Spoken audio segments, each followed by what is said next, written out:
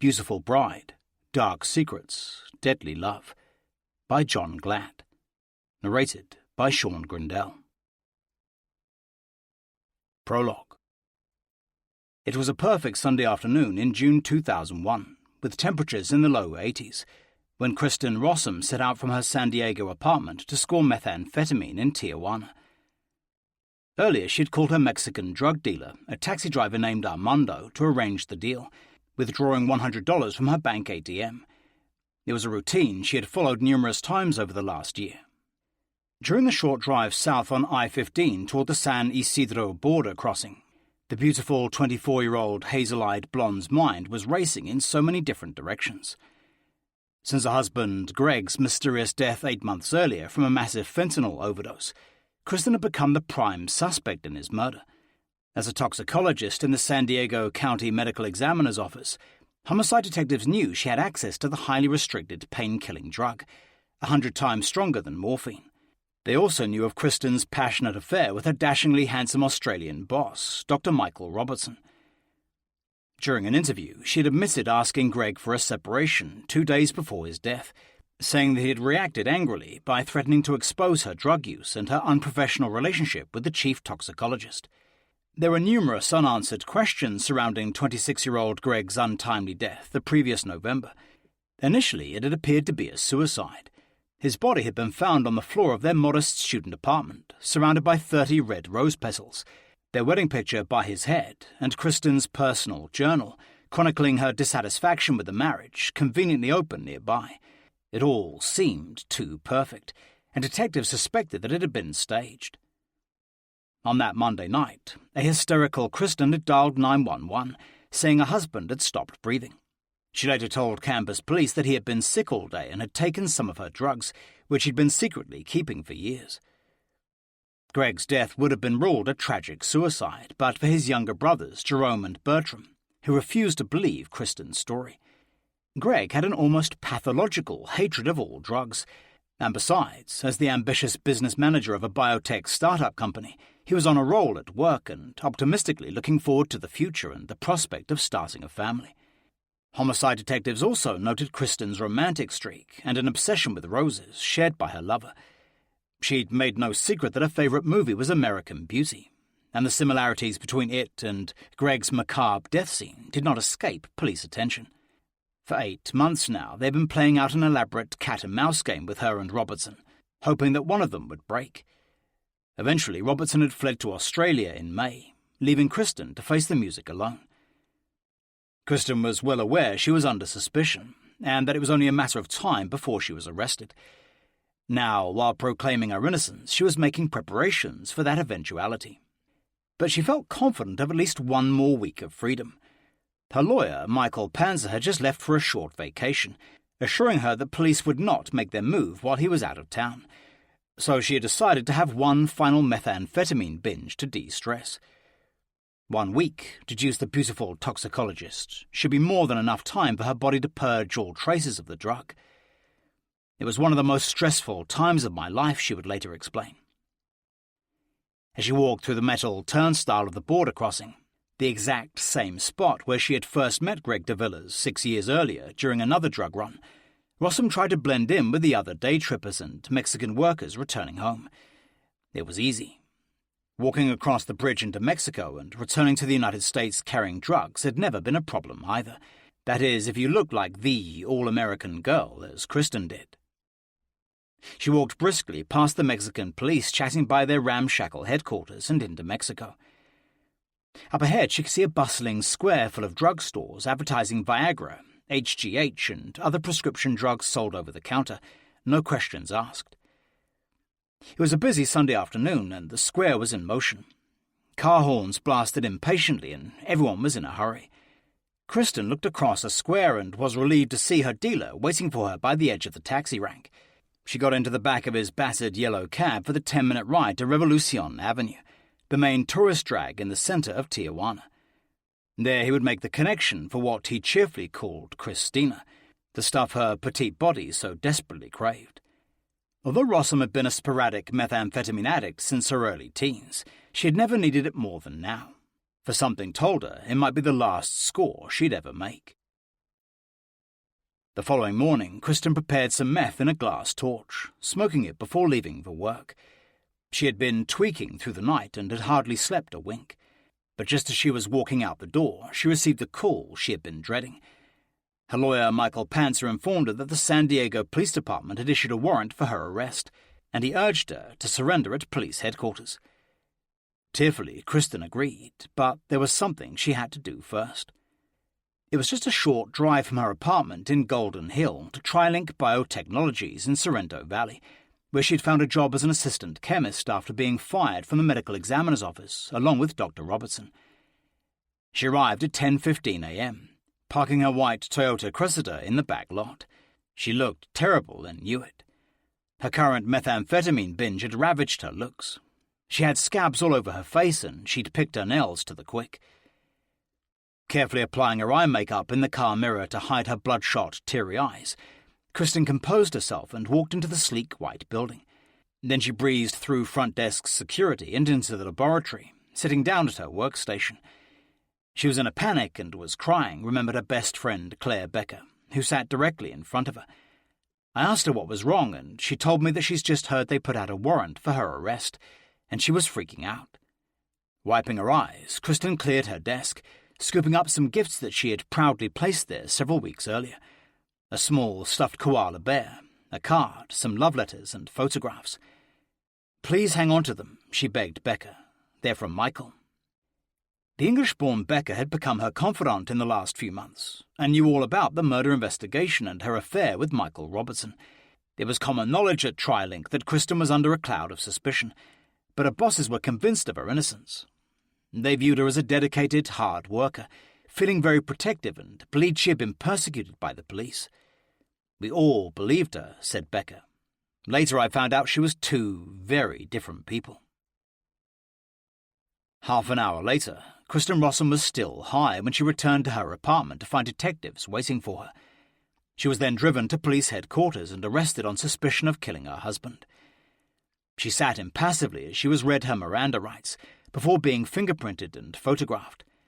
Later that day, in floods of tears, she was taken in handcuffs to Las Colinas Women's Detention Facility to await her fate. Chapter 1. The Golden Girl. Kristen Rossum was the academic equivalent of an army brat, changing location numerous times during her childhood, as her ambitious father carved out a distinguished career as a nationally renowned expert in constitutional law and juvenile delinquency. Ralph Rossum was a self-made man and strove for perfection, always placing high demands on his daughter and her two brothers. Highly intelligent and stunningly beautiful, Kristen would always try to please him, but always fall short. Born on December 17, 1946, Ralph Rossum grew up on a small dairy farm in rural Alexandria in central Minnesota, the elder of two brothers. His hard-working father was a farmer who eked out a living from the land. There was little money in the household, so Ralph won a series of scholarships and got the best education possible. He was the first in his family to ever go to college, securing a place at Concordia College in Moorhead, Minnesota. And in 1968, after paying his way through college with a variety of summer jobs, he graduated summa cum laude. He then transferred to the University of Chicago, doing postgraduate work as an instructor of behavioral sciences for the Department of Police Academy Services, getting his M.A. in 1971. A year later, Ralph fell in love with an attractive, blonde journalism student at Indiana University. Her name was Constance, and she was 2 years younger, intelligent and highly ambitious. Soon they were married. A year later, after getting his Ph.D. from the University of Chicago, Ralph moved his new wife to Grinnell, Iowa, where he got his first teaching job at Grinnell College as an instructor in the Department of Political Science. But before long, they moved to Memphis, Tennessee, so he could take up an assistant professorship at Memphis State University.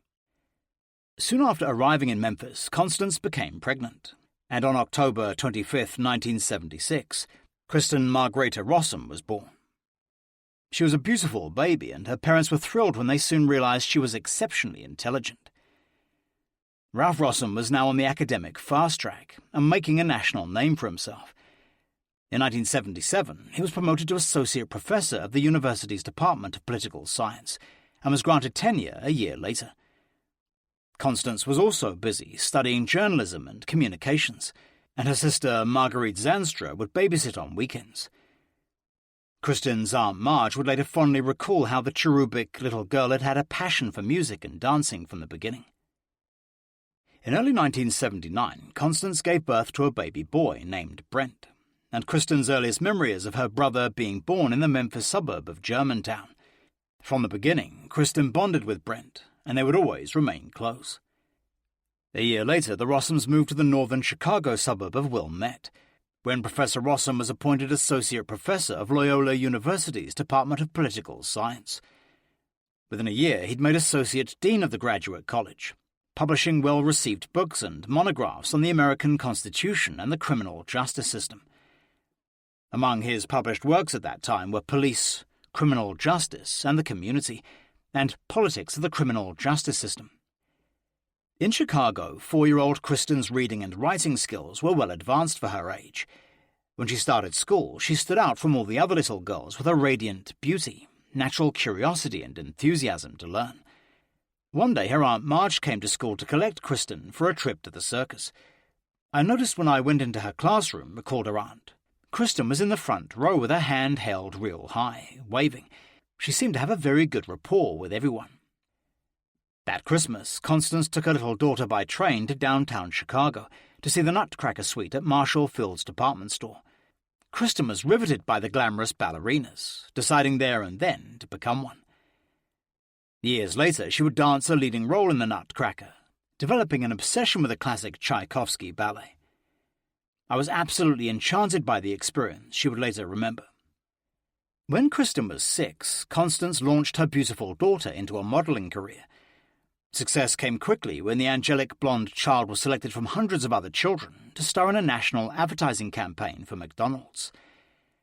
Then, in 1983, the Reagan administration handpicked Ralph Rossum for the U.S. Department of Justice, appointing him Deputy Director of the Bureau of Justice Statistics. His highly influential new position was equal on paper to that of Deputy Assistant Attorney General. An acknowledged expert in the field, he was put in charge of compiling statistics on juvenile crime in America. Once again, the Rossum family was on the move, this time to Bethesda, Maryland, just outside Washington, D.C.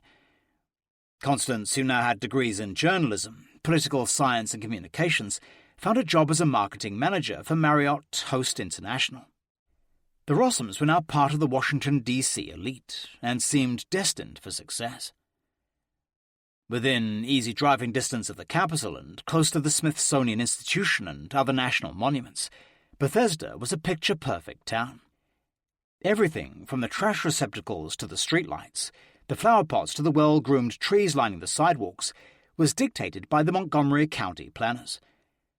Soon after they arrived, a new extension of the Metro subway Red Line was opened, linking Bethesda to downtown Washington, D.C. Bethesda was just the place to bring up young children. 8-year-old Kristin entered Seven Locks Elementary School in Bethesda, soon discovering a love of the sciences. I remember feeling like a big girl at the elementary school and feeling so grown up, Kristin said years later, just becoming really interested in studying. The Seven Locks School was affiliated with the American Ballet Company, and Kristin began ballet lessons, displaying a raw natural talent. Her mother now saw her daughter's future career in professional ballet, persuading her to give up modelling and concentrate on dance. I loved it, Kristin would remember. It was great fun. She soon was selected for a small walk-on role as one of Rosalind's pages in the Joffrey Ballet's performance of Sergei Prokofiev's Romeo and Juliet at the Kennedy Center. Kristin was stage-struck. The experience of being backstage, surrounded by such grace and beauty, is something that has truly touched my spirit, she would later write. Hearing the powerful score of Prokofiev being brought to life each night by the orchestra, there is so much passion in his notes. Professor Ralph Rossum was also busy building up an academic network. His influential friends in government soon included future U.S. Supreme Court Justice Antonin Scalia, who became his mentor. The ultra-conservative Scalia frequently visited the Rossum home, and the two men became close, later teaching courses together and co-authoring several articles. An ardent Republican, Rossum instilled his values in his daughter, later creating in her a strange dichotomy of hedonism and conservatism. Kristen looked up to her father and was proud of his achievements, often boasting to school friends that Justice Scalia was a good friend of her family. But just as Kristen was settling into her pampered new life in Bethesda, everything changed. This time, the West Coast beckoned when Professor Rossum was recruited to the prestigious Rose Institute for State and Local Government at Claremont McKenna College outside Los Angeles. In January 1984, he moved to California to take up his new post, leaving his wife and 2 children behind in Washington. For the next 18 months, Professor Rossum divided his time between Claremont and Washington. He was put in charge of a $1 million training project for juvenile justice reform, a 2-year program funded by the U.S. Department of Justice. The project's mission was to draft a juvenile justice code, which included organizing a national conference and various workshops and training sessions all over America. Finally, in June 1985, Ralph Rossum summoned his wife and children to Claremont, where Kristen's idyllic, protected childhood would soon turn into a nightmare.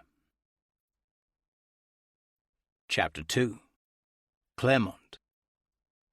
Inspired by England's Oxford University, Claremont is an intellectual oasis that has little in common with the rest of Southern California. Lying 30 miles west of Los Angeles, its 6 prestigious colleges are set like precious gems in the heart of the city. By and large, Claremont exists in a vacuum, sheltering itself from the outside world to protect its rarefied, cloistered existence. But nothing had quite prepared it for Kristen Rossum.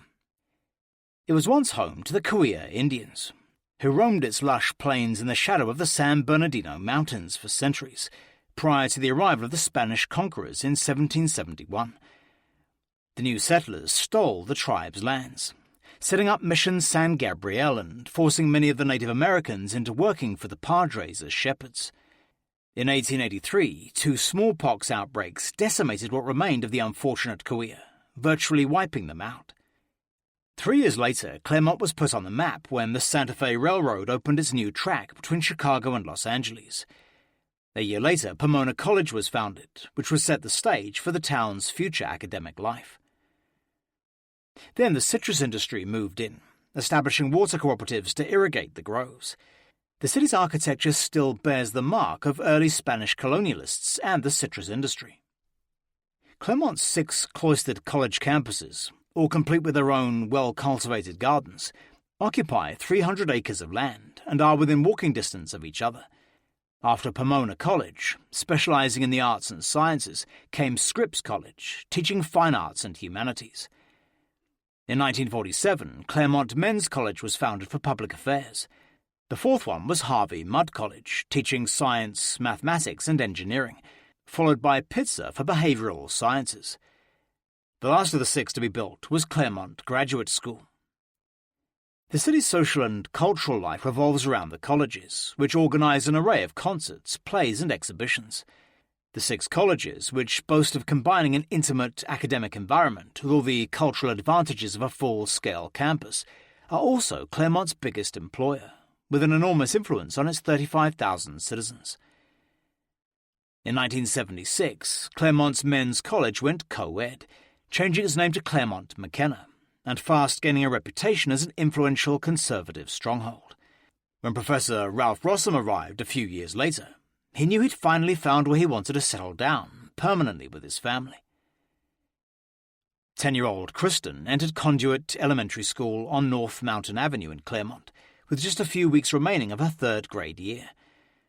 Constance, who had recently been promoted to Director of Marketing for the Marriott Corporation, had selected the school for its specialized dance classes. Kristen soon became a straight-A student, relentlessly competing with her new classmates for the best grades. "I was expected to do well in school," she would later say. "I wanted to make my parents proud of me. I wanted to be the best in everything I did. I wanted to be perfect." And Kristen excelled at everything she did, with the exception of writing, which she did not consider her strong suit. She would later remember her mother telling her she couldn't write after she had worked hard on a school project. "I felt like a failure," Kristen remembered. "Instead of working to improve at my writing skills, I shifted my attention to math and science. I liked it in part because I was good at it, and in part because my parents weren't." Kristen enjoyed being better than her parents at something, so she could take full credit. It also didn't hurt that it made her parents proud of her. One semester at Conduit, Kristen's class attended the DARE anti-drug program, where she first became aware of methamphetamine and other drugs. It would be several years before she would start experimenting with them herself. A few months after moving to Claremont, Constance Rossum became pregnant again, giving birth in 1986 to a second son they named Pierce.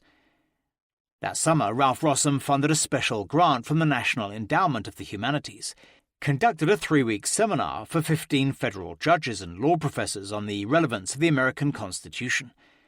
The Rossums were now among the elite in Claremont, and they felt as if the sky was the limit. When Kristen began her freshman year at Claremont Junior High School, her mother enrolled her in ballet classes at a dancing academy in Anaheim.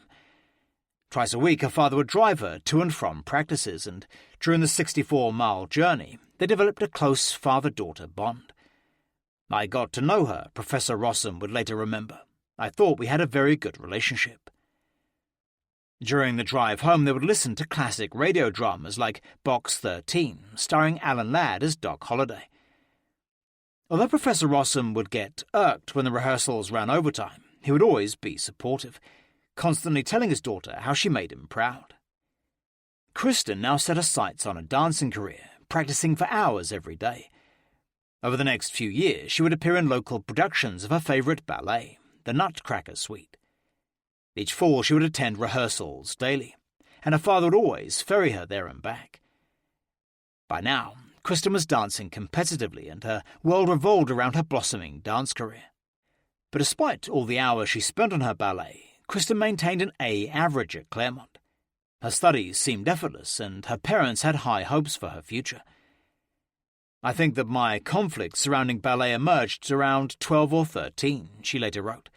"I was hypercritical of myself, my technique, my body, and my inflexible back."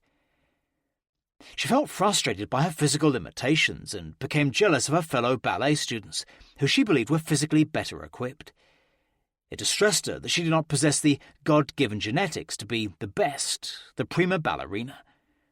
But she still found time to make new friends at Claremont Junior High School, where her quick wit and bubbly personality made her a popular student.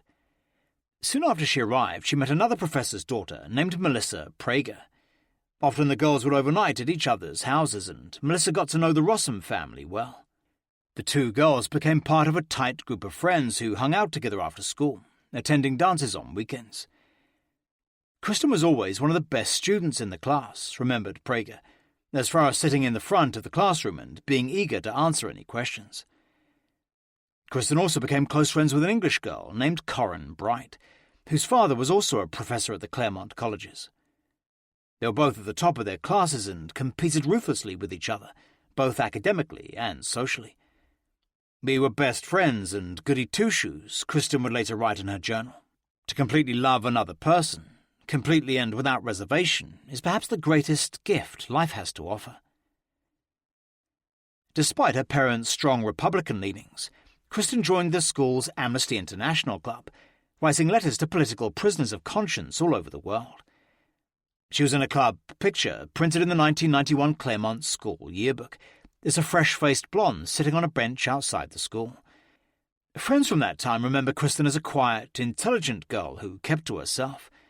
"She was incredibly thin, which was something I was always jealous of," recalled Jen Pawazek, who took ballet classes with Kristen. "She was pretty quiet, not gossipy or talkative like the rest of us, and an incredible ballerina." During her first year at Claremont High, Kristen was selected by the Orange County Ballet Company to play the Sugar Plum Fairy in its production of The Nutcracker. She was ecstatic. Initially, Kristen was to understudy a professional dancer, but the company decided to allow the 14-year-old amateur to dance the main role. Her cavalier was a professional dancer from the Houston Ballet. "I felt like it was a dream come true," she said. "The role meant hours and hours of rehearsal and an enormous time commitment." That Christmas, Kristen's proud family was in the audience to watch her perform, her father filming it for posterity. It was a triumph and perhaps the greatest moment of Kristen's life. But a few months later, an injury would destroy her ballet career forever. and send her into a tailspin. In 1991, Ralph Rossum uprooted the family yet again when he was sent to Hampden Sydney College in Virginia on a year-long sabbatical.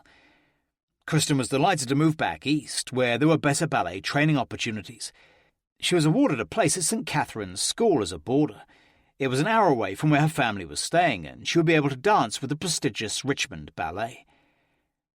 Soon after arriving, during her sophomore year, Kristen was accidentally dropped by her dance partner, taking a bad fall and tearing ligaments in her ankle. For the next 2 months, she had a cast on her leg and could not dance. Desperate to resume her dancing, Kristen came back before her ankle was fully healed and soon re-injured herself, suffering a stress fracture to her foot that wouldn't heal. Her dreams of a successful ballet career were finally dashed forever. Kristen became depressed and lost motivation. She began drinking beer, smoking cigarettes, even trying marijuana for the first time, which she said had little effect. In summer 1992, Ralph Rossum completed his year sabbatical, and the family returned to Southern California. They moved into a bigger, more expensive house in one of the best areas of Claremont. It had a big backyard where Brent, now an 8th grader, and Pierce, who was now in kindergarten, could play soccer. Kristen re-enrolled at Claremont High School for her junior year, but she found everything had changed in the year she had been away. Her best friend Corin had moved to England, and Kristen no longer related to her old friends, so she found a new set that her parents did not approve of. Kristen had also gone through puberty during her year in Virginia, and begun dating a young man named Chris Elliott, who was 5 years older. She came back as a young woman, her father would later explain. There was a real physical maturity that occurred during that time. Now she caught the eye of people that shouldn't have had contact with her. In late October, before a big football game at Claremont High, one of Kristen's new girlfriends offered her a hit of crystal methamphetamine. She accepted, sniffing several lines of the white powder in her friend's car before they went to see the game. "I remember it feeling good," she would later fondly recall. "A kind of euphoria. You feel very revved up and energetic and happy." Kristen was so enamored with the drug that she sought out her friend's dealer and began scoring regularly. But when her old Claremont High School friends heard she was snorting methamphetamine, they ostracized her, as they didn't approve of hard drugs. "I lost friends," she later admitted. "Our social group did not approve of speed." Kristen then started running with the stoner crowd at Claremont High, going to parties where she was introduced to other drugs like cocaine. Over the next few months, her whole attitude to life changed, as she became hooked on methamphetamine. She began neglecting her personal hygiene, developing sores on her face which she would scratch incessantly. She also became obsessed with her weight, developing an eating disorder and using a laxative to purge after meals. Melissa Prager began to suspect that Kristen had developed a drug problem and confronted her one day. Kristen looked hurt, totally denying she was taking crystal methamphetamine, but Prager was not convinced. Kristen's grades also began to suffer as she lost focus, finding it difficult to concentrate. By the second semester of her junior year, she was getting B's across the board. For the first time, she started being late with class assignments or missing them altogether. "I was just worn out, tired," Kristen would later explain.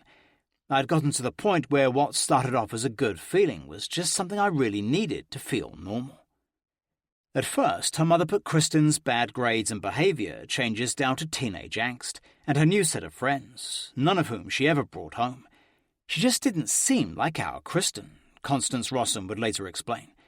"She'd always been very neat and organized. That was no longer the case." Every time she asked her daughter what was wrong, Kristen brushed it off, saying it was nothing and promising to get better grades in the future. And over winter 1992, Ralph and Constance Rossum had many discussions about what was wrong with their daughter. Ralph wanted to give her a bit of space, Constance would later say. "I had the mummy antenna rising a little bit." Professor Rossum, who is reported to have helped draft Nancy Reagan's Just Say No anti-drug program, later maintained that he had no idea Kristen was hooked on methamphetamine. But that would soon change. "It's one of those situations," he would later testify, "when you understand what the issue is, the scales fall from your eyes, and suddenly, okay, now I understand a whole series of things that up to that point just didn't seem like Kristen." Chapter 3. Trouble in Paradise. In March 1993, Ralph and Constance Rossum celebrated their 21st wedding anniversary with a week-long Caribbean cruise, leaving their 16-year-old daughter in charge of her 2 younger brothers. They left cash in an envelope for pizza and a list of numbers to call in an emergency. Soon after they had left, Kristen began inviting her friends, including a methamphetamine dealer, over to her house to party. She bought drugs from the dealer, using the money her parents had left for her brother's food. During the week her parents were away, she would put the boys to bed and then smoke crystal meth downstairs, staying up all night, talking to friends and listening to music. St. Patrick's Day was Pierce's birthday, so she threw a party for him. Word soon spread around Claremont High School that she was having a rager while her parents were away, and everyone was invited. It started quietly in the afternoon when some of her good friends came over to share a birthday cake and ice cream. But later that night, it turned into an open house, as a procession of seniors and football players arrived with beer and drugs, leading to complaints from the neighbours. Some of her drug buddies also rifled through the house, stealing a video camera, her parents' credit cards and a checkbook, which they later used. They also took the Rossum family car for a late-night spin around Claremont. When Kristen's parents returned the following Sunday, neighbours told them of the noisy party while they had been away. When they discovered the credit cards and checks missing, they confronted Kristen, who denied everything. But her parents were still suspicious and punished her by withdrawing her driving privileges. They also called Claremont police, filing a burglary report and giving names of their daughter's friends, whom they didn't approve of. The following Tuesday evening, her brothers, alarmed by Kristen's now erratic behaviour, searched her room. They found a glass crack pipe, a mirror, a razor blade and some X-Lax, and told their parents. The Rossums were furious and confronted her as she tried to walk out at 7 p.m, carrying her backpack. Kristen claimed she was on her way to the library to study for a class, but her parents were suspicious. Her father demanded to see what was in the backpack, snatching it from her when she refused to give it to him. On opening it, he found a white box inside and demanded to know what it was. Kristen burst into tears, claiming it was a present for her mother, but when Rossum insisted on looking inside and saw drug paraphernalia, he immediately realised what was going on. Then, frustrated by all her lies, he began smacking her on the arm as her mother looked on. "He grabbed me real hard by my left arm," Kristen would later tell Claremont police. "He then started hitting me with his fist 4 or 5 times on my upper left arm." Finally, according to Kristen's account, Professor Rossum let go of his daughter, picked up one of her sandals and began hitting her on her buttocks, as her mother slapped her in the face, calling her a worthless slut. Hysterical, Kristen suddenly grabbed a kitchen knife, screaming that she was going to kill herself. Her father wrestled it away, and she ran upstairs, locking herself in the bathroom. When one of her brothers came down, saying that Kristen had some razor blades, Ralph Rossum dashed upstairs to discover her cutting her wrist in what he would later describe as a melodramatic suicide attempt. It was nothing too serious, Professor Rossum later told police. "The razor blades were taken away from me." Kristen eventually composed herself enough to come downstairs, where she tearfully admitted she had a drug problem, saying that she had taken crack 3 times. Feeling mortified and devastated that her parents had discovered she was on drugs, she promised to clean up. "We all agreed to work on the situation," her father told police at the time. The next morning, Kristen went to school and started acting strangely. She began pounding her fists against the school walls and lockers, threatening to kill herself. When her friends Melissa Yamaha and Kelly Jackson, who had been at her party, asked what was wrong, she told them her father had beaten her up, displaying her bruised arm. "Melissa and I were very worried about Kristen," Kelly later told police. "She has really changed during the past week." They were so concerned about Kristen's welfare that they went to a school counsellor, saying they feared Kristen's parents were physically abusing her. The matter was then referred to the head teacher, Barbara Salyer, who summoned Kristen into her office to investigate, but Kristen refused to discuss what had happened. On Friday morning, Salyer called in Claremont police, as she was mandated under California law. Officer Lawrence Horowitz was assigned to investigate the child-beating allegations, interviewing Kristen and her 2 friends in the head teacher's office. Kristen seemed depressed, Officer Horowitz later wrote in his report. "I observed that she had pulled all her nails away. There were fresh wounds on her knuckles, and she had appeared to have picked at old sores on the back of her hands." Initially, Kristen refused to tell what had happened, but eventually she broke down in tears, telling him how her parents had beaten her after finding out about the party and that she had been using crack. She told him she had become so upset that she had considered cutting her wrists, but now things had improved at home. The officer then examined her left arm, taking photographs of her extensive bruising. I think she minimized it significantly, he would later say. She didn't want to get her mum and dad in trouble. Officer Horowitz, a trained social worker who has worked with juvenile drug addicts, told Kristen to inform her parents about their interview and that he would call them later that night. Back at the Claremont police station, he contacted the child abuse hotline, writing a report which he telephoned in to Child Welfare Services. A few hours later, Kristen called the Claremont Police Department asking for Horowitz. She told him she wanted to fully explain what her father had done, claiming he had never hit her. She now said her heavy bruising had occurred when Professor Rossum had restrained her after she had tried to flee the house. An hour later, Horowitz telephoned Constance Rossum, arranging to interview her and her husband at 8 a.m. the following morning. When the officer arrived at the Rossums' plush Weatherford Court home, he immediately realized that Kristen was not the normal type of girl to be involved in hard drugs and family violence. She came from a very privileged background, he remembered. The Rossums lived in a large, very upscale home in one of the more preferred necks of the woods. My guess is that they felt my involvement was not something they wanted.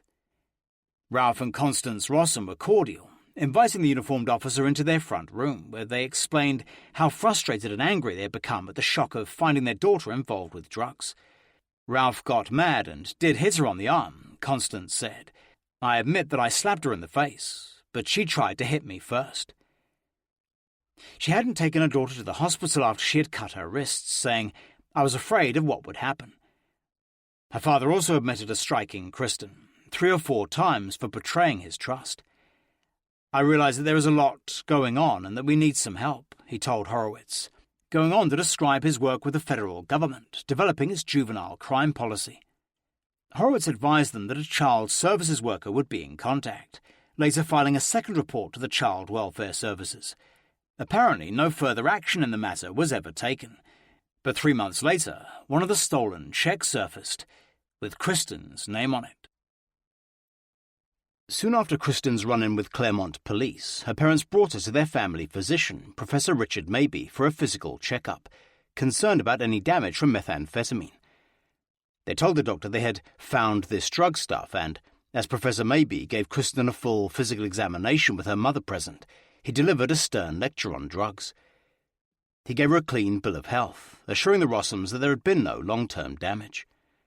The Rossums also consulted several other doctors for advice on how to deal with Kristen's drug problem, and Constance even called the Betty Ford Clinic. We had a representative from the Betty Ford Centre come to our house and discuss an intervention, Ralph Rossum would later testify. We concluded that an intervention was not going to be helpful. First of all, because interventions work when people deny they have a problem.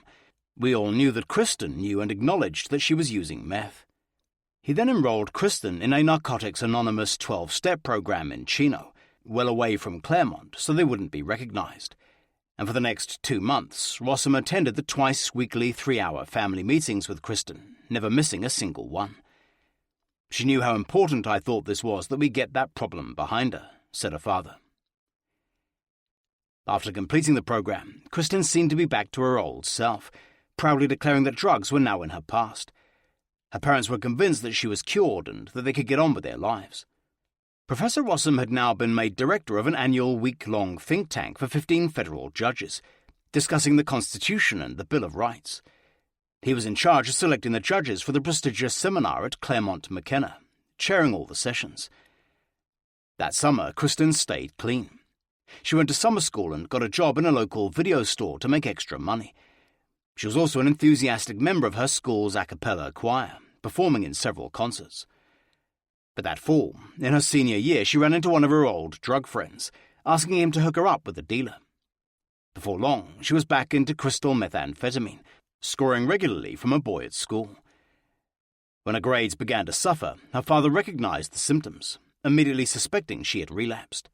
We started to see that kind of picking behavior on her knuckles that we had seen before, he said. I think we saw some weight loss. We were also getting progress reports in school. Kristen, who is brilliant when it comes to math, was doing very poorly in calculus. That made no sense to us, so we knew there was a problem again. For the rest of the year, there was tension in the Rossum household, as her frustrated parents debated what to do. Kristen was now careful to keep her drugs and her paraphernalia well hidden, always vehemently denying that she was using, and acting hurt that anyone would even question her about drugs. She and her parents also argued about her choice of friends. The straight-laced Rossums disapproved of many, and would try to prevent their daughter from seeing them. Kristen would staunchly defend them as good people, accusing her parents of trying to control her. "Mr. and Mrs. Rossum don't like us," one of Kristen's high school friends told police at the time. "She is very curt with us and will not allow Kristen to talk with us. They don't seem like very friendly people." On January 14, 1994, Kristen, now 17, went to see an evening performance of the musical Oklahoma at Claremont High and was given some meth and a pipe from a male friend. After smoking some of the drug at the show, she took the rest home, getting high the following morning before going to school. That afternoon she came home wearing her brother Brent's clothing, which Constance had warned her not to do. Kristen seemed agitated, her mother would tell police. I began to suspect that she had been using speed again. When Constance accused her daughter of using drugs, Kristen frantically grabbed her chest and tried to run away, but her mother restrained her, searched her bra and discovered a glass pipe. Then, at her wit's end, she telephoned Claremont police, asking them to come over and deal with Kristen. By coincidence, Officer Lawrence Horowitz got the call at 10:45 p.m. and drove to Weatherford Court with a female uniformed officer. His second encounter with the Rossums left such an impression he could recall it vividly almost 10 years later. As the father of 3 teenage daughters who also went to Claremont High, he could easily relate to the Rossum situation. Horowitz was shocked at the sight of the drugged-out Kristen Rossum he saw that day. She seemed totally different from the polite, clean-cut girl he'd interviewed at school 9 months earlier. There were 2 different people, he recalled. Agitated was about the only way I can describe her. Mom was also visibly distressed about the whole thing. As soon as Horowitz arrived, Constance handed him Kristen's crack pipe and a little plastic bindle of meth, accusing her daughter of having a 2-year drug problem. The officer immediately noticed in the well-lit front room that Kristen seemed to be under the influence of drugs. Her pupils were visibly enlarged. She had a dry mouth and was unable to express clear thought or form complete sentences. He then checked her pulse, which was racing at 118 beats a minute, and measured her pupils. Kristen then admitted she had smoked crystal in her bedroom that morning, even naming the Claremont High School boy who had supplied her. "I've not used any speed since this morning," she declared. "I used the drugs to help me with school studies and other activities." Then, as Horowitz arrested the tearful girl for possession of drug paraphernalia and being under the influence of a controlled substance, Constance Rossum voiced her frustration. "This incident is the last straw, and something needs to be done about this," she told him. "My husband and I had first denied it. We have tried doctors and therapy, but nothing so far has worked." After reading Kristen her rights, Horowitz handcuffed her and drove her to the Claremont police station, where she was photographed and gave a urine sample. Her mugshot reveals just how the beautiful teenager's looks had been ravished by drugs. Her emaciated 5'2" body weighed just 105 pounds, and her eyes were red and swollen from crying. Later that night, Kristen was released into her parents' custody. As she had no previous convictions, the case never went to juvenile court. When word got out at Claremont High School that Kristen had named names when she was arrested, she began to be harassed. Her life was threatened, and her parents received telephone calls demanding money. One morning, Professor Rossum went to his mailbox in front of his home and found a bag of methamphetamine, which he took straight to the police. By the end of January, Kristen's parents decided to take her out of Claremont High School for a safer environment. Chapter 4. Redlands. The perfect opportunity to give Kristen a fresh start came when Professor Rossum was offered a year-long teaching position at the University of Redlands. Kristen had accumulated enough credits to graduate a semester early from Claremont High, and in February 1994, she enrolled at Redlands on a presidential scholarship. Redlands seemed like a good place for school, Professor Rossum would later tell a jury. Good school, good science program. That semester she took 2 courses. She was getting herself ramped up to go full-time in the fall. Situated 30 miles east of Claremont on I-10, the private liberal arts and sciences university was considered one of the best in America. It would also allow Professor Rossum, who had arranged for Kristen to take her 2 courses on the same days he was teaching, a chance to get reacquainted with his daughter as he drove her to and from classes. Her 1994 graduation photo in the Claremont High School yearbook betrays no hint of Kristen's drug problem. Dressed in an off-the-shoulder black gown with a simple string of pearls, she looks like the all-American graduate, with more than a passing resemblance to movie star Gwyneth Paltrow.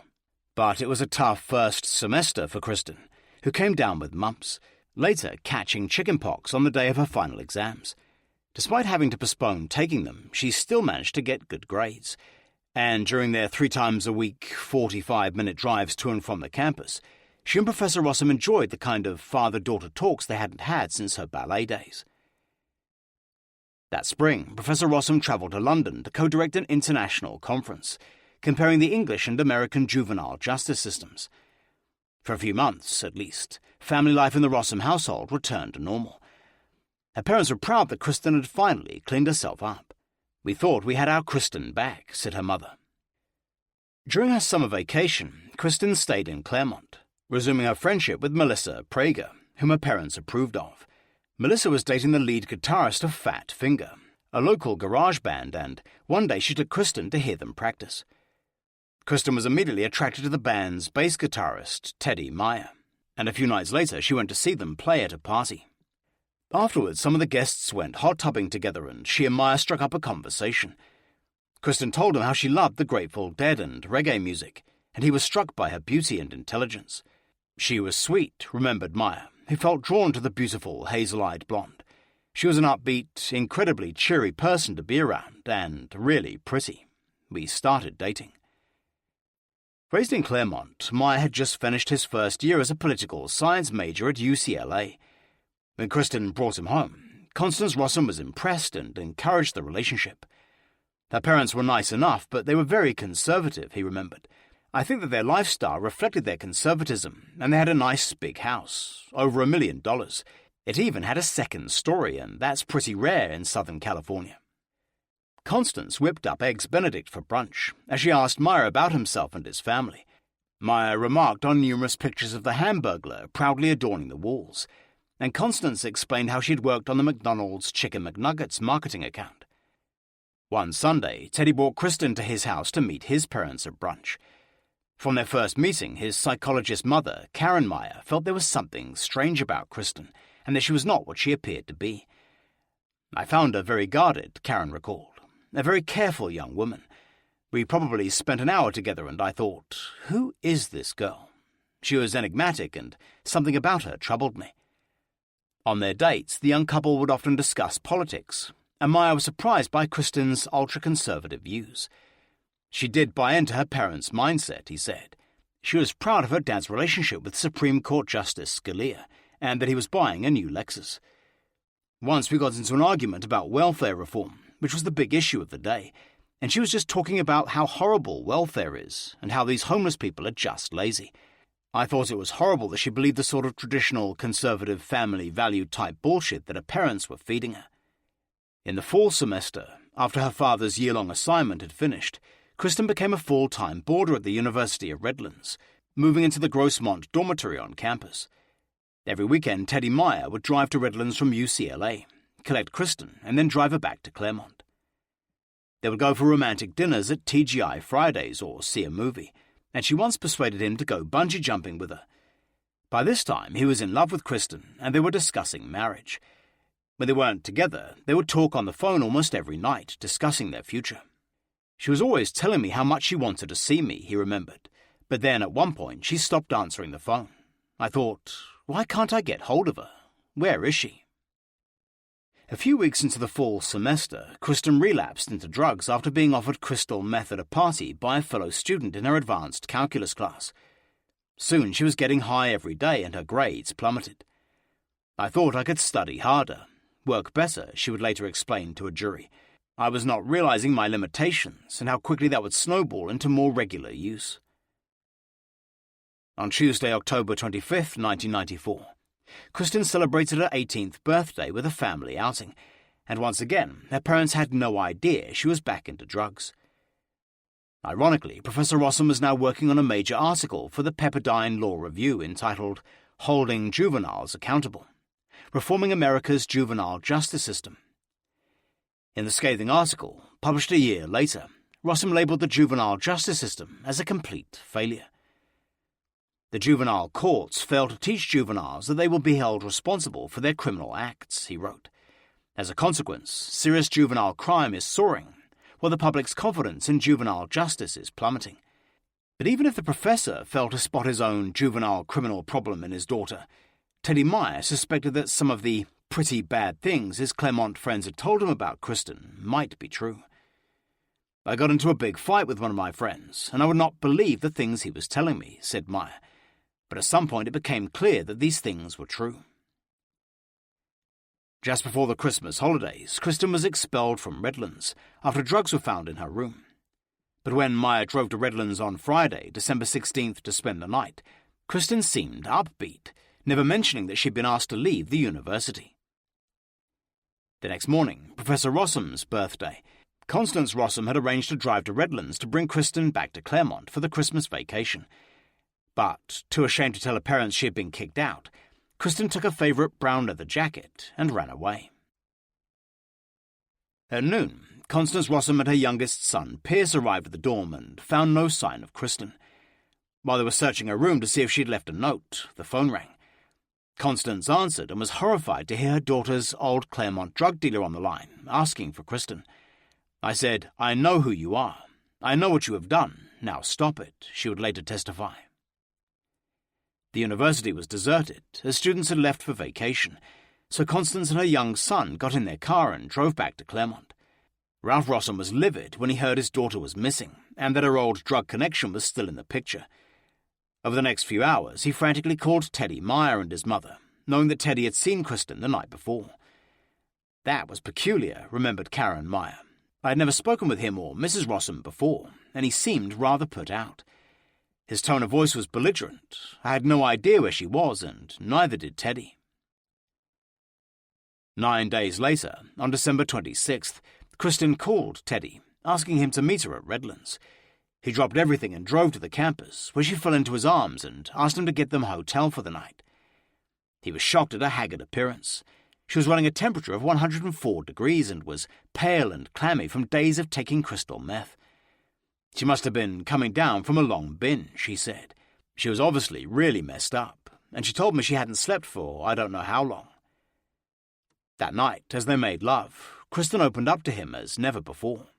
She told him she had been staying in nearby Hemet with a boy she knew, but swore she'd remained faithful. She had then gone to Newport Beach to spend Christmas with another male student from Redlands and his family. Then they had driven her back to Redlands. But although Meyer was suspicious that she had been playing around, he once again fell under her spell. "She was telling me I was great and saying whatever I wanted to hear," he sadly remembered. "I mean, she was such a good liar that I think she basically believed her own lies." While they were in bed, Kristen tearfully admitted that she had been expelled for drugs and was ashamed she'd let her parents down again. She told Teddy about her problem with methamphetamine and how she had lied to him in the past. Now, she vowed, she would give up drugs once and for all so they could be together. "I was so young and naive," he would later admit. "I thought this person was the love of my life, and I wanted to get married. I told her she could come back to LA so we could be together. I had all these fantasies about how we can make things work and get an apartment, and she's just, 'Yeah, you're so great.'" The next morning they got up, and Kristen told Teddy to shower first. But when he came out of the bathroom, she'd disappeared from the hotel room without a trace, stealing $200 out of his wallet. Kristen's parents had been frantic when there was no word from their daughter.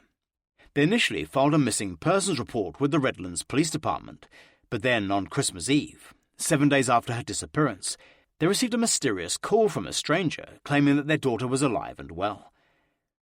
2 days later, when they discovered she had briefly resurfaced in Redlands with Meyer before disappearing again, they called the Claremont Police Department and filed a second missing persons report. Professor Rossum told Officer George Dines that his daughter was depressed and suicidal, and that he had tried everything to locate her. The official report describes Kristen as 5 foot 2 inches, with blonde chin-length hair, green eyes, and wearing a waist-length brown leather jacket. Constance Rossum would later say she feared that Kristen had been harmed or kidnapped and was back on drugs. Over Christmas week, the Rossums received a series of hang-up calls that they were convinced were from Kristen. "I suspected because I heard mewing on the other end," said her mother. It was a very sad month. After she abandoned Teddy Meyer in the Redlands hotel room, Kristen smoked some meth and went to the Amtrak station, buying a one-way ticket to San Diego. When she arrived at Central Station, she took a trolley to Chula Vista, near the Mexican border, checking into a cheap, run-down hotel. That night, she took the trolley 4 stops south on the Blue Line to the Mexican border, and literally ran into Gregory de Villiers. Chapter 5. Greg. Gregory Tremolay de Villiers was born in Chicago on November 12, 1973, the first of 3 sons. His parents, Yves and Marie Tremolay de Villiers, were French and had emigrated a couple of years earlier, seeking a new life across the Atlantic. Yves de Villiers had always been ambitious. As a high school student in Montpellier, he had passed his French baccalaureate in mathematics and philosophy before going to Montpellier University to study medicine and the sciences. After graduating, he served his internship working in hospitals around Montpellier. In the early 1970s, he fell in love with a beautiful young physical therapist named Marie. They married and then moved to America, which had better opportunities. They settled down in Chicago, where Dr. de Villiers became a general surgeon at the Michael Ressa Hospital, and later an instructor of surgery at the University of Illinois. In early 1973, Marie became pregnant with Greg, who was personally delivered by his father on the living room couch.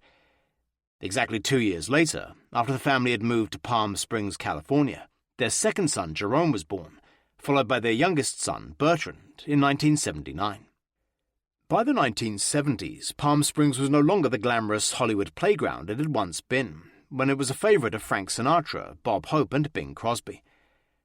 Situated 75 miles east of Los Angeles, it had become run down and would later be best known as the home of the Betty Ford Center. The de Villiers family thrived in Southern California, appearing to be living out the American dream.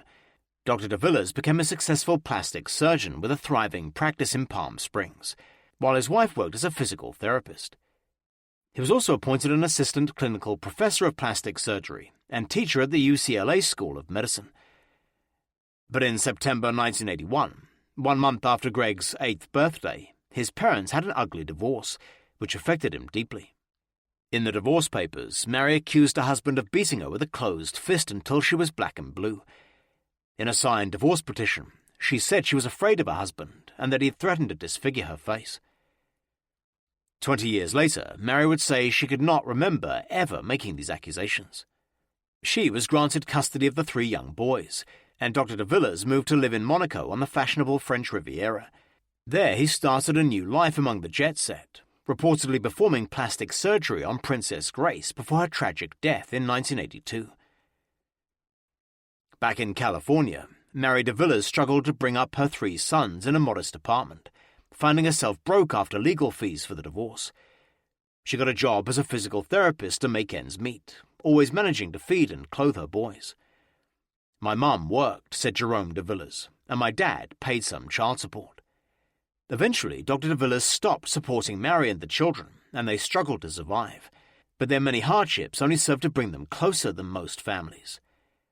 Years later, looking back at their childhood, Bertrand would acknowledge some resentment against their estranged father, but said that he and his brothers never stopped loving him. As the oldest son, Greg became a surrogate father to his 2 young brothers, taking care of them and dispensing help and advice.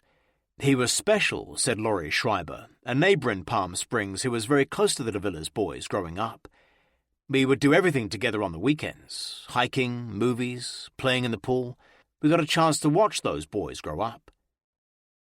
Greg was a good student at Palm Springs High School and had many friends. His kind, good-natured attitude and positive outlook on life made him popular, and his younger brothers worshipped him.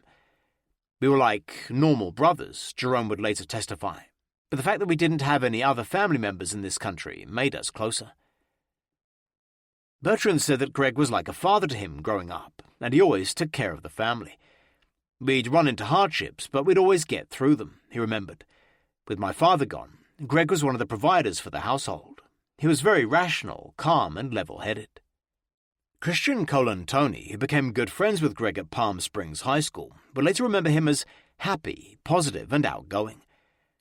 Over the years, they became very close, often taking trips together to go skiing. Another member of their close-knit high school group was Christian McLean, who also stayed close friends with Greg after they graduated. He was a terrific friend, McLean later remembered. He was very outgoing, enjoyed his friends. As a teenager, Greg wanted nothing to do with his father, blaming him for the divorce, which had taken a hard toll on his mother's health. A heavy smoker since her teens in France, Mary was rushed to the hospital several times with collapsed lungs. In those emergencies, Greg would always be there to raise everyone's spirits and nurse her back to health. In 1991, 18-year-old Greg graduated Palm Springs High School and spent 2 years at the College of the Desert COD in Palm Springs, building up enough credits to get into a better university. Founded in 1958 as a 2-year junior college, COD had 3,000 students, of which only 500 were full-time. To put himself through college and get extra money to help support his family, Greg found a part-time job filling shelves at Long's Drugs on Rancho Mirage. Once again, Greg's vibrant personality endeared him to everyone, and he made many lasting friendships at the store. "I grew up playing tennis with Jerome, Bert, and Greg," said fellow Long's employee William Leger. "We used to go hiking and skiing on the weekends."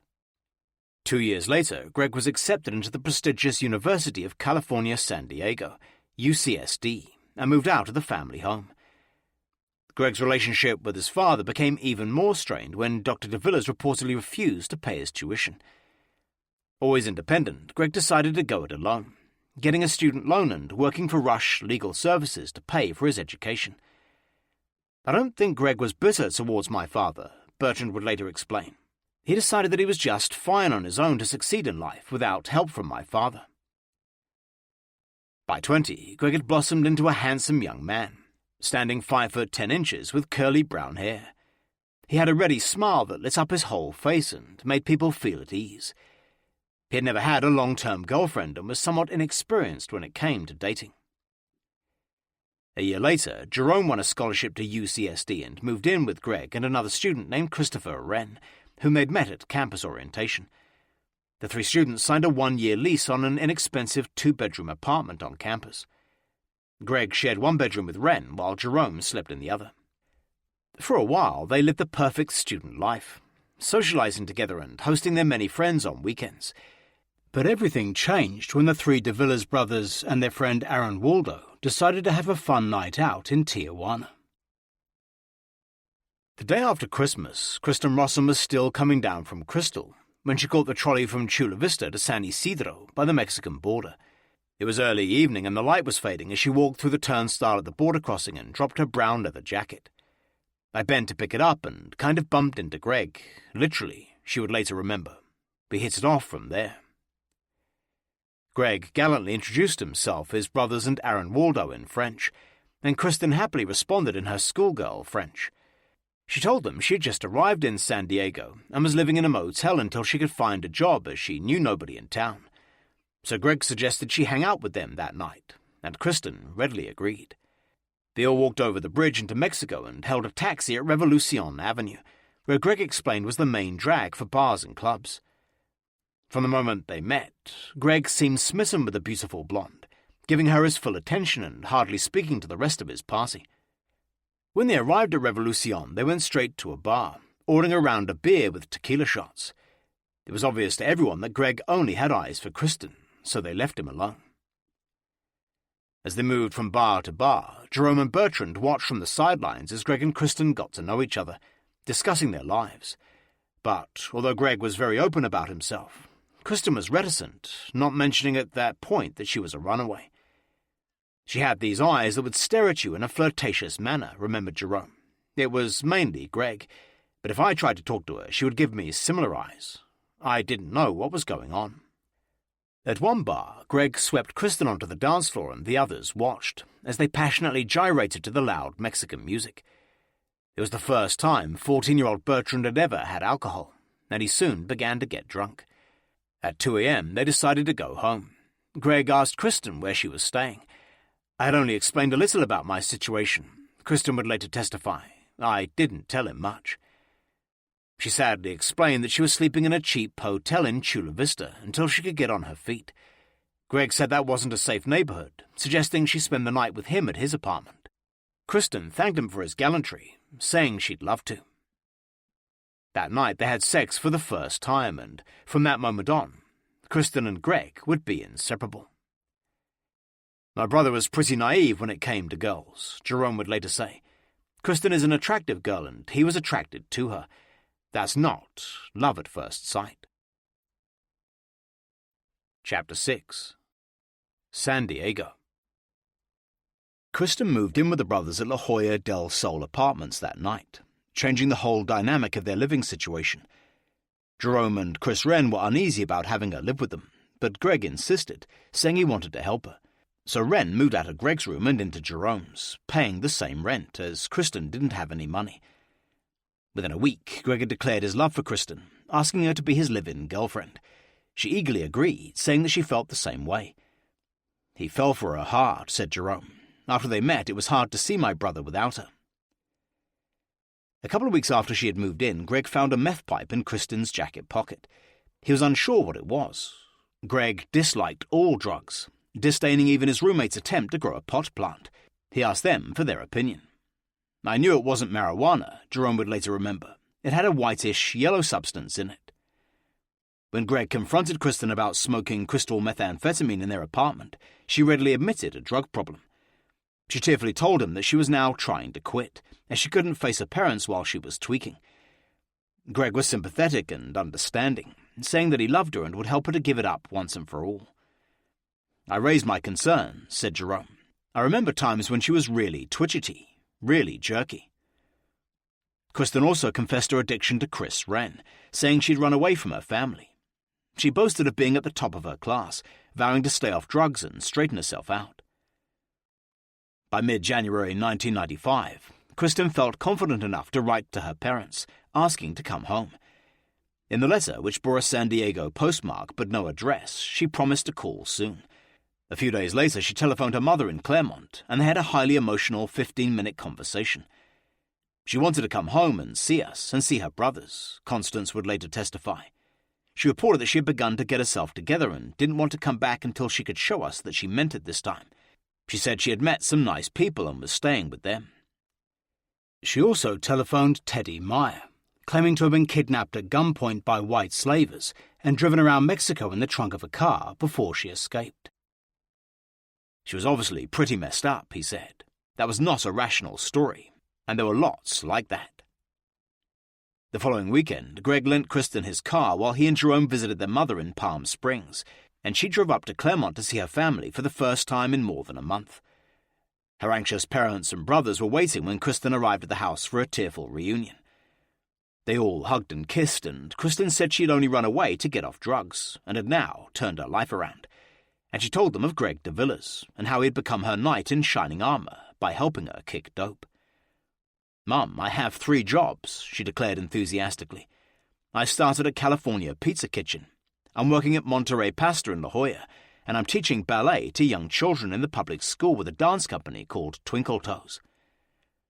Her parents were delighted to have their wayward daughter back again and instantly forgave her. They took her to church and then out for dinner, before buying her a California Pizza Kitchen uniform for her new job. As she was leaving, Kristen wrote down Greg's address and telephone number so they could contact her there, and she promised to stay in close touch. There were a lot of happy tears shed, Kristen later recalled. Very hopeful. Then Kristen went to Claremont train station to meet Teddy Meyer. Although she had driven up in Greg's car, she told him she had taken the train. They went to Nick's Cafe, their old dating spot, where she repeated the story of being kidnapped by white slavers. Kristen told me a lot of different stories about why she disappeared out of that hotel room, he remembered. She said she had met Greg in San Diego and was staying with him. And I still wanted her back. After everything, I would have loved it to have worked out, to have it all turn around and be okay. I mean, I was young and in love. What did I know? During her first few months in San Diego, Kristen was a hive of activity. Every morning she left Greg's apartment early to go to work at one of her 3 jobs, returning late at night. But before long, she found a new drug connection and began secretly using again. To pay for the drug, she stole money by overcharging customers at the California Pizza Kitchen and was subsequently fired. Years later, she would maintain that she'd bought meth from her tips and was dismissed for lateness and billing transaction errors. Although Greg might have been besotted with her, there was great tension in the apartment as things started going missing. One day, Greg complained to Jerome that his treasured gold ring bearing the de Villiers family crest had disappeared, along with an expensive gold necklace. 2 of Chris Wren's bank checks also went missing while he was away on vacation. When Greg accused some of Jerome's friends, his brother suggested that Kristen was responsible, leading to a big argument. Greg angrily insisted that that was impossible, but finally agreed to ask her. To his surprise, Kristen immediately confessed and burst into tears, admitting her drug relapse. Initially, Greg was furious, but soon forgave her, again vowing to help her beat her addiction. He even found her a new job with him at Rush Legal Services, so he could keep a closer eye on her. And then I realized how much I really did like Greg, and that he wanted to help me, she would explain. I did end up giving him back the checks. Later, he explained that to his roommate. Whenever Chris and Jerome questioned Kristen's integrity, Greg would leap to her defense. He would become passionate, explaining how he was helping her beat drugs and that she was the love of his life. We didn't understand why Greg wouldn't realize and wake up that things were missing from the apartment, explained Wren. She's stealing money trying to support the addiction. It was an admirable thing he was trying to do, but... Kristen soon became a divisive influence on the brothers, and Chris Wren found himself in a difficult position as Jerome and Greg constantly argued over Kristen and whether she should stay. It was very apparent that she was separating the brothers, said Wren, who decided to look for a new apartment when their lease ran out that summer. Over the next few months, Kristen's behavior became even more disturbing. Chris Wren thought her bipolar, observing how her quirkiness came and went for no obvious reason. And he began to get suspicious that Kristen was cheating on Greg when he came home to find a strange man alone with her.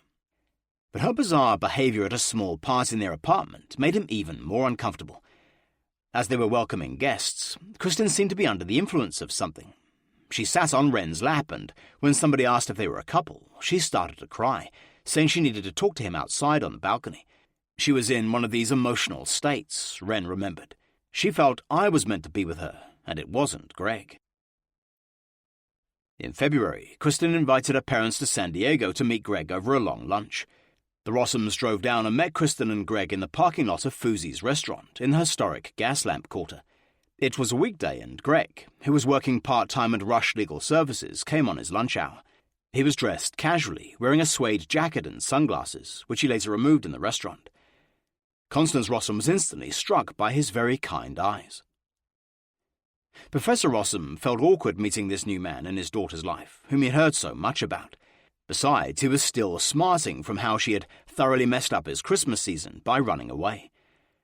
But after a couple of hours with Greg, the professor was most impressed with his easy charm and good looks. I thought Kristen had met a really good person, he would later testify. We liked him. We had a good time. Kristen had carefully briefed Greg not to say they were living together, knowing that her parents would not approve of the arrangement. She had told him she was sharing an apartment with a female friend from Monterey Pasta Parlor. The Rossums returned to Claremont, relieved that their daughter was safe and in good hands. And a month later, Professor Rossum arranged to deliver her furniture and possessions to where she said she was living, in Point Loma, by the U.S. Naval Station.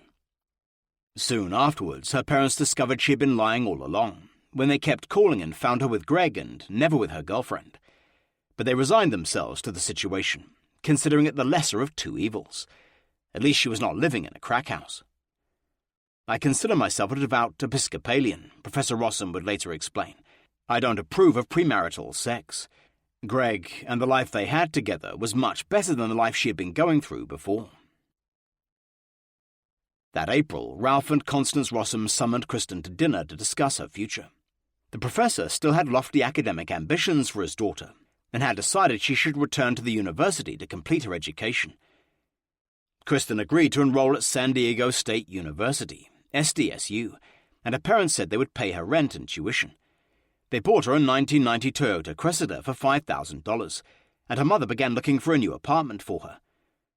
Constance called the superintendent at La Jolla del Sol Apartments, where Greg and Jerome were living, managing to secure an apartment for Kristen at a reasonable rent. Constance next obtained the forms to enroll Kristen in SDSU and filled them in herself, omitting any reference to her daughter flunking out of Redlands University. To ensure that Greg did not move into the new apartment with her daughter, Constance wrote to the complex's super, insisting Kristen have no visitors.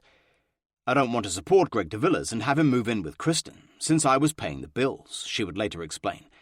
"That changed when they said they were getting married, and we couldn't control it." In June, Greg proposed marriage to Kristen, and she accepted. He asked her to move to Monaco, where his father had his plastic surgery practice, saying they could study in France. Kristen's parents were less than enthusiastic.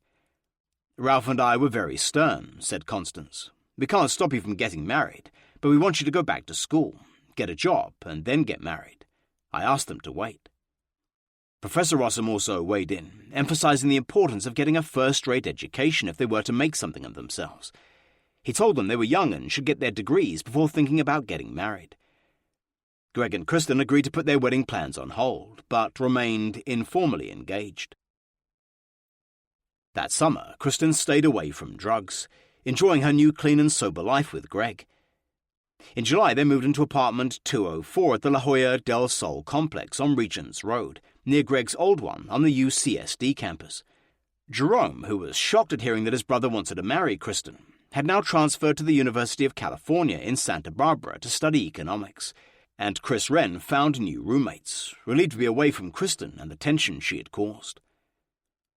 The small $700 a month one-bedroom apartment was perfect for a young couple working for their degrees. It had a balcony overlooking quiet Regents Road and plenty of room for Kristen and Greg to study. Constance Rossum personally furnished the apartment, buying a dining room table, 4 chairs, a TV and VCR, and some new kitchen equipment.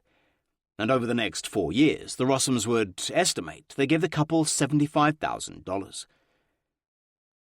Kristen started part-time at SDSU as a freshman, taking 2 courses in biology. She still worked 20 hours a week at Rush Legal Services, serving subpoenas and copying documents. And Greg, who was now working full-time for the company, agreed to resume studies at UCSD, where he majored in biology.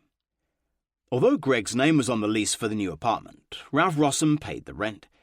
He also gave Kristen spending money, paid for her tuition and books, and bought her clothes and gasoline and car insurance for her Toyota. "We'd send checks to Kristen, and she would give them to Greg, or however they divvied it up," said her mother. "They would remind us if the rent check was late." According to Constance, Greg now became part of their family, developing a very close relationship with her husband. Greg loved Ralph, she would later testify. He looked at him as a surrogate father. Over the next 4.5 years, the Rossums would see a lot of Greg. Once a month they would drive down to San Diego and take them to dinner, and Kristen and Greg would also regularly stop off in Claremont on their way to visit his mother in Palm Springs. Since kicking drugs, Kristen had started referring to Greg as my angel, and the Rossums were delighted that she was now studying hard and back on the straight and narrow. They seemed a perfect couple, Professor Rossum later remembered. They seemed in love, very committed and concerned about each other. Greg was looking after a pretty girl. Kristen later said that she and Greg became very close during this period, spending all their time together apart from working. "We got along wonderfully from the time we met," she would say. "He was basically my best friend. I really needed the steady support he was able to offer me." That summer, Kristen's best friend at Claremont High School, Melissa Prager, tracked her down, and they renewed their friendship. The two had lost touch after Kristen's disappearance, so when she telephoned, suggesting they meet for lunch in San Diego, Kristen was delighted. She invited Melissa to come over for dinner and spend the night. But according to Prager, that evening was a disaster, as the usual genial Greg uncharacteristically showed little interest in getting to know her. "He didn't seem to want me there," she would later say. "I was excited to finally share some time with Kristen, and he never left the room. I felt very uncomfortable." In the summer of 1996, Kristen went to the south of France with her parents. It was the first time she'd been apart from Greg since they had met 18 months earlier. Although there was a 9-hour time difference between France and California, every day at a prearranged time, Greg dutifully called Kristen, who would be waiting by the phone. It was kind of giddy and childish, said her mother, like lovebirds. That winter, Kristen switched her major to chemistry and became a straight-A student, studying under Professor Bill Tong, who would later call her one of the best undergraduate students he ever taught. She shone academically. Professor Tong was so impressed with his beautiful new student, he handpicked her for his research group, where Kristen had to use lasers to study chemical reactions. Without the crippling distractions of crystal methamphetamine, Kristen was highly motivated and seemed capable of achieving anything she set her mind to. I observed her to be a team player, Tong would later remember. She always had a positive attitude. She had all the qualities of a good research student. Professor Tong actively encouraged Kristen to go to graduate school, believing she had the right stuff to become a leading scientist one day. Her parents were delighted when she was selected as the outstanding junior in the SDSU chemistry department that year. They closely monitored her academic progress, satisfying themselves that she could not be taking drugs, as her workload was so tough. "We just thought the drug issue was permanently and completely behind her," said Professor Rossum. On Friday, October 25, 1996, Kristen turned 20, and Greg drove her down the toll road to the lobster village in Puerto Nuevo, Mexico, to celebrate. When Kristen opened the glove compartment to put in the toll ticket, she glimpsed a jewelry box. After a romantic lobster dinner, they returned to the car, where Greg opened the glove box, gallantly bringing out an engagement ring and slipping it on her finger. Once again he asked Kristen to marry him, and she gladly accepted. The following day, Kristen drove to Claremont to show her mother her engagement ring. She happily described Greg's romantic Mexican proposal, but Constance Rossum told her she hoped it would be a long engagement. A couple of days later, Kristen's Aunt Marge and her grandmother, who happened to be visiting from back east, came to San Diego with her parents for a small engagement party at a local restaurant. Kristen turned up late by herself, explaining that Greg couldn't make it as he was in bed not feeling well. "We were very excited because we were going to meet him for the first time," said her aunt, "but we didn't get to meet him." Chapter 7. The Medical Examiner's Office. By summer 1997, Kristen and Greg had been together 2.5 years, and against the odds, they seemed to be making it. Their friends thought him a perfect couple that was going places, and Kristen's parents still considered Greg their daughter's savior from drugs. On June 4th, Kristen applied for one of 2 student intern positions at the San Diego Medical Examiner's Office. She was interviewed by Frank Barnhart, the ME's laboratory manager.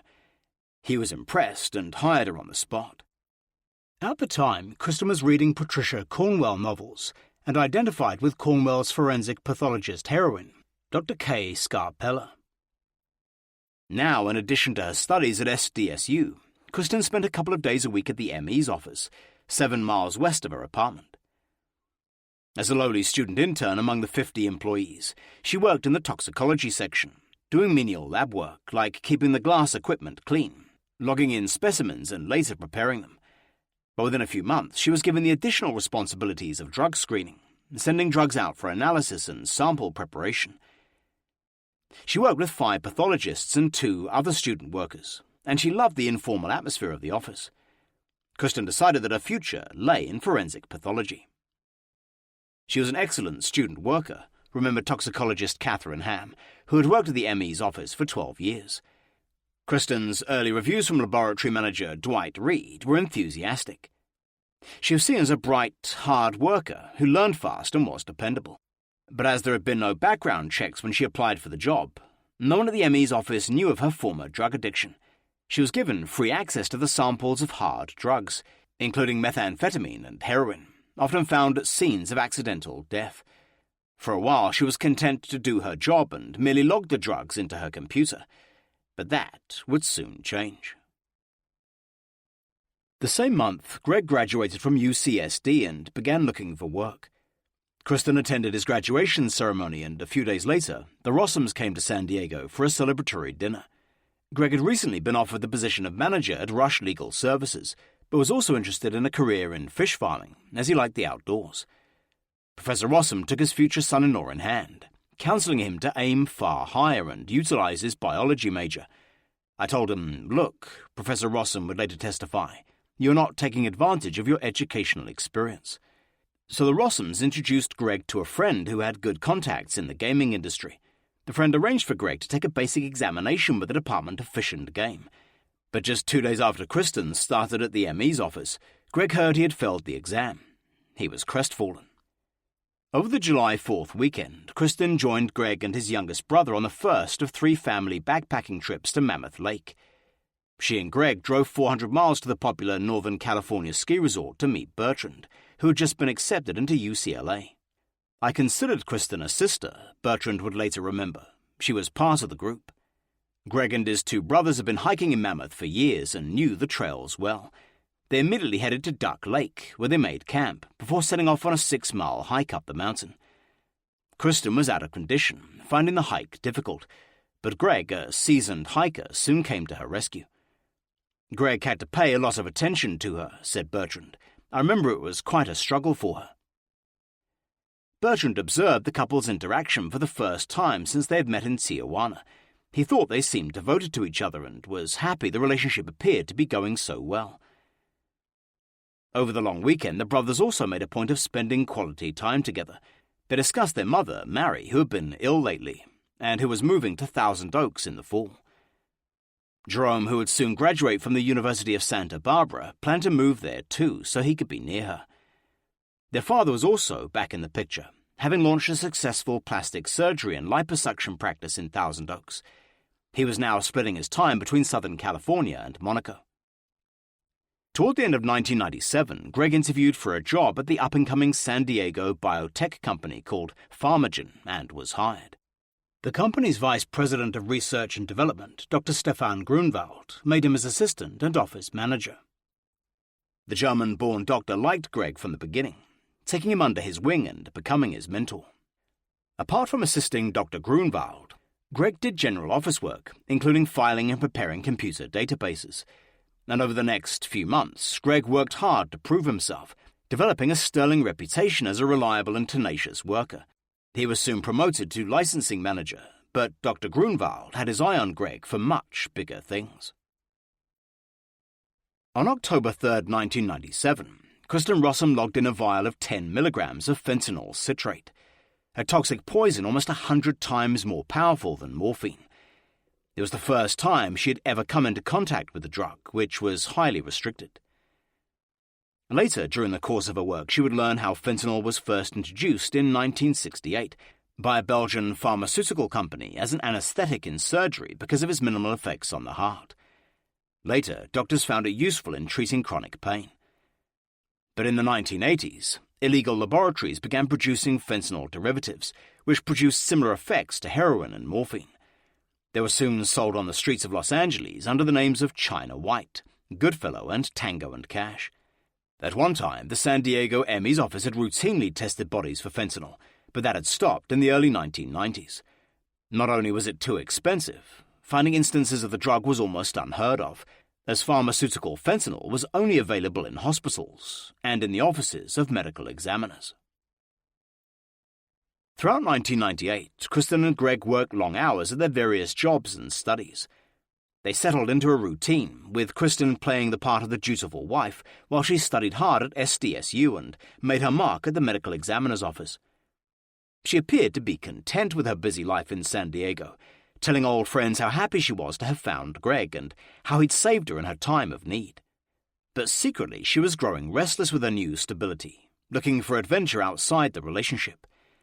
Since her drug days had ended, her natural beauty had reappeared, and she turned heads wherever she went.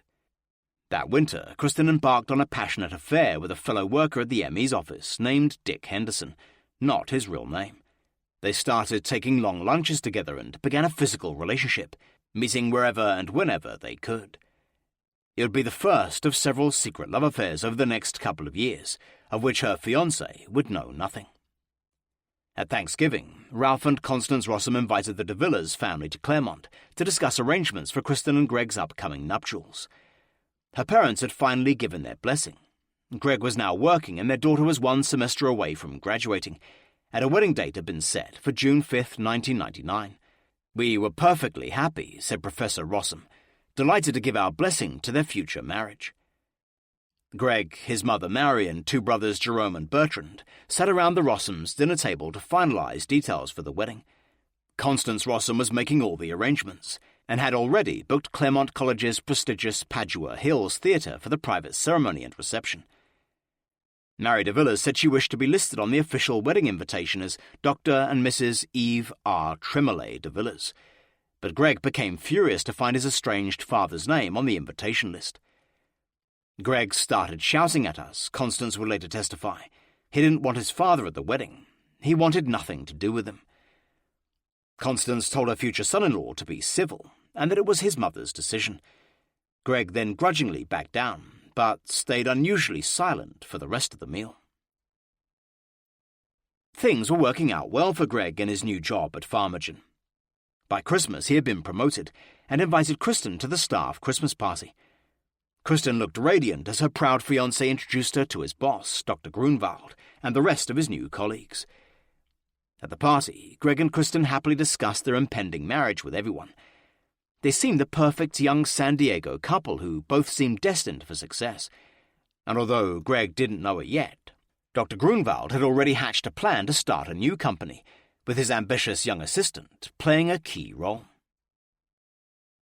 In early January 1999, Kristen went with Greg to his dentist, Dr. Mulder, for treatment for a painful wisdom tooth. In his office, she heard the doctor tell Greg he would have to remove the tooth, and would use a powerful painkiller called fentanyl to dull the pain. On January 8th, Dr. Mulder sedated Greg with fentanyl via an IV for the successful procedure. Then Kristen took him home. A month later, a middle-aged investigator at the county medical examiner's office, Stan Burdan, suddenly died. His untimely death caused a stir at the ME's office and was the topic of much discussion. To avoid any possible conflicts of interest, and in line with the ME's policy, Burdan's body was sent to the UCSD for autopsy, but all the toxicology work stayed in-house at the ME's office. As a student intern, Kristen had occasionally rubbed shoulders with Burdan, and was aware of the ME's policy of dealing with deaths of staff members or their close families. She would eventually utilize this knowledge, prosecutors would later contend, with fatal consequences. Since the Rossum and de Villiers family meeting at Thanksgiving, Kristen and her mother spoke almost daily, fine-tuning the wedding arrangements. Together they contacted caterers, worked on the invitation list, and began looking for wedding dresses so Kristen could look her best on her wedding day. Constance Rossum planned the day with almost military precision, hoping it would be the Claremont Society wedding of the year. In April, 2 months before the wedding, Constance organized a secret lunch in Claremont to meet Greg's father for the first time. Dr. de Villiers, who was in California on business, attended with his ex-wife Mary, but Greg was not told, as they feared he would cause a scene. It was a very nice lunch, Constance would later remember. Eve is very charming and learned. He's very formal and flowery. Dr. de Villiers asked Professor Rossum to mediate a reconciliation with Greg, but when he tried to do so, Greg was adamant that his father not attend the wedding. It was the one issue where I really saw passion and flaring anger, said Professor Rossum. Real passion. A few weeks later, Greg discovered that his father had secretly met his future in-laws.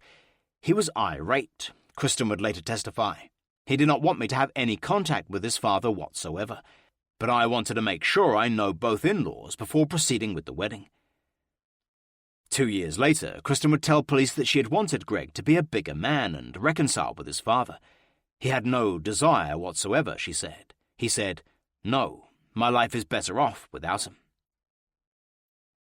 Even while finalizing her wedding plans, Kristen was carrying on her affair with Dick Henderson and exchanging passionate emails.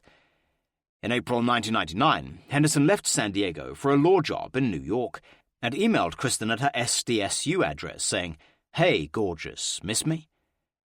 A month later, he emailed again asking, "Hey, how are you? I was a little worried about the last time we spoke."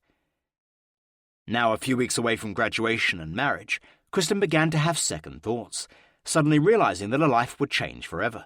And as she had always done, she looked to her parents for support and advice. Professor Rossum was supportive when he received an emotional phone call from his daughter, saying that she was seriously considering cancelling the wedding, even though the invitations had all gone out. Said Professor Rossum, "I told her, look, if you want out, It's going to be complicated to tell Greg that you don't want to marry him when you are actually already living with him. He even offered to hire a truck and drive to San Diego to help her move out of the apartment and come back to Claremont. Kristen refused, saying she would come and see them soon to talk it out. Later, she would claim to have been having doubts and reservations about marrying Greg for months. "I was getting very nervous about the wedding," she said. When she went to her parents to talk out her wedding jitters, Greg insisted on coming too. Constance took her daughter to a nearby park so they could be alone while Professor Rossum had a heart-to-heart talk with Greg in the front room. Breaking down in tears, Kristen told her mother she was really scared. Although she loved Greg, she explained, she wasn't sure that she was in love with him. "I was afraid," Kristen would explain. "I didn't know if I was doing the right thing." Constance Rossum questioned the wisdom of cancelling the wedding at the last minute. "We decided the wedding should go on," Kristen said. "I decided that day that it must be cold feet." On May 20th, 1999, Kristen was inducted into the Phi Beta Kappa Honor Society, joining the likes of Presidents Bill Clinton, George H.W. Bush, and 6 current Supreme Court justices, including Professor Rossum's friend, Antonin Scalia. Founded a few months after the Revolutionary War, Phi Beta Kappa is the nation's oldest honor society and the most prestigious. Its SDSU chapter was established in 1974 for the most distinguished students in the arts and sciences. Professor Rossum was there for her initiation, especially proud after all the trouble she had put the family through. Drugs now seemed to belong to Kristen's past, and he looked forward to her following in his footsteps and making her mark on the academic world. A few days later, Kristen attended her first professional toxicology conference, a sign that the young intern was a shoo-in for a permanent job at the ME's office. That year, the California Association of Toxicologists, CAT, held their annual conference in San Diego, and Kristen was one of several ME's office employees selected to go. She was introduced to some of the leading forensic toxicologists, and her flirtatious smile and good looks impressed many. Brimming with confidence, Kristen made easy conversation with the other delegates, telling them how she longed for a career in toxicology.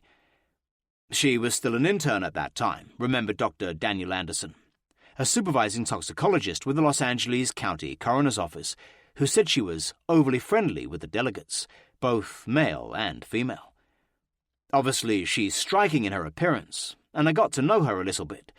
I remember she flirted with everyone, kissed the women also. She's a manipulator and knew just how to get what she wants in life. Chapter 8. A Blushing June Bride. On Saturday, June 5th, 1999, Kristen and Greg were married in a beautiful outdoor ceremony on the grounds of the colleges of Claremont. It was a perfect sunny day, and more than 100 family and friends were there to help them celebrate. But few guests knew that the wedding had almost been cancelled the night before.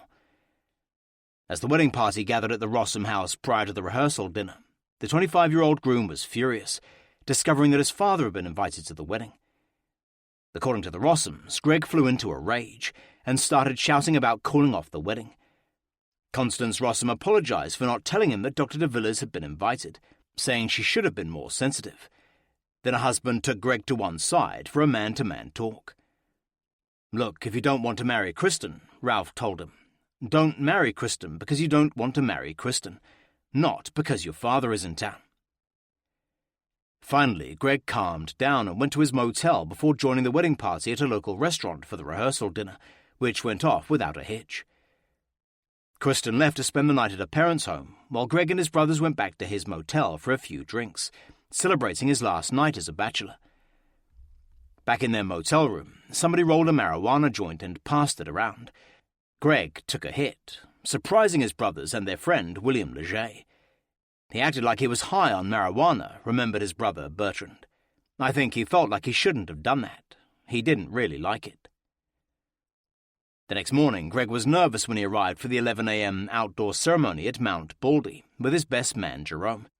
Immaculately dressed in his morning coat, his spiky dark hair brushed back neatly, he seemed awkward and uncomfortable. After the scene the night before, Professor Rossum had asked Dr. de Villiers not to show up at the wedding to save further embarrassment. Rossum even warned the priest, caterer, and a few select family friends to expect trouble if Greg's father came. "We wanted people to be on guard in case that happened," explained Professor Rossum. Dr. de Villers diplomatically did not attend after being warned there might be a scene, although he had contributed $1,500 for the liquor. Constance Rossum supervised her daughter's wedding preparations at the house, where hairdresser and florist were making sure she looked her best. She seemed happy, remembered her mother. She had decided to marry Greg. Greg's childhood friend Laurie Schreiber remembers the groom being delighted and very much in love. By 10:30 a.m., the 100 invited guests started arriving for the wedding, which had a rustic theme. Many of Greg's high school and college friends turned up. Jerome de Villers was surprised that none of Kristen's were there and that there were no bridesmaids to attend her. But whatever she lacked in friends, she made up for in family. For the Rossums far outnumbered the de Villerses, who all lived in France, and many of Professor Rossum's Claremont academic colleagues had been invited to the prestigious social event. To capture the joyous day, the Rossums had hired a video production company, as well as a still photographer. Just after 11 a.m., to the strains of Johann Sebastian Bach, Professor Rossum escorted his daughter down the white satin aisle. Kristen looked beautiful in a lacy white gown with a décolletage. Her long blonde hair was braided above her head, held in place by a matching white headband, and she wore a single string of pearls. She was also holding a bouquet of a dozen white roses, her favourite flower. Greg turned to look at his bride for the first time in her wedding dress, and a smile lit up his face. Then the music stopped as the priest began the ceremony to join Greg and Kristen together for life in holy matrimony. After a moving liturgy, the priest asked Greg if he took Kristen to be his wife until death they did part. He smiled at her nervously before replying, "I do." "Kristen," continued the priest, "will you have this man to be your husband?" "I will," she declared, as the priest placed her gold wedding band on her finger. It was all over in 25 minutes, and now Kristen and Greg were man and wife, after a 4-year engagement. It was a perfect wedding, Professor Rossum would later say. The weather cooperated, the liturgy was beautiful, the music was sublime. The Rossums' official wedding photographer, Christopher Michael, thought it a really classy affair. It was a gorgeous wedding, he remembered. Kristen was beautiful and very pleasant and quite shy. Then, after taking the official photographs of the bride and groom, everyone adjourned to the Padua Hills Theatre for the formal sit-down luncheon. After the lunch was served, best man Jerome de Villers stood up to launch the official round of toasts. Although Jerome did not particularly like Kristen or approve of the wedding, he said how happy he was for his brother as he raised his glass for a champagne toast. Then the emotional bridegroom stood up to address the wedding guests. "Kristen is the most wonderful person I've ever met," he said, looking at his new bride with love in his eyes. "She's incredible in so many ways, so intelligent, kind, and caring. I can't wait to spend the rest of my life with her." The newlyweds flew off that night to honeymoon in Whistler, British Columbia. They had a marvelous time hiking and snowboarding before returning to San Diego to start married life. Less than 2 weeks after the wedding, Kristen emailed her secret boyfriend, Dick Henderson, saying that she still loved him although she had married Greg. "Congratulations," Henderson emailed back from New Jersey on June 19th. "I really can't wait to see you, too. I was really worried that you didn't love me anymore." Henderson then told Kristen that he was due in San Diego in August and would call her when he arrived. That summer, Kristen took classes at SDSU to complete credits for her Bachelor of Science degree. She was still interning at the medical examiner's office, where she had been given additional responsibilities for analytical work. Soon after the marriage, Greg told Kristen that he wanted a baby girl, and even went as far as naming this imagined first addition to their family Isabel. But Kristen had no intention of becoming a mother, trading her studies and future career in forensic toxicology to be a stay-at-home mum, and that soon became a major issue between the newlyweds. "I was developing more confidence," she would later explain. "I was thinking a lot about who I was and what was important to me in life. I think that Greg felt very threatened by that."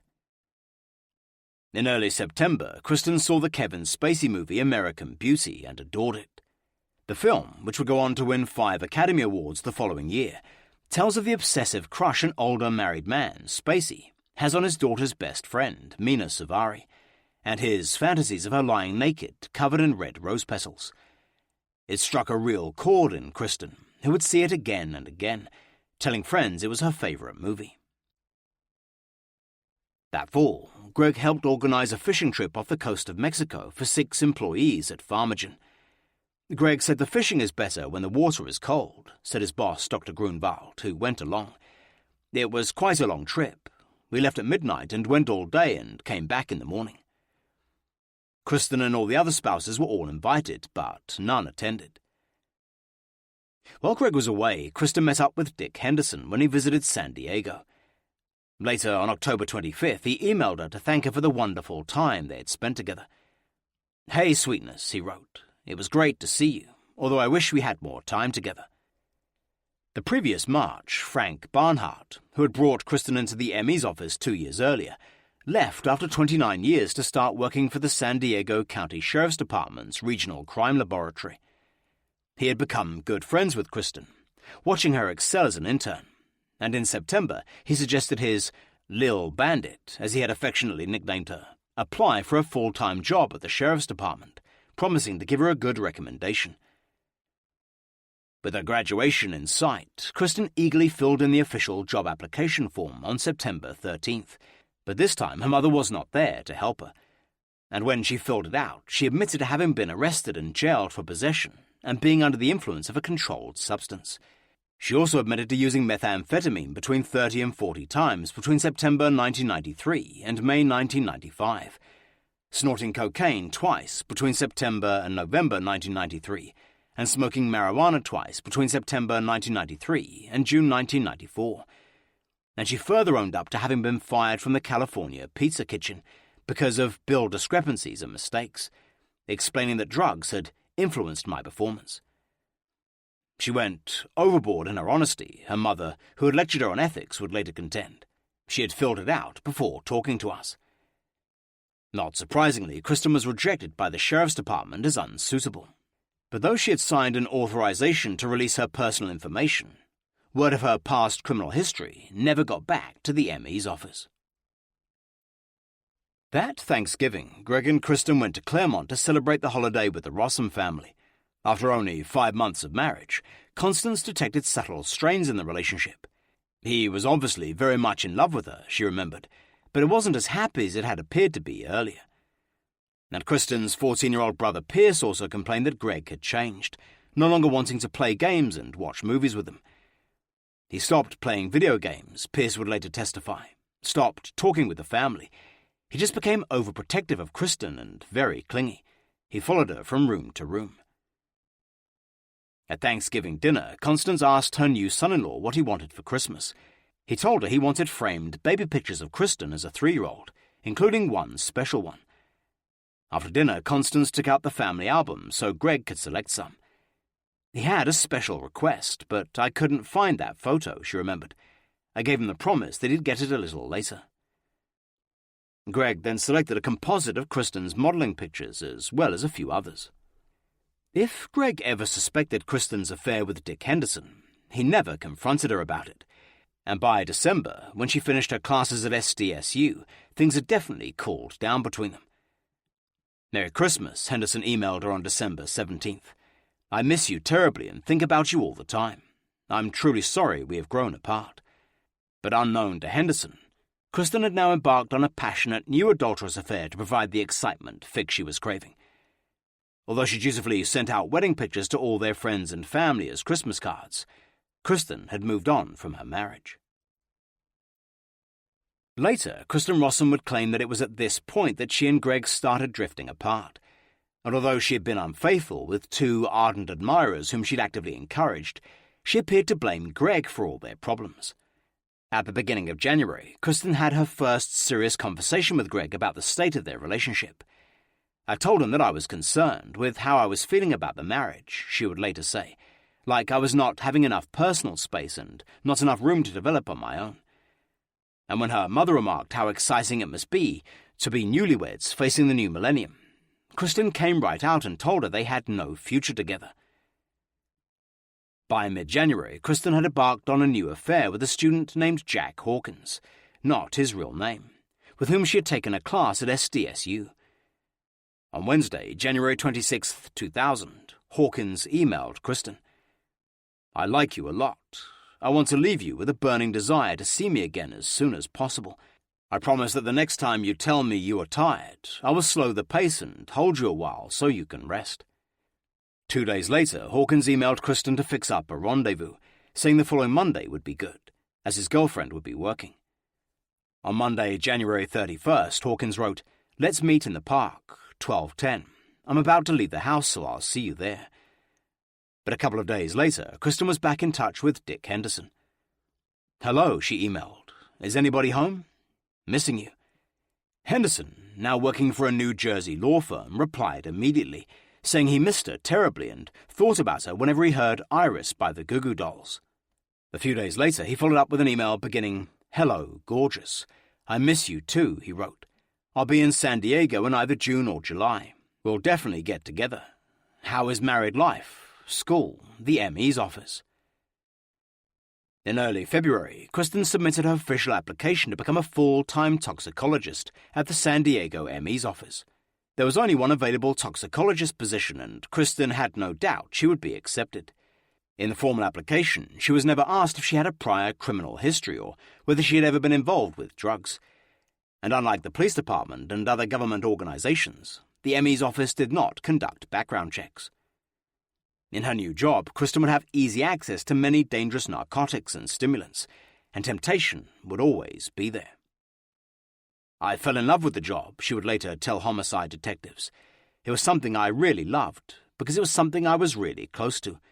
Close, probably too close." On March 1st, Kristen Rossum was formally offered the position of Toxicologist 1 by the ME's Operations Administrator, Lloyd Amborn. The new job paid $23,448 a year, with an increase of 3% on July 1st. Kristen was jubilant that she would now have a career in forensic toxicology, and she called her parents immediately.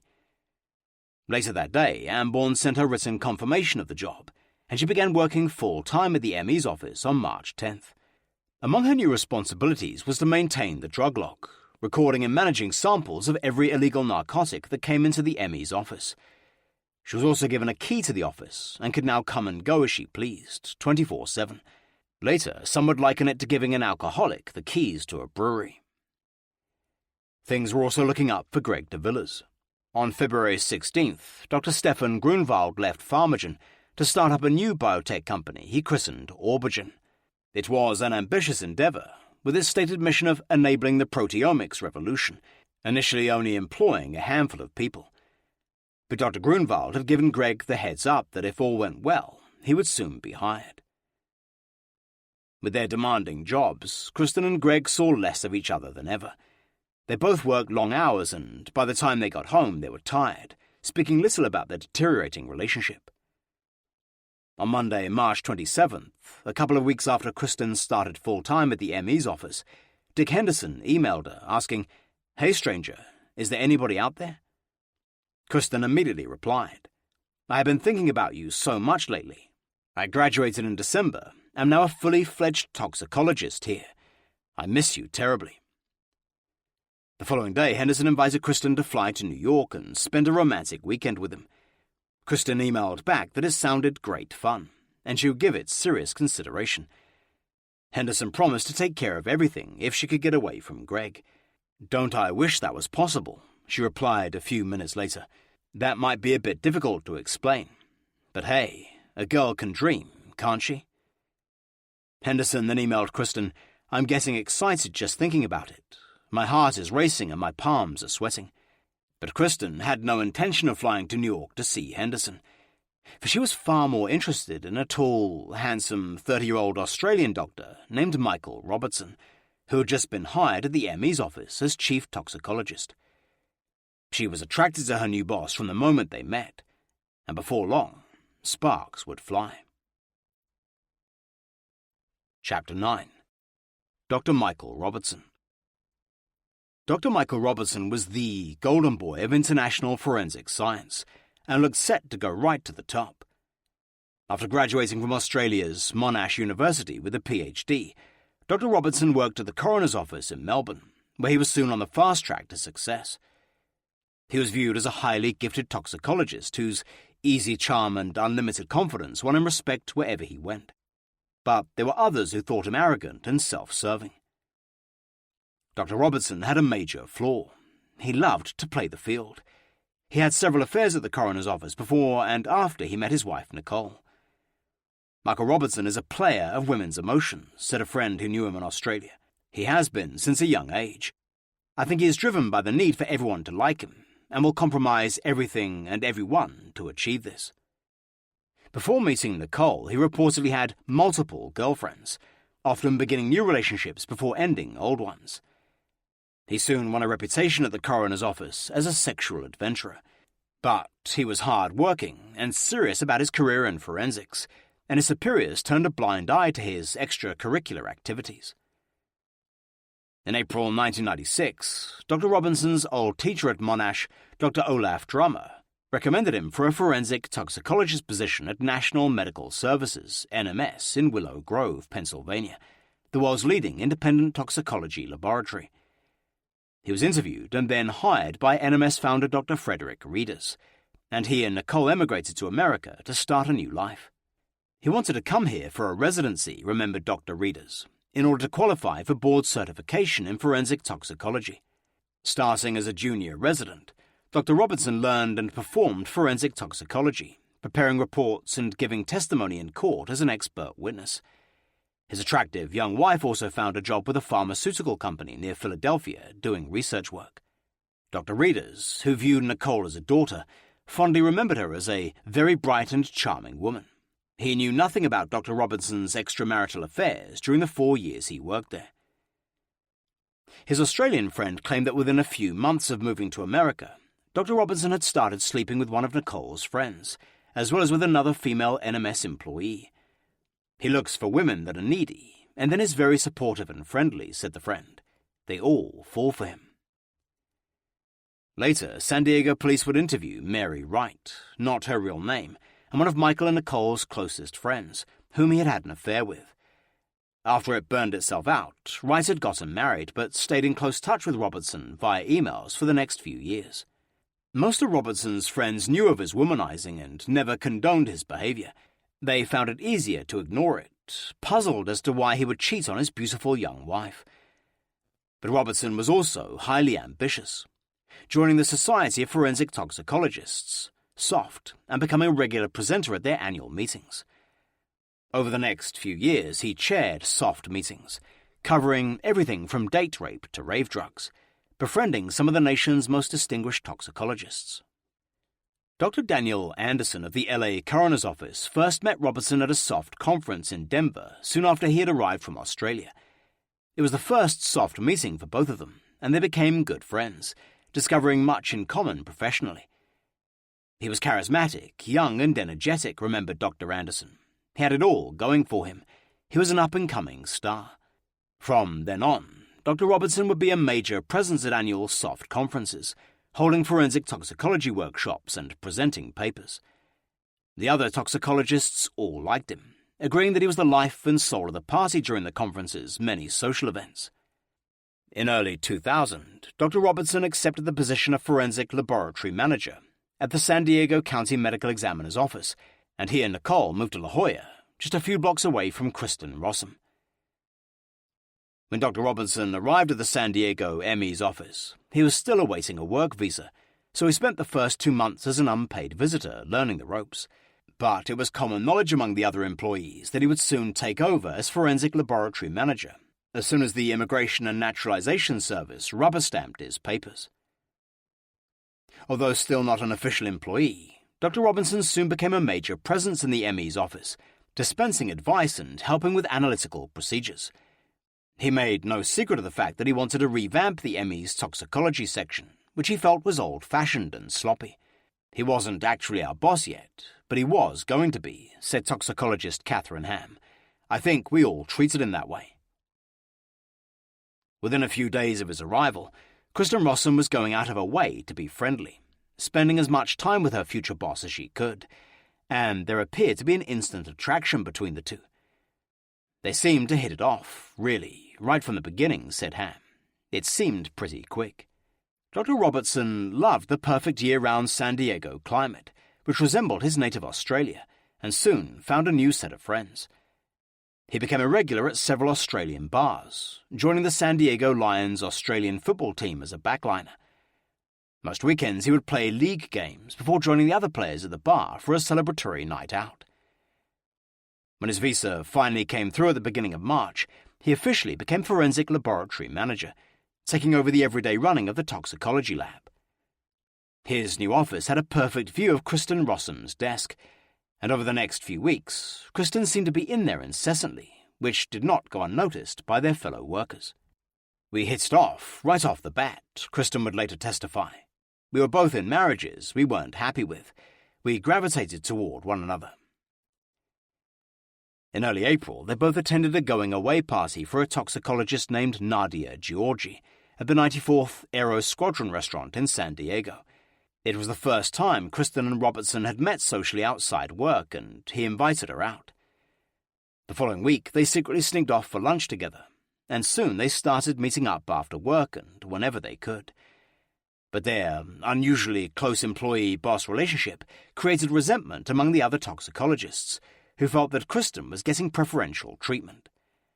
There was a lot of discussion, said Kathy Ham. I think people, myself definitely, were unhappy.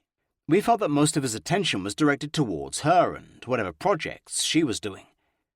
One night, James Fagocci, a toxicologist who had been at the ME's office for 25 years, was closing up the office when he discovered Dr. Robertson and Rossum in a romantic clinch at the back of the laboratory. As soon as they saw him, they moved away from one another, looking embarrassed. I had the feeling that I surprised them, remembered Fagocci, now retired. Later, I mentioned to him that it was not a good idea to have an association with another employee. When Fagocci warned Robertson that previous secret affairs in the ME's office had led to written warnings, the forensic laboratory manager looked blank and walked out without saying a word. Around that time, Melissa Prager lunched with Kristen in San Diego, getting the impression that her friend's marriage was under strain. Prager, now living in San Francisco, had agreed to meet Kristen at the Miracles Cafe in North County, and was surprised when Greg turned up, as it was just supposed to be the two of them. I was eager to see Kristen and spend some time with her alone, said Prager. I wondered why Greg came along. Since their strained first meeting a few years earlier, Prager had concluded that Greg might be shy, and decided to give him the benefit of the doubt. During lunch, the women discussed taking a trip together to New York later that year, but Prager sensed that Greg did not approve. He was hinting at the fact she needed to check with him first, Prager said, adding that he appeared overprotective. Throughout April, Kristen and Dr. Robertson spent more and more time together. They appeared infatuated with each other, discussing the most intimate parts of their lives and a possible future together. One day, Kristen confessed that she had been addicted to crystal methamphetamine, swearing it was all in the past. Her boss was understanding, saying he did not approve of drugs and that he did not want her to have anything to do with them. So far, the relationship had not been consummated, so Dr. Robertson invited Kristen to accompany him to the May conference of the California Association of Toxicologists, CAT, in Anaheim, which was being organized by his friend Dr. Daniel Anderson. She agreed to come with him. But when she told Greg she was going, he was most upset. A couple of weeks later, Kristen and Greg went on a hiking trip to the Grand Canyon with her youngest brother, Piers. During the drive up there, they argued about her attending the weekend conference. Greg said, "I don't leave you. Don't leave me," Piers would later testify. They got into an argument. She wanted to go to the conference. Later, Kristen would admit that Greg gave me a lot of problems about it, explaining that she went anyway, as I thought it was important. On Friday, May 5th, Dr. Robertson led a group of his toxicologists, including Kristen, Kathy Ham and Donald Lowe, to the CAT conference. Kristen wanted to make a good impression, but she was also careful to keep her distance from her boss to avoid any further office gossip. Kristen watched proudly as Robertson addressed the Saturday afternoon conference with a paper entitled Why All the Rave? Basic Pharmacology of Rave Drugs. Later that night, Drs. Robertson and Anderson took Kristen and a group of toxicologists out drinking. Afterwards, back at their hotel, Kristen Rossum and Michael Robertson made love for the first time and decided that they had a future together. They were each other's destiny. Chapter 10. Destiny. After the Anaheim Cat Conference, Rossum and Robertson's relationship moved fast, going from a fling into a passionate love affair within days. On May 12th, Kristen gave Robertson an assortment of romantic gifts, declaring her love for him. They included a picture of her as a 13-year-old dancing the Nutcracker and 5 books of her favourite poems, including the Desiderata. "Michael, this is a beautiful little book I was given as a little girl," she wrote on the fly cover. "It brought me comfort during difficult times. I love you with all my heart and all that I hope to be." On another book of poems, Kristen toasted the beginning of their new life together, and she dedicated a third to "My Love" with heartfelt adoration. Being in love had apparently also inspired Kristen to sign up for ballet lessons at a local school. Already, the lovers planned to attend the upcoming Milwaukee Soft Conference in October, where they would co-present a paper called Death by Strychnine. Most mornings, Dr. Robertson would arrive at work with a single rose and present it to Kristen, who would place it in her desk. At noon, they would furtively sneak out for lunches together, causing even more gossip and giggles when they returned to the office within minutes of each other, freshly showered. On May 15th came the first in a long series of passionate emails between the two. "Hi there," wrote Kristen. "Thinking of you. Love you, Kay." The following morning, from her desk just a few feet away from Dr. Robertson's office, Kristen wrote, "The deepest love is being able to let down all barriers and give yourself to another who has done the same. This is what I feel for you." An hour later, her boss replied, writing, "You're a beautiful person and an inspiration to me. I want nothing more than to give my all to you. My life, my love, my world." 2 days later, Robertson emailed Kristen at lunchtime, saying he loved her and that was all he wanted to say. Kristen immediately replied that those were the most precious 3 words he could ever say to her. Later that afternoon, she wished him a lovely evening of sailing, adding, "I'll be thinking of you and all the future has to offer. I can't wait for it to begin." But Kristen, a masterful dissembler, was simultaneously sending emails to Greg. In one, she declared that she loved him more than anything in the world, asking why he didn't email her more often. 20 minutes later, she emailed Dr. Robertson to tell him she wanted to spend the rest of her life with him. On Thursday morning, Kristen emailed her brother Brent at their parents' house, saying she needed to talk to him as she was so unhappy with Greg. She wrote of the deep misgivings she'd had before they got married 11 months earlier, saying she now needed a true life companion. She accused her parents of pushing her into the marriage because she hadn't wanted to let them down after they had invested so much time and money. "Well, here I am a year later," she wrote, "and looking back, I wish I hadn't gone through with it. I just haven't been happy." She went on to call Greg unsupportive, saying she did not want to spend the rest of her life with the wrong person. The most significant reason to remain in the marriage, she told her brother, was not to disappoint her parents. "Yuck," she ended. "I feel so torn apart inside." That evening, Dr. Robertson was Kristen's date for her pre-graduation SDSU chemistry department picnic, where they danced together. At 7:52 a.m. the next morning, he told her about his sweet dreams, featuring her smiles, dancing and laughing. "Maybe soon I can put on a tutu and show you how it should be done," he joked. "Can't wait for lunch." And there was also a concerned reply from her brother Brent, saying he'd had no idea her marriage was so rocky, promising to support her 100% in whatever she decided to do. Then, just before leaving for the weekend, Kristen emailed Robertson. "You mean so much to me," she told him, promising that she'd be thinking about him over the weekend. By early Sunday morning, he emailed her again from a supermarket on the way to an Australian football game. "As of 9 a.m., he wrote, "My missing you has been officially upgraded to intensely, soon to move to unbearably."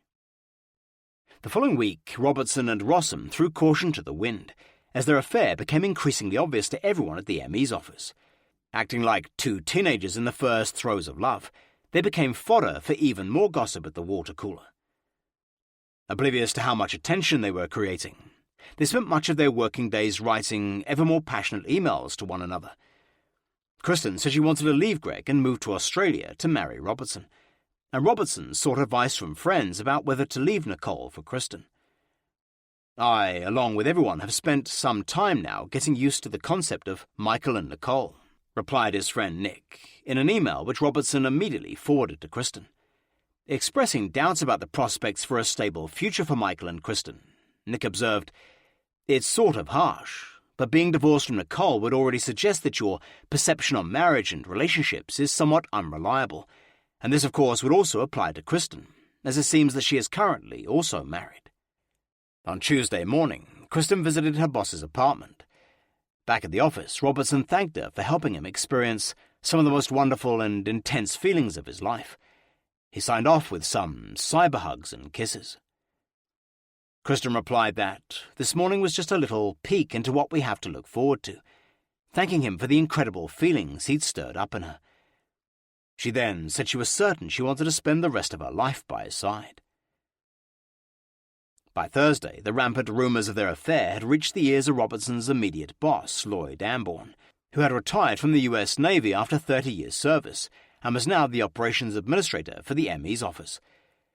Concerned, Ambourne summoned his forensic laboratory manager into his office.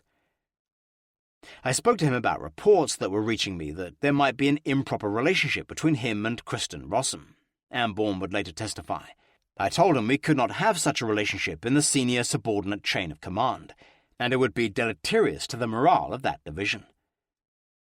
Dr. Robertson absolutely denied there was anything between him and Kristen, and with no proof, there was little Ambourne could do. Straight after leaving Ambourne's office, Robertson warned Kristen in an email entitled, "Read now, babe. Hey, it's a little afternoon, and Lloyd just got hold of me, re our conduct." He wanted to expect to be called in to explain that afternoon, saying Ambourne had no definite proof beyond rumours. "He sounds like he can be quite stern," warned Robertson. "We'll fill you in on my conversation later." Then he told Kristen to delete all his emails after she read them, warning any snoop can check her inbox, and it would not be well received. Later that afternoon, Robertson was there in Lloyd Ambourne's office when Rossum was summoned. Carefully choosing his words, Ambourne counselled her not to be in such close physical proximity to her boss, as it made other workers uncomfortable. He never directly asked her if they were having an illicit relationship, and she never volunteered it.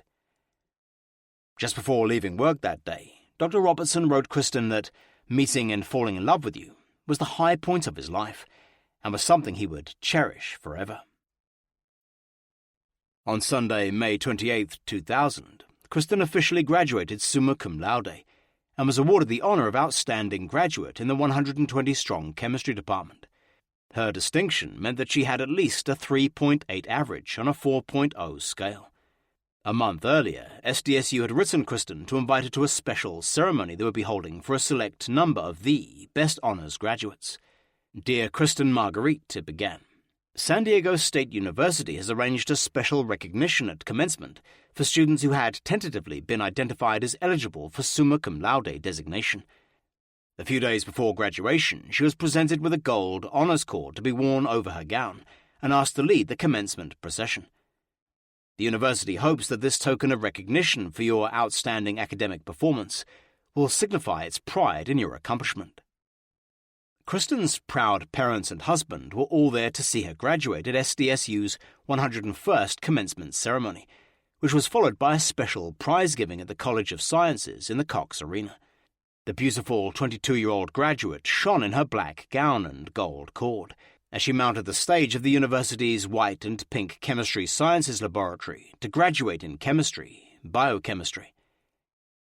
At the exact moment Kristen was graduating, Dr. Robertson sent her an email with the subject, "Rad Grad Chick." "Dear Adrenaline," he wrote, explaining that this was his new name for her, as, at just the thought of her, my heart starts pounding, my blood rushing and my head spinning. Bemoaning the fact that he couldn't be at her graduation to cheer from the back row, he was cheering her on the inside and loving her like crazy. There is a bitter irony that at the moment of Kristen Rossum's greatest academic triumph, she should start smoking crystal methamphetamine again. For soon after she began full-time as a toxicologist, Kristen started stealing a variety of drugs from the ME's balance room, where they were stored before being disposed of by the sheriff's office. Part of her job included logging into her computer illicit drugs found at death scenes, as well as the ones used as standards in toxicology analysis. She had full access to all areas where the drugs were stored and, during an 8-month period in 2000, Kristen took various quantities of illegal methamphetamine and amphetamine that had been impounded at death scenes in no fewer than 7 different cases. Later, a full audit of the lab would also reveal that numerous vials of professionally manufactured methamphetamine were missing. While Rossum worked at the ME's office, security was lax. All drugs found by investigators at death scenes were routinely taken to the ME's office, placed in brown envelopes, and then dropped in a locked box in the investigator's office. But when the box filled up, it was easy to pull the envelopes out of the slot. Eventually, when the drop box was full, it would be emptied, and the evidence envelopes moved to the toxicology lab. There, they were often left out on a desk or workbench, and so they could be stored in a locked cabinet in the hallway. However, the key was kept in an unlocked desk drawer, easily accessible to all toxicologists. After stealing the methamphetamine, Rossum would smoke it in the comparative safety of the high-pressure liquid chromatography, HPLC room, which was only used by her. She knew that the strong smell would be dissipated by the venting machine, which removes fumes from chemicals being evaporated. Even Michael Robertson would later agree that the ME's system for drug storage was woefully inadequate, but it would be another 6 months before he discovered how Kristen was fully exploiting the weaknesses to get high. Chapter 11. Betrayal. On Monday, June 5, 2000, Greg and Kristen celebrated their first wedding anniversary. That same day, Greg started a new job at Aubergen. True to his word, Dr. Grunwald had hired him for a small start-up biotech company. He was appointed business development manager with a brief to acquire hot new technology. As part of his new job package, Greg was also given shares in the company to provide an added incentive. Greg was still convinced that everything was going well in the marriage, blissfully unaware that Kristen was in love with another man and planning to walk out. As they still had sex occasionally, Greg had no idea his wife was also sleeping with someone else. That night, Kristen prepared a special candlelit dinner to celebrate their first year of marriage. But before leaving for work, she emailed Michael Robertson, telling him she loved him and couldn't wait to see him Tuesday morning. 2 days later, in an email to her brother Brent, Rossum said she was hanging in there, and that the anniversary had been all right. But she complained that although she had bought Greg a picture frame with her picture for his new desk, some silk boxer shorts and a cookbook, he didn't even get her a card. Lloyd Amborn's caution had done nothing to dampen her affair with Robertson. Within hours of their warning, Kristen told him he was the most important person in her life and meant the world to her. Despite Amborn's concerns about improper behavior, the following week, Dr. Robertson was promoted to the position of chief toxicologist. He would now be in charge of all toxicology work at the San Diego County ME's office. Kristen was delighted, even hiding a congratulations card in his desk. Robertson then told her to go into his office while he was at his morning planning meeting. There, in a box under his desk, he had left her some roses with a love letter. After finding his gift, a delighted Kristen wrote him an impassioned email, gushing over his simple gesture of love, and declaring that her life finally made sense. I love you, Michael. Everything I ever imagined wanting in a lifelong companion, husband, best friend, is present in you. When I see you, I see my future. Some months later, she would discover that Dr. Robertson had been two-timing her, sleeping with other women as he proclaimed his everlasting love for her. After Robertson was appointed chief toxicologist, his cavalier attitude knew no bounds. He viewed the upcoming soft conference in Milwaukee, which he was helping to organize, as the perfect excuse for a long, passionate weekend with Kristen. Even better, the ME's office would be paying for it. But in order to qualify for her flight and hotel expenses, Kristen would have to deliver a paper at the conference. Dr. Robertson offered to help her, writing up an abstract for the paper they had discussed delivering jointly, called Death by Strychnine. On Monday, June 19th, with the deadline approaching, he emailed the co-chairman of the conference, Dr. Steve Wong, Just a quick, am I too late to submit an abstract question. A week later, Dr. Wong replied in an email, inviting Robertson to submit the strychnine abstract as soon as possible. Delighted, Robertson forwarded it to Kristen, asking, "What do you think? Are you up for it?" For ambitious Kristen, a chance to address soft delegates would provide her with an official entree into the world of forensic toxicology. It also wouldn't hurt that she was being groomed by one of the best-known toxicologists in America. In late June, the San Diego County Medical Examiner, Dr. Brian Blackburn, summoned his new chief toxicologist to a meeting in his office. When he arrived, he found Dr. Blackburn with San Diego homicide detective Terry Torgerson, who explained that he was reopening a case of a woman whose death had been ruled a drug overdose 5 years earlier. Now the detective had new information that she had really died of fentanyl poisoning, not routinely tested for at the San Diego ME's office. Dr. Robertson then arranged for the dead woman's blood work to be sent to his old employer, National Medical Services, who later discovered she had died from fentanyl. It would later be claimed that Kristen and Dr. Robertson made good use of the knowledge that their office did not screen for fentanyl. That spring, Kristen and Greg regularly visited Claremont on weekends, and while Greg played golf with Professor Rossum and his sons, Kristen would discuss her troubled marriage with her mother, but she never mentioned her affair with Dr. Robertson. "I felt I was in love," Rossum would later testify. "I loved him very much. It was very romantic, very exciting, very passionate." Right from the beginning of their affair, Kristen and Robertson exchanged different-coloured roses, which they saw as a symbol of their love. On one occasion, Kristen gave him a red, a pink, a yellow and a white rose and hand-wrote notes with each explaining what each colour represented to her. Roses would become a special language of love between them, each colour signifying a different emotion.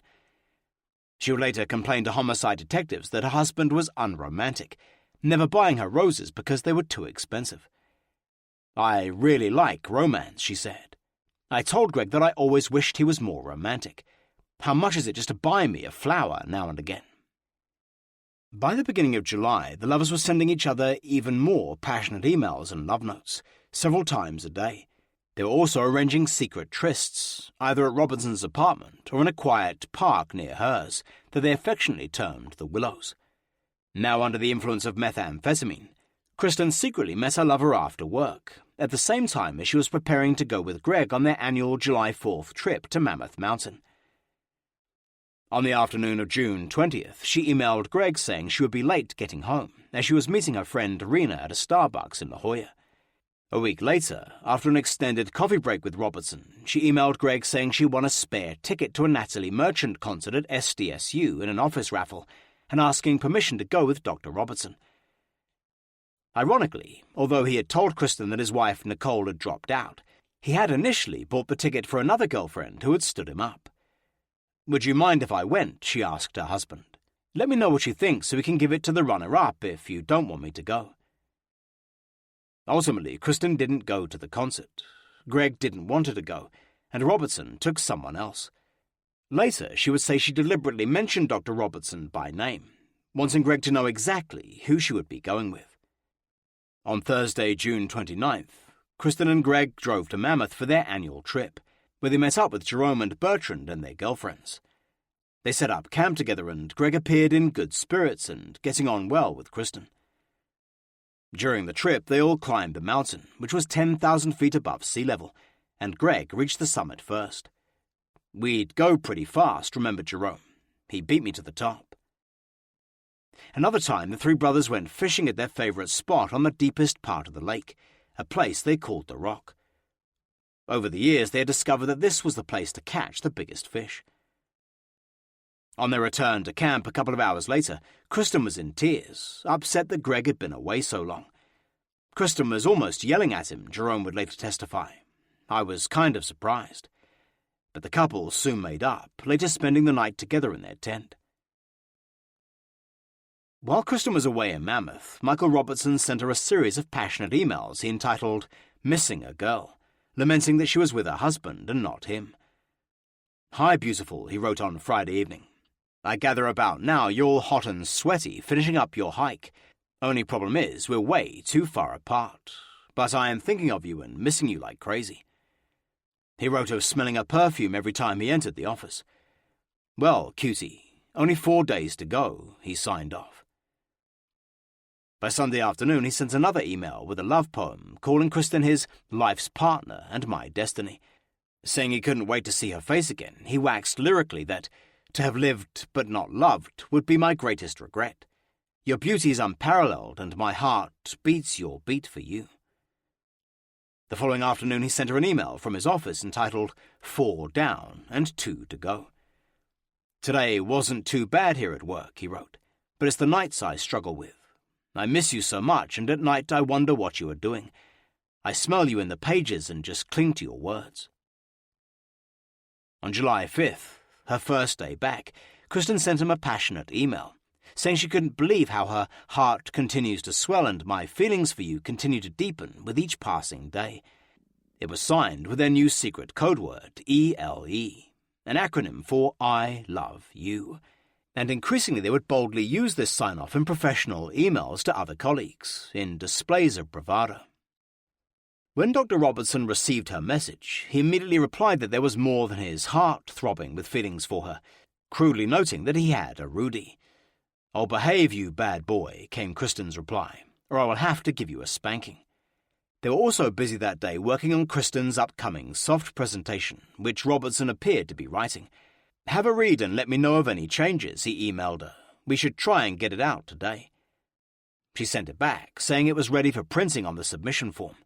Then Robertson emailed it to Soft Chairman Dr. Stephen Wong, with a CC to Kristen Rossum, saying he would send on 3 hard copies and a disc as required. He signed it Michael ELE and forwarded it to Kristen, knowing she would appreciate his inside joke. Then, everything changed. Greg found one of Robertson's love letters the weekend after they returned from Mammoth. He was furious, forcing Kristen to admit that she had developed very strong feelings for her boss, who Greg had briefly met a few weeks earlier at a social function. Greg made her give him Robertson's phone number and called, warning him not to have inappropriate contact with his wife. He also threatened to call the medical examiner and reveal the affair, but to Kristen's relief, he never did.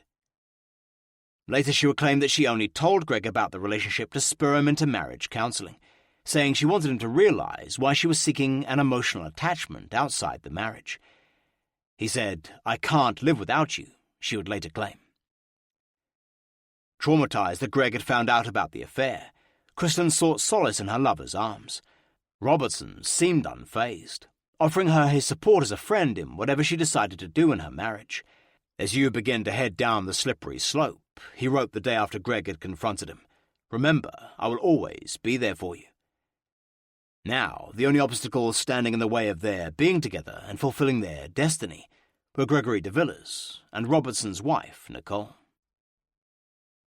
For the rest of the summer, Kristen began looking for a new apartment without telling Greg. Encouraged by Michael Robertson, who told her that once they put their troubled times behind them, they would be the happiest couple in town, Kristen signed up with an apartment rental service. She also confided in Tom Horn, a young student worker at the Emmys office whom she had trained. She told him in confidence that she and Dr. Robertson were having an affair, asking if he knew of available apartments in the Mission Hills area where he lived. She wasn't happy in her marriage, Horn remembered. She was looking to move out of her current residence. And Kristen also told Melissa Prager, her old high school friend, about Dr. Robertson one afternoon. They were walking in La Jolla after lunch, and Prager had complimented Kristen on looking great and less stressed than usual. Suddenly, Kristen announced that she had found a new love and wanted to leave Greg, telling a friend how she had finally found someone who respected her mind and appreciated her beauty. She said it was Michael Robertson, said Prager, the man she was working with. Kristen explained how she had told Greg about the affair, and it had led to bitter arguments. She wanted to somehow fix the arguing, either by moving out or by counseling. She asked if maybe I would consider moving down to San Diego and finding an apartment together. But even if Kristen was telling friends and family she wanted out of the marriage, Greg was too proud to tell anyone that he was being cuckolded. He never mentioned a word about Kristen's affair to his brothers or any of his friends. After his parents' divorce, he was determined to make a success of his marriage, always believing that they could resolve their differences.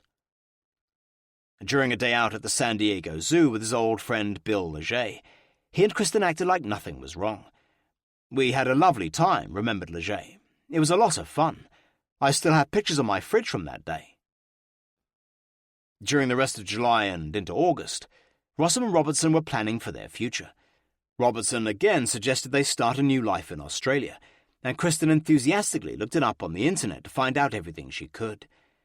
On nights when Kristen couldn't find an excuse to meet Robertson, he would send flowery emails lamenting how much he craved her body. "Oh, so we didn't get to have caddles last night," he wrote on July 19th. "Nor were we able to make dinner, take a bath, and make love while staring into each other's eyes. I love you, Kristen. I hope you have a wonderful day, and I can't wait for tonight, when I do get to cuddle you." The following day, Kristen sent him an email informing him, "My cheeks hurt." Although Kristen had squelched Greg's dream of starting a family with her, she now talked of having Robertson's children. On July 23rd, sitting in his desk at the ME's office, the chief toxicologist wrote that she was his perfect match, and he could see her beside him, at the altar, at home, holding my children. They were now sneaking off to make love at the Willows several times a week, scheduling their rendezvous by email. "So at what time will you be visiting the Willows, ELE?" asked Kristen at 3 p.m. on Friday, August 4th. "Okay, how does 4 sound?" was Robertson's reply. The following week, they secretly met at the Willows 3 times for what they termed quickie breaks. And the lovesick couple were now living in the future when they could be together without their spouses. "Better to create a future we love than to endure one we don't," Robertson would tell her. One morning in August, Dr. Michael Robertson asked his intern Tom Horn to go into the balance room and retrieve a manila envelope containing some fentanyl patches, which had been impounded some months earlier. Robertson gave him his key to the room, and Horn went in, finally finding the envelope, which was case number 1591, and handing it to his boss. A few days later, another member of the ME's staff asked Horn to find case number 1591, and he went back into the balance room but couldn't find it. Suddenly remembering that he'd earlier given it to Dr. Robertson, Horn went into his office and found the envelope containing the fentanyl lying on a small round table by Robertson's desk. A blood sample from the envelope was then sent out for testing, but the fentanyl was left there. 3 months later, during an audit, all the fentanyl patches from case number 1591 were missing and have never been recovered. Chapter 12. Disintegration. By the fall, Kristen Rossum and Dr. Michael Robertson were becoming increasingly frustrated in their respective relationships. Feeling trapped in an unhappy marriage with Greg, Kristen was taking more and more drugs to self-medicate. But she still managed to fool everybody around her, and her work performance never suffered, although she was now regularly smoking crystal methamphetamine at the ME's office and at home. Kristen would later complain that Greg refused to discuss their disintegrating marriage, channeling all his energies into Orbigen. As licensing manager for the 8-employee company, Greg was now responsible for locating cutting-edge new biotechnologies being developed at universities, and then persuading those universities to grant Orbigen licenses. It was a highly demanding job with long hours, but Greg enjoyed it, viewing it as a great opportunity. He dreamed of Orbigen one day going public and making him rich. Every morning, Greg would make the short drive to the company offices on Nancy Ridge Drive, Mira Mesa. There he spent nearly all his time on his computer, or phoning people on his huge 2,000-name database, working 500 active leads at any one time. He impressed Dr. Grunwald and his partner Dr. Terry Huang, another former Pharmagen employee, with his tenacity and dedication. He was excellent, remembered Dr. Grunwald. He was very meticulous and very hard-working, a problem solver, a team player. Greg never brought his marital problems into the office, where he was viewed as Orbigen's most positive employee. He was usually the first to arrive in the morning and the last to leave, and Dr. Huang even gave him an iMac computer and a high-speed cable modem so he could work at home. "We were a very small company," explained Dr. Huang. "Sometimes we worried about whether we can make it or not. Greg was usually very optimistic about what we were doing. Every Friday, Greg was the driving force behind Aubergen's morale-boosting TGIF afternoon get-togethers. He was also organising a fishing trip to Mexico for staff, like the one at Farmagen several years earlier. Later, Kristen would portray her husband as dark and moody after he found out about Michael Robertson, but none of his colleagues ever saw that side of him. There was a period where he basically went to bed for a couple of days and wouldn't talk to me or anyone. Kristen would later claim, "I was devastated too. It was pretty painful to see someone you love hurt so much." In mid-August, Greg and Kristen drove to Claremont for her parents' 28th wedding anniversary. Kristen's Aunt Marge had flown in from Indiana for a small family party, and it was the first time she'd seen the young married couple since the wedding. Her aunt had never approved of Greg, thinking him wimpy and immature, complaining that he didn't act like a man after he once lost a shooting contest with Kristen's brothers. At one point, she would later testify she ended up alone with Greg in the kitchen, and he asked her for a video of Kristen dancing the Nutcracker Suite at school. Then he went off to play it by himself in the living room. When Kristen's youngest brother Pierce came in after washing his car, he was surprised to see Greg sitting on a couch, watching the 10-minute videotape over and over again. I said, "Come on, Greg, let's play," Pierce remembered. He said, "Come on, let me watch this." A couple of weeks later, Kristen and Greg cancelled a long-planned camping trip with Jerome and Bertrand at the last minute, saying they couldn't afford to go. But on September 2nd, they drove to Thousand Oaks for Greg's mother's birthday, and after going out for dinner, they stayed the night. Although the three de Villiers brothers were now spread out across California, they kept in close touch via telephone and email. Greg talked to Jerome and Bertrand once or twice a week, always appearing positive about his marriage. He still talked enthusiastically of having kids with Kristen and moving to a large house one day. And they never realized his problems with Kristen until it was too late. Greg's main topic of conversation was his new job at Aubergen and how well it was all going. He was really excited about it, said Jerome. I kind of got the impression he thought he had a good chance to get in, start with a small company and make it big.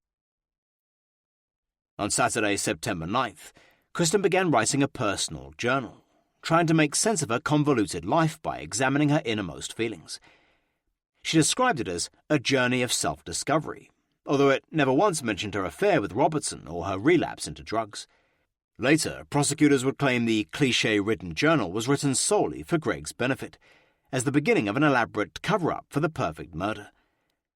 I want to learn about myself, she began in her neat, precise handwriting, a deeper understanding of who I am. Her life, she wrote, had been a roller coaster of highs and lows, and now that she had come to rest in a stable, secure relationship, she questioned why she was still unfulfilled and feeling like a prisoner. Why do I yearn for more, she asked. Am I seeking out a fairy tale existence that just doesn't happen in real life? She mourned the loss of her carefree life and wondered how she had come, 1 year into her marriage, to such an unsettling turning point.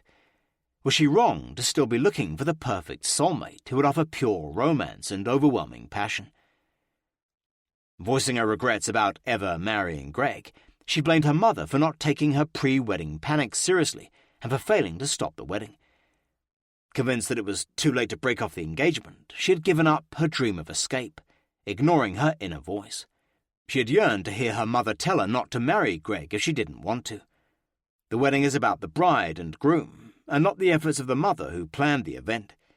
If I had been giving the family support that I so desperately needed, I wouldn't be a wife. I wouldn't have Greg in my life. I wouldn't be struggling like I am now. Fueled by crystal methamphetamine, Kristen Rossum spent much of September preparing for the upcoming SOFT conference and her long-anticipated weekend with Michael Robertson. But, more importantly, she was determined to make a memorable debut in the world of international forensic toxicology and practice delivering her strychnine paper again and again. In the second week of September, Kristen submitted her travel request for flight and hotel reimbursement after it was approved by Dr. Robertson. Under the comments section, her boss gave the official reasons why Kristen should attend the week-long Milwaukee conference with him. As a forensic toxicologist, this is one of the most important conferences she can attend, he wrote. It will improve her knowledge and experience.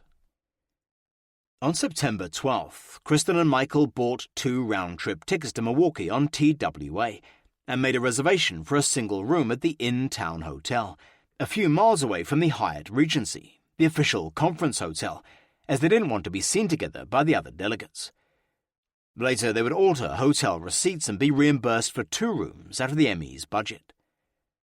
Dr. Robertson's superior, Lloyd Amborn, had heard more gossip about an improper relationship, so once again he summoned the chief toxicologist into his office, asking if there was anything unprofessional going on. He denied it, said Amborn. He felt the rumours were being caused by the fact that he was mentoring Kristen more closely than the other toxicologists because she was more professionally interested. As the conference drew nearer, Greg de Villiers became increasingly uncomfortable about his wife going, suspecting that Michael Robertson would be there. Again, Kristen assured him that it was just an emotional attachment and nothing for him to worry about. He told me I was not to go, Rossum would later testify. He voiced repeated concern about it for several months. But Kristen paid little heed to Greg's wishes, sometimes accusing him of trying to control her. On September 20th, in preparation for the conference, she visited Planned Parenthood. She also gave a boss a book on sexual positions entitled 52 Invitations to Great Sex, to make their love life a little more adventurous. "Well, sweetheart," she wrote on the inside cover, "together we will enjoy a lifetime of passion. This is just the beginning. I love you, Kristen." The following day, she made the first of many trips to Tijuana to buy an assortment of drugs at a pharmacy, including Soma and an amphetamine substitute called Ascendix. A doctor at the pharmacy wrote her a prescription for the drugs, no questions asked, citing obesity, although Kristen was underweight. Soon afterwards, Kristen pondered in her journal why she needed amphetamines to control her body, noting her ongoing inner conflict between logic and unattainable ideals. "I guess that my belief is that it is within my power to control the shape of my body," she wrote. Unhappy about her physical appearance, she went on to complain that her bosom was a little rounder than it once had been, and that her inner thighs jiggle a bit too much. Her stomach could be flatter and her arms better toned. She concluded that she was unhappy with her body because it wasn't perfect, even though she knew that perfection was imaginary. She felt that she would be more empowered if she were taller and also wanted big, full, pouty lips. Straining to conform to the feminine ideal, Kristen believed that she would finally attain inner peace, only after she repaired all her physical flaws to achieve the perfect body. In mid-September, Professor Ralph Rossum conducted a judicial seminar in San Diego, and his wife Constance and son Pierce rode down with him. While Pierce went off to play a round of golf with Greg, Constance met her daughter for lunch in downtown La Jolla, before they went shopping in a nearby mall. She wanted to talk about Greg, her mother later testified. She was definitely leaving. According to her mother, Kristen wanted Greg to suffer as little pain as possible, as his mother was sick, but Constance told her that she couldn't stay with Greg just to spare his mother's feelings. "I wanted her to leave him," she said. "I said, we can move you out today." "Mum, I'm his whole life," Kristen told her. "I've been with him for 5 years. I can't say goodbye, have a nice life." Kristen said that she had already started looking for an affordable apartment and planned to leave in early November, in time for the holidays. The following night, Kristen pondered the very emotional lunch in her journal, saying that she had made an effort to connect with her mother and that they had engaged in a little mother-daughter bonding. "I have never felt particularly close to my mum," she wrote. "It always seemed to me that she rarely was able to just be herself." Accusing her mother of always carefully presenting the image of the perpetual hostess, Kristen observed that she seldom revealed the real person beneath the facade. Kristen was also engrossed in the Mitch Albom's heart-tugging bestseller, Tuesdays with Maury, about the life lessons he learned from his dying professor. Apparently it had prompted her to think about life, death, and the bigger picture, but she also wrote passages about her marriage, apparently designed to be read by Greg sometime in the future. "I feel for Greg and what my doubts are doing to him," she wrote, and she now admitted that it was unfair of her to have committed to a marriage without first dealing with her issues. A few days later, she questioned why she was not in love with Greg, although he tried so hard to please her. He must be frustrated, she concluded. It's difficult when one person loves the other more, when it's uneven. A day later, she became nostalgic for her old boyfriend, Teddy Meyer, whom she'd abandoned and robbed 6 years earlier. Kristen admitted that she had treated him horribly, writing that he was her first real love. Now she wanted to write him a letter of apology. She felt the need to own up to her past because she was tired of running away. But although she obtained Meyer's address from Melissa Prager, she would never put pen to paper. Chapter 13. The Soft Conference. On Tuesday, September 26th, 3 days before the Soft Conference, the lovers' 8-page conference application landed on Lloyd Amborn's desk, and he immediately called his chief toxicologist into his office for the 3rd time to explain himself. It was for the 2 of them to attend the conference, he remembered. I wanted to talk to him about it. Once again, Dr. Robertson denied that his relationship with Kristen was anything but professional, insisting that the strychnine paper she would present at the conference would be a vital part of her toxicologist's training. Without proof that Robertson was lying, Amborn had little choice but to reluctantly sign the application. In the days leading up to the Milwaukee conference, Greg DeVilliers began exploring job opportunities for Kristen at Aubergen to get her away from Michael Robertson. He told Dr. Grunwald that his wife was unhappy at the ME's office and wanted to switch jobs. But although Aubergen had a vacancy, the biotech company did not employ chemists, so Greg asked him to let him know if he heard of any suitable jobs for Kristen through his network of contacts. Most nights, Kristen wrote in her journal, which she would then casually leave lying around in the kitchen, sending Greg a clear message about how she felt about him trying to prevent her going to Milwaukee. Although she was nervous about delivering her 15-minute talk, she wrote, her main problem was Greg's attitude, as he was obsessed about whether Dr. Robertson would be there. Then she laid a red herring for her husband, writing that her boss was probably not attending anyway, although she knew he would definitely be there. She then accused him of not understanding her, asking what they had together if he didn't trust her, and questioning if their relationship was beyond repair. By Friday, September 29th, 3 days before the start of the conference, Greg DeVilliers had resigned himself to Kristen attending. He wrote her an email giving an 800 number where she could call him during her week away. Good luck again on your practice talk, he said. Give me a call to let me know how it went. Love you, Greg. On Saturday morning, Greg drove Kristen to San Diego International Airport and left her at the terminal. She removed her wedding ring before meeting up with Dr. Robertson by the gate. The 2 lovers then boarded the airplane, sitting next to each other for the 6-hour flight. It was late afternoon when they arrived and caught a taxi to the in-town hotel, where they spent the rest of the evening. On Sunday, they had a free day and officially checked in at the Hyatt Regency Hotel, where they were given a registration package. Among the materials it contained was an 8-page article on fentanyl, written by Robertson's friend, Dr. Daniel Anderson, entitled 25 Deaths on Fentanyl. A few days later, Dr. Robertson and Kristen would attend a presentation at the conference on fentanyl overdoses, resulting in unintentional death or suicide. On Monday, the first day of the conference, Dr. Robertson chaired a 4-hour afternoon workshop titled Benzodiazepines, Pharmacology and Analytical Challenges, while Kristen attended another workshop. Later, they left the conference to spend the evening together. At 7 the next morning, Kristen took part in a 6-kilometer fun run, and, after finishing, she and Robertson saw her old friend Frank Barnhart, who had initially hired her at the San Diego ME's office and had unsuccessfully tried to get her a job at the San Diego Sheriff's Department, where he now worked. He chatted briefly to his Lil Bandit, and they would bump into each other frequently over the course of the conference.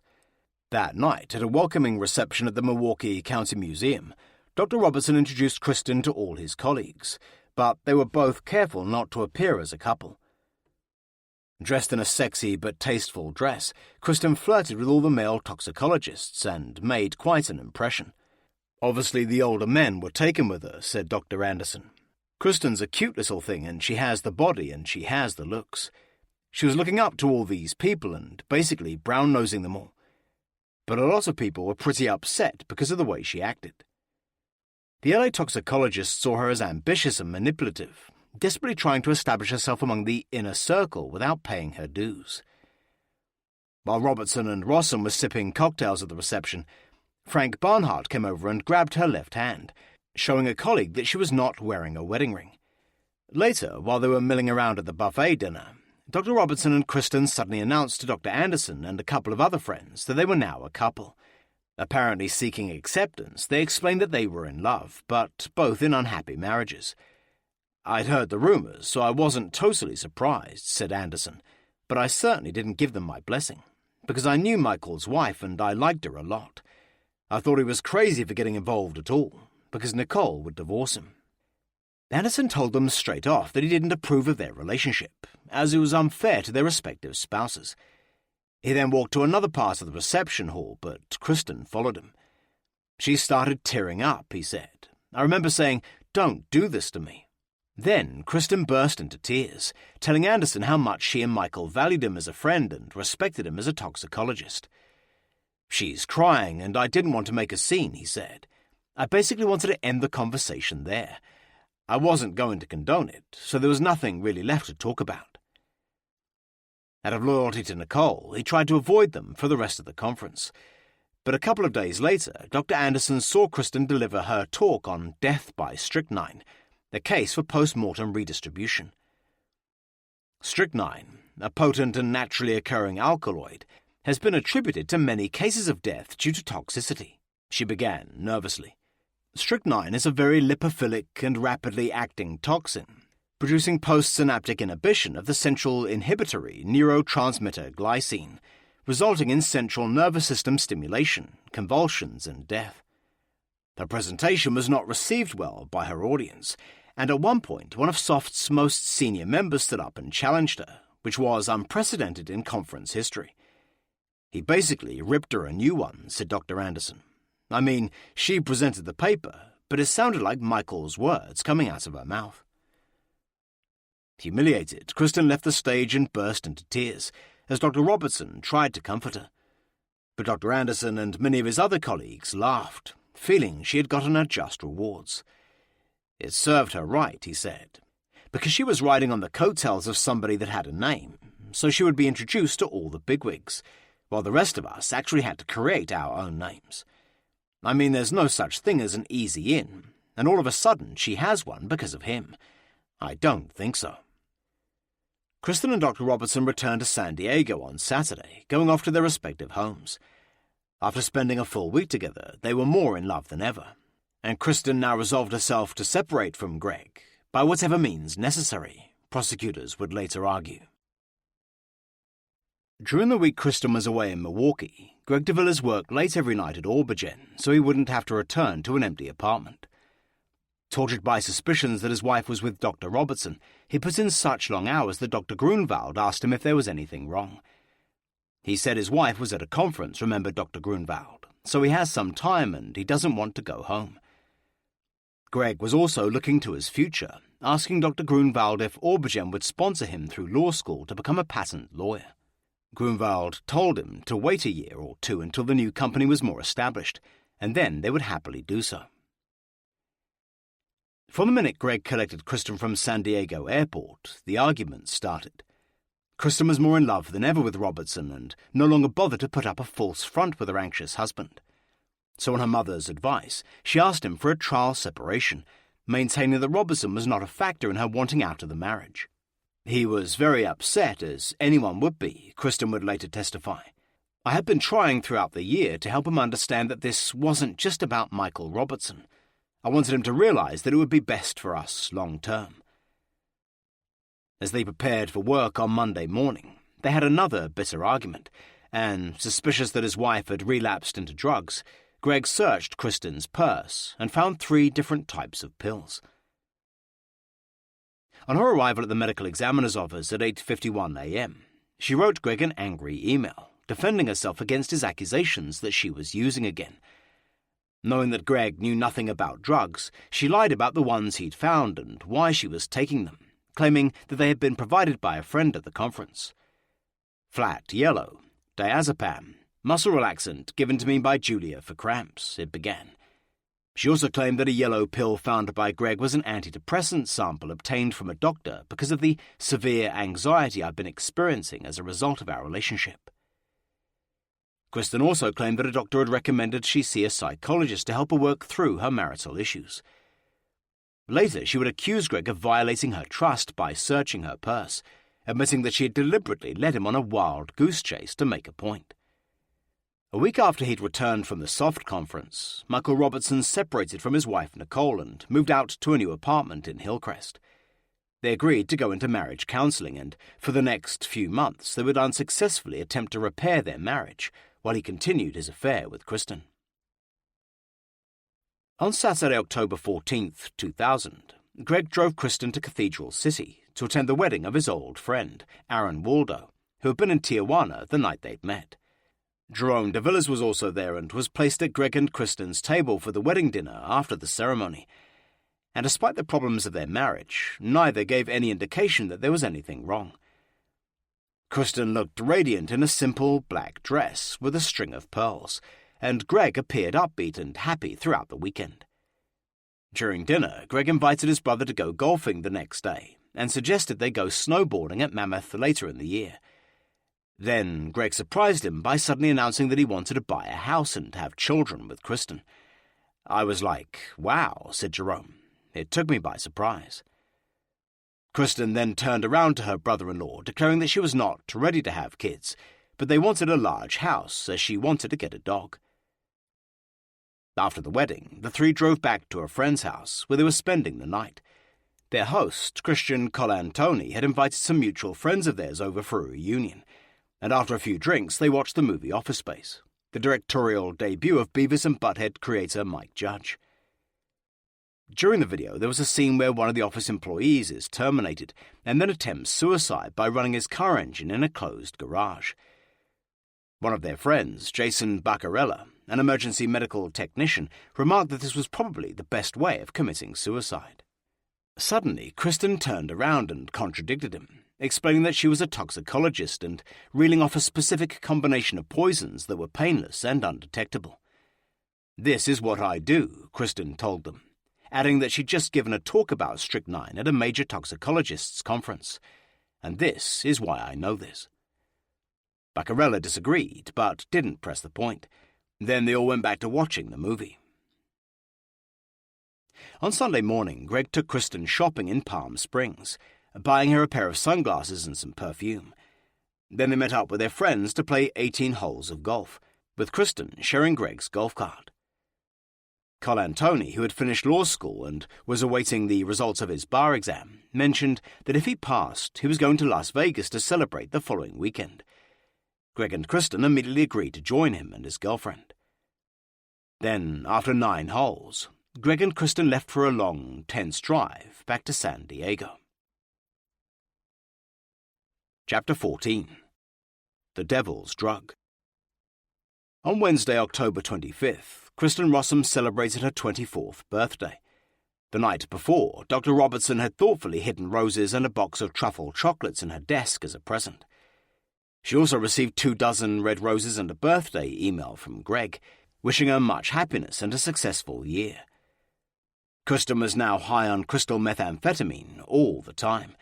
Later, her neighbors would remember how she always seemed in a hurry, dashing from her car into her apartment for no apparent reason. Her appearance also changed. She lost weight, developed acne, and was geeking, picking at her fingernails as she had done when she was strung out at Redlands before Greg helped her clean up.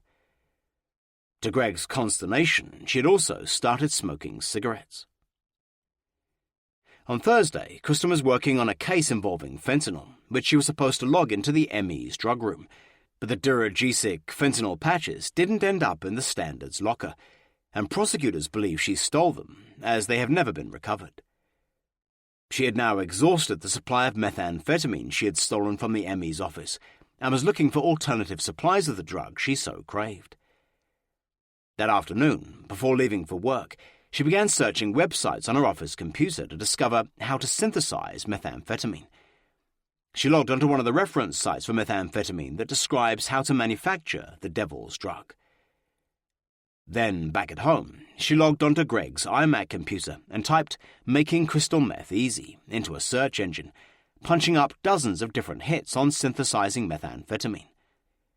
Greg had recently renewed his California driver's license with the Department of Motor Vehicles, and that night a blank organ donor's card arrived at their apartment. Greg filled it in, saying that in the event of an accident he wished to donate his entire body to help others. He and Kristen co-signed it, mailing it off the next day. A few miles away at his new Hillcrest apartment, Robertson watched the Yankees beat the New York Mets in the World Series. After it finished, he sat down and wrote Kristen a passionate 2.5-page love letter, urging her to make a lifelong commitment to him, and hinting that he would leave her if she didn't act now. "Hi, gorgeous," began the letter, later found in his office desk. Robertson proclaimed that he was madly in love with Kristen and eagerly waiting for the day when he could express his feelings in public as well as private. He told her that, in falling in love, they were playing out their destiny, and that he had finally learned to let myself go completely. He then wrote of his frustration that she had celebrated her birthday and other family holidays with her husband and not him. On Friday, Kristen felt overpowered by everything that was happening and plunged back into crystal methamphetamine with a vengeance. She felt guilty for letting everyone down, but she desperately needed the drug to numb her troubled mind and do what she had to do. Crystal changes the chemical composition of the brain, and studies have proved it does irreparable damage. If taken regularly, it can lead to paranoid psychosis, depression, and memory lapses. Addicts with the biggest behavioral problems, to begin with, usually suffer the most damage. That day, she was obsessed with getting high from crystal meth. At 8:48 a.m., as soon as she arrived at her desk, she began searching websites for synthesizing the drug. Then, during an extended lunch break, Kristen went to Tijuana where she met a local taxi driver, Armando, who facilitated drug buys. "I had read a newspaper article a couple of years before," she would later testify, "that if you ever wanted to find anything in Tijuana, all you had to do was ask a taxi driver." When Kristen got into his yellow cab, Armando asked her if she wanted pharmacy drugs or something else, mentioning Christina. She said yes, giving him $100, and he drove her to a dealer. There he bought her a bundle of meth for $70, pocketing the rest of the money as commission. Back at the border, Armando gave her his business card so she could call him next time from San Diego to arrange things ahead of time. When Kristen returned to the ME's office, she carefully hid his card in her desk and went to the HPLC room to chase her dragons. On Sunday, Kristen wrote in her personal journal for the first time in a few weeks. Once again, she was apparently weighing up the pros and cons of her marriage to Greg, debating on how she was going to leave him. "This is not going to go away on its own," she concluded. "I hope Greg realizes that it is what is best for the marriage." But her affair with Dr. Robertson and the escalating amounts of drugs she was taking remained unmentioned. On Monday, October 30th, Kristen purchased a cell phone and a crack pipe from Woody's smoke shop, but it would be another week before she used the phone. The next day, Halloween, she bought a second pipe and went online scouring the methamphetamine sites once again. That night, Greg and Kristen had planned to go to a fancy dress Halloween party at the home of one of their friends, Jen and Ronnie Flores. A few nights earlier, Greg had made a rare visit to the ME's office to pick up Kristen so they could buy their costumes at a Party City store. On Tuesday, Greg seemed worried when he arrived at work. At lunchtime, he asked Dr. Grunwald for the afternoon off, saying he had to deal with an urgent family matter. Dr. Grunwald, who had never seen Greg take any time off, suspected he was going home to talk to Kristen about something. That night, they put on their costumes and went to the party and enjoyed themselves, posing together for photographs. On Wednesday morning, Greg was back at work and seemed in his usual good spirits. That week, he was involved in trying to organize a new Orbigen business plan with his old high school friend Christian McLean, a financial advisor at Merrill Lynch. He worked at a new company, said McLean. It was trying to get some funding. In a telephone conversation to discuss the plan, Greg seemed excited and optimistic about his future at Orbigen, and happy to be part of the team. McLean said he would come to San Diego soon to see Greg and talk over the business plan in person. "I was looking forward to just spending time down there with Greg," he said, "an opportunity to hang out with my buddy." That night, Greg called his brother Jerome for a chat. Jerome was engrossed in a DVD about Alaska and wasn't in the mood to talk. I kind of put him off, he would later remember. We had both had long days. I remember telling him that I felt tired and was going to bed soon. Greg said he was also tired because he was working so hard. The brothers agreed to talk again soon. But it would be the last conversation they would ever have. On Thursday, November the 2nd, Kristen got up early and smoked some crystal at a ladies' restroom on the way to work. During the morning, she and Greg exchanged emails to arrange to meet for lunch. They discussed different restaurants in Little Italy, but finally decided to meet back at their apartment. Before leaving for lunch, Kristen hid a pipe and a drawer at the HPLC room and took a one-page love letter she'd received from Dr. Robertson in July, putting it in her purse. The letter, which had been written on stationery from the Westin Rio Mar Beach Hotel, where the 1999 Soft Conference had been held, was addressed to a beautiful girl. When I think of the future, it said, I smile and think of the future and you, and we'll come together, and it makes me so excited. She was rereading the letter in the living room when Greg suddenly came home and caught her. According to Kristen, she didn't have enough time to hide it, and Greg saw her putting it into her back pocket. He then accused Kristen of being on drugs and searched her purse, looking for evidence. As she vehemently denied taking anything and protested her innocence, Greg found Dr. Robertson's love letter. He basically wrestled me to the ground to get the letter, she would testify. He almost struck me. He read the letter and was infuriated by it and was storming around. Then Kristen grabbed the note from Greg's hand and pushed it into a shredding machine. Greg snatched the pieces and, according to Kristen, spent hours trying to put them back together with Scotch tape over the next couple of days. They spent the entire afternoon arguing, Kristen demanding a trial separation, saying she was already looking for a new apartment. They both called work, saying they would not be in the rest of the day for personal reasons. At one point that afternoon, Greg became so incensed that he threatened to take the letter to the medical examiner and reveal her affair with her boss if she didn't stop using drugs and end her affair. For once, Kristen was terrified that he might go through with his threats. That night, they had a take-out dinner and then slept in the same bed. It was an emotionally draining day, remembered Kristen. We were both tired from arguing. Later, prosecutors would contend that Kristen had lied about Greg finding the note and trying to repair it, as part of her elaborate preparations for murder, and it would take a computer expert 6 weeks working around the clock to finally reconstitute it. On Friday morning, they both went to work as usual. Greg seemed particularly worried and preoccupied that day, obsessing about a high school friend whom he thought had cheated Aubergine on a project on which he had been hired as a consultant. Greg spent the morning trying to track him, calling pizza places all over San Diego, hoping one of them would have his address. I will nail him now, Greg excitedly told Dr. Grunwald once he had the information. I got him. I will visit him tonight. Kristen also went to work that morning, shaken about Greg's ultimatum to tell the medical examiner about her affair and drug use.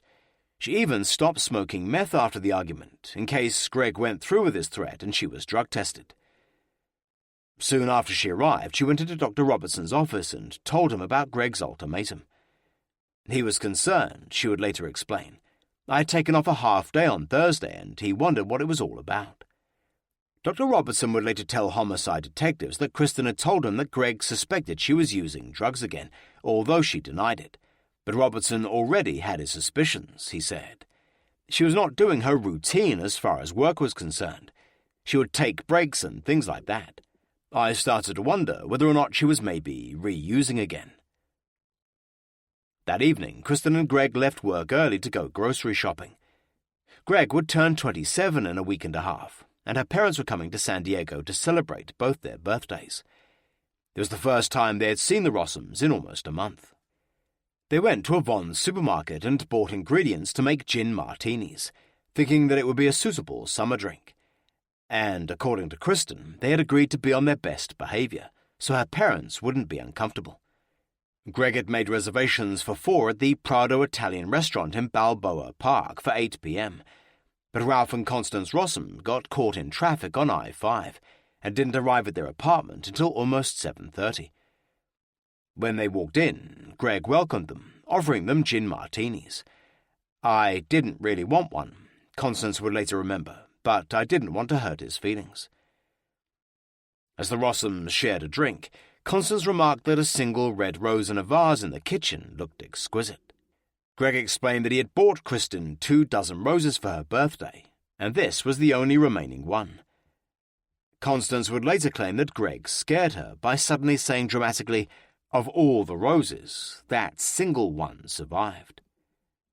Ralph and I looked at each other, she later testified. We thought, wow, you are waxing poetic there. Kristen got a camera and they took photographs of each other, smiling at the dining room table. Then Greg drove them all to the Prado, where they were seated for dinner. They ordered drinks and then had a bottle of wine with their meal. Professor Rossum would later accuse his son-in-law of twice making a scene at dinner and having to be told to keep it down. Greg seemed very agitated about a number of matters, Constance would remember. Very strange table conversation. The Rossums claimed that Greg seemed upset that his mother had still not received her wedding album, 17 months after the event. Constance assured him that she had already spoken to the photographer and it was being taken care of. Later in the meal, Greg brought up his former friend, whom he suspected of taking financial advantage of Aubergen. He said, "I'm going to ruin his life forever," said Professor Rossum. This was not at all characteristic of Greg.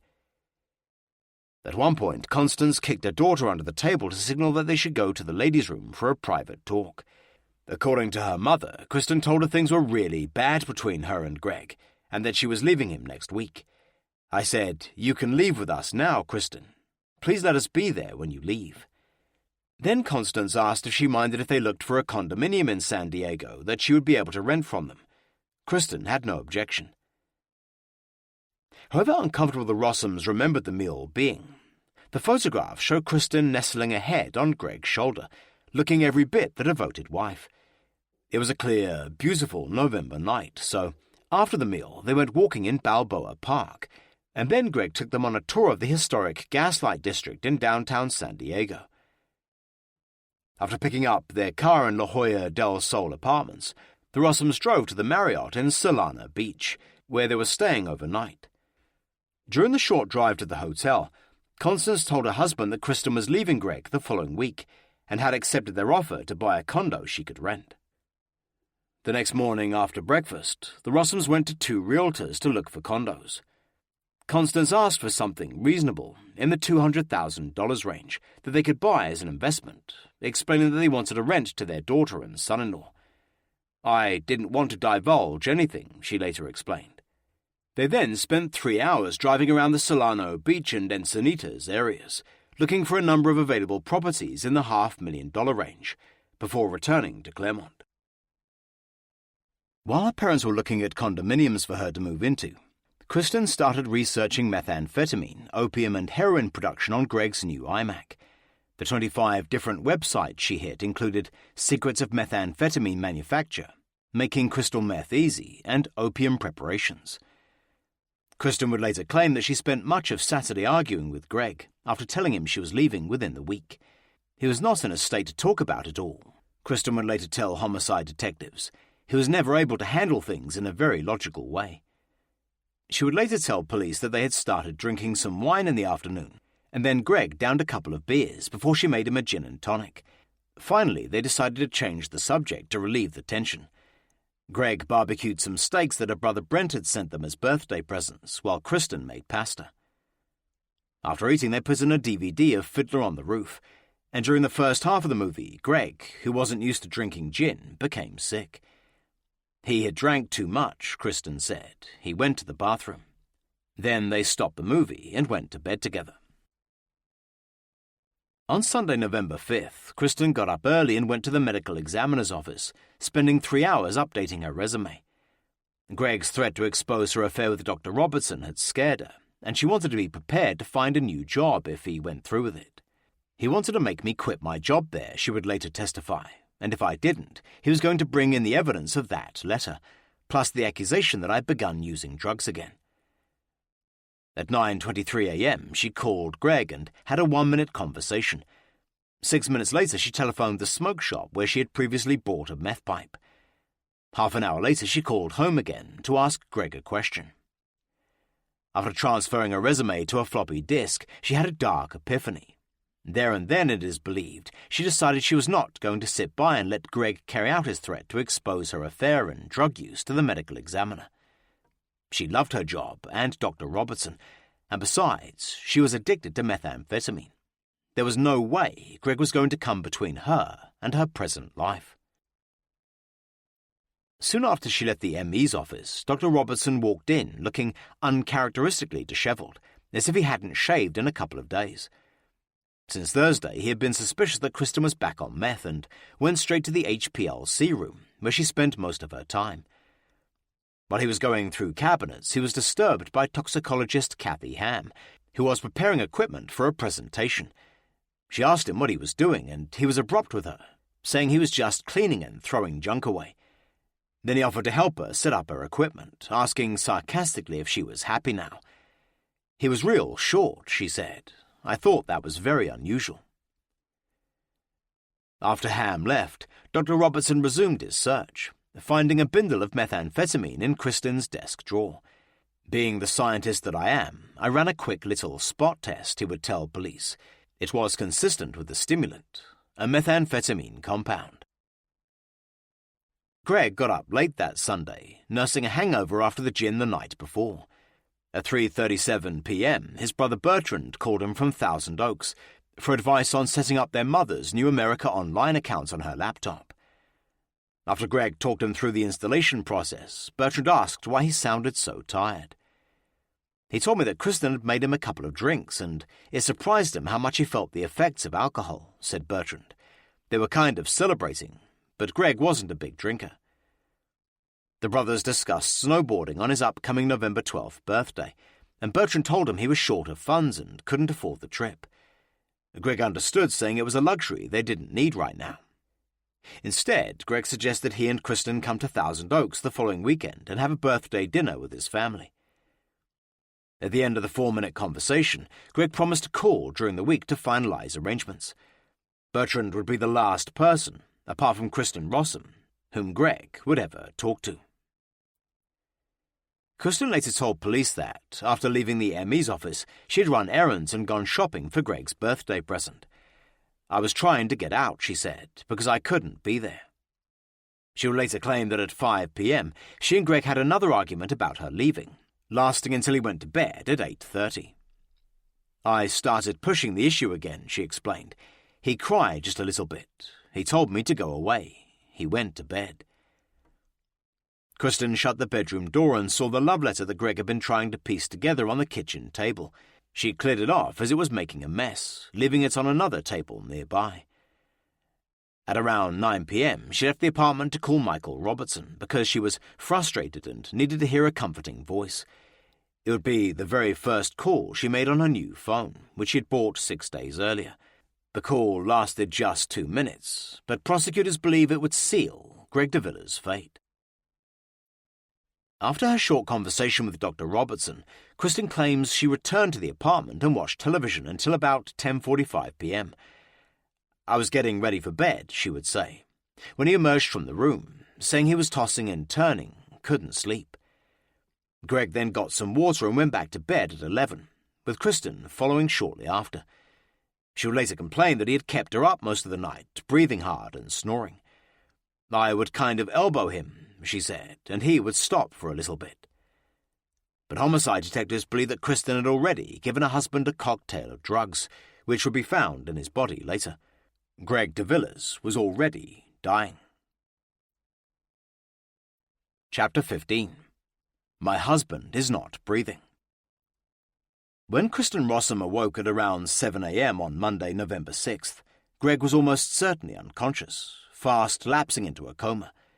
Forensic experts later speculated that she had first sedated Greg the night before with clonazepam, a date rape drug, and oxycodone, a powerful painkiller known on the streets as hillbilly heroin. Then, said the experts, as Greg lay unconscious in his bed that morning, Kristen began methodically administering fentanyl, either as a liquid or through patches, similar to one smokers use to quit. Fentanyl is a lethal drug many times stronger than morphine, but it takes time to work its way into the bloodstream. Greg was in good physical shape and his body valiantly fought off the effects for many hours. According to prosecutors, Kristen would spend the day shuttling between work and her apartment, administering more and more doses until her husband was finally dead. At 7:16 a.m., telephone records show Kristen called her Mexican drug dealer Armando from her home phone, something she had never done before. When there was no answer, she called his cell phone 3 times in rapid succession. She was clearly desperate to buy drugs, as her methamphetamine stash at home was almost exhausted. Her desperation was understandable. Prosecutors would later argue she knew she needed to numb herself with dope to get through her ordeal. At 7:42, Kristen called Greg's personal voicemail extension at Aubergen, leaving a message that her husband would not be in that day. Later, it was noted that she called his personal extension instead of Aubergen's main number, which was readily available in the phone book. "This is Kristen, Greg's wife calling," said her message. "He's not feeling well at all today, so he's most likely going to be taking the whole day off. Hopefully someone else will get this message and that it will not be a problem. Okay, bye, thank you." Shortly after making the call, she went to work. Forensic investigators would later conclude that she left her dying husband on their bed, his lungs filling up with fluid from bronchopneumonia, and his bladder no longer functioning.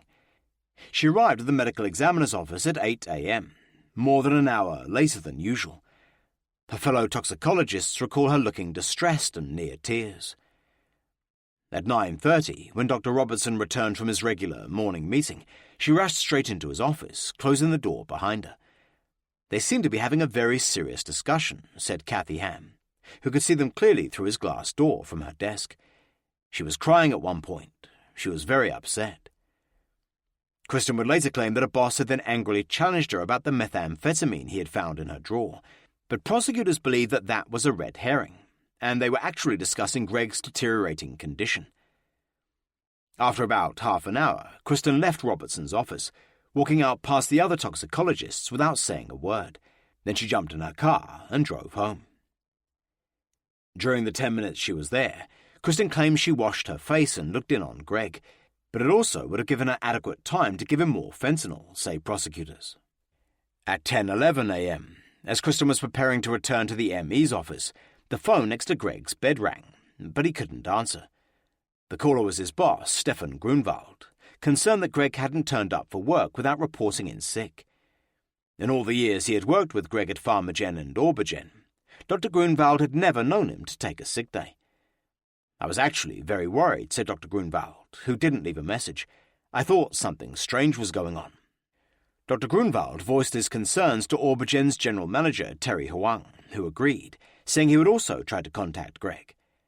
Huang called at 10:17 a.m., and when there was no answer, decided to try again later. After leaving her apartment, Kristen returned to the medical examiner's office, spending the next hour working in the HPLC room, where she kept her stash of crystal meth and pipes. She tried to distract herself with work, but just before midday, she went home again. Kristen later claimed that she was concerned about Greg and wanted to check in on him, but the evidence would tell a different story, that she knew Greg was dying and wanted to see if he was still alive. Kristen was probably high on meth and not thinking straight. At 12:10 p.m., the La Jolla del Sol's regional service manager, Herman Schledwitz, was walking to his office when he saw Kristen's Toyota Cressida careen into the parking lot, parking at a 45-degree angle. He watched in astonishment as she got out of the car and ran into her building. 10 minutes later, after looking in on her dying husband, she called Michael Robertson on her new cell phone. It was during that conversation, prosecutors would argue at trial, that the couple finalized plans to stage Greg's death as a suicide. Then Kristen drove straight to Vons, purchasing soup, cold medicine, and a single rose. As she was paying the cashier, she handed the clerk her Vons discount card to save a few cents, and it recorded the transaction at 12:41 p.m. This would be her single biggest mistake. She returned home yet again to see whether Greg had died. According to the forensic evidence, he would have by now been in a deep coma, his crippled body bravely struggling against the lethal drugs overpowering him. But he was still alive, and it was at this point, perhaps, that Kristen gave him another dose of fentanyl. Back at Aubergen, Dr. Grunwald was getting increasingly concerned about Greg, who still hadn't called in. At lunchtime, he went to Terry Huang's office and they decided to try his home again. But the phone next to Greg's bed kept ringing, and the answering machine didn't pick up. Huang would try yet again at 2:24 p.m. with similar results.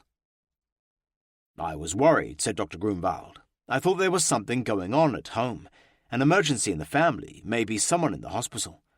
Dr. Grunwald even considered driving to Greg's apartment to check on him, but he was too busy to make the short trip. By 1:30 p.m., Kristen was back in the medical examiner's office, appearing frazzled. She still looked upset to me, remembered Kathy Ham. She was cleaning up.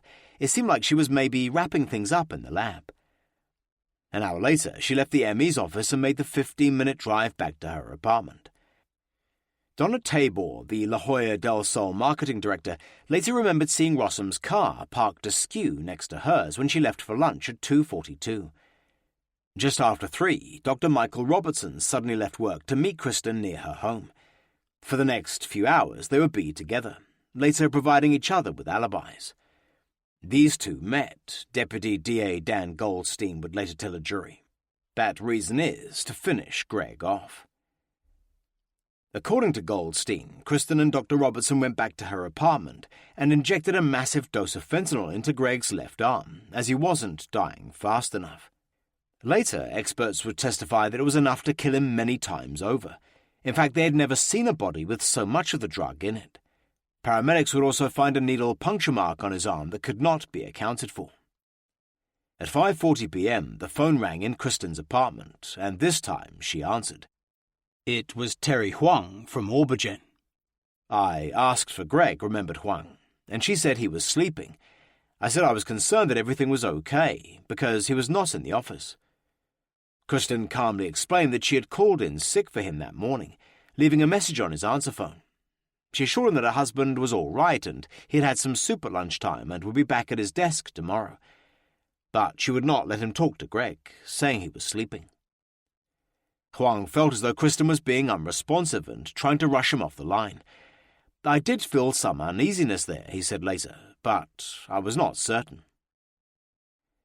At 6:30 p.m., Kristen drove to the ME's office one last time that day. Later she would claim she went to turn off the HPLC machine, but it was believed she was dumping evidence. When Kristen returned to her apartment 90 minutes later, Greg was almost certainly dead. It was then, prosecutors say, that she began carefully assessing the scene for his suicide, knowing that she had to get away with murder. Here is how investigators reconstructed Kristen's actions over the next hour and a half. Inspired by American Beauty, she took the red rose she had bought in Vons and scattered the fresh petals around Greg's body, dressed only in his pajama bottoms and lying on the bed. Then she took their favourite framed wedding photo, placed it by his head, and carefully left her journal open on a nearby table. She also wrote a note to Greg, which she placed near the bed. "Hi, Sleepy," it read. "I'm going to go shopping to get a wedding gift for Barb. Leftovers in the fridge for you. I hope you feel better, and I'll see you later." At about 9 p.m., satisfied that everything was in place, she took a quick shower and put on her pajamas. Then she smoked some crystal methamphetamine before taking one final look at her carefully orchestrated suicide scene. Then she dialed 911 from the cordless phone in the kitchen. Kristen Rossum's hysterical 911 call came into the UCSD emergency dispatcher at 9:22 p.m. as a code blue, meaning that the patient has no pulse and is apneic. "My husband is not breathing," sobbed Kristen hysterically. The dispatcher transferred her to the fire medical dispatcher, who asked Greg's age and where he was. "Okay, stay on the line with me," said the dispatcher, "because I need to give you some instructions." "He's cold," Kristen screamed, as the dispatcher assured her that paramedics were on the way. Through sobs, Rossum explained that her 26-year-old husband had stopped breathing, adding that he hadn't been feeling well the previous day and had slept a lot. "I came home a little while ago to check on him," she said, "and then I took my bath and—" The dispatcher told her to listen carefully as he guided her through cardiopulmonary resuscitation to try to revive Greg. But when the dispatcher ordered her to put Greg on the floor, she would have had to think fast. if, as investigators believe, her staged suicide scene was by now fast falling apart. "Is he in bed?" asked the dispatcher. "What?" asked Kristen, evidently taken by surprise. "Is he in bed?" repeated the dispatcher. "Yes." "Then take him off the bed and put him on the floor. Are you able to do that?" Maybe," she replied, adding that she was by herself and there was no one to help her. Then, while speaking to the dispatcher on the cordless Princess phone, she apparently pulled Greg's 153-pound body off the bed. According to prosecutors, she began quickly restaging the death scene before the paramedics arrived. "Is he on the floor now?" asked the dispatcher. "Yes," said Kristen. At this point, to maintain the suicide staging, she would have had to sweep the rose petals off the bed and begin rescattering them around Greg's body. The stem of the rose ended up on the floor next to a pair of shoes. After confirming that Greg was flat on his back without any pillows under his head, the dispatcher walked her through CPR. "What I want you to do is put your hand on his forehead," he instructed. "Are you listening? Okay. Place your other hand under his neck and tilt his head back. I want you to put your ear next to his mouth and see if you can feel or hear any breathing, or if you can see his chest rise. Do that now." Once again, Kristen broke down in tears, sobbing that Greg was not breathing. Meanwhile, prosecutors would later explain, she was carefully placing the deep red rose petals around Greg's body, from head to toe, and repositioning the wedding picture by his head. "I'm going to tell you how to give mouth-to-mouth, okay?" said the dispatcher. "Are you listening?" "I am," Kristen replied, as she apparently walked away out of the bedroom and into the kitchen. The dispatcher then instructed her to pinch Greg's nose closed and cover his mouth with hers. "I want you to force 2 deep breaths of air into his lungs, like you're blowing up a balloon, okay? Do that now." Then, according to investigators, Kristen began to blow into the phone, pretending she was administering CPR to Greg. This was later considered to be her big mistake, as it is impossible to give CPR while talking on a cordless phone. "Okay, I did it," said a tearful Kristen. "Did you give him 2 breaths? Yes. Did you see his chest rise? Yes. Did you feel the air going in? Yes." The dispatcher then told Kristen to check Greg's pulse by sliding her index or middle fingers into the grooves next to his Adam's apple. Kristen told the dispatcher she couldn't feel a pulse. He then told her to put the heel of her hand on Greg's breastbone in the center of his chest and put her other hand on top, between his nipples, and push down firmly 2 inches to begin CPR. "And do it 15 times, ordered the dispatcher, like you're pumping his chest. Go ahead and start counting." Kristen slowly counted up to 15, but prosecutors believe she was only pretending to pump Greg's chest. The dispatcher then told her to put her hand back under his neck and pinch his nose closed with the other, tilt his head back and give him 2 further deep breaths. So Kristen simply blew into the telephone twice, prosecutors say, as she walked over and unlocked the front door, leaving it ajar for the paramedics. Then she was told to pump Greg's chest another 15 times and keep repeating the sequence until help arrived. Kristen was standing in the kitchen living room area talking to the dispatcher on the cordless phone when the paramedics rushed through the front door, just 3 minutes after her initial 911 call. "They're here," she sobbed. "They're inside. They're setting up." At 9:23 p.m., veteran firefighter paramedic Sean Jordan and his EMT assistant April Butler were working an overtime shift in Torrey Pines when they received the emergency call from the police dispatcher. They were ordered to number 204, 8150 Regents Road on the UCSD campus for a non-breather. Butler immediately turned on the ambulance's flashing red lights and siren, driving straight to La Jolla del Sol, where they arrived 3 minutes later. Butler parked the ambulance on the red brick driveway outside the complex, where a security guard let them in. Then Jordan grabbed the heart monitor and drug box, while Butler took the defibrillator and suction device. Then they rushed up 1 flight of stairs, where they saw Kristen wearing pajamas in the living room, talking on the phone. "I saw the wife," Jordan would later testify. "She was crying." When he asked where Greg was, Kristen pointed toward the bedroom, saying he had overdosed. Then, to their astonishment, Jordan and Butler walked into the bedroom, where they saw the eerie tableau of Greg's body, naked to the waist, lying to the right of the bed by a dresser, surrounded by red rose petals. He and Kristen's wedding photo was lying on the floor by the dresser, as if Greg were looking at it. By the head of the bed lay a yellow cup, a blue one on the right side of the bed on the dresser, and another blue cup in the bedroom. None of them would ever be examined later. Both paramedics would later testify that there were no red marks on Greg's chest, which would have been inevitable if Kristen had been giving him CPR. They also noted there were no rose petals underneath Greg. There were none on top of him either, as would have been expected when she had pulled him onto the floor. He was pale and cyanotic, blue around his lips. He looked dead, said Butler, who remembers that the bed looked freshly made, as if no one had slept in it. Still sobbing, Kristen remained in the living room talking on the phone, as Jordan walked up to Greg's head to check his vital signs. He still felt warm, he said. Still felt like he had recently taken his last breath, like he was newly deceased. He didn't have any rigor mortis. Then Jordan went into action, sticking a tube down Greg's throat so he could breathe for him. As he furiously worked on Greg, Butler began setting up a cardiac monitor and an IV bag. But it was already too late. Greg's pupils were fixed and dilated, and a heart monitor showed he was flatlining. While Jordan was trying to resuscitate Greg, a hysterical Kristen came into the bedroom in tears. The paramedic asked her what had happened, trying to ascertain why an apparently healthy 26-year-old man would be in this condition. He was far too young to die from heart disease. "We tried to find out some information," he would testify. "Does he do drugs? Does he have some medical history we need to know about?" Kristen broke down, saying Greg had overdosed on medication that she believed he had been taking for a while. Then she went back into the living room and resumed talking on the phone. "We thought it was kind of weird," Butler would later testify.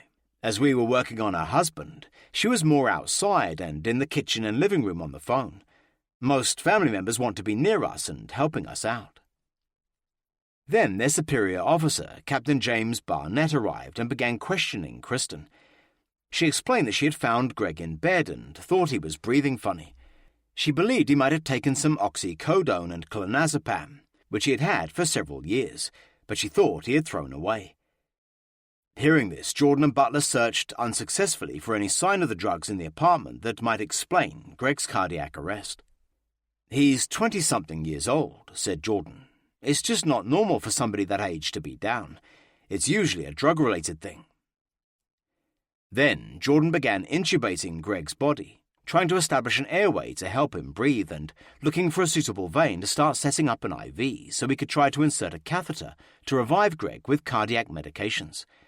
As he was doing this, another team of 4 firefighter-engineer paramedics from the San Diego Fire Department arrived, led by Joseph Preciado and paramedic engineer Kevin Carter. "I saw the dark blotches," remembered Preciado, who would later testify that he thought Kristen looked as if she were under the influence of a stimulant. "I thought it was blood that was all over the room.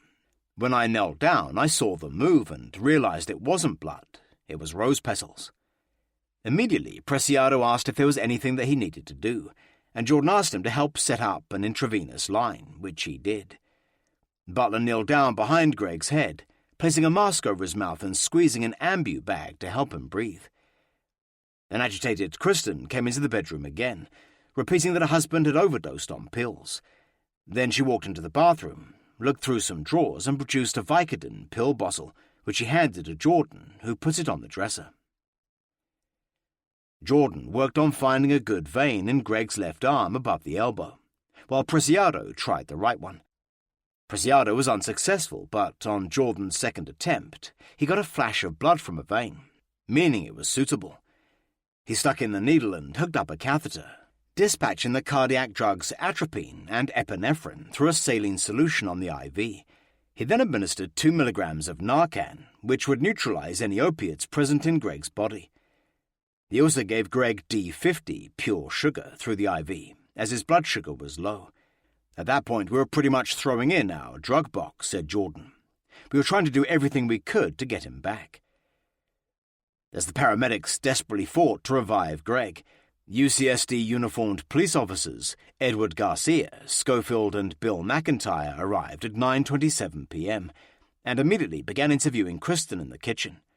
Leaning against a counter, she tearfully repeated her story of how Greg had been ill the previous day and had overdosed on medicine. Officer Garcia started searching the apartment for any sign of drugs or a suicide note, but found nothing except a bottle of cough syrup and a Ziploc bag on the dining room table. When he asked about the bag, she explained it was a note from an old boyfriend that she had shredded after her husband had found it. She said he had spent much of the weekend trying to tape it back together. "I asked her what happened to him today," said Officer Garcia. "She said that in the morning she left for work, and she came back to check on him and he was asleep. She came back home from lunch to check on him and he was still asleep." At about 9:30 p.m., as the paramedics were trying to resuscitate Greg, Dr. Grunwald called again, and Kristen picked up on the first ring. She was very agitated, remembered Dr. Grunwald. She said, "Oh, Stefan, I can't talk. The ambulance is here right now." Dr. Grunwald asked her what was going on, and Kristen said that Greg wasn't feeling well and that she really couldn't talk as the ambulance was there. Then she promised to call him back. He waited anxiously by the phone until 1 a.m., but she never called. By this time, Greg had turned blue from lack of oxygen, and Jordan and Preciado log-rolled him onto a backboard, strapping him down to move him out of the apartment. Jordan noticed that there was already some lividity in Greg's body, as his blood began to pool in his back and buttocks where he had been lying. They also noticed there were no red rose petals under his body. "There was pretty much no chance of bringing him back," said Jordan. At 10:03 p.m., 37 minutes after the first paramedics had arrived, EMT April Butler began bagging Greg's body to transport it to Scripps La Jolla Hospital for the official death pronouncement. Kristen was still talking on the cordless phone as her husband's body was carried out of the apartment, down a flight of stairs, and into the waiting ambulance outside. Chapter 16. The patient can give no history due to his condition. At 10:07 p.m., paramedics Jordan and Preciado wheeled Greg into the ER at Scripps Memorial Hospital in La Jolla. A minute later, Kristen Rossum arrived, still in her pajamas, having been driven there by Officer Garcia. As emergency room doctors spent another 10 minutes desperately trying to revive Greg, Kristen called Dr. Robertson on her cell phone, asking him to meet her at the hospital. Gregory Tremolay de Villas was pronounced dead at 10:19 p.m. by Dr. Monty Mellon. As his body was being transported to the morgue, ER supervisor, Nurse Diane Bartlett, found Kristen and Dr. Robertson sitting together in the registration area in front of the ER. Kristen explained that Robertson was a co-worker who had come to help her. As Kristen was given the news that Greg had been officially pronounced dead, Dr. Robertson stood by her side, holding her hand. I asked her if she knew what had happened to him, remembered Nurse Bartlett. She told me that there was a possibility that he had taken an overdose. Rossum explained that she thought he might have taken some oxycodone that she had bought in Tijuana some 5 years earlier, as she was trying to kick crystal meth. She also told the nurse that she had taken the day off from work to care for Greg, and that they had been arguing all day. She said she had left the apartment in the afternoon to take a break from the fighting. I said, "Why didn't you call the paramedics long before now?" said Bartlett. She goes, "Well, I've been watching him." The nurse asked Kristen and Robertson if she wanted to go and view her husband's body in the privacy of the orthopedic room. Kristen said she did. Then Robertson kissed her on the mouth and they embraced, surprising Bartlett that she would be so intimate with a co-worker so soon after her husband's death. Dr. Robertson did not want to see the body, so Bartlett led Kristen to where Greg was laid out, thinking it unusual that a friend did not want to come and support her. She was also surprised at how calm and collected the new widow appeared to be. I was a bit taken aback that she was not as emotional as I thought she might be, Bartlett later testified. I did not see tears. I think I would have been devastated. But when social worker Bethany Warren took Kristen to see her husband's body, she broke down as she identified him. She was kind of wailing as she was in there, Warren would remember. She touched him on the chest, laid her head down on his chest. When they left the orthopedic room and returned to where Dr. Robertson was waiting at the registration desk, Kristen gave his cell phone number to Nurse Bartlett, saying she should contact her through him. Then Warren interviewed Kristen, telling her and Robertson that an investigator from the medical examiner's office would be arriving soon, as the cause of death was unknown. Kristen explained that she and Robertson both worked for the ME's office, appearing embarrassed. "I know these people," she told Warren. "I don't want to be around when they are here. Let's go." But Michael Robertson calmed her down, saying he would take care of the matter.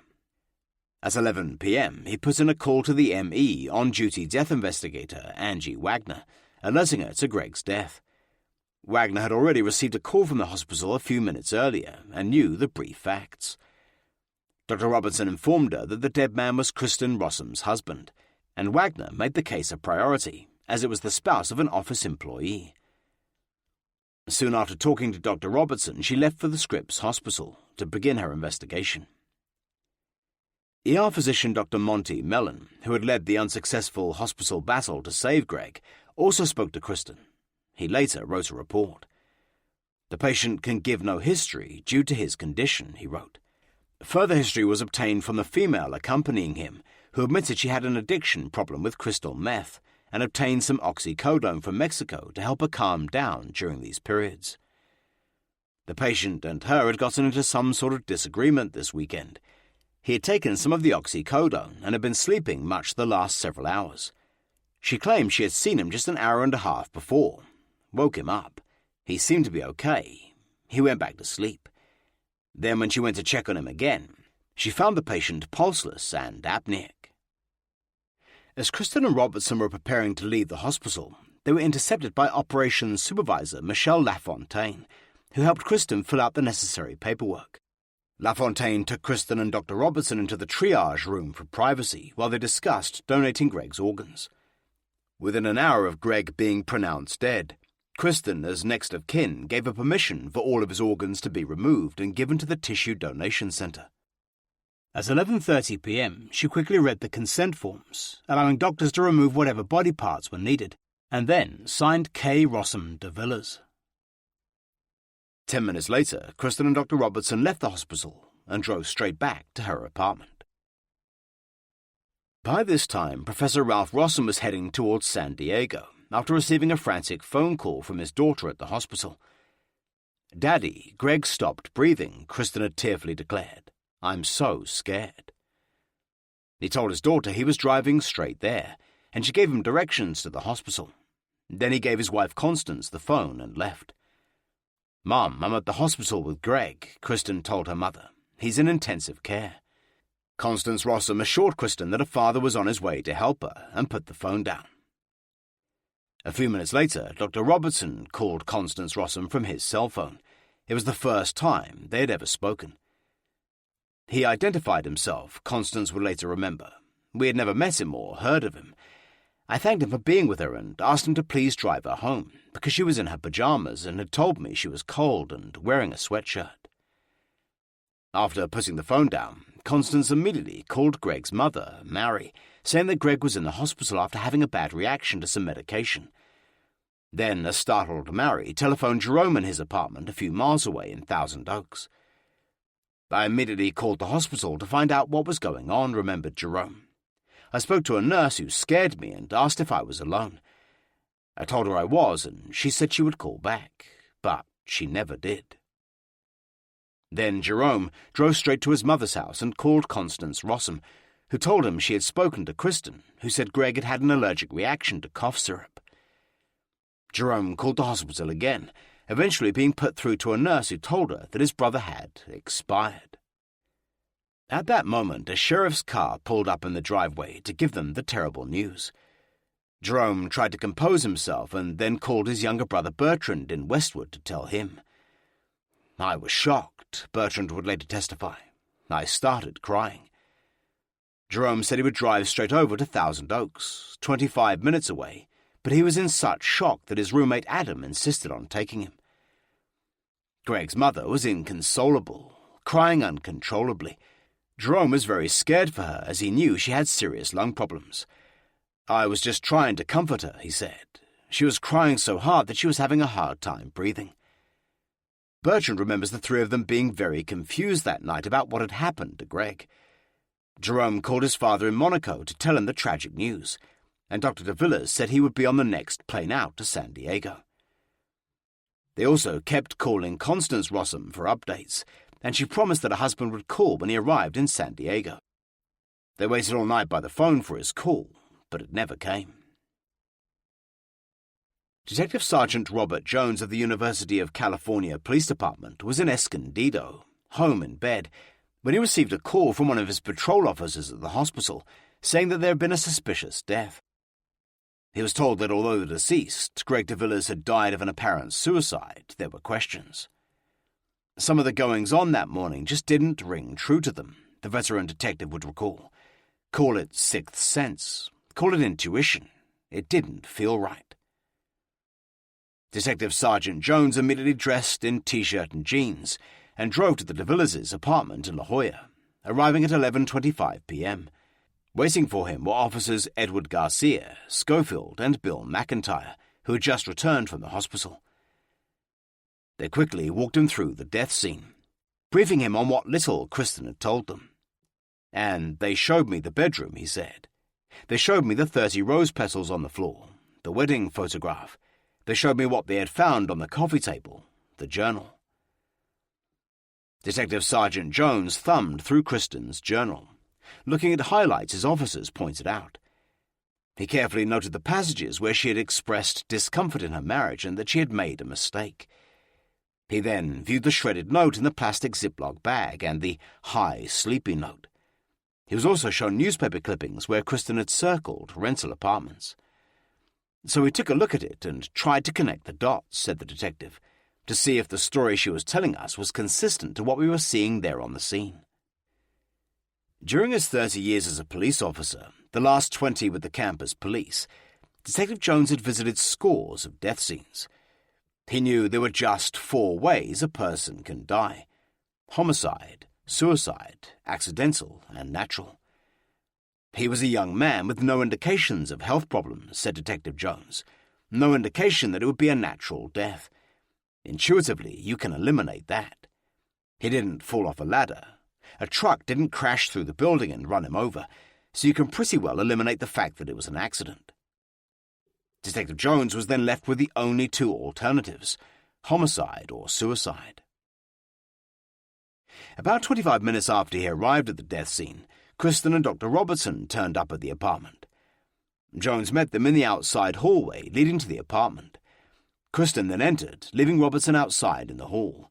He remained there for the next 2 hours. Detective Jones sat Kristen down in the living room and interviewed her.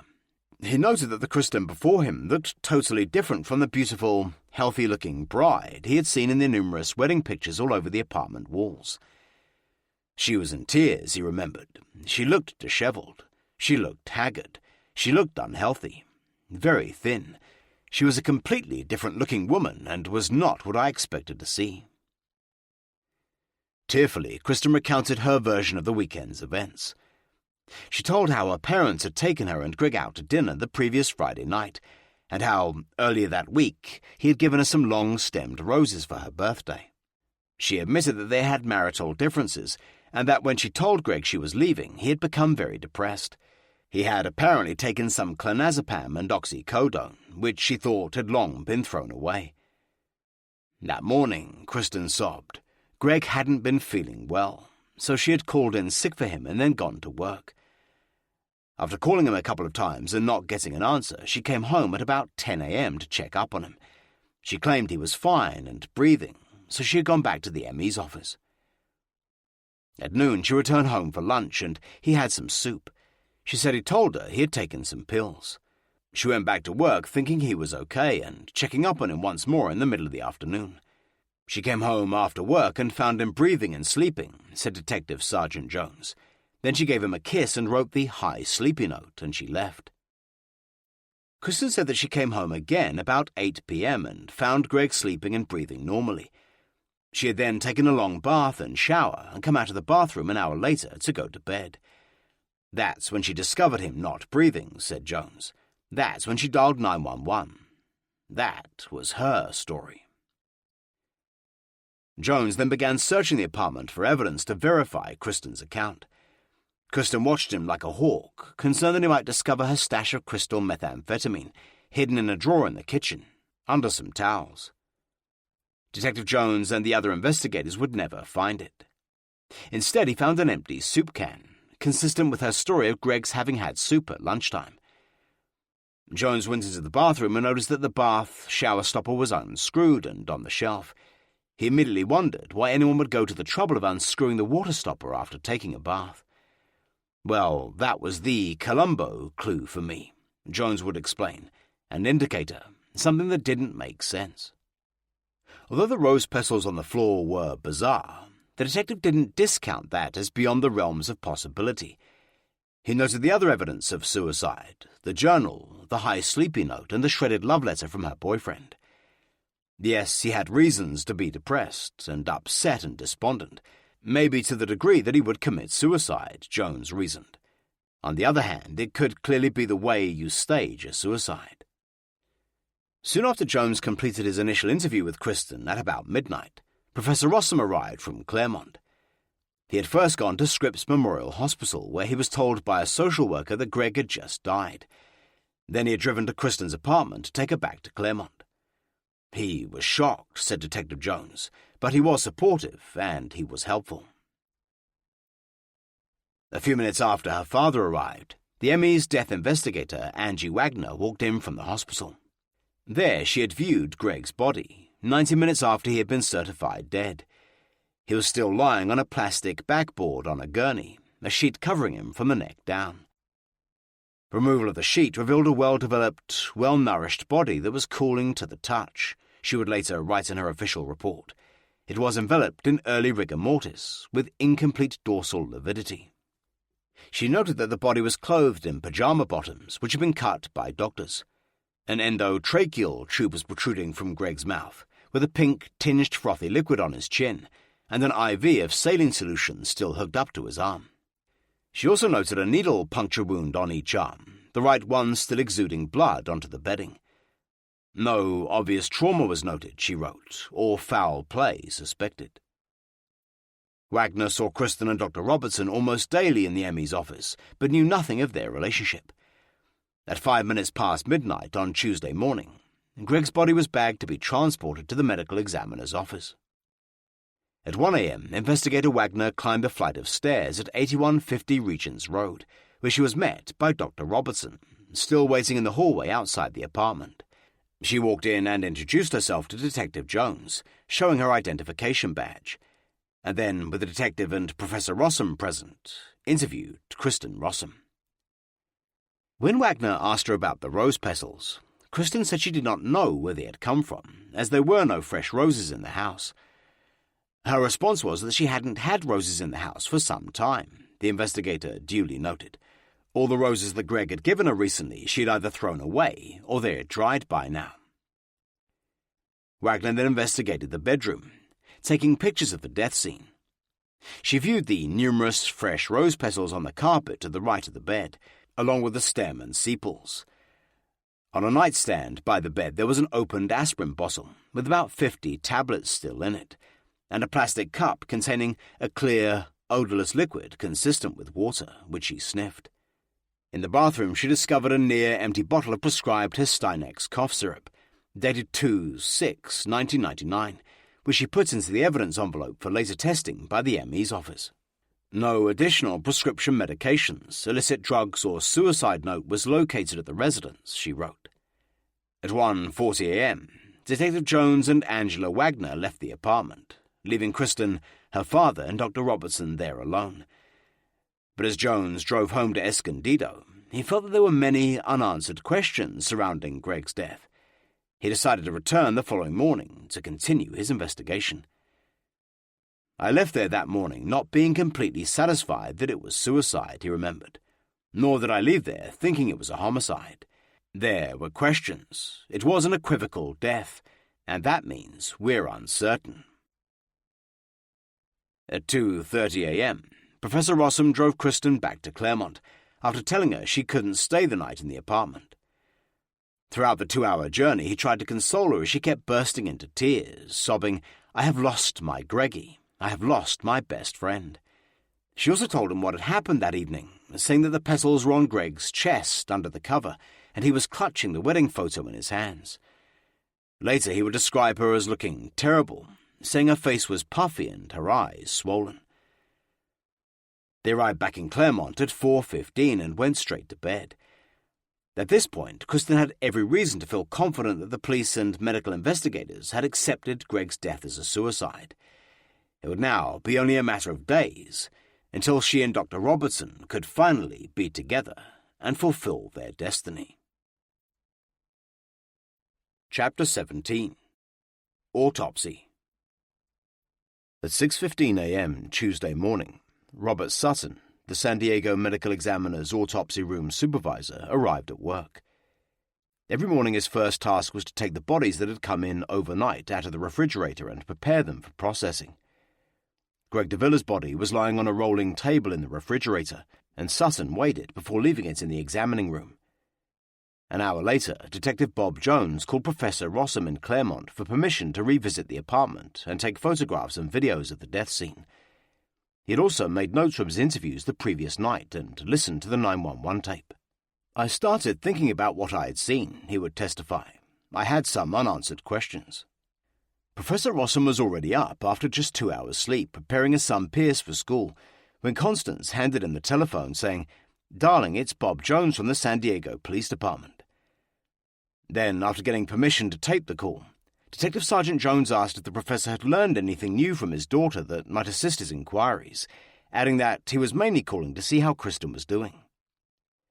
The detective then asked about the previous Friday night, when they had taken Greg and Kristen out for their birthday dinner. Rossum said they had a very pleasant evening and a nice meal, never mentioning Greg's alleged outbursts that night. Detective Jones asked him about his remarking on the remaining rose Greg had bought for Kristen's birthday, and Rossum told him how his wife had commented on how beautiful it was. He made no mention of Greg waxing poetically about the rose and becoming emotional. Then Kristen came on the line, giving permission for police to gain access to the apartment to gather evidence. At 8:30 a.m., Jones and 2 of his detectives returned to the La Jolla del Sol apartment, borrowing a key from the manager. Detective Jones was concerned that during the 7 hours since he had been there, evidence might have been removed and the death scene tampered with. But on a cursory look, he decided that everything seemed to be as he had left it, except that Kristen's journal had been removed and there was a new glass of water on the kitchen counter.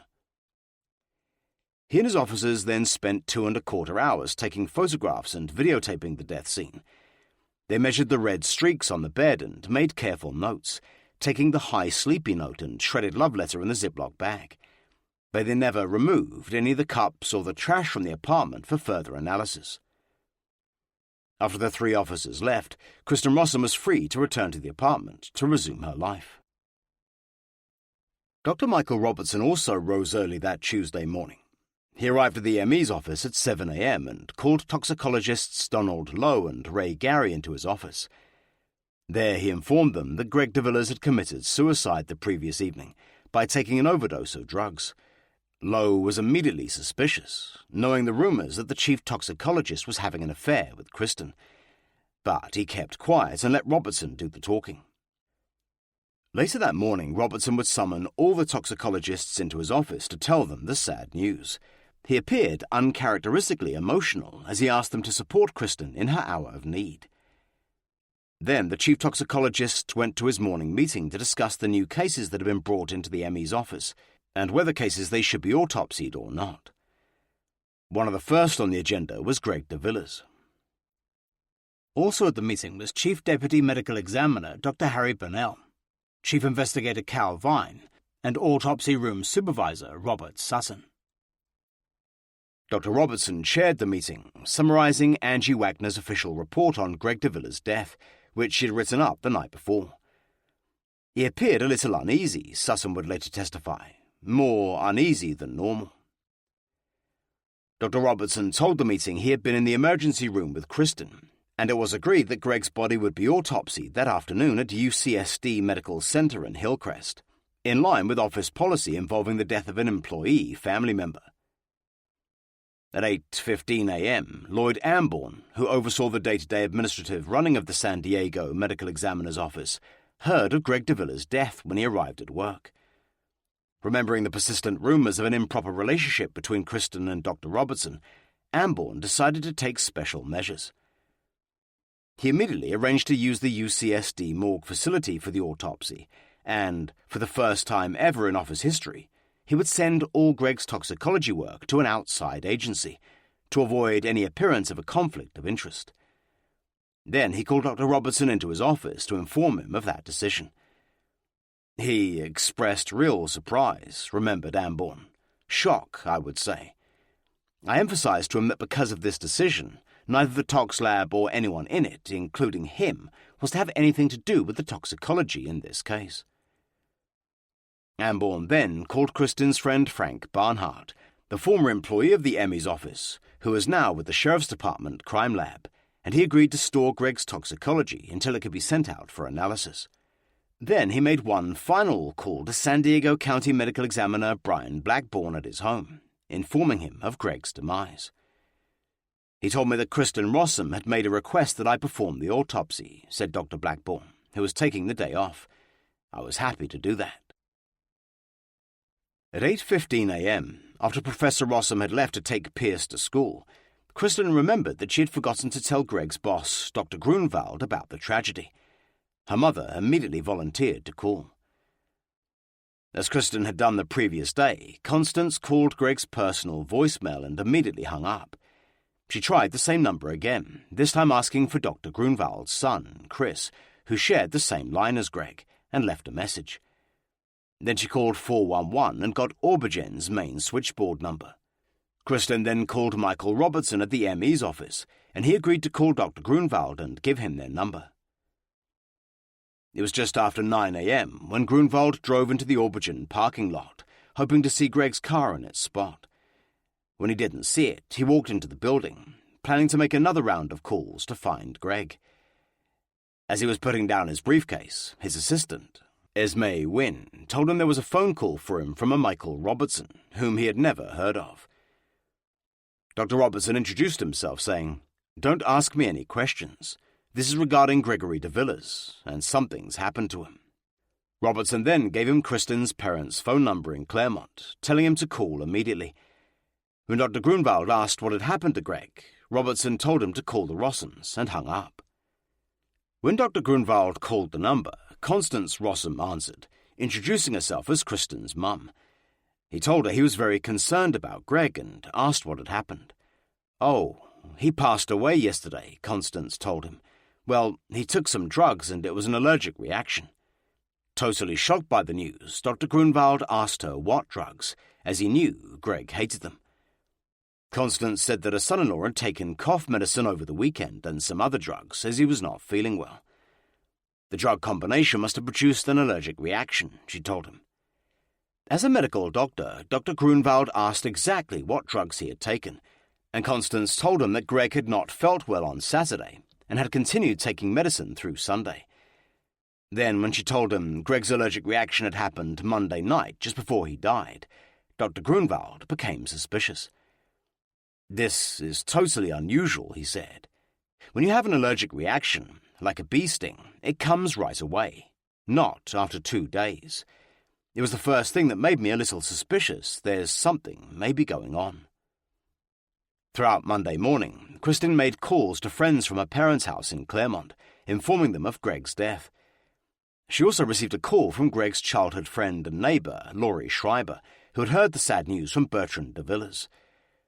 "I was truly beside myself," said Schreiber. "I wanted to hear from Kristen what had happened. I took the liberty of calling her at her father's home." When she asked how Greg had died, Kristen said he had taken an overdose of over-the-counter sleeping pills. Well, she was not crying, Schreiber remembered. She was not hysterical. She was sorry. Gregory would be missed. I was uncomfortable with the conversation. Late that morning, Greg's mother Mary and brothers Jerome and Bertrand drove from Thousand Oaks to Claremont for a family meeting to decide funeral arrangements. They arrived at lunchtime, and as they drew up to the house, Kristen was standing in the courtyard by herself, crying. Jerome started to talk to her and was shocked by her drug-ravaged appearance. She was skinnier than I had ever seen her, he remembered. She had scabs on her head, face, all over. Jerome asked her what had happened to his brother, and she replied that he had taken her old medication. Then she broke down, sobbing that she didn't mean to hurt him. Then, between long pauses of hysterical crying, Kristen said that Greg had taken all of her oxycodone and clonazepam. She also told Jerome that Greg had been upset as she had refused to stop seeing an old boyfriend, and he did not like her working in the ME's office. "I just had no idea what was going on," he said. She never clarified anything. Bertrand was also startled by his sister-in-law's appearance when he went to hug her. She kind of felt bony, he said. She was very skinny, especially in the face. He was also appalled to see the scabs on her face and hands and her chapped lips. Then Constance Rossum sat the de Villiers family around the kitchen table, alongside Kristen, Professor Rossum, Brent and Pierce.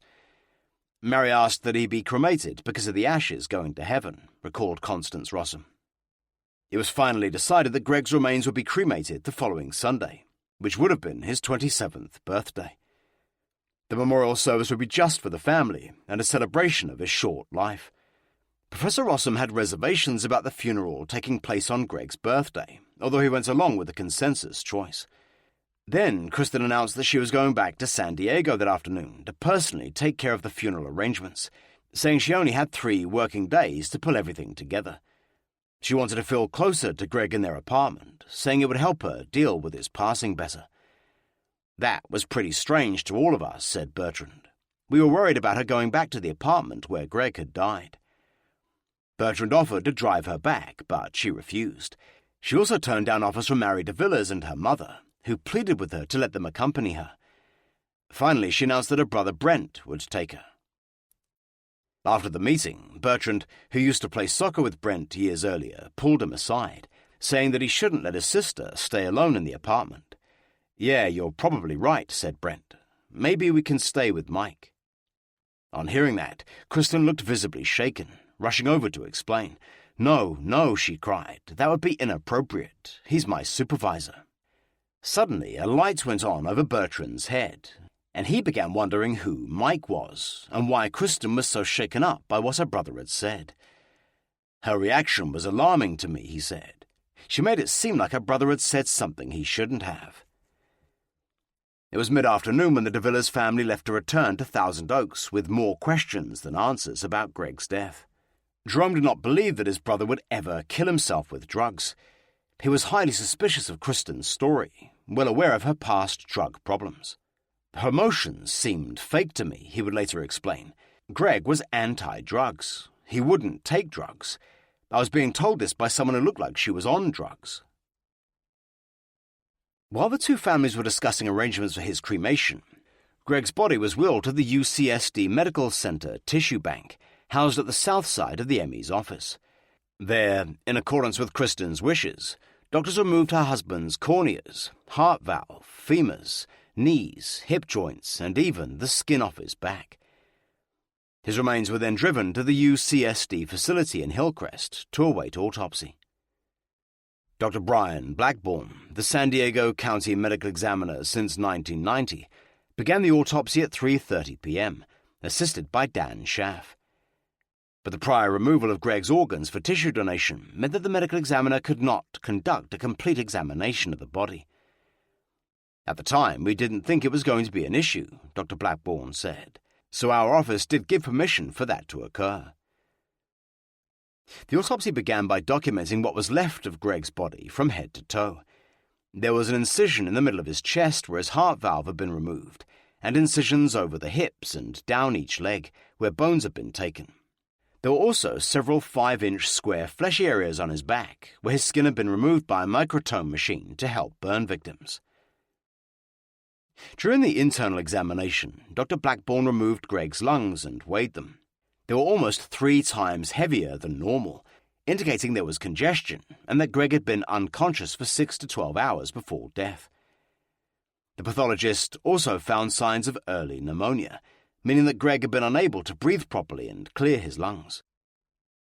Greg's bladder was almost bursting with 550 milliliters of urine, and Dr. Blackburn deduced from his body weight that he had not been able to relieve himself for at least 10 hours. "The books say 150 milliliters. You want to go and empty your bladder," said the medical examiner. 400 millilitres of urine. It's rather urgent. At 550, it would be very uncomfortable. Factoring in the condition of the lungs and bladder together, Dr. Blackburn would later testify that Greg had probably been lying in bed unconscious from 7:30 Monday morning until 9:30 that night. He also noted that there were 3 needle puncture marks on his left arm, although paramedic Sean Jordan had only made 2 when he was trying to find a vein to insert a catheter. Dr. Blackburn also removed specimens of tissue and blood for further laboratory analysis during the 80-minute autopsy. They were taken back to the ME's office by Dan Schaff and transported by Frank Barnhart at the sheriff's office a couple of days later. He also wrote Barnhart a 1-page note requesting that Greg's samples be sent out and tested for alcohol, drugs of abuse, and a urine drug screen. But he never asked for fentanyl testing, which was not routinely tested for by the ME's office. That was a drug we occasionally found, he explained, but we hadn't found enough of it to make it economical to screen everybody for it. That Tuesday, a brown box of Dr. Robertson's love notes to Kristen was removed from a shelf above her desk at work. The typed notes, including one reading, "I owe you a night of lovemaking," had been read by fellow toxicologist Ray Gary a week earlier, when he had examined her desk for proof of her relationship with Robertson. The box was there on November 7th, he would testify, and was not there on the 8th. Chapter 18. Suicide is not an option. On Tuesday afternoon, Brent Rossum drove his sister back to her apartment in La Jolla, staying the night for emotional support. It was in a mess after the police and paramedics had left, but as soon as she walked in, Kristen started making phone calls. She called all of Greg's friends and let them know he had died, said Brent. I was on the couch and heard every phone call. It was awful.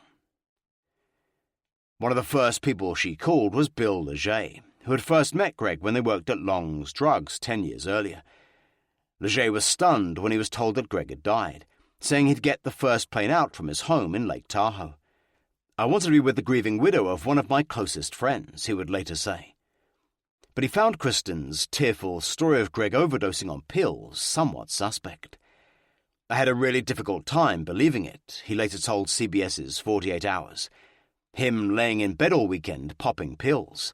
No, I don't see it. Jerome de Villiers was also having a tough time reconciling Kristen's version of events with the drug-hating brother he knew. During the drive back to Thousand Oaks, Bertrand had told him about his conversation with Brent and the mysterious Mike. Jerome knew that once Greg's body was cremated on Sunday, it might be too late to discover how he had really died. So he decided to go to San Diego and carry out his own investigation into their brother's death. I wanted to find out what killed my brother, said Jerome. I was going to try and contact as many people as I could to see if they knew anything. Late Tuesday night, after her brother Brent had gone to bed, Kristen Rossum sat down in her kitchen to write 8 pages in her journal, apparently trying to come to terms with Greg's death. Whether she was high on crystal and rambling or trying to lend support to the suicide story is a matter of conjecture. Over the next few months, she would voice her helpless plight in her journal, often blaming Greg for the suspicion she would increasingly find herself under. My dearest Greggy, she began. Last night I lost you.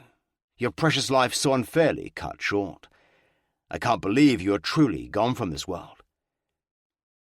Writing that everything he had given her would be etched into my soul, she claimed that she could still hear his voice, still see him gazing at her lovingly, still feel his embrace. The grieving widow described her unbearable heartbreak at losing her best friend, lover, and future father of my kids, and lamented that she had ever doubted the truth and purity of their love and marriage. Then Kristen self-pityingly asked how she would ever move on and regain her life and rebuild her spirit. I have to take it hour by hour, she concluded, day by day. Only time will tell. She ended on a euphoric note, writing that Greg's death had given her a new perspective on life. Underlining the Latin expression carpe diem, seize the day, Kristen reasoned that ultimately she only wanted to be a good wife and a good mother. On Wednesday morning, Jerome de Villiers drove from Thousand Oaks to San Diego, calling Greg's friends on his cell phone during the long drive. Chris Wren, who lived in Huntington, immediately volunteered to meet up and help. He made another call to the San Diego Police Department, which was referred to an on-duty homicide detective named Lori Agnew. In her 23 years with the department, Detective Agnew had worked narcotics, undercover and domestic violence, as well as spent 8 years on special investigations. She carefully listened to Jerome's concerns that his brother's death was being labelled suicide, noting that his body would soon be cremated. He wanted an independent autopsy, she would remember. He wanted to talk to police about the circumstances of his brother's death. I agreed to meet him. Half an hour later, Jerome walked into homicide and told Agnew what he knew so far. The detective took notes, promising to look into it and get back to him. He then met up with Chris Wren and they went to UCSD Hospital, as he had been told Greg's autopsy had been performed there. When he was informed that it hadn't been, he thought it strange. They then drove to the medical examiner's office, where he met Dr. Brian Blackburn, who had performed the autopsy. During their 15-minute meeting, Dr. Blackburn said that Greg had died of a drug overdose, but when Jerome explained how Greg detested drugs and would never even take an aspirin, Dr. Blackburn mentioned the rumours of Kristen having an improper relationship with her boss, Dr. Robertson. He said he had personally questioned his chief toxicologist, who had denied anything improper. Dr. Blackburn promised to re-examine the body. Their next stop was Aubergen, where they spoke to Stefan Grunwald and Terry Huang, who both shared their suspicions. We were all voicing our concerns, remembered Jerome. They didn't understand what was going on. Dr. Grunwald mentioned that Greg had taken the previous Thursday afternoon off for family reasons, saying it was something he had never done before. And since Greg's death, Dr. Grunwald had checked his computer, discovering some alarming emails from Kristen, which he now showed to Jerome. One of them was the email sent October 9th after the SOFT conference, when Greg had searched her purse for drugs. "You've hurt me beyond repair," she'd written Greg. "I wish that I'd been able to talk to you about more, but you make me feel so uncomfortable, so alone. It's a very unhappy place to be." That was really disturbing, said Jerome, who suddenly began to realize the terrible ramifications of just who Mike was. On Wednesday afternoon, Kristen's toxicologist colleague Donald Lowe called the UCSD Police Department, informing Detective Sergeant Robert Jones that he had some important information regarding Greg DeVilla's death. "I told him that I felt Kristen Rossum and Michael Robertson were having an affair," said Lowe, "and I felt they needed to have this information regarding the circumstances." Detective Jones listened carefully, realizing that this could prove a motive for murder. He also remembered how Robertson had spent nearly 2 hours lurking outside Kristen's apartment the night of Greg's death. After putting down the phone, he walked down the hall to Chief of Police Mordy Bobbitt, who agreed they should now hand over the investigation to San Diego Homicide. "We're a small police department here," explained Detective Sergeant Jones. "We don't have the experience or the logistic support to conduct homicide investigations." He then called Detective Lori Agnew, telling her about Kristen's suspected affair with her boss in the ME's office. Then, armed with this new information and Jerome's suspicions, she asked her supervisor, Sergeant Howard Williams, to call the medical examiner's office and place a hold on Greg's body to stop the cremation. It would be another 2 days until the cremation would be stopped. After meeting with Jerome, Detective Agnew spent several hours confirming his account. She spoke to Cal Vine at the ME's office, learning that Greg's body had been autopsied at UCSD, and his specimens were currently at the Sheriff's Crime Laboratory, awaiting analysis. The following morning, Detective Agnew officially opened a homicide investigation into the death of Greg DeVillas. But it would be many months before she would have enough evidence to make an arrest. On Wednesday afternoon, Kristen went to the medical examiner's office to clear out her desk. She had been granted bereavement leave and spent time in the laboratory area accepting sympathy from her colleagues. It seemed like she wanted to take work home to have something to do, remembered toxicologist Kathy Ham, saying hi to people and possibly gathering some folders or files. Earlier that day, Nicole Robertson had left for England for a vacation. Dr. Robertson would finally be able to stay the night at Kristen's apartment. Soon after arriving at work that day, Dr. Robertson went to the ME's autopsy room, where he asked Bob Sutton if he could view Greg's toxicology samples, which were being temporarily kept there before being transported to Frank Barnhart in the Sheriff's Crime Lab. Sutton allowed him to look at the organs, although he didn't touch them. When Dr. Blackburn discovered that Dr. Robertson had disobeyed his order to stay away from Greg's toxicology, he was furious, summoning Robertson into his office to explain himself.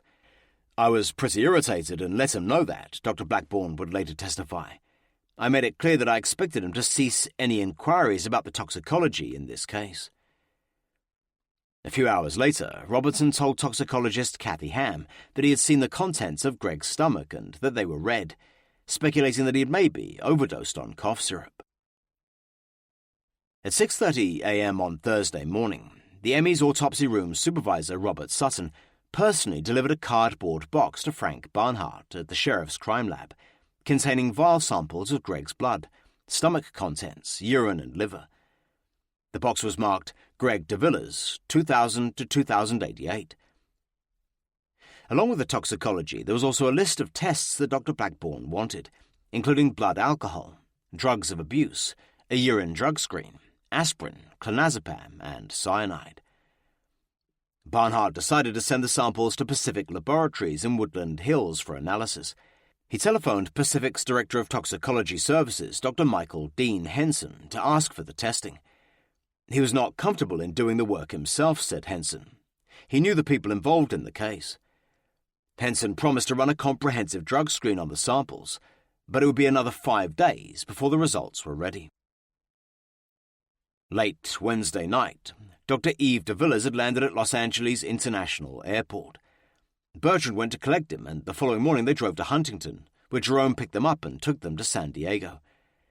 Earlier, Jerome had left a message with Detective Sergeant Robert Jones, saying that he needed to talk to Jones urgently. "I called him back," said Detective Jones. He wanted to express his opinion that he didn't feel that this was a suicide. He felt Kristen was involved in his death, and he wanted me to know that.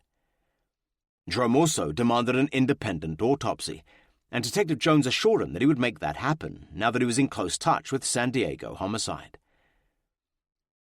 A couple of hours later, Jones drove to police headquarters on Broadway, where he officially handed the investigation over to Detective Laurie Agnew.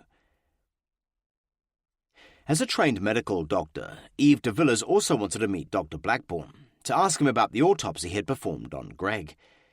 Jerome decided to take his microcassette recorder with them and secretly tape the conversation so he could have a record of everything said. In his job as a field appraiser for a nationally known insurance company, he was used to taping conversations with clients. "I was real emotional," recalled Jerome. "The person who did the autopsy worked with Kristen. There was a conflict of interest, so I taped it."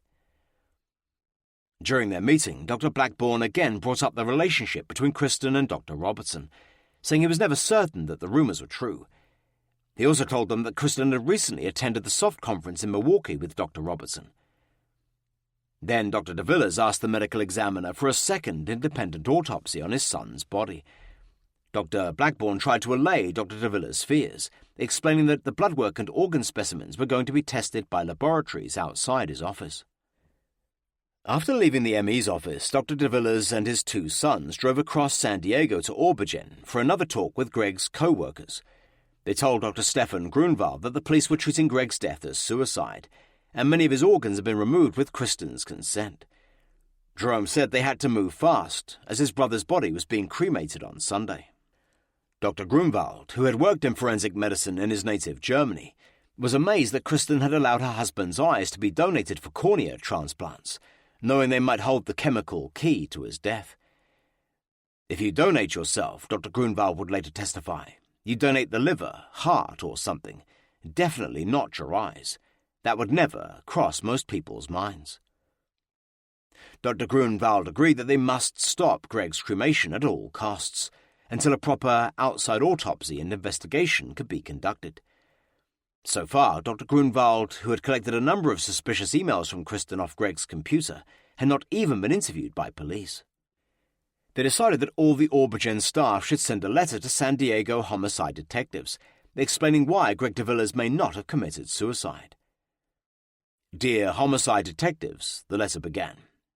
"This statement is to express our strong belief that Gregory de Villiers, who was our friend and co-worker for many years, has not shown any sign of suicidal tendency during all the time we have known him."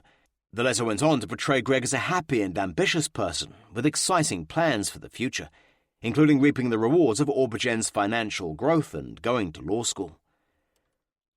The Aubergen staff members concluded by declaring that suicide is not an option for his death, and asking for an opportunity to discuss the matter with a San Diego homicide detective. The letter was signed by Dr. Grunwald, Terry Huang, and 5 other Aubergen employees. Later, Dr. Grunwald would estimate that Aubergen was worth $5 million at the time of Greg's death, and his stock options added up to $150,000 on paper. That afternoon, San Diego homicide detectives officially placed a hold on Greg's body to prevent it being cremated on Sunday. And at 6 that evening, the de Villas family pulled up outside Kristen's apartment at La Jolla del Sol. It had been decided that all 3 of them appearing might be too overwhelming for Kristen, as Jerome was unsure if he could control his emotions. So Dr. de Villas and Jerome went to get coffee, while Bertrand went in to see Kristen. I was concerned about how she was doing, remembered Bertrand. I thought it was kind of odd that she would want to be in the apartment where my brother died, her husband, and that she would sleep in the bed where his body was found. When Bertrand knocked on the front door, Kristen answered, and she had male company. She introduced Michael Robertson to him, explaining that he also worked for the Emmy's office and had come to drop off her paycheck. He was wary of Robertson, who looked extremely nervous, waiting in the living room while Bertrand asked Kristen how she was doing. But as soon as he began discussing his brother's death, Robertson disappeared into the kitchen. To be honest, I was a little scared of Michael Robertson, he said. I'd never met him before. I didn't know who he was. A few minutes later, Bertrand left feeling uncomfortable that his recently bereaved sister-in-law was already entertaining men. When Bertrand got back into the car with his father and brother, he told them Michael Robertson had been with Kristen in the apartment. I was really concerned, said Jerome. I was being told about this possible affair, and then, 3 days after Greg dies, he's in Greg's apartment. So the 2 brothers went back to see Kristen, while their father waited in the car.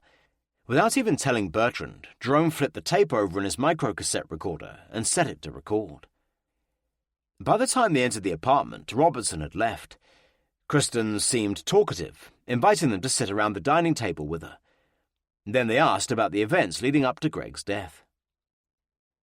She began by telling Greg's concern about her working around drugs in the Emmy's office. He said it was unhealthy for her, given her past drug history, remembered Bertrand. She said that since a problem in the past, she had become interested in methamphetamine and its psychosis. Kristen freely admitted Greg had suspected that she was back on drugs, telling her brothers that it hurt her so badly. She also told them of Greg's ultimatum, after searching her purse a week earlier and finding Robertson's old letter, that she either quit her job or he'd expose her drug history. When Jerome asked her point-blank if she was back on methamphetamine, Kristen categorically denied it. She was acting like Greg was wrongly accusing her, said Jerome, as if Greg was out of line. Then they brought up the conference that Dr. Blackburn had told them he'd recently attended with Robertson. She explained that Robertson was her lab supervisor and a good guy, pointing out that Bertrand had seen him in the apartment earlier, dropping off her paycheck. He wanted to make sure I was okay, she told him. That's allowed, because he knew how devastated I was. He knew that I would feel responsible. Suspicious, Jerome then asked her exactly what her relationship with Dr. Robertson was. She said they were just friends, he recalled. Just good friends. Jerome remembered what Kristen had said 2 days earlier in Claremont, when she'd mentioned Greg's concern that she wouldn't stop seeing someone from her past. Now he pressed for more details why Greg would be so upset about her friendship with Robertson. I told him that I had an emotional relationship with Michael, she replied, and that was over. That was it. When asked to elaborate, she said, I was unhappy, or thought we were. It was something we shared. You know, find yourself. There was some flirting, but that was it, and it was over. Then Kristen started hinting that Greg was taking drugs because of her relationship with Robertson. When Jerome said it was totally out of character for his brother to take drugs, she agreed, adding that he didn't even take aspirin. She told them that she had tried to give Greg cough medicine on several occasions, but he had stopped taking it, saying it didn't work anymore. Greg had some Vicodin, she said, left over from the removal of his wisdom teeth a year earlier, but it upset his stomach. Bertrand then asked about Greg taking a half day off the Thursday before his death. Kristen told him how Greg had come home and found Robertson's letter, which he had shredded. She said that Greg had then telephoned Michael Robertson to confront him, telling him to stay away from my wife. Astonished, Bertrand asked why she would bring a love letter home. "You don't leave that kind of stuff at work," his sister-in-law explained. She then related how Greg had come home for lunch that Thursday, becoming aggressive and accusatory. "You're doing drugs," she remembered him saying. "I know you are on drugs." Kristen's demeanour was constantly changing throughout the often emotional conversation around the dinner table. One minute she would be calm, and then she would become defensive and emotional. The brothers wondered if she was on drugs. She seemed particularly unnerved when they asked her about the day of Greg's death. She had called in sick for him, she said, as she didn't want his boss to hear him sounding slurry, like a drunk. After going to work, she'd returned at about 9 a.m. to check on him and found him sleeping soundly. "I came back at lunch," she said, her eyes welling up with tears. "I made him some soup, and he didn't eat much of it at all. He pushed it around and seemed upset, so I went back to work." She then told them how she'd begun to worry about Greg. "I shared that with Michael," she said, "and I took off a little early because I was really scared and didn't know who else to talk to about this. We took off early, around 3 o'clock. We were talking and then we stopped at the grocery store, picked up some more soup and stuff." She then said she returned home about 5 p.m. to find Greg sleeping soundly and snoring. She made him dinner. When it was ready, she told him, and he acknowledged her with a grunt, but never left his bed. At about 6 p.m., she told them, she had suddenly remembered leaving her instrument on in the ME's office and had gone there, stopping for gas on the way. When she had returned to the apartment at 6:45, she had kissed Greg on the forehead, noting that he was warm. "I regret that I decided to take a long bath," she told them, adding that she'd been studying the policies of the various political candidates so she could vote in the local elections the following morning. After the bath, she said, she came into the bedroom to find Greg cold and not breathing, immediately calling 911. Jerome told her he found it hard to believe that his brother had committed suicide, as he'd never seen any signs of depression. "I don't think he did," replied Kristen enigmatically. "I don't think he did. I think it was accidental. I don't know if he had a reaction to something. Maybe he's allergic to a drug." Jerome then asked about the clonazepam she claimed Greg had told her he'd taken. Kristen explained that they were from a 5-year-old prescription of hers. "Greg threw away the prescription bottles 5 years ago," she declared. "I saw him, and as you know, you always throw away the prescription bottles and drugs in separate places. He kept the pills, I guess, without the containers." Bertrand said it would be weird for Greg to keep drugs, as he never took any. "It seems weird," Kristen agreed. "It seems very weird." Jerome pressed her further, saying that he had a problem with her explanation, as his brother loathed drugs. "It's not a problem I have an answer to," she replied, adding that Greg may also have taken some cough syrup, although she had spilled most of it. "It's very unfortunate," she said. "It's unlike him, yes, but so is his behaviour. So is his depression." Kristen theorized that Greg might have been depressed about the credit debt she had accrued since she had started college. But this didn't ring true to Bertrand, who recalled Greg recently boasting that he had worked off everything they owed, and they were in the black. "It was accidental," an exasperated Kristen finally told them. "Don't you understand? I'm grieving too. I'm just as confused as you. I don't know all the answers." Jerome and Bertrand left with even more questions about their brother's death. Bertrand would later admit he believed her that night. He even felt some guilt about probing so deeply, feeling that he should be there to support her and help her to grieve Greg. But Jerome was not so sure. Later that night, the brothers transcribed every word on the tape, rewinding it over and over again as some of it was hard to hear. It was kind of a long process, Bertrand remembered. We would listen to it, write it down by hand, try to make certain words out. When Jerome gave Detective Agnew a CD he'd made of the tape and his written transcript, it would prove a crucial part of her investigation. At 8 on Friday evening, Greg Davilla's friend Bill Leger arrived at the La Jolla del Sol apartment to see Kristen. Now that police had put a hold on Greg's body and there would be no cremation, Kristen had arranged a simple memorial service on Sunday, which would have been Greg's 27th birthday. Leger had planned to attend. Kristen looked terrible, with fresh scabs on her once beautiful face, her blonde hair unwashed and greasy. She was withdrawn, Leger remembered, and a little distraught in her appearance. Leger ordered in a large pizza, but when it arrived, Kristen did not have much of an appetite, managing to eat a few bites while Leger ate 2 slices. While he was there, the phone rang, and Kristen talked for a few minutes. She informed Leger that the call had come from her boss, Michael Robertson, asking if he could come over to see her that night.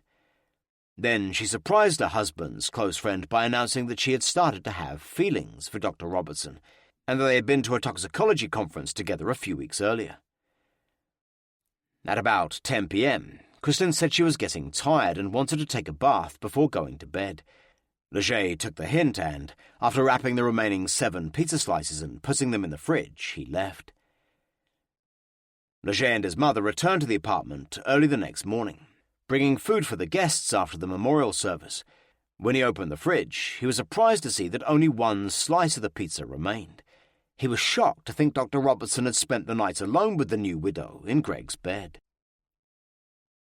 On Sunday, November 12th, Kristen looked every inch the grieving widow at the small family memorial service for Greg. After the service, Jerome went back to Greg's apartment and noticed that Kristen had now removed every trace of him. The framed wedding pictures that had adorned every wall had been taken down, and he couldn't see any of Greg's possessions anywhere. But when he left, he saw his brother's favorite Nike sandals lying in a trash can outside the apartment complex. Chapter 19. Under Suspicion. On Monday, November 13th, 1 week after Greg's death, Dr. Michael Robertson invited his laboratory staff to drinks at the 94th Aero Squadron restaurant to show their support for Kristen. Only a handful turned up for the 2-hour get-together, the majority preferring to stay away. Kristen arrived late, looking sad and shaken up, and appearing highly nervous and fidgety.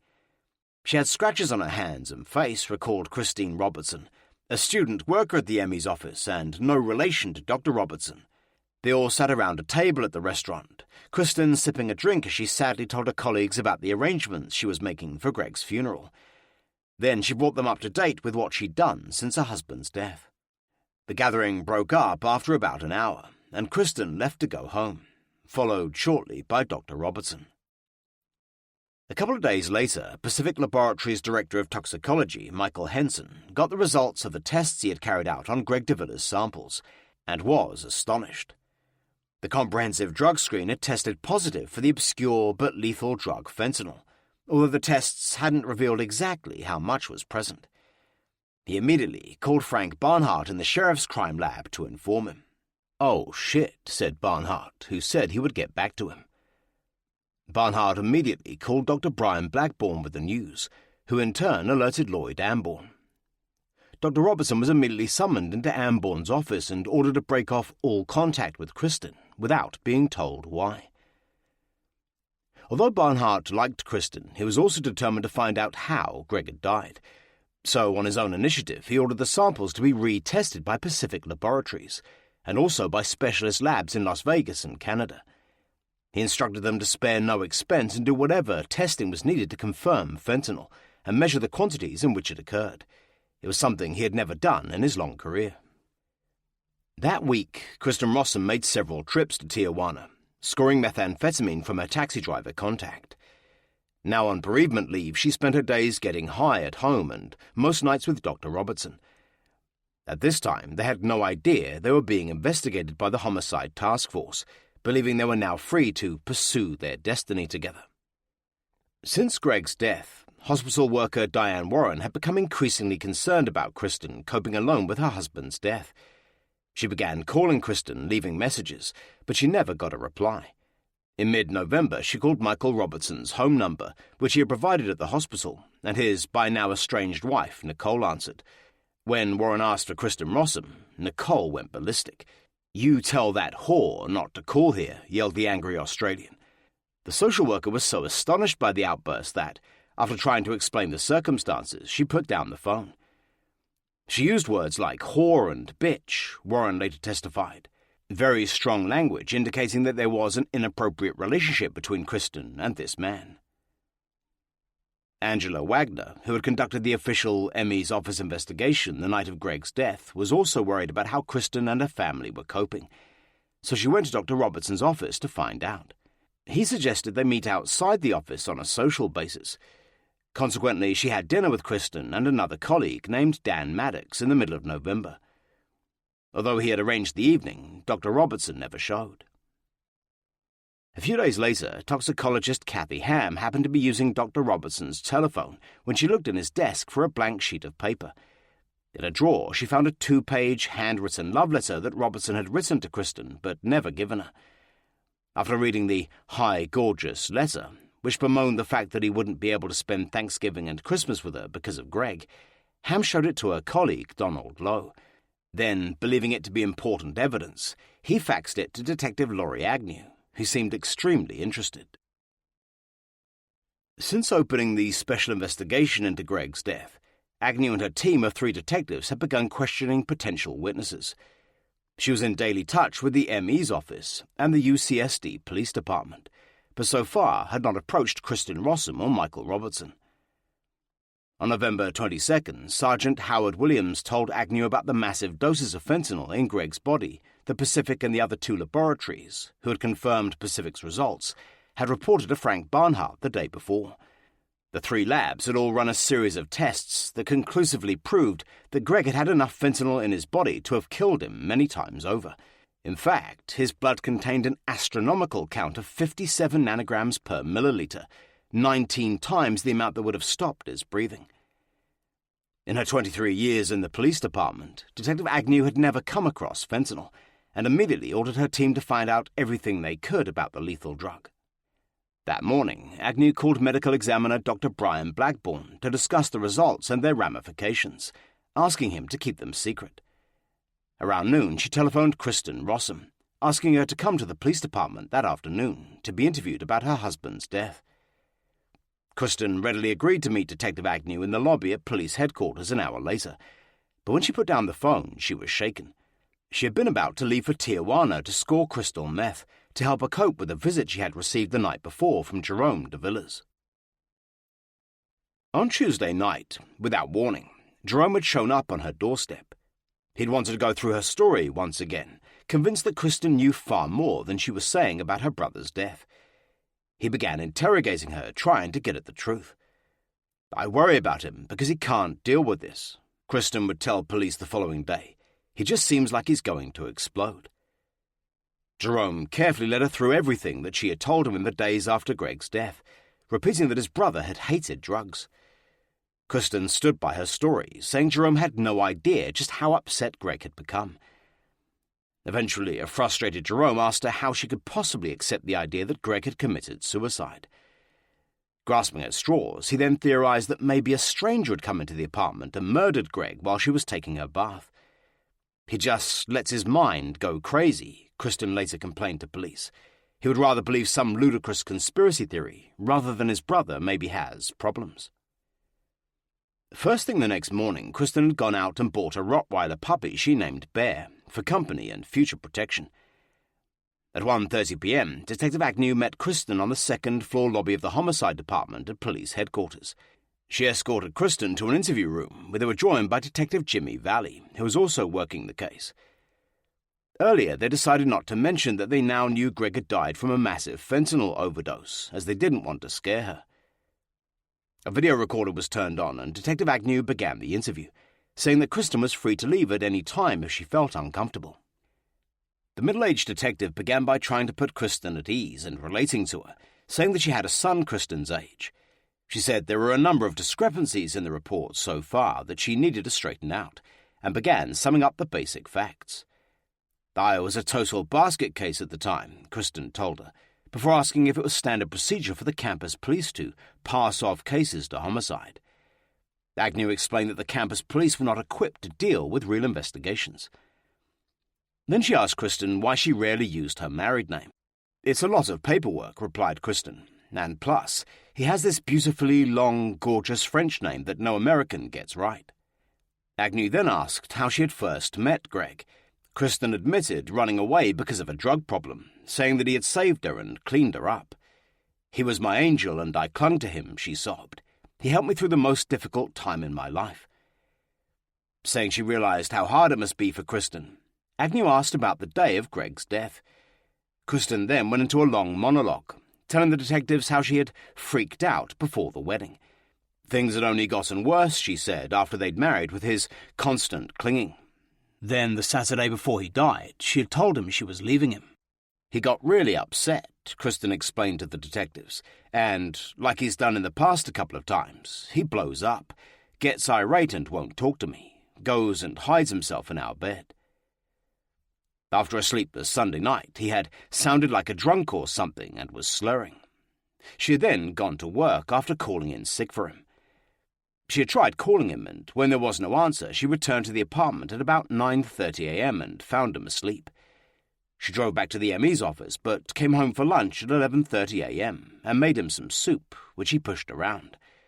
I said, "What's going on? What did you take?" And he said that he took some old prescriptions that he hadn't thrown away. They were mine, like over 5 years ago. I said, "Please don't take any more." He said, "There aren't any more." I was so mad at him about that. According to Kristen, Greg seemed to improve, so she went back to work. "I needed to talk to Michael, Dr. Robertson, about some personal things," she said, "so I left work early and he also left early. I spoke to him for about an hour and a half in the afternoon, before going home at about 5:15 p.m. While she prepared dinner, Greg was stirring a bit and snoring, so she told him it was too difficult for her to be there and went out to run some errands and buy a wedding gift for her cousin. "I came back," she said. "He's quiet and started sleeping peacefully. I told him I was going to take a bath. I went in and gave him a little kiss on the forehead, half angry and just half sad for him. But after taking her bath and puttering around, she came into the bedroom to go to bed, discovering Greg cold and not breathing. I'm haunted by the image," she sobbed to the detectives. "I didn't know he was in distress. I didn't. I called 911 and gave him CPR, and it was so hard because... I'm sorry." Kristen then broke down completely, and Detective Agnew told her to take a minute to compose herself. And he was gone. Kristen continued after she had calmed down somewhat. "I can't believe he's gone. I really can't. He was my best friend. I did plan a separation, but I never expected this." Detective Agnew then asked Kristen to tell her about Greg. Calling the de Villiers family dysfunctional at best, she said Greg hated his father for every bad thing that had ever happened to him. 3 years ago, Greg had cut him off and hadn't spoken to him since. His father is apparently a loose cannon, she told them. The mum has a very short fuse, too. Kristen then rounded on Jerome, calling him the angry middle child, and saying she was scared of him because he looks like a pressure cooker that's about to blow. But she was far more charitable to Bertrand, who she described as well-adapted and well-adjusted. She also stressed that she came from a very different type of family. Asked about Greg's reaction when she told him she was looking for apartments and wanted a separation, Kristen complained that he'd never let her have her own life or develop as a person. Becoming visibly angry, she said that Greg had tried to stop her going to the May 2000 CAT conference with Michael Robertson. Kristen then told them how she had desperately tried to get Greg into marriage counselling, but that every time they'd argued, he became depressed, saying he couldn't live without her. Detective Agnew then asked her about the oxycodone and clonazepam that Kristen claimed Greg had told her he had taken. She explained she had gotten them in Mexico 5 years earlier to help her get off methamphetamine, which she had once had a problem with. "Greg was not amused at my logic in that," she wryly observed. "He said, 'We're getting rid of them.' I saw him throw away the containers that they came in." But Kristen reasoned that he must have secretly kept the pills. "Hell, I'm a toxicologist," she suddenly announced. "I went to schools and graduated with the highest honours in chemistry. It was something I really loved, because it was something I was really close to. Probably too close." Detective Agnew then asked for more details on how Greg's body had been found. Kristen said that, although she had often seen dead people in her job, she had panicked when she turned on the light, seeing him pale white. The rose petals surrounding his body were Greg trying to be melodramatic, I guess. The detective pressed the point, and Kristen said that she had first seen the rose petals while she was on the phone to the emergency dispatcher. It seems so selfish now, but I was always wanting him to be more romantic, she explained. I saw the red and the petals, and I had to pull him down. His body just thumped and hit hard. It was just a mess. I struggled with that. Then, telling the detectives to treat it in confidence, she began discussing her relationship with Michael Robertson, having no idea how they had his high, gorgeous love letter.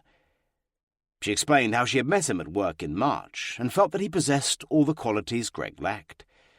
They were in similar situations with questionable home lives, and soon they had developed a very close relationship.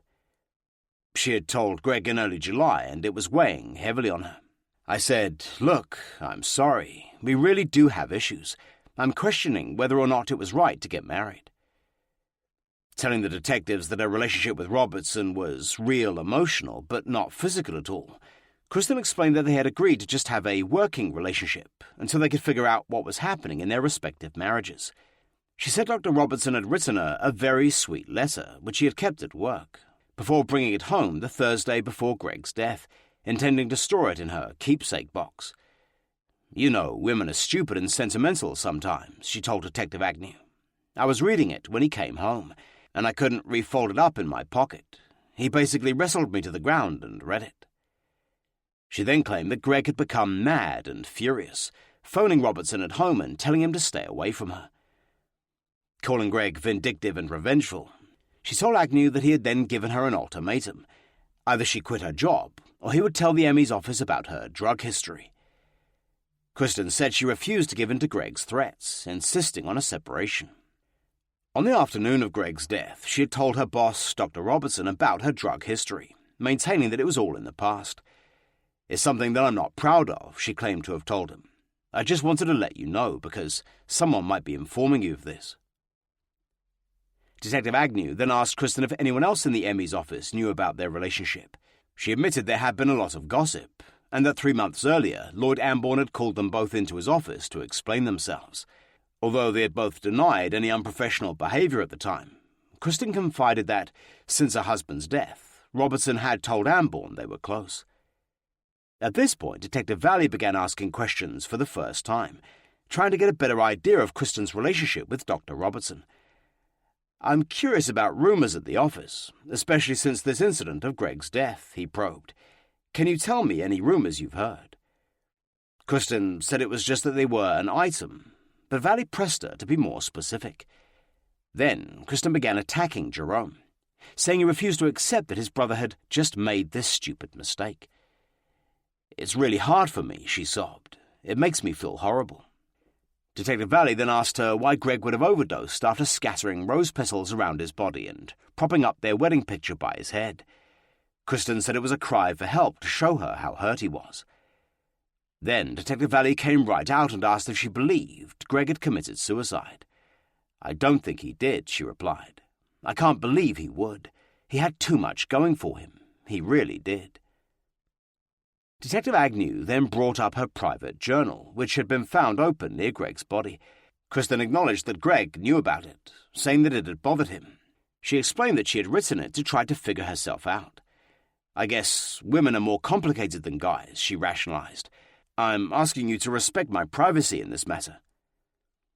Detective Valley, aware that Greg had died of a massive dose of fentanyl, said that suicide would have been very uncharacteristic. "What I see here is behavior that he's never exhibited before," he told her. "The petals, the picture, the slurring, the grogginess." Kristen agreed, saying that it had been driving her crazy, wondering what had happened, and the hostility from her in-laws had only added to her grief. "We're just looking for answers," she said. "I'm just saying, wait until the freaking toxicology report comes back before you start." Detective Agnew then took over, asking exactly where Dr. Robertson fitted into her wanting a separation. "Michael, I cared for him a great deal," Kristen said. "He's a wonderful person, and he possesses almost all the qualities that I would like to see in a relationship." Describing Greg as a great friend, she admitted that, had he lived and they'd separated, she would have dated Robertson. Now that Greg was dead, she claimed not to be pushing Robertson into their being a couple until he'd resolved his issues with Nicole. "I just want to support him in whatever he decides to do," she told the detectives.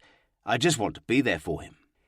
Now, after previously maintaining that there was nothing physical about her relationship with Dr. Robertson, Kristen told the detectives that Jerome had learned about the affair. "His idea is that foul play must be involved," she said, "either by me or Michael." Then Detective Valley asked if she had killed Greg. Breaking into tears, Kristen said it had been so painful, as she felt guilty by wanting a separation and hurting him. "I was the cause," she sobbed. "I didn't control his actions, but I did provide the stimulus."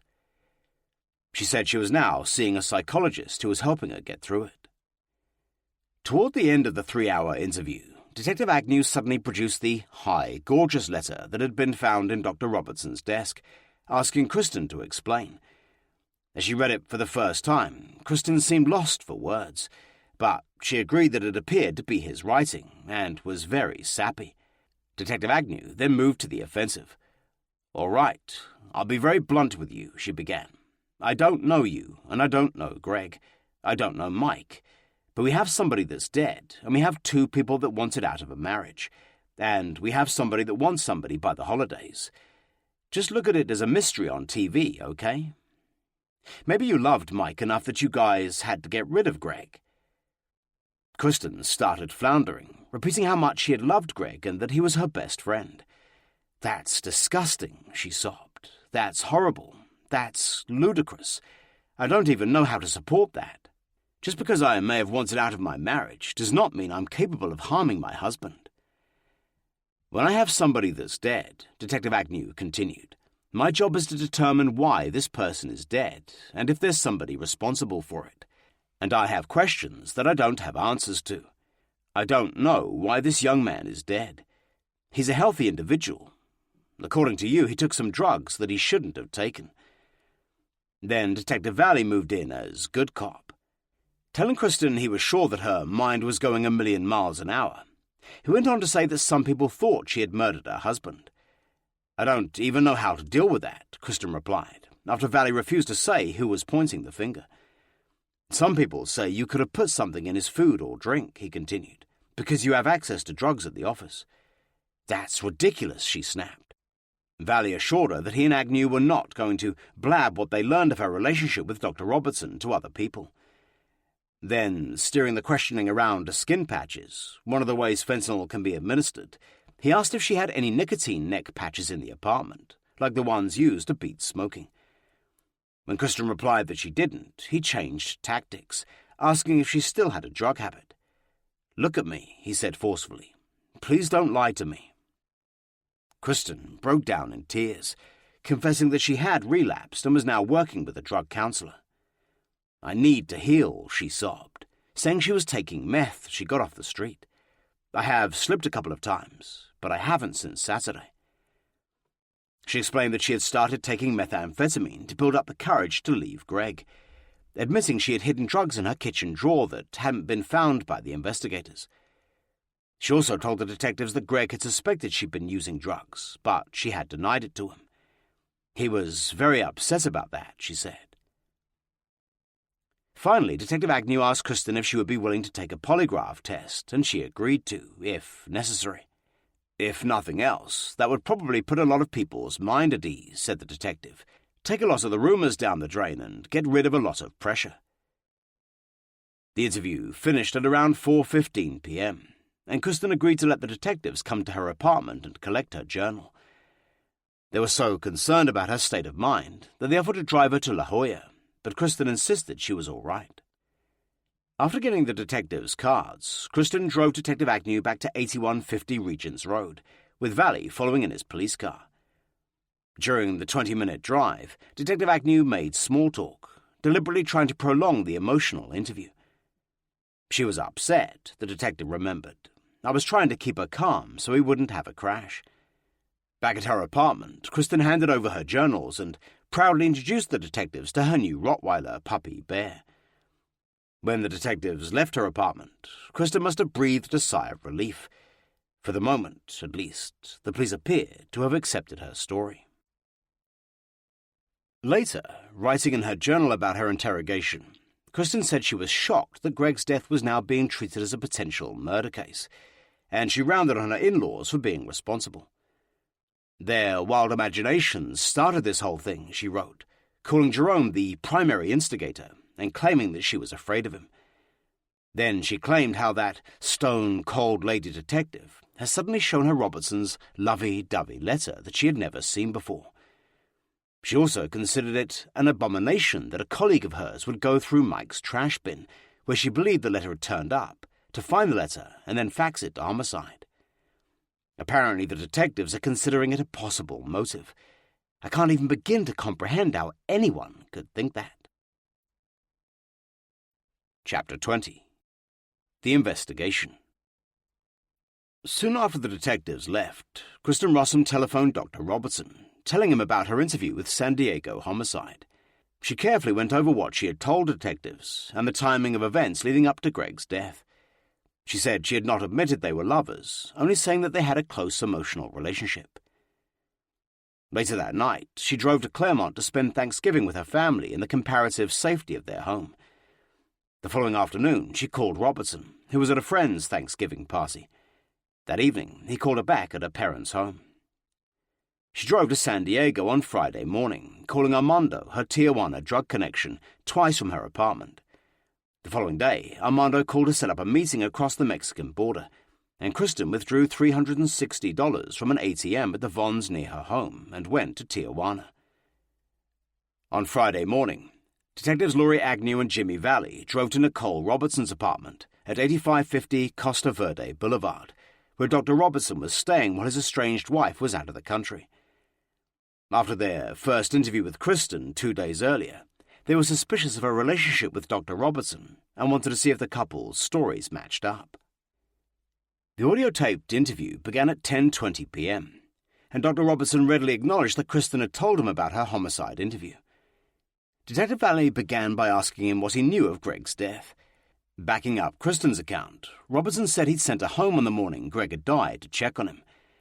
Later that day, he had spent a short period of time with her outside the office. He told detectives that he had been at a marriage counseling session with Nicole when Kristen called in tears, saying that Greg was in the ER and asking Robertson to come to the hospital. She was an emotional wreck, he told detectives. She just said, "He's gone, he's gone." I tried to comfort her. Robertson said he picked up Kristen at the hospital and took her back to her apartment, as she was cold and had a headache. The police investigation was underway by the time they arrived, so he waited outside the apartment before speaking with the officers. Then Professor Rossum had arrived, telling him to leave, as he was taking her back to Claremont. Robertson told the detectives that he suspected it was a drug-related death. When Detective Valley asked him how he could be so certain, Robertson said Kristen had told him that Greg had taken a large amount of unknown medications. He may have taken some of these things to help him sleep, theorized the chief toxicologist. However, the effects on him suggest to me that he took more than just to get some sleep.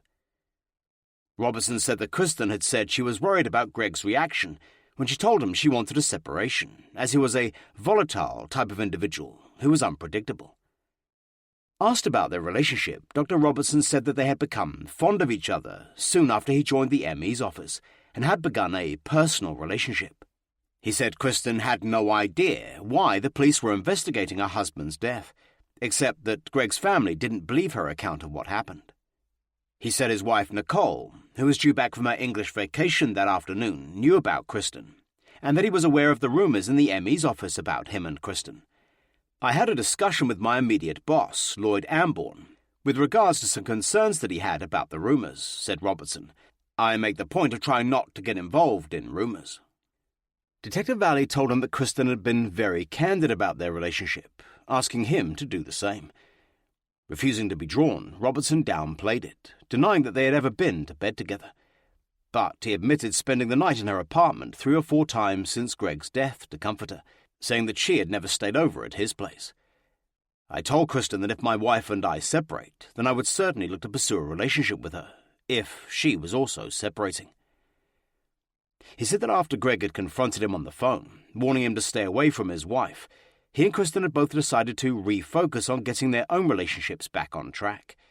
He was also aware of Kristen's past addiction to drugs and her relapse before Greg's death, saying he was upset and disappointed with her. But he had made a personal decision not to tell the ME's office that she was back on drugs, although as her boss he had a responsibility to do so.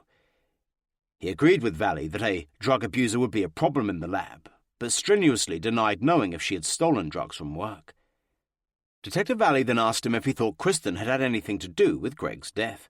"I don't believe she has the ability to do it," said Dr. Robertson. "She's a sweet, caring, loving individual. Could she be fooling me? I guess." Then, without mentioning the massive amounts of fentanyl found in Greg's organs, Valley told Dr. Robertson that he was giving him just one chance to tell police what he knew about Greg's death. "This is the opportunity," said Valley. "Not tomorrow, not next week, not next month, because the end of our investigation is going to be concluded one way or the other. What did Greg die from? What drugs, and who had the ability to obtain these drugs?" Robertson merely replied to all Valley's questions, refusing to be drawn any further. "I'm not clear in my mind," he said, "whether or not Greg's death was a scare tactic that went wrong, or it was an intentional overdose."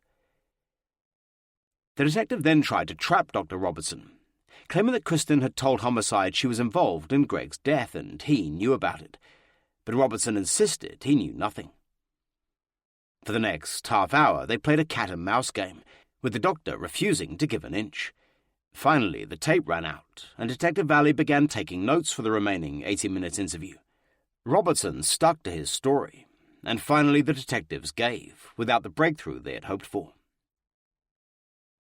After she'd heard that her lover had been interrogated by San Diego Homicide, Kristen voiced her growing insecurities and fears in her journal. "I'm terrified of losing him," she wrote. "I know that we have nothing to hide, besides the full extent of our relationship. I put my faith in the legal system and pray." On Monday, November 27th, Lloyd Amborn returned from a vacation in Mexico to learn that fentanyl had caused Greg DeVilla's death. He immediately checked his computer database for all cases the ME's office had handled involving the drug, and the ones where it had been impounded at death scenes.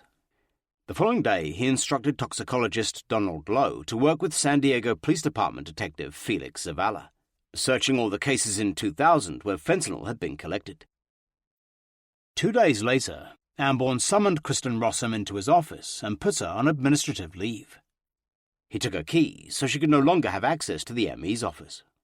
She had initially been put on compassionate leave, Amborn would later testify. "Based on the events we had learned about, I wanted to put her on administrative leave and restrict her access." A few days later, Zavala and Lowe would discover that 15 fentanyl patches were missing, out of 24 that should have been locked away in the toxicology lab's drug storage room. A total of 127.5 milligrams of the drug could not be accounted for, and they also discovered that a further 10 milligrams of fentanyl citrate, which Kristen had officially logged in on October 3, 1997, had disappeared from a 2-inch vial. In every one of these cases, Kristen Rossum had been responsible for logging in the fentanyl and benzodiazepine, and had screened them on the high-pressure liquid chromatography, HPLC machine she operated. When Detective Agnew was told just how much of the lethal drug was missing, she moved her investigation into high gear, convinced that Greg DeVillas had been murdered. On Friday, December 1st, Lloyd Amborn telephoned Kristen, asking her to come to his office the following Monday to review her status at the ME's office. Suspecting that she was about to be fired, she wrote a letter to her parents, telling them about her relationship with Dr. Robertson, but not admitting they were lovers. She apologized for not telling them the entire story of Greg's passing, saying she needed their love and support, fearing they would abandon her if they knew the real story. "What I didn't tell you," she wrote, "was that I had met someone who I quickly developed a close, emotional relationship with." The letter repeated Kristen's version of the Robertson relationship, emphasizing that she and Michael were both in unhappy marriages and that both tried to work out their marital problems. She blamed Greg for refusing to talk to her, especially after she had first told him about the emotional involvement with Robertson, and she complained that Robertson was being investigated by the police, as well as in danger of losing his job. Just as she had throughout her life, she played the sympathy card to her parents, saying that her entire life was crumbling. "I'm scared," she said. I feel so alone and feel helpless. The police see our relationship perhaps as being a motive. That is ridiculous, though. Once again, she railed on the de Villiers family for creating suspicion and pushing the idea that somehow foul play was involved. Why, she asked, would they do something so stupid to turn her into an emotional wreck? Since Greg's death, Kristen had been seeing a counsellor twice a week. She also acknowledged that she had become addicted to methamphetamine again. I was falling apart, she would later testify. I was lapsing into much greater drug use. I needed a professional to talk it through with and help me overcome it. Throughout December, Kristen made drug runs into Tijuana 2 or 3 times a week, each time withdrawing $360 from an ATM. She was now numbing herself with methamphetamine most of the time, and her behavior was increasingly erratic. On Monday, December 4th, Greg de Villiers' body was at last released to his family by the police, and they could finally give him a proper funeral. San Diego homicide detective Laurie Agnew was closing in on Kristen Rossum, calling in Robert Petrocek, a computer forensic examiner at the Regional Computer Forensic Laboratory, RCFL, to bring his expertise to the investigation. With more than 25 years as a peace officer, Petrocek, who's attached to the California Highway Patrol, had worked on some of the most high-profile murder cases in the state. Later, he would work on the World Trade Center investigation and the murder of Wall Street Journal reporter Daniel Pearl in Pakistan. Over the next few months, Petrocek would spend almost 1,000 hours analyzing computer hard drives used by Kristen, Greg, and Robertson, as well as floppy disks and CDs. He would discover a series of incriminating emails between the lovers that would turn the case. That afternoon, Dr. Robertson was summoned into Lloyd Amborn's office, where he found Dr. Blackburn and Detective Paul Torres from the San Diego Sheriff's Department waiting for him. He was then fired from his $70,000 a year county job for failing to report that he'd known Kristen Rossum was abusing drugs. In his official termination letter, his offense was described as a key personnel issue with serious operational implications. At 4:15 p.m. the same day, Rossum was also fired from her $35,000 a year toxicologist job for breaking her probationary status by using illegal drugs. During the emotional meeting, Kristen looked like she was under the influence of drugs, with no makeup and unwashed hair. She didn't look her normal self, remembered Amborn. It was clear that she probably was distressed and crying from time to time. After leaving the Emmy's office for the last time, Kristen went home and called her Mexican drug dealer, and then, after withdrawing $360 from the ATM at Vons, went off to Tijuana. On Wednesday, December 6th, San Diego TV reporter Kevin Cox, on an assignment for News 8, turned up unannounced at Kristen's Regent Road apartment for an interview. Kristen answered the door, wearing a pullover and jeans, her once long blonde hair now cut short and brushed behind her ears. "She is really cute, and she is really trembling," Cox would later write in an in-depth feature for San Diego magazine. "She looks like she's been crying all day and could start again." Cox commiserated about Greg's death, asking what he was like. Instead of slamming the door in his face, as he had expected, she invited him in. The apartment was a mess and smelly, as Bear had still not been house-trained. Cox noticed that there were no pictures of Greg on the walls, although there was a framed one of Kristen and her dog. Everything went well until Cox brought up the investigation, saying that the police considered her a suspect. Then Kristen told him to leave. "The detectives, they lie," she sobbed, walking him to the door. "I really can't talk to you, but the truth will come out." That night, News 8 broke the sensational story of a love triangle at the ME's office, and that homicide detectives were investigating. Over the next few months, Cox would update San Diego viewers as the story built momentum. Soon after Dr. Robertson was terminated, toxicologist Donald Lowe took over his job, moving into his office. While cleaning out Robertson's desk, Lowe found a number of articles on fentanyl, including a case study of 25 fentanyl overdoses by Robertson's friend Dr. Daniel Anderson of the Los Angeles County Medical Examiner's Office. He immediately sent them to homicide. An investigator then called Dr. Anderson as an expert, asking him specific questions on fentanyl. Although the detective was vague, never mentioning the specific case he was investigating, Dr. Anderson later warned Dr. Robertson that he suspected fentanyl had been found in Greg's body. "Everything was being kept hush-hush," said Dr. Anderson. "I kind of put that together and talked to Michael." A few days later, Lloyd Ambourne asked toxicologist Kathy Ham to clear Kristen Rossum's desk and box up her personal belongings.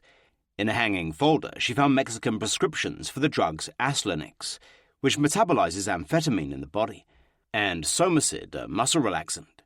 Nearby, she discovered the drugs, still in their Spanish prescription bottles. She also found the business card of Kristen's drug connection Armando, as well as a hotel room key. When she pulled out Kristen's pencil tray, she found reddish-orange rose petals in the desk, alongside a post-it note reading, "Happy birthday to my sweetheart," in Dr. Robertson's writing. Ham immediately told Donald Lowe, who alerted homicide. On Thursday, December 14th, Robert Petrocek of the RCFL visited Aubergen, where he took for forensic analysis 2 Apple iMac computers that had been used by Greg de Villiers. Taking the computers back to his laboratory, he began examining their contents for emails and websites that had been visited. But it would be another 3 weeks before detectives would seize Kristen's and Dr. Robertson's computers for forensic analysis.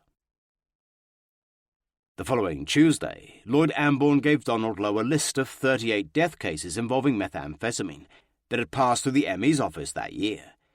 He then ordered Lowe to audit 8 of them in which the drug had been impounded in evidence envelopes. Out of those 8, Lowe discovered that the evidence was completely missing for 7 of them. These had all been stored in a room where Kristen Rossum had easy access during her time working for the ME's office. In late December, Kristen Rossum and Deputy Chief Medical Examiner Dr. Harry Burnell went to a ladies' Aztec baseball game at San Diego State University's Cox Arena. Frank Barnhart happened to be sitting 1 row in front of them and heard them discussing the investigation into Greg's death. I recall Dr. Burnell saying something to the effect that an investigation like this takes time, and it's hard to know where it's going to go, remembered Barnhart. I honestly wasn't real comfortable. Barnhart then turned around and told Dr. Burnell that he shouldn't be discussing details of Greg's death with Kristen. Dr. Robertson spent much of the week after Christmas at Kristen's apartment, where he accessed his email on several occasions. When Robertson was not around, Kristen would make trips to Tijuana to score methamphetamine. On December 30th, she began accessing several drug addiction sites on her home computer, presumably now wanting to clean up. "I'm really looking forward to the end of this year," she wrote in her journal, "and the beginning of a new one.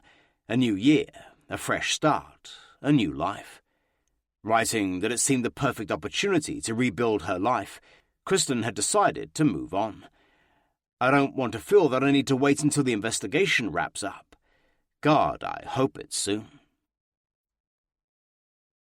Chapter 21. The net closes. At 7 a.m. Thursday, January 4th, 2001, the San Diego Homicide Task Force made their move. To prevent anyone from tipping off anyone else, they obtained simultaneous search warrants for Kristen and Dr. Robertson's apartments, as well as the medical examiner's office. And as a team of detectives led by Laurie Agnew arrived at Kristen's Regent Road apartment, a 5-officer surveillance team positioned itself outside Dr. Robertson's new 8th Avenue apartment, awaiting instructions. When Kristen answered the door, Agnew handed her a search warrant. Kristen went to read it in the living room. She looked terrible, and Officer Dan Deardoff, whom Agnew had brought along because of his drug expertise, immediately suspected that she was high. After reading the warrant, Kristen nervously told Detective Agnew that she needed to talk to her in private, and they went into the bedroom. "I have something to tell you," said Kristen, whose hollow-looking face was covered in acne and her breath was foul. Detective Agnew nodded and told her to go on. Kristen fidgeted as she nervously told the detective that they were going to find something in the apartment. The detective asked her what it was, and Kristen mumbled meth and paraphernalia. Then Agnew asked if she would voluntarily show them, or if she wanted them to search. Kristen walked over to a chest of drawers by the bed on which Greg had died, opened the top drawer and pointed at a box inside.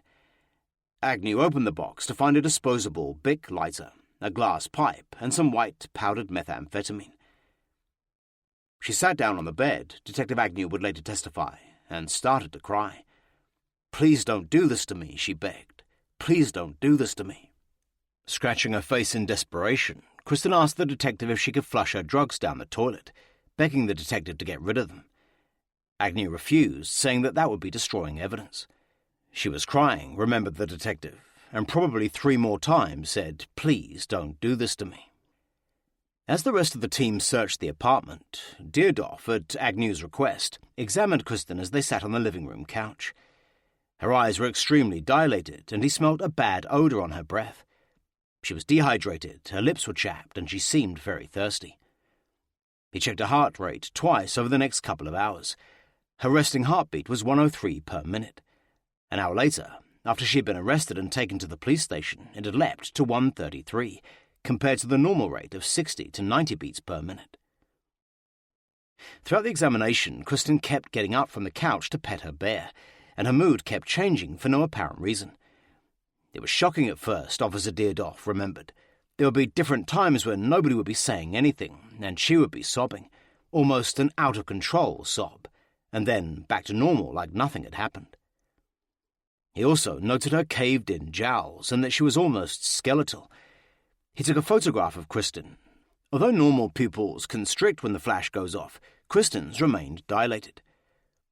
While Deardoff was examining Kristen, a detective photographed the bathroom, careful to show the shower ledge on which the bath stopper was still resting. In the bedroom, Agnew found Greg DeVilla's wallet, containing his California driver's license, credit cards, and a yellow sticky post-it with Michael Robertson's old apartment address and phone number on it. She also found his organ donor card, signed by Greg and Kristen, with instructions to donate my whole body. Also in the bedroom, detectives found files containing a 1999 article by Frank Barnhart entitled Drugs of Abuse. The 64-page article, which mentioned Kristen by name as a researcher, featured a discussion of methamphetamine and, of special interest to the investigators, fentanyl analogues. It listed the psychiatric symptoms of methamphetamine abuse as violent behavior, repetitive activity, memory loss, paranoia, delusions of reference, auditory hallucination, and confusion or fright. Kristen's latest journals were also found by her Compaq computer, which Bob Petracek would later remove for forensic analysis, along with Greg's iMac. After the search finished, Kristen was read her rights and arrested for being under the influence of drugs. She was then driven to police headquarters by Officer Deardoff, where she was re-examined. Later, her blood was found to contain 363 nanograms per milliliter of methamphetamine and 70 nanograms of amphetamine. Her urine had 7,700 nanograms of methamphetamine and 2,740 nanograms of amphetamine. And the white powder found in her bedroom was 0.36 grams of methamphetamine. Kristen was then booked and given the opportunity to make a telephone call. She immediately called Michael Robertson's cell phone, asking if he could raise bail. "I said, 'Sorry, I just can't,'" recounted Robertson, whose apartment was being searched at the time he got her call. After putting down the phone, Dr. Robertson called his lawyer, Charles Goldberg, as investigators seized his computer and passport. Later they would discover several PowerPoint presentations and 37 articles on fentanyl. Among them was a case called The Crooked Criminalist, involving missing fentanyl patches, which was solved after the drug was detected in hair samples. Robertson then called his wife Nicole, warning her what had happened and that she would probably also be questioned by police. Nicole was furious and told him to come over immediately and explain. At 9:52 a.m., after the police had left the apartment, the 5-man surveillance team saw Dr. Robertson come out of his upstairs apartment, carrying a white trash bag, which he dropped into a large dumpster at the back of the building. He was also observed putting something into his sports car. He then walked south along 8th Avenue, calling his attorney on his cell phone for a 10-minute conversation. After the call, he returned to his apartment, constantly looking over his shoulder to ensure that he wasn't being followed. 10 minutes later, he came out of the apartment again, carefully looking behind him, before returning to the dumpster. His behavior was suspicious in nature, remembered Detective Randy Aldridge, a San Diego undercover narcotics officer who was leading the surveillance team. He actually walked past the dumpster one time before approaching it again. Convinced he was not being watched, Dr. Robertson went back to the dumpster and opened the lid. "I saw something in his left hand," said the officer. "Looked like he was moving the trash." Robertson lifted up the trash and placed the manila envelope under it, before patting it down and closing the lid. He then walked to his car and drove off. As some of the surveillance team followed Robertson's car, Officer Aldridge donned his evidence gloves and removed the large white trash bag and the envelope, storing them in a brown paper evidence bag. After leaving his apartment, Robertson drove to I-5 toward La Jolla, where Aldridge rejoined his surveillance team. They observed Robertson pick up his wife Nicole and then drive to Torrey Pines State Beach. Detectives watched as Nicole got into a heated argument with her estranged husband. Still arguing, they walked down the beach until they were out of the surveillance team's sight. "We became concerned with what was going on," said Officer Aldridge, because of the verbal confrontation. Aldridge then commandeered a jeep from a lifeguard, having him drive north along the beach until he located Robertson and Nicole, who were sitting on some rocks in deep conversation. He had the jeep drive past them again, parking at a safe vantage point where he could observe them in case the discussion turned violent. "Once I was satisfied it was just a conversation," said Aldridge, "the lifeguard brought me back to my vehicle so we can continue on with the surveillance." Eventually, the Robertsons walked back to the sports car, shouting at each other. Then a furious Nicole reportedly slapped her husband 3 or 4 times as he tried to shove her away. Dr. Robertson got into his car and drove off, abandoning Nicole on the beach. The team left her stranded as they resumed, following Robertson, who drove straight to Kristen Rossum's apartment. The following day, Kristen was released from custody and went to Claremont to explain her relapse to her parents. In an emotional family meeting around the kitchen table, she told them about her drug arrest, finally admitting that she and Robertson had been lovers before Greg's death. "She told my family about it," her brother Brent later testified. "We were all very displeased with her. The floodgates opened. She let us know everything at that point." Kristen's religious family were shocked to discover that she had been committing adultery for months before Greg's death, and Brent was said to have gone ballistic. "We were very disappointed," Constance Rossum would later tell Good Housekeeping. "I think it's terrible, but Kristen had decided the marriage was over." A few days later, Kristen's high school friend Melissa Prager met her in San Diego and was shocked at her appearance. It was the first time Melissa had seen her since Greg's death, and she looked painfully thin, far worse than she had when she was addicted to drugs at Claremont High. "She was deteriorating," Prager later said. "I remember her having black circles around her eyes, and obviously very stressed. She confronted me with the truth that she had been using drugs." At the police station, Randy Aldridge would examine the manila envelope that Dr. Robertson had thrown into the dumpster, finding Kristen's love letters and greeting cards, some of which had been torn into pieces. There was also a soft bag he had been given at the Milwaukee conference, containing love notes and a book on sex. On Tuesday, January 9th, Michael Robertson's lawyer Charles Goldberg called San Diego Homicide, requesting a meeting. Initially, Goldberg had resisted, but Robertson insisted he wanted another meeting with the investigators, who had already interviewed Nicole. He also wanted the computers that had been seized from his apartment returned. At 9:10 a.m. the next morning, Robertson and Goldberg arrived at police headquarters and were shown into an interview room at the homicide department. There, detectives Laurie Agnew and Jim Valley joined them and informed them that the meeting would be recorded. "You are not under arrest," Detective Valley told Robertson. "In fact, I'm not even going to advise you of your rights." Goldberg told the detectives that he didn't want Dr. Robertson to discuss his relationship or contacts with Kristen after Greg DeVilla's death. "This is a very sore point," said the attorney, "that has caused a problem with him personally in terms of his wife and his marriage." After asking Dr. Robertson about routine procedures at the ME's office and the storage of impounded drugs and standards, Detective Valley asked him if he knew that fentanyl had been found in Greg's body.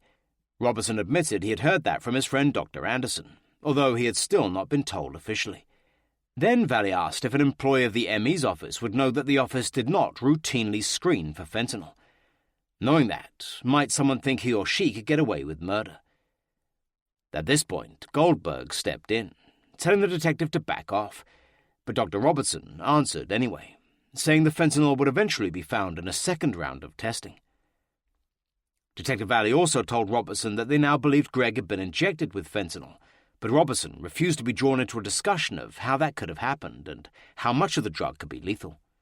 Frustrated, Valley changed course and tried to reason with him. "You are a very intelligent young man," said the detective, adding that it wouldn't take a scientist to figure out they weren't buying the suicide story. Someone had to have taken an active role in this, possibly Kristen, or in this case, it just happens that you're having a relationship with her at the time. Suddenly, for the first time in the interview, Detective Agnew stopped her colleague's line of questioning, changing the topic to Kristen's relapse into drugs. Robertson maintained that he had become suspicious the weekend before Greg's death and had searched her drawer and found some methamphetamine, which he disposed of. On the Monday morning Greg died, Robertson said he had dragged Kristen into his office, telling her not to even try to deny she was doing drugs.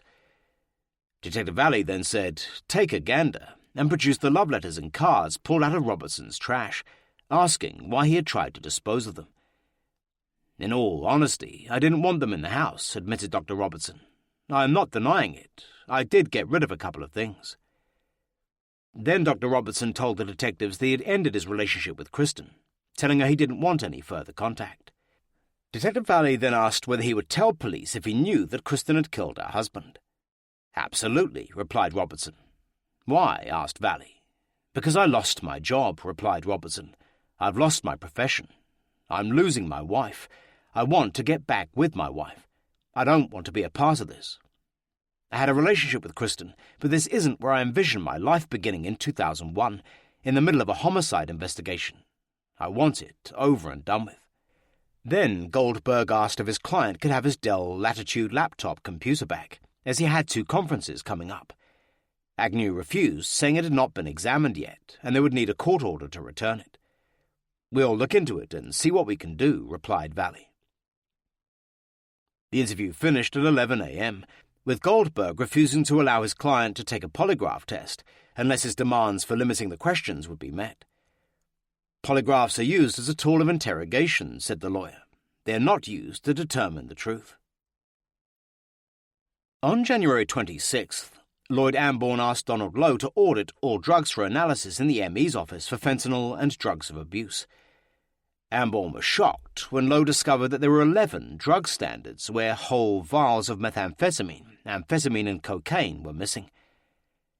Other drug samples that could not be accounted for were fentanyl and oxycodone, both of which had been discovered in Greg's toxicology. Further audits of the ME's office during the next months would reveal even more drugs to be missing. There were hundreds and hundreds of drugs stored in that office, Detective Agnew would later tell a reporter. Of all of them, only meth and the 3 drugs found in Greg's body were missing. Chapter 22. In Limbo. In late January 2001, Kristen Rossum found work as an assistant chemist with a small Sorrento Valley biotech company called TriLink Biotechnologies, which produced synthetic DNA for gene therapy research. Since her arrest, she had stayed off methamphetamine, putting on weight, getting a smart new hairstyle and regaining her former beauty. Interviewed by a panel of executives, including TriLink production manager Kelly Christensen, she made a good impression. Kristen never mentioned her arrest or admitted being fired from the ME's office for drugs a month earlier, and TriLink never asked her to fill in an employment application, relying on her interview and the resume she supplied. Kristen was hired for a full-time position on the spot. She would use the same equipment she had operated in the ME's office. "She was great," said Christensen, who became her boss. "She was a quick learner. She was always on time and did her job very well. In my experience as a supervisor, she's one of the best employees I've ever had."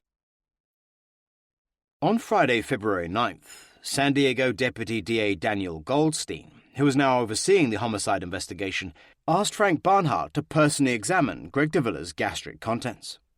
By coincidence, Barnhart ran into Kristen Rossum as they were standing in line for San Diego Padres tickets later that day. Kristen proudly told him about her new job at TriLink, inviting him to join her and her parents for dinner that night.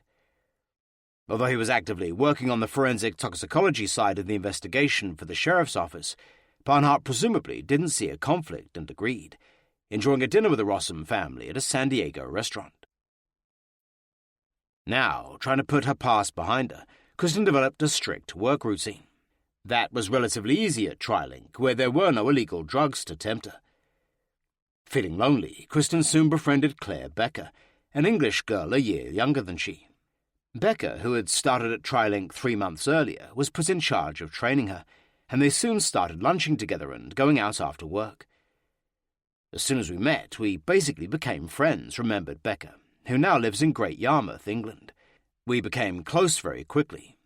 She said she didn't feel very close to anyone, and we got along so well. Initially, Kristen never mentioned that she had been married, but soon after they started taking lunch together, Becca went to her apartment for the first time and saw her wedding picture on the mantelpiece. I asked her about it, said Becca, and she just went through the whole story. In floods of tears, Kristen explained how she had always seen Greg as more of a brother than a husband. Whenever she had tried to tell him this, he would say they could work it out, and he couldn't live without her. And then, when she got involved with Michael, she told Greg about that, said Becca. She told me that she was always very open and honest with him and let him know what was going on. And when she did say she was finally leaving, he committed suicide. Kristen also told her that she was the prime suspect for Greg's murder and under investigation by San Diego Homicide. Although Becca never got to meet Dr. Robertson, Kristen would constantly talk about how much she loved him and their plans for the future. Her lawyer told her to call the relationship, but she didn't, Becca said. She used to tell me how Michael would park a few blocks away from her house and then try to sneak in without being seen, in case they were being watched, which they were, but they couldn't stop seeing each other. Dr. Robertson was using his contacts in forensic toxicology to look for a new job and went for several job interviews in San Francisco. He spent a lot of his spare time playing Australian football with the San Diego Lions. He now took precautions with his love letters and presents to Kristen, mailing them to TriLink instead of her apartment.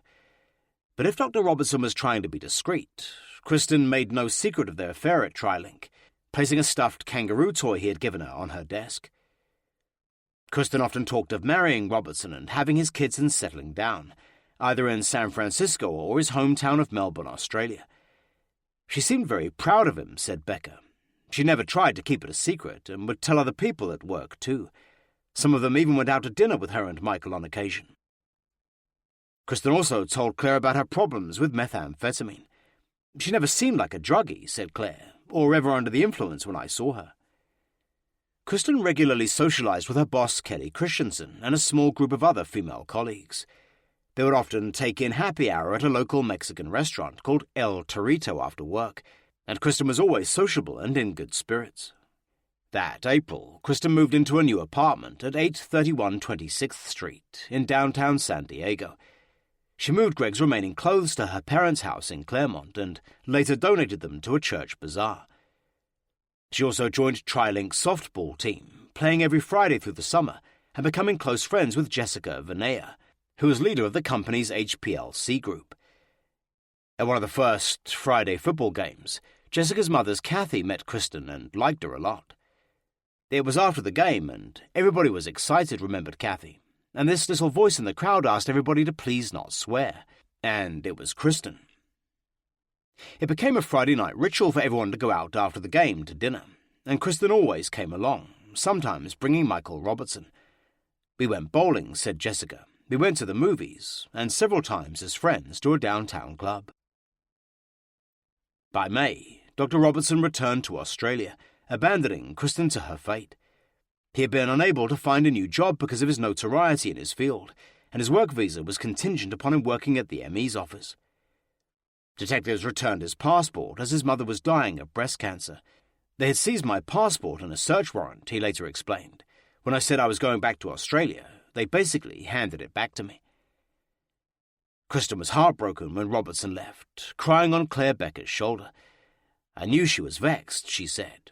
Kristen had only told me that Michael was engaged, but not that they were actually married. After Robertson returned to Melbourne, Kristen began socializing even more. She also found a new boyfriend who began appearing at various functions with her. But if Kristen was trying to put the homicide investigation behind her, Detective Laurie Agnew was working harder than ever. She and her team were now relentlessly interviewing everyone from Kristen's past, examining her and Robertson's computer hard disks and obtaining deleted emails from their internet servers, methodically building up a murder case against her. At the beginning of April, Kristen's replacement at the ME's office, Tina Martinez, was searching for a filter in the HPLC room when she came across a small glass pipe hidden in a box. Not knowing what it was, she left it there. But 2 days later, when Martinez found a manila evidence envelope out of place on a cabinet, she told her supervisor, Kathy Ham. The envelope was kind of rolled up and put in the box, remembered Ham. One end had been completely cut off. Looking inside, Ham discovered a collection of glass pipes, some of which were broken, and a small piece of foil. Police forensics would later determine that the pipes contained traces of Kristen's DNA on one end and methamphetamine on the other. Homicide detectives were so determined to bring Kristen to justice that money was no object in the murder investigation. San Diego police forensic expert Randy Gibson worked 6 weeks with a special computer program to digitally reconstruct Robertson's love letter, which Kristen had shredded after Greg had found it. And Robert Petracek spent almost 3.5 months gleaning evidence from a battery of computers used by Kristen, Greg, and Dr. Robertson. That spring, Kristen was asked to come to Homicide for a second interview and to take a polygraph test. She told her grief counselor, who urged her to get a lawyer, so she hired San Diego attorney Michael Panzer. It was a horrible reality check to actually seek a lawyer, she wrote in her journal. It really hit home the gravity of the entire situation. At the last minute, on the advice of her new attorney, Kristen cancelled the interview with Detective Agnew and stopped communicating with her. I wanted to just go down to the interview without an attorney, she wrote. I was afraid of how getting a lawyer would look. Is it really to my benefit, or does it imply that I have something to hide? For the next few months, detectives kept Rossum on a long lead, and they did not pressure her further, but they continued watching her. Every once in a while, Kristen would drop her gregarious facade, breaking down in helpless frustration. She would cry a lot about it, and it always seemed to be on her mind, said Claire Becker. I would always ask her about the latest news and what was going on with the case. Underneath, she was worried just because it took so long, as they were questioning her evidence. She didn't know what was going on, and she just had to wait it out. Finally, all the pressure of the investigation and the possibility that she would be arrested for Greg's murder proved too much for Kristen. Soon after Robertson left, she relapsed into methamphetamine again in order to cope. On Sunday, June 24th, as Detective Laurie Agnew and her team prepared the search warrant for Kristen's imminent arrest, she made her final trip to Tijuana to buy methamphetamine. Chapter 23. Arrest. On Monday, June 25th, after having Claire Becker hide some of Robertson's love letters and her koala bear, Kristen Rossum returned to her Golden Hill apartment, where police were waiting. After reading Kristen her rights, they arrested her on suspicion of murdering her husband. Suspecting she was high on drugs, detective took her downtown to police headquarters, where samples were taken of her urine and blood, which were later found to contain methamphetamine. Investigators also served a search warrant on her apartment, where they found a mega pocket torch used for smoking meth, her address book, containing 4 phone numbers for her drug dealer Armando, and the latest installments of her writings in a blue notebook called Meditation Journal. The following morning, as Kristen woke up in a holding cell at Las Colinas Women's Detention Facility in Santee, her arrest made the front page of the Metro section of the San Diego Union Tribune, under the headline, Ex-County Toxicologist Faces Charges in Death of Husband. In the article, San Diego Police Homicide Lieutenant Ray Sigwald said that Rossum and Dr. Robertson had been having an affair, and although he was back in Australia, Robertson too was considered a possible suspect in the death of Greg de Villiers and could be brought back to America for further questioning.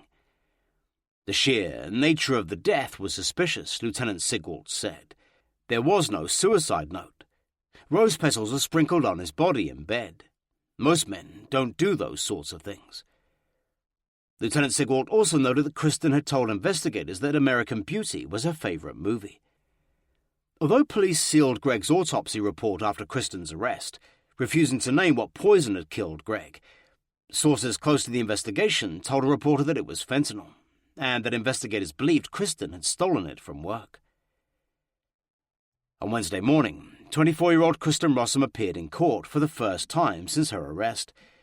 The previous day, her lawyer, Michael Panzer, was notified that the district attorney was considering adding a special circumstance allegation in his charges, which would allow the prosecution to request the death penalty. A tearful Rossum was led into San Diego Superior Court in bright orange prison garb and handcuffs. Her shocked parents were in the public gallery, which was packed with reporters.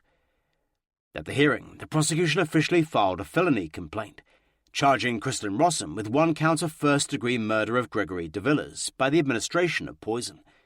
The only time she spoke at the hearing was when Judge David Shumovsky asked if she agreed with her attorney's request to delay her arraignment.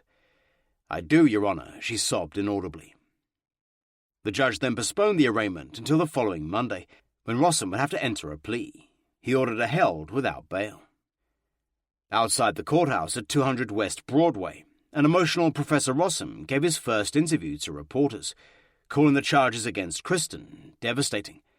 "The authorities are making a victim of our daughter who lost her husband," he said defiantly. "She does not have it in her to commit these charges." Jerome de Villiers also spoke to reporters that day, saying his late brother knew that Kristen had a problem with drugs before they married and believed he was rescuing her. "Then something happened," he said. "I don't have all the pieces to the puzzle. I hope the truth will come out." By now, the story was gathering momentum in the press and going national. It had all the ingredients to get the headline writers excited. Murder, a love triangle, and, best of all, what one magazine photo editor would call the most beautiful potential murderess in living memory. On Thursday, Kristen's bosses at Trilling stood by her, saying they were holding her job open. Describing Kristen as a rising star in the biotech company, Trilling President Rick Hograver said he had never seen any indication that she was on drugs. "It is a shockingly sad story," he told the San Diego Union Tribune. "From our side, it doesn't fit." But Orbigen's general manager Terry Huang told the newspaper how he had been suspicious when Greg hadn't called on the day he died. On Thursday, 72 hours after Kristen's arrest, her father gave an exclusive interview to Los Angeles Times reporter Tipton Blush, proclaiming his daughter's innocence. He accused prosecutors of trying his daughter in the media, vowing to set things straight, as her husband had committed suicide. "We were astonished at how many factual matters were wrong," he said. "I know that she is innocent." Professor Rossum said he had known that homicide detectives had been investigating Greg's death for months, but he never believed anything would come of it. "It struck me always as absurd," he scoffed, "that a bright toxicologist would do something that would incriminate her." Lawyer Michael Pantz's partner Gretchen von Helms also joined the fray, adding that prosecutors were trying to make it seem like this creepy Hollywood thing. There was no motive, she said. But Deputy DA Dan Goldstein had the last word in the article, saying that investigators had left no stone unturned by using outside agencies to test Greg's toxicology. "The evidence in this case is immaculate," he announced resolutely. Back in Claremont, the town was stunned by the arrest of the daughter of one of its most prominent citizens. Professor Rossum's colleagues at Claremont McKenna College rallied to his defense, offering their support. But some of Kristen's old friends were not so certain she was innocent. "Well, I was shocked," said former boyfriend Ted Meyer, who was now studying to be a lawyer. "My initial reaction was certainly, yeah, she did it." And most of the people that knew her then had the same reaction. It was just such a fantastic story. In fact, I don't know any of her friends who actually didn't think that she had done it. I mean, she lied so well, it was like she really believed her own lies. By the weekend, the story had gone international and was covered extensively in Australia's Melbourne Herald Sun, Michael Robertson's hometown newspaper. Under the banner headline, "American Beauty and the Beast Within," the paper concentrated on Robertson's affair with Rossum, interviewing his old Monash University mentor, Professor Olaf Drummer. "I was not aware of any of this," said the professor, "but I know he is back in Melbourne. To my knowledge, he is not working." At her arraignment on Monday, July the 2nd, Kristen Rossum pleaded not guilty to the first-degree murder of her husband. Looking haggard and skeletal, her greasy hair falling into reddened eyes, she was escorted in chains into court by a bailiff. After making her plea, Kristen burst into tears as her father stood up in court to request Judge Shumovsky grant bail. Professor Rossum said there was no chance of her running away, noting that she had not fled to Mexico during the 8-month police investigation. "She would jeopardize our love and financial future," he added. Deputy DA Dan Goldstein opposed bail, saying that the charges against her carried the death penalty. The judge ordered her to be held without bail, setting a preliminary hearing for July 16th. He also appointed a public defender to represent her, after Professor Rossum claimed that hiring a private lawyer was beyond his means. Outside the court, the well-to-do professor told reporters that he could not afford the legal fees, which would run into hundreds of thousands of dollars. He said he would rather spend the money for Kristen's bail. 1 week later, the preliminary hearing was postponed until October 9th to give Kristen's new defense team time to prepare their case. The San Diego Superior Court assigned the high-profile case to Judge John M. Thompson. The following day, faculty members of Claremont McKenna College set up a legal defense fund for Kristen. We have known Kristen and the family for years, read a press statement from the fund, and know that she could not have committed this crime. The Rossum family also cooperated on a special ABC Good Morning America segment featuring the case. Professor Rossum described his daughter's drug-taking and adulterous affair with her boss as examples of moral weakness, admitting that she displayed bad judgment. But that is very, very different from committing murder, he said. The tabloid TV show Inside Edition also sent a team to San Diego to prepare an in-depth story which was broadcast the following week. On the other side of the world, Dr. Michael Robertson gave his first interview, denying reports that he'd fled to escape prosecution. Speaking from his parents' home in Melbourne, he proclaimed his innocence, saying he'd returned to Australia because his mother was ill. I stayed in San Diego for many months after this happened, in order to facilitate the investigation as much as I could, he told a local reporter. To say I fled is not the case. But while the Rossums were busy exerting spin control on behalf of their daughter, the de Villiers family hired top San Diego civil lawyer Craig McClellan, filing a wrongful death suit against San Diego County. This would be the first step in a $2.1 million family civil action against the ME's office, Kristen Rossum and Michael Robertson. The de Villiers accused the ME's office of negligence by hiring Rossum without running background checks and placing her in charge of logging dangerous street drugs into the lab evidence locker. It also claimed that the ME's office should have prevented her from donating Greg de Villiers' organs, so a proper autopsy could have been conducted. On August 7th, County Medical Examiner Dr. Brian Blackburn fired his longtime deputy, Dr. Harry Burnell, just a day after the Board of Supervisors had given him a commendation. Dr. Blackburn refused to discuss the matter with reporters, who questioned if it was related to Rossum and Robertson. Dr. Burnell is no longer working for the county, Dr. Blackburn told a TV reporter. This is a confidential, personal matter, and I really can't go into it. On July 16th, 3 weeks after Kristen Rossum's arrest, Detective Agnew's superior officer, Sergeant Howard Williams, left a message on her parents' answering machine, requesting an interview. The next day, when he checked his voicemail, there was a message from Professor Rossum, declining to be interviewed on the advice of an attorney. I chose not to respond at that point, because it was subsequent to Kristen's arrest, Rossum would later testify. I saw nothing that could be of value at that point by speaking to an officer. However, a week later, Professor Rossum went on San Diego's Channel 10 News, vigorously defending his daughter. Asked about the red rose petals scattered around his late son-in-law's dead body, Rossum had his own interpretation of what had happened. My reading on that, he said, is this was Greg telling Kristen, not in a letter, but symbolically, that the romance that could be embodied in a single rose was now over. Insisting that Greg had committed suicide, Rossum claimed that Kristen's affair with Dr. Robertson did not provide a motive for murder. As for fentanyl, Rossum said that no one knew how long it had been missing from the ME's office. In an earlier interview, Constance Rossum had compared Greg's behavior the Friday before he died to a scene straight out of the Stephen King movie The Shining. We saw a man spiraling down, she would tell the San Diego Union Tribune. In her cell at the Las Colinas Women's Jail, Kristen spent her time consulting with her defense team to prepare for her preliminary hearing. She was also working on a scientific paper for TriLink and receiving regular monthly visits from the supportive company president, Rick Hograver. Since their daughter's arrest, her parents have spent at least 4 hours daily speaking to attorneys and giving interviews to media outlets, in a dogged attempt to put forward her case before it could go to trial. To counter this, the Villiers family, talking through their attorney Craig McClellan, claimed that Kristen had been lacing Greg's food and drink with drugs in the days before his death. As the preliminary hearing drew nearer, it was fast becoming San Diego's highest-profile case in years, making front-page headlines almost daily with the latest twists and turns. Public defenders Alex Lobig and Victor Erickson had now been assigned to Kristen's case, but they had found themselves spending more time fielding media inquiries than working on her defense. In the first couple of months, I put all my time and energy into dealing with the press, remembered Lobig. All the shows, 48 Hours, Dateline, and everyone else wanted to interview her.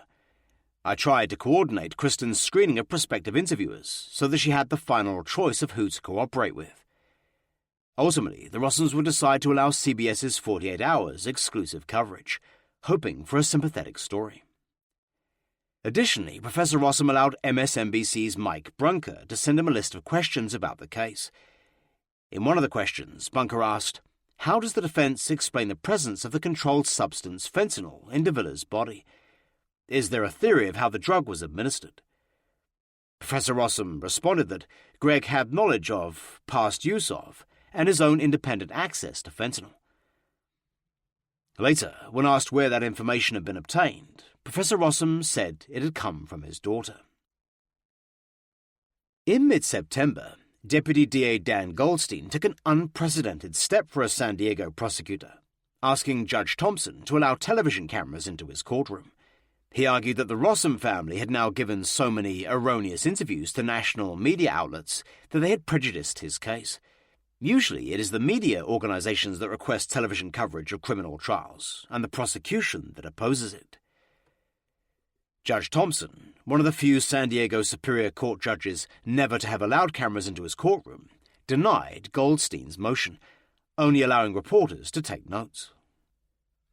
2 weeks before the preliminary hearing, the DA's office offered to fly Michael Robertson back from Australia to testify as a witness, all expenses paid.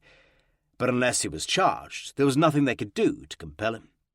A spokeswoman for the DA's office said they were giving him the opportunity to clear his name, as he had repeatedly said he wanted to do. "By Australian law, he doesn't have to come back," said the spokeswoman. "We can't force him back." Asked whether Dr. Robertson might also be charged with Greg Davila's murder, the spokeswoman said the investigation was ongoing and by no means over. Ultimately, Dr. Robertson would refuse to return to the US to testify, instead closely following coverage from his parents' home. Chapter 24. She will be held to answer.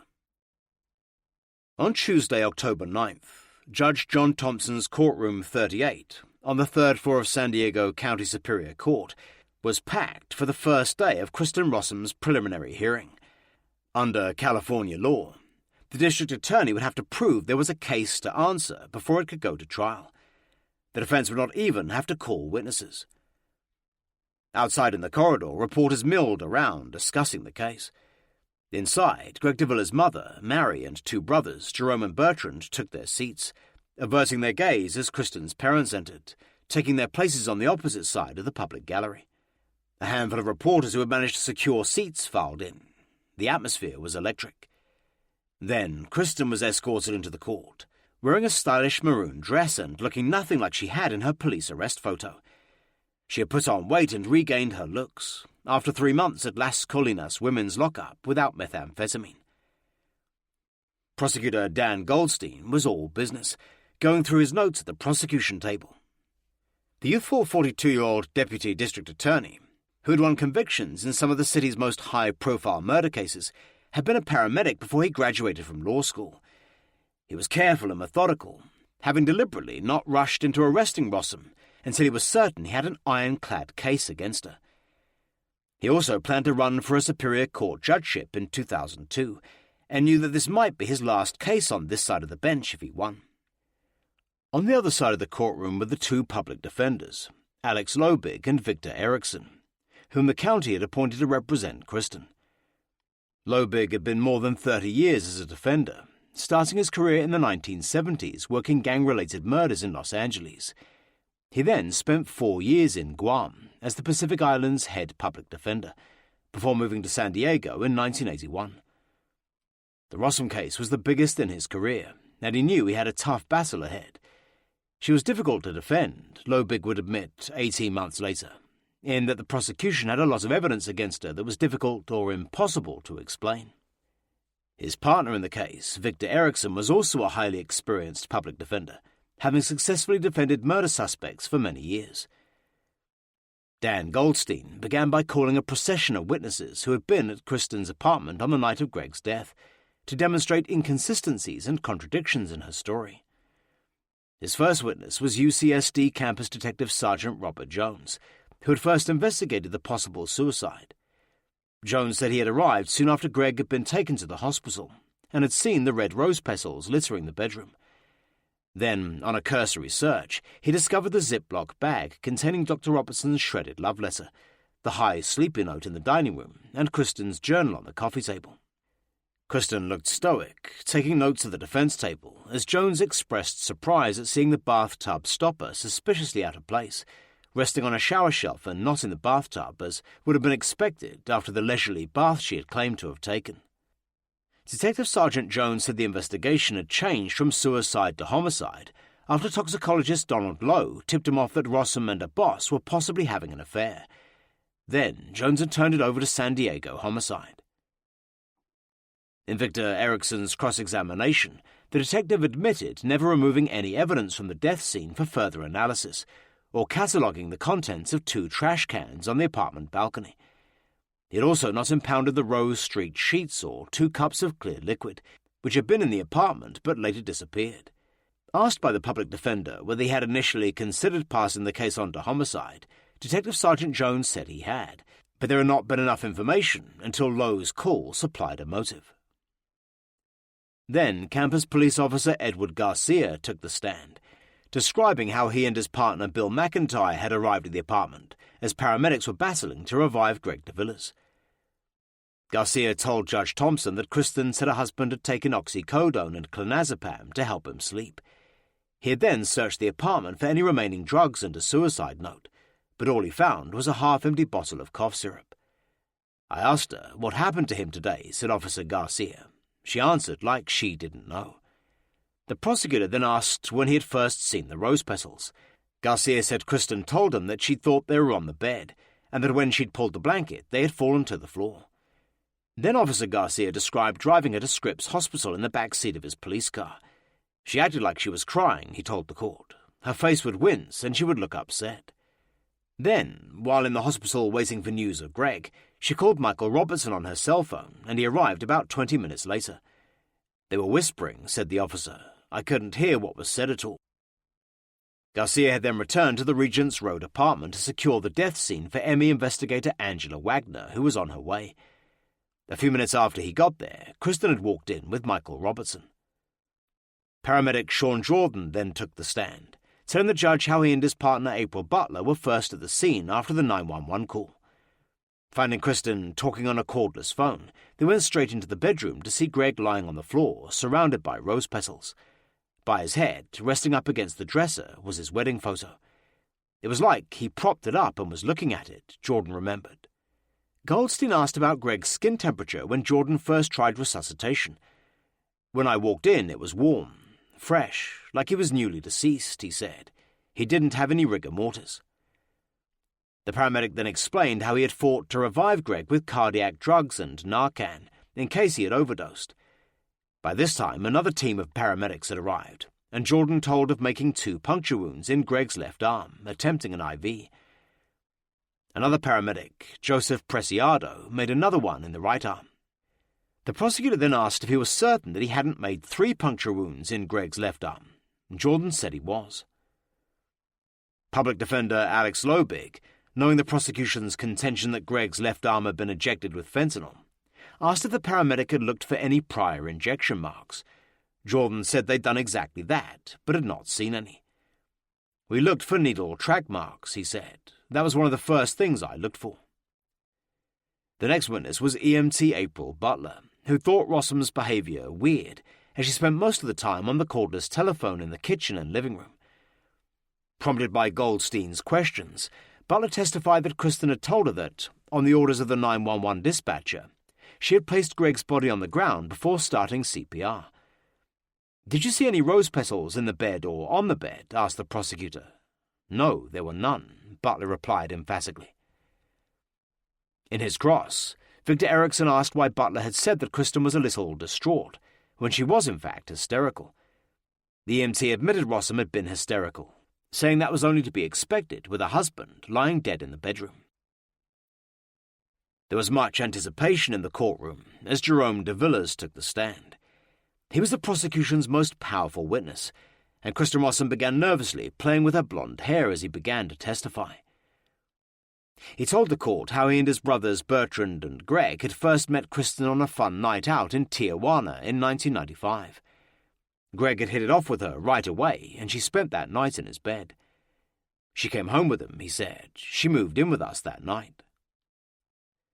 Jerome told her the last time he had ever seen Greg alive, at a wedding 2 weeks before his death. He had seemed highly positive about the future and was organising his birthday trip, planning to go snowboarding in Mammoth with his brothers and Kristen. He seemed happy, Jerome said, appeared healthy. Judge Thompson then recessed for lunch, and Professor Rossum gave an impromptu interview to reporters outside the courtroom. He described the case against his daughter as a house of cards that would come crashing down. After lunch, Jerome retook the stand, and Deputy DA Goldstein took him through the emotional night of his brother's death.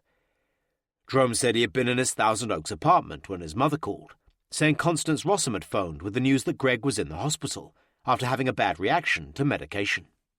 Later that night, at his mother's home, he had heard that his older brother had died. Jerome said that the following day they had gone to Claremont to see Kristen, and a couple of things she'd said had made him suspicious. "She told me Greg was upset because she wouldn't stop seeing a past relationship," he told the court. "She told me that she didn't mean to hurt him.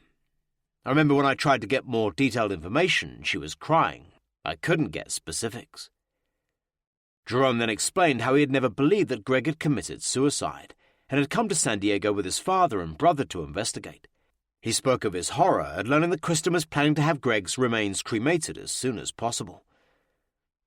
The atmosphere in court was electric as Jerome described how Bertrand had gone to Kristen's apartment 3 days after Greg's death to find Michael Robertson there.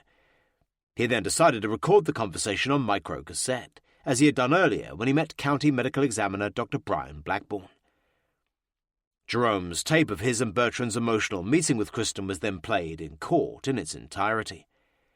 As the tape ran, Kristen broke down at the defense table in tears.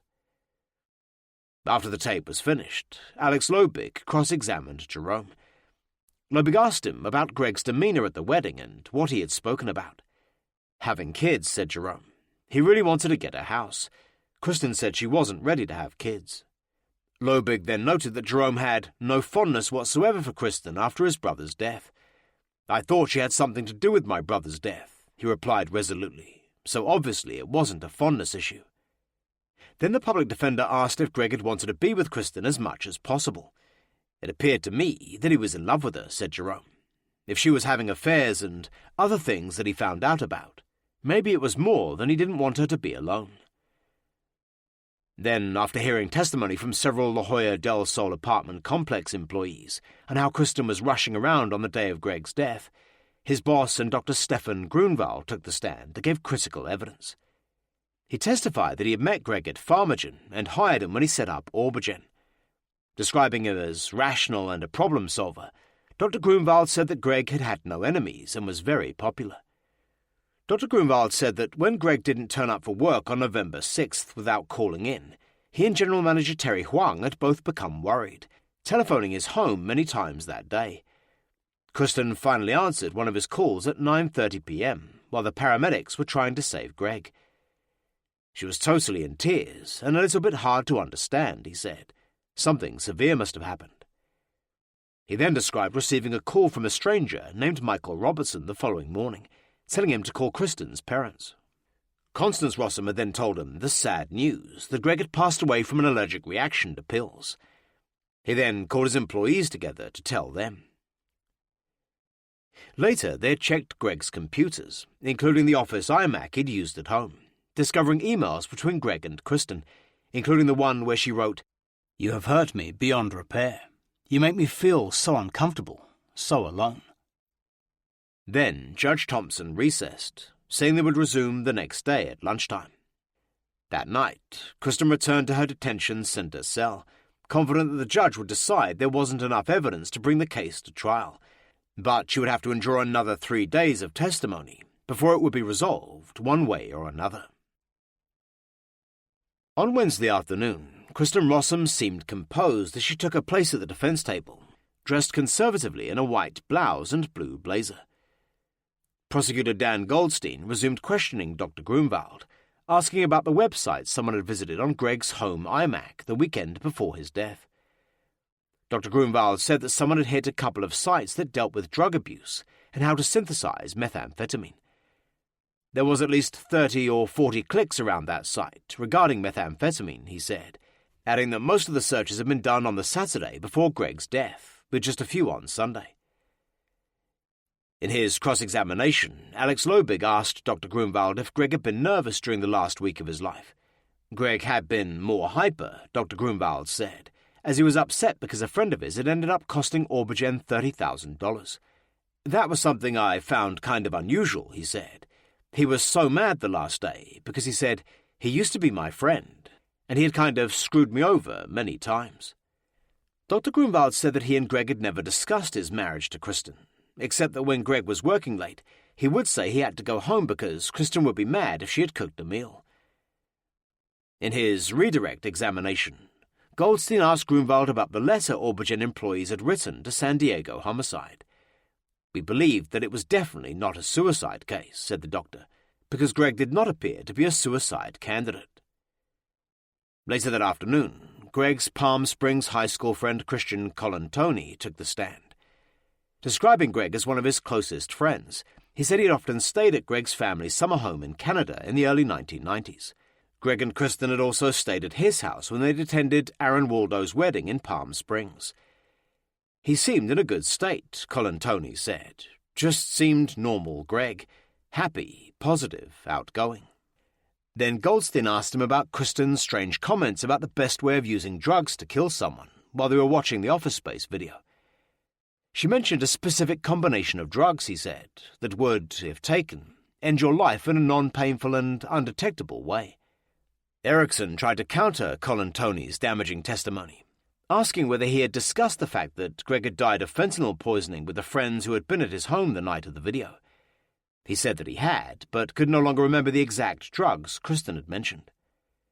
The prosecution then called Bertrand de Villiers to testify, asking him about his brother's mental state prior to his death. Greg seemed to be normal, replied Bertrand. I think he was actually excited about his life at the time. Bertrand said his final conversation with Greg was on the Sunday afternoon before his death, when he'd called about setting up an America Online account for his mother. Greg had sounded fine but tired, and Bertrand had asked why. He told me that he and Kristen had been drinking the night before, said Bertrand, and that he felt tired in the morning. Bertrand said he had never known Greg to use drugs, and that he hated to be around chemicals. For the defense, Alex Lobig got Bertrand to admit that Greg had once tried marijuana in his presence, but had disliked it. The next witness was toxicologist Donald Lowe, who said he had been acting laboratory manager at the ME's office prior to Michael Robertson's appointment. Then Lowe had started reporting to Robertson. Lowe had worked with Kristen Rossum from the time she had first joined the ME's office as a student worker in 1997 until her firing. Lowe said that she was responsible for the high-pressure liquid chromatograph machine, HPLC, where she often worked alone in its special room. The prosecutor then asked him about his recent drug audit. Lowe said a large quantity of fentanyl was missing, including 15 Duragesic patches, designed to slowly dispense the lethal substance, and a small vial of the drug. The senior toxicologist also testified that quantities of methamphetamine and amphetamine were missing from the lab's office. All of them had been logged in and signed for by Kristen Rossum. An evidence envelope containing 2 syringes, a plastic bag with a black tar substance and white granular powder were also missing. A few months after she had been fired, Lowe said he had been given a glass pipe that had been found in the HPLC room by Rossum's replacement. It was later tested and found to have Kristen's DNA on it. In December 2000, Lowe testified he was cleaning out Dr. Robertson's desk after he had been terminated and discovered articles on fentanyl. In his defense cross, Erickson got Lowe to admit that other employees used the HPLC room at various times, and his client did not have exclusive access.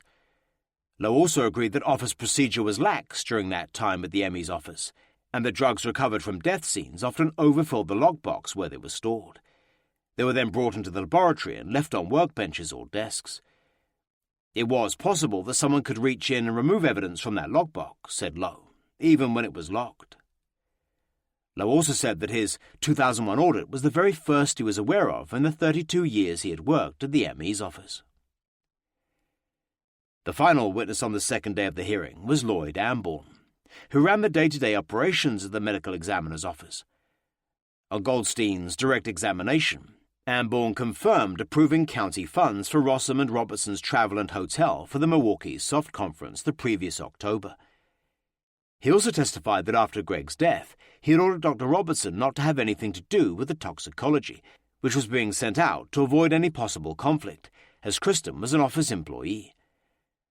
But the following day, Dr. Robertson had ignored Amborn's instructions, viewing Greg's stomach contents.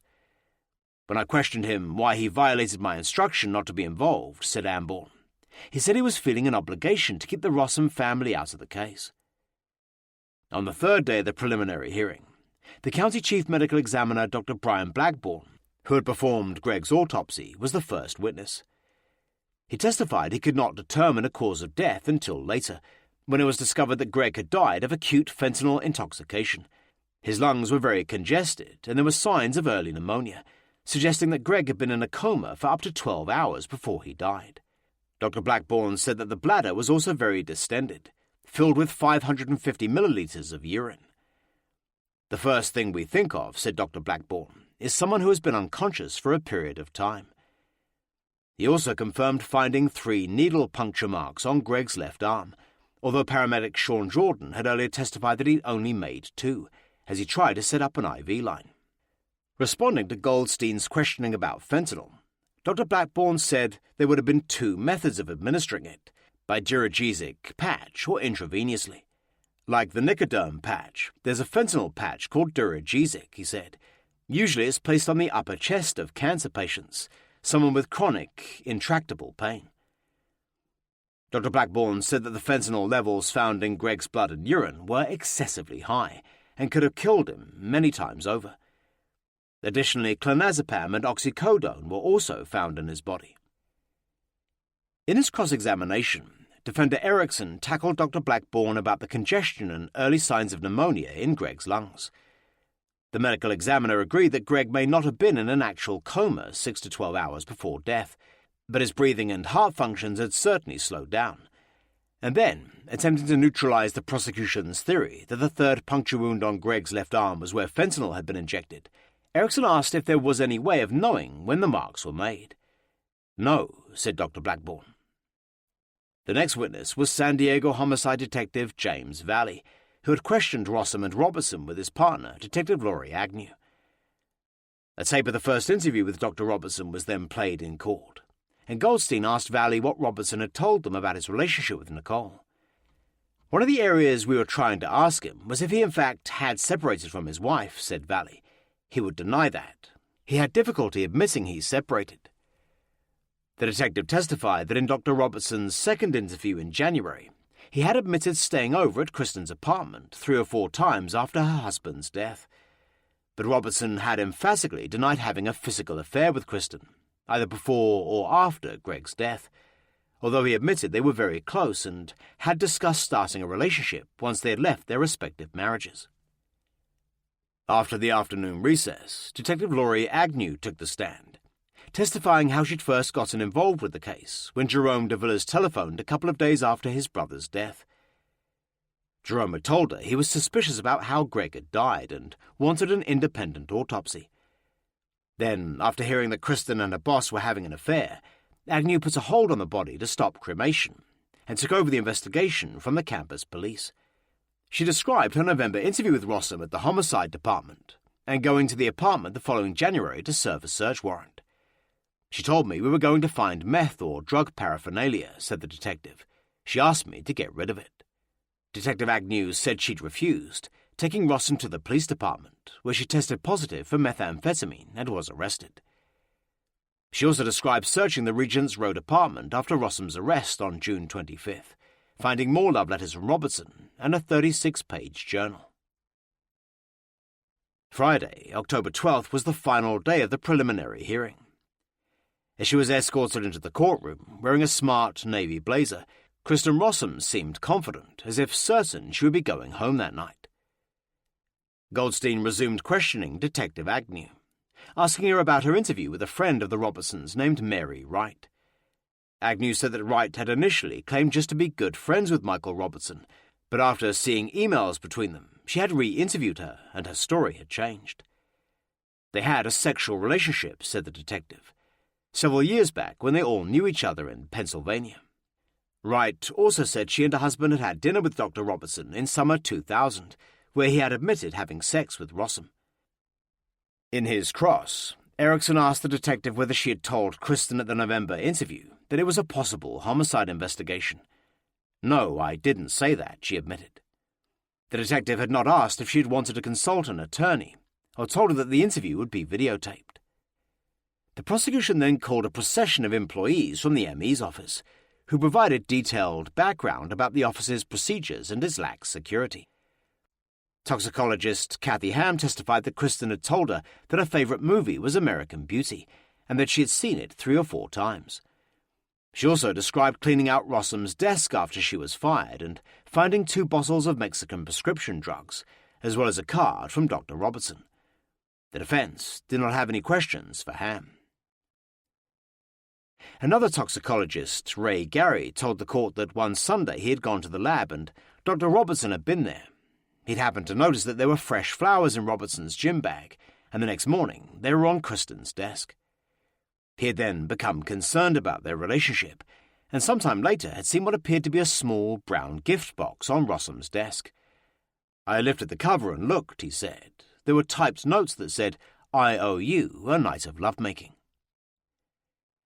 Gary said the box had disappeared from her desk 2 days after Greg's death. Later, after she was terminated, the toxicologist said he was present when Kristen's desk was cleared out and saw red rose petals in it. Erickson asked if he had ever seen signs that Rossum was on drugs at work. Gary said he hadn't. The next witness was Rossum's friend and mentor, Frank Barnhart, who had spared no expense to retest Greg's toxicology at 3 outside laboratories, where the fentanyl had been discovered. Barnhart, who'd nicknamed Kristen Lil Bandit, said he had once worked at the ME's office, but was now a supervising criminologist at the San Diego County Sheriff's Regional Crime Lab. He testified that he had hired Kristen as a student intern in June 1997, and that she had been an excellent worker. She's incredibly talented in the field, he said, and really grasps toxicology. Barnhart told how he had been called by Dr. Blackburn, who asked him to take over custody of Greg's toxicology. On the medical examiner's instructions, he had sent the tox to Pacific Labs for general testing, but not at that time for fentanyl. Later, when the results came back showing unspecified amounts of the drugs, he had had it retested by 3 independent laboratories. Then, Dan Goldstein called his final witness, Professor Ralph Rossum, to the stand. There was a hush in the courtroom, and all eyes were on Kristen's father as he walked past the gallery to testify. Professor Rossum would be the only witness fully sympathetic to his daughter, and he was well prepared, having carefully read all 4,400 pages of the case discovery. The deputy DA began by asking about the Friday before Greg's death, when they'd celebrated Kristen's birthday. Professor Rossum said his son-in-law had acted atypically throughout the evening. It began when we arrived in the apartment, he said. We saw on their dining room table a single rose in a vase. Suddenly, Greg starts waxing eloquent about it. Well, we looked at each other, thinking we hadn't heard this kind of comment from Greg in the past. It put us a bit on edge. Goldstein asked why he hadn't told Detective Sergeant Robert Jones that story when he'd interviewed him by telephone the day after Greg's death. I did not consider that an interview, snapped the professor. Rossum conceded that he had discussed that point with Jones, but not gone into great detail. The prosecutor then read the professor back the statement he had given Jones, where he said they'd all had a pleasant evening and gone for a nice meal, never mentioning Greg's outburst about the single rose. "I don't recall using those words," he said. "I had been up virtually all night driving down and spending a very distressful evening with my daughter. I talked to this officer. I assumed that he was a campus guard." The prosecutor also wondered why he had refused to talk to Sergeant Howard Williams of homicide in July, and the professor said he could see nothing of value in being interviewed. But he admitted giving interviews to a plethora of local and national journalists. Then the nationally recognized expert in juvenile justice said he had hesitated to be interviewed by the DA's investigator Frank Eaton, as the request had only come 8 days before the preliminary hearing. He also noted that he had been approached just an hour before Dan Goldstein was scheduled to be interviewed by CBS News, claiming that that was the real reason Eaton had called him. "I said we would save it for the appropriate time," declared Rossum, who in the end had granted the investigator a brief interview. After recessing for lunch, the professor retook the stand, and his exchanges with the prosecution became more and more confrontational. Tempers became heated when, under questioning, Professor Rossum put forward an entirely new theory about the origin of the fentanyl that killed Greg. In what he presumably considered a case-turning Perry Mason moment, he announced that he had photographic evidence to prove Greg had obtained the fentanyl that had killed him. A few weeks earlier, he'd written a response to a question from an MSNBC reporter, claiming that his son-in-law had had independent access to fentanyl. Now, questioned by Goldstein about that statement, Rossum said it had come from his daughter. Countering the prosecution's case that Kristen had stolen fentanyl from the ME's office, her father stated that he had photographic proof supporting his daughter's claim that Greg had taken the drug from his father's medical supplies, kept in storage in Thousand Oaks. A week before his death, Greg and Kristen had gone to the storage locker to photograph Dr. DeVilla's medical equipment, hoping to sell it on eBay. The reason, claimed Professor Rossum, was that his mother was about to be evicted from her condo and he wanted to help her. "We have photos," he said defiantly. "It logs the time and date on the pictures." Asked to elaborate, Rossum said Kristen had told him that she and Greg had found 3 boxes of medical supplies in Dr. DeVilla's locker. One of them contained fentanyl. Greg said he would take care of disposing of these contents, he said, and that was the last she saw of it. But when the prosecutor asked whether the photos showed fentanyl, Rossum had to admit it was only equipment and boxes. He had no idea how Greg had self-administered the legal drug. Questioned why he had never told DA investigator Eaton about Greg's alleged access to fentanyl, the professor said he had told him that it would come out at the appropriate time. "Do you think this is a game?" asked the visibly angry prosecutor. Suddenly, Professor Rossum said he wanted to clear up a misconception about his son-in-law and drugs. Despite Goldstein's objections, Judge Thompson allowed him to go ahead. "During the course of this preliminary hearing," he began, "I have repeatedly heard the word drugs used to refer to even prescription and over-the-counter products, and to that extent, it is the case that Kristen had reported Greg to be a kind of medicator, using things to deal with pain and with emotional problems." As the DeVillas family bristled with anger in the public gallery, Rossum emphasized that he was not referring to illegal drugs. "Greg would often be in bed when we would call Kristen and him," he continued. "On several occasions when we would go down, intending to go out to dinner, having reservations made, Greg would not join us, because we'd learned Greg isn't feeling well and is in bed all day. We learned that he was often ill on weekends, and in fact we said, 'Kristen, for this guy who claims to be this vigorous outdoor guy, hiker, camper, he seems sickly a lot.'" When Goldstein questioned Rossum about his daughter's drug use, he claimed she had never been arrested or charged, despite her Claremont arrest for possession in January 1994. Rossum said his daughter had taken drugs up to 1995, when Greg had helped her give them up. She had only relapsed 2 weeks before her husband's death to help her deal with emotional problems. He had discovered that Kristen was back on drugs only after Detective Agnew had arrested her for possession in January. The deputy DA had no further questions, and the defense waived its right to cross-examine or call any witnesses. Judge Thompson did not take long to make his decision. "The court finds there are sufficient facts to indicate that the crime alleged in the complaint was committed," said the judge, as Kristen sat impassively at the defence table. That the defendant was the perpetrator thereof, she will be held to answer. Kristen Rossum, young, beautiful, highly intelligent, the wild child daughter of a conservative academic who had made his career demanding that society hold kids responsible for their trespasses, was going to be put on trial for murder. On October 25th, Kristen spent her 25th birthday behind bars in solitary confinement at Las Colinas Women's Detention Facility.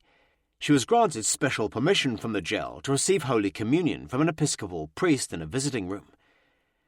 Later that day, her parents spent half an hour with her, communicating by telephone through bulletproof glass. Back in Melbourne, Michael Robertson read that he was still under investigation for his role in Greg's death. There is compelling circumstantial evidence against Mr. Robertson, Dan Goldstein told an Australian reporter. We are actively investigating his involvement in the death of de Villiers. Chapter 25. A Last Gasp of Freedom. On November 9, 2001, 3 days after the first anniversary of Greg de Villiers' death, San Diego DA Paul Finks decided not to go for the death penalty at Kristen Rossum's murder trial, now scheduled for next June, but she still faced life in prison if convicted. It's good news, Ralph Rossum declared. It means that the jurors who may be riding the fence can't split the difference by saying, I'll vote to convict, but not on the other, death penalty. This means you can't be a fence rider. 5 days later, Greg de Villiers' parents filed a $2.1 million wrongful death suit against Kristen, Michael Robertson, and the county for negligence. Their attorney, Craig McClellan, contended that the ME's office bore some responsibility for Greg's death, for failing to run a background check on Kristen's drug history and then not supervising her access to dangerous drugs. The suit read, as a former drug user in charge of the logbook for the evidence locker containing dangerous drugs, she was not subjected to any random or even scheduled drug tests. She began having illicit sexual intercourse with her boss, Michael D. Robertson, who was the chief toxicologist of the Office of the Medical Examiner and the person in charge of the toxicology evidence locker containing the street and dangerous drugs. The suit maintained that Rossum had been allowed to take drugs she stole at work, even storing them in her desk. Robertson, her lover, knew that the woman he was sleeping with was on drugs, having declared himself an expert on the classic side effects and signs of drug intoxication. It alleged that the ME's office was aware of the improper affair, even paying for the couple to travel to Milwaukee for the SOFT conference. On November 5th or 6th, 2000, said the suit, a methamphetamine-addicted Kristen had administered drugs to Greg and put him in a catatonic state, with Dr. Robertson's knowledge and help.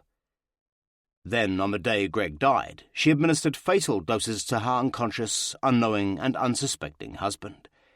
Either shortly before or shortly after the administration of the fatal dose of fentanyl, Rossum and her lover, Robertson, anticipating de Villiers' death, spent several intimate hours together.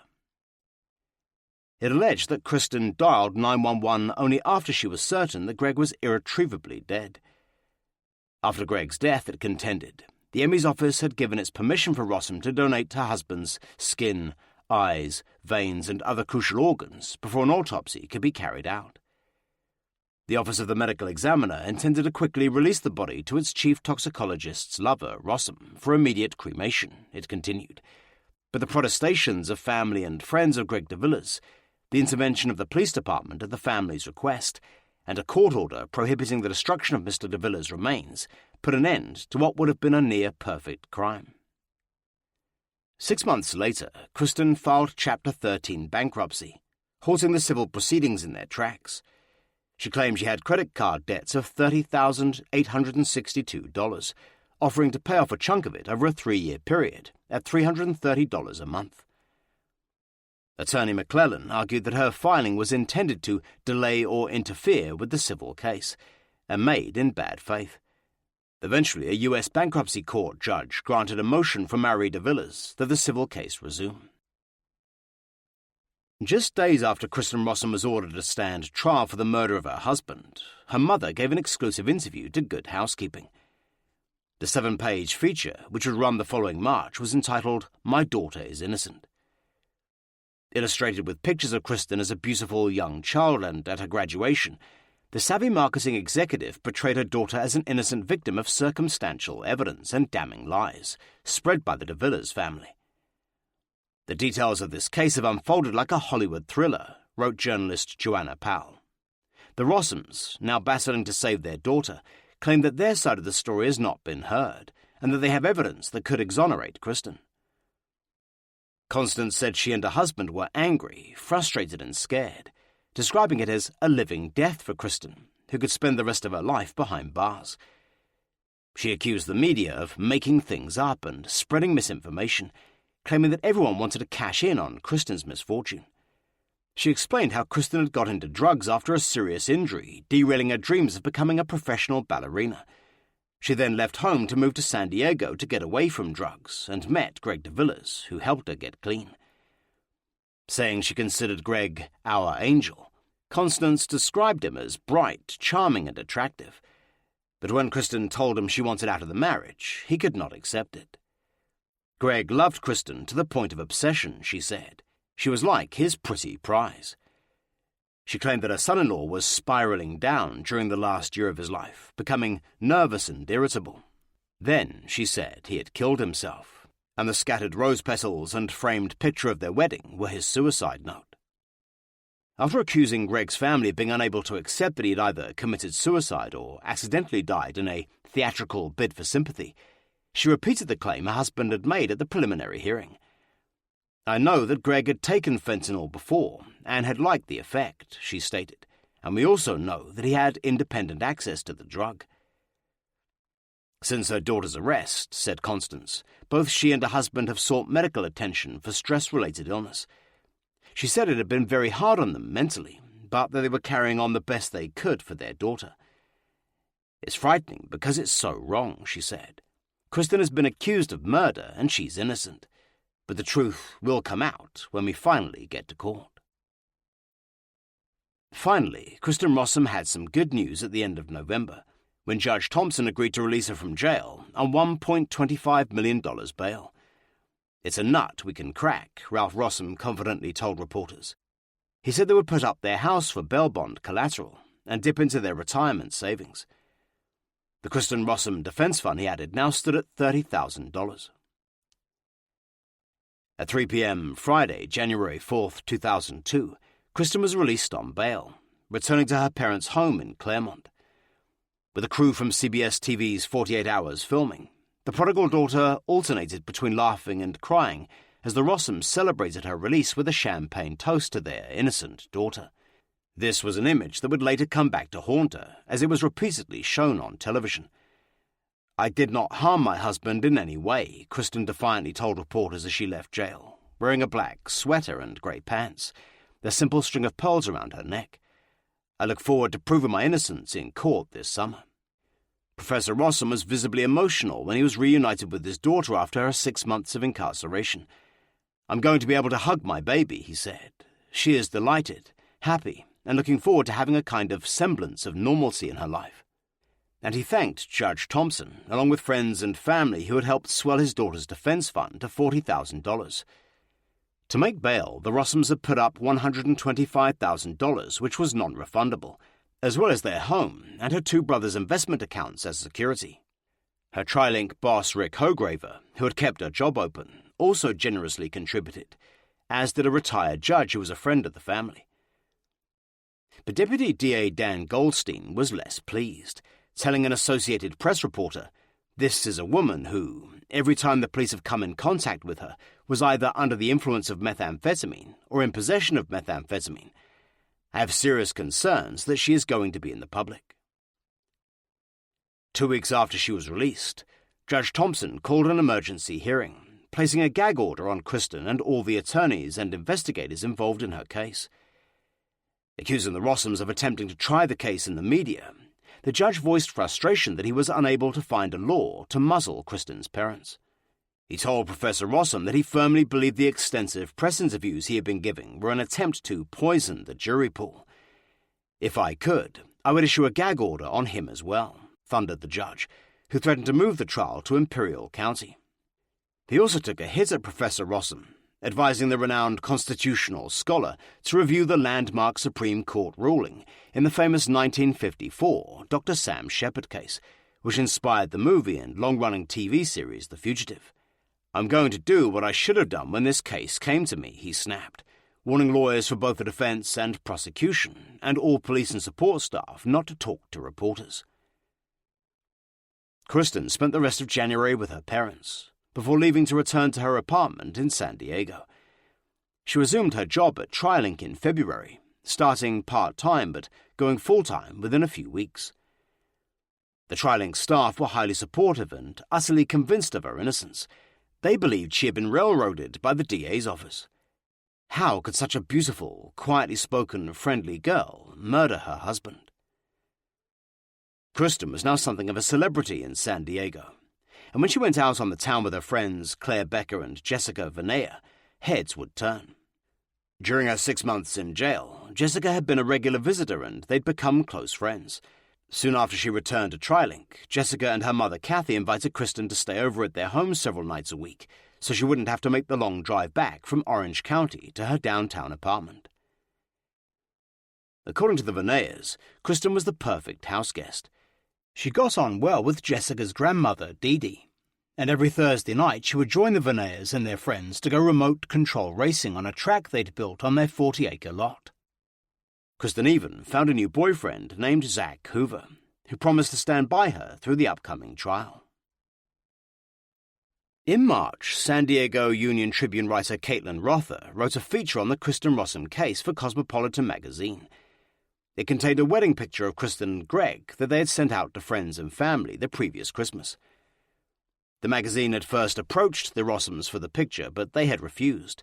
Editors then secured one from the de Villeses. Soon after the article came out, Constance Rossum wrote a letter to the de Villeses' attorney Craig McClellan, demanding $2,000 from their in-laws, citing the illegal usage and demanding a penalty. The letter also said, "We will hold them responsible for any misuse of any photos." "It's the standard fee as I understand it," Constance would later explain. "It was my picture for use in Cosmopolitan, and I had told them so."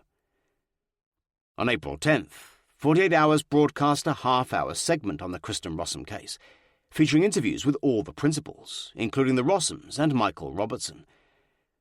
The program had been recorded before Judge Thompson's gag order in January, and had the full cooperation of the Rossum family. In a dramatic jailhouse interview from Las Colinas jail, a teary-eyed Kristen denied stealing fentanyl from the ME's office, saying that all the other employees had access too. "It is above and beyond any nightmare I could ever imagine," she sobbed to reporter Bill Lagatuta. "I am not a murderer. I did not harm my husband." Kristen also offered up her bizarre theory that Greg had deliberately killed himself in order to frame her and Dr. Robertson for his murder. From Melbourne, Dr. Robertson also proclaimed his innocence, denying that he was hiding out in Australia, but he agreed that if the prosecution theory that Greg was injected with a massive dose of fentanyl was correct, he would never have lived long enough to get rid of the needle, which was never found. "It can look suspicious," he said nervously. "Absolutely." Admitting that he understood why he was under investigation, Dr. Robertson said he was certain that Greg's death was not homicide, and Kristen was not the type of person who would even consider killing her husband. Dan Goldstein also weighed in on the program, describing the prosecution's case against Rossum as immaculate. One day after the broadcast, Judge Thompson angrily reacted, sealing all pre-trial documents to prevent further contamination of an already polluted jury pool. "There has been a concerted effort to indoctrinate or otherwise influence the potential jury pool in this case through the media," wrote Judge Thompson in his ruling. "The public banter back and forth between both sides in this case, fueled by what we see as an insatiable appetite of the media for the latest chapter in this macabre saga, left the court at the outset with little choice but to issue a gag order, precluding either side from commenting further on the case." Judge Thompson rejected a motion from the San Diego Union Tribune to gain access to court documents for the case. The Union Tribune immediately appealed Judge Thompson's ruling, and on April 23rd, the 4th District Court of Appeal ordered him to unseal the documents and release them to the media. But the media were not Judge Thompson's only problems with the case. In March, prosecutor Dan Goldstein won his election to become a Supreme Court judge and would take his place on the bench the following January. The Rossum defense immediately filed a motion to have Goldstein removed from the case, saying it would be a conflict of interest and lead to an unfair trial, as he was a potential judge when the trial was scheduled. The Ethics Committee of the California Judges Association weighed in, asserting that his being a judge-elect would not be a conflict of interest. Thompson denied the motion. That spring, while it was still uncertain whether Dan Goldstein would remain on the case, another deputy district attorney from the Family Protection Division named Dave Hendren was drafted in as a possible replacement. A graduate of UCLA Law School, Hendren was a boyish-looking 42 years old and had been a San Diego prosecutor for 11 years. Married with 2 children, he was a veteran of more than 100 trials, including 5 murder cases. When he was appointed to the Rossum case, he had just 1 month to acquaint himself with it. The sheer volume of material was staggering. By the time it came to trial, the case had generated more than 25,000 pages of documents, the equivalent of 80 novels. There was also a massive amount of electronic data, including hundreds of emails and websites visited by Kristen and other people involved in the months before Greg's death. It was estimated that if all the electronic data was ever printed up, it would tower higher than the Washington Monument. And when Hendren was assigned to the case, there was a good chance he might have to prosecute it alone, if the defense successfully appealed Judge Thompson's ruling on Goldstein. "I had to become a fast learner," said Hendren. "I had to read a lot. There was no doubt about that." Over the next few months, Hendren became consumed with the voluminous case, spending almost every waking hour reading it. He said he began with an open mind, but before long he became convinced of Kristen's guilt. "There were a large number of coincidences, if she was to be innocent," he said later. "I started seeing more and more things, piece by piece, and the puzzle started to fit perfectly." He even enlisted his 110-pound wife Marissa in an experiment in their bedroom to see if it was possible to give CPR while talking on the telephone. Hendren, who weighs 165 pounds, about the same as Greg de Villiers, lay on the bed as his wife tried to pull him off, as Kristen had claimed she had. They found it was impossible while talking on the phone. "It didn't seem like she could have done everything she said," he said. "So one of the things was, could she even pull her husband off the bed by herself? If she did, how would she do it?" Soon after he came on board, Hendren got a break when Judge Thompson delayed the trial date until October 4th, to give him and the other attorneys more time to prepare for the case. It also gave Kristen Rossum a few more months of freedom. In June, as Kristen Rossum tried to live as normal a life as possible, another sensational San Diego murder case competed for the public's attention. David Westerfield went on trial for the murder and kidnapping of 7-year-old Danielle Van Dam. The case, which was covered gavel to gavel by Court TV, made front-page headlines daily, throwing the spotlight off Rossum. Ultimately, Westerfield was found guilty and sentenced to death. Court TV had also wanted to broadcast the Rossum case live, but Judge Thompson had ruled to prohibit cameras in his courtroom. Behind the scenes, Kristen's defense team was busy. In August, they filed a motion to move the trial to another county, claiming that it would be impossible for her to have a fair hearing after all the publicity. The defense even commissioned San Diego State University to conduct a telephone poll, asking 303 San Diego County residents what they knew of the Rossum case. 57% said they had heard of it, out of which 20% thought she was guilty, and only 4% believed her innocent. Judge Thompson postponed ruling on a change of venue, saying he would decide after he had determined if an impartial jury could be found. On the same day, the defense also filed court papers claiming that fentanyl is not a recognized poison and is not defined in state law. The prosecution countered that California criminal jury instructions defined poison as any substance introduced into the body that can cause death. The prosecution told the judge that fentanyl, combined with the 2 other drugs found in Greg's body, would certainly cause substantial injury or illness, and fall under the definition of poison. After considering the motion, Superior Court Judge Judith Hayes sided with the prosecution, refusing to dismiss the allegation that Kristen had poisoned her husband. Dan Goldstein and Dave Hendren were also working around the clock, subpoenaing Kristen's bank accounts and other paper trails she may have left in the days leading up to Greg's death. The DA's paralegal, Meredith Dent, worked the Rossum case full-time, and on September 30th, as a lengthy jury questionnaire was finally agreed to by the defense and prosecution, she hit the jackpot. While sifting through Kristen's ATM withdrawals, the 32-year-old paralegal noticed that Kristen had gotten money from Vons on the day of Greg's death. Meredith then contacted the store, requesting all records for that date.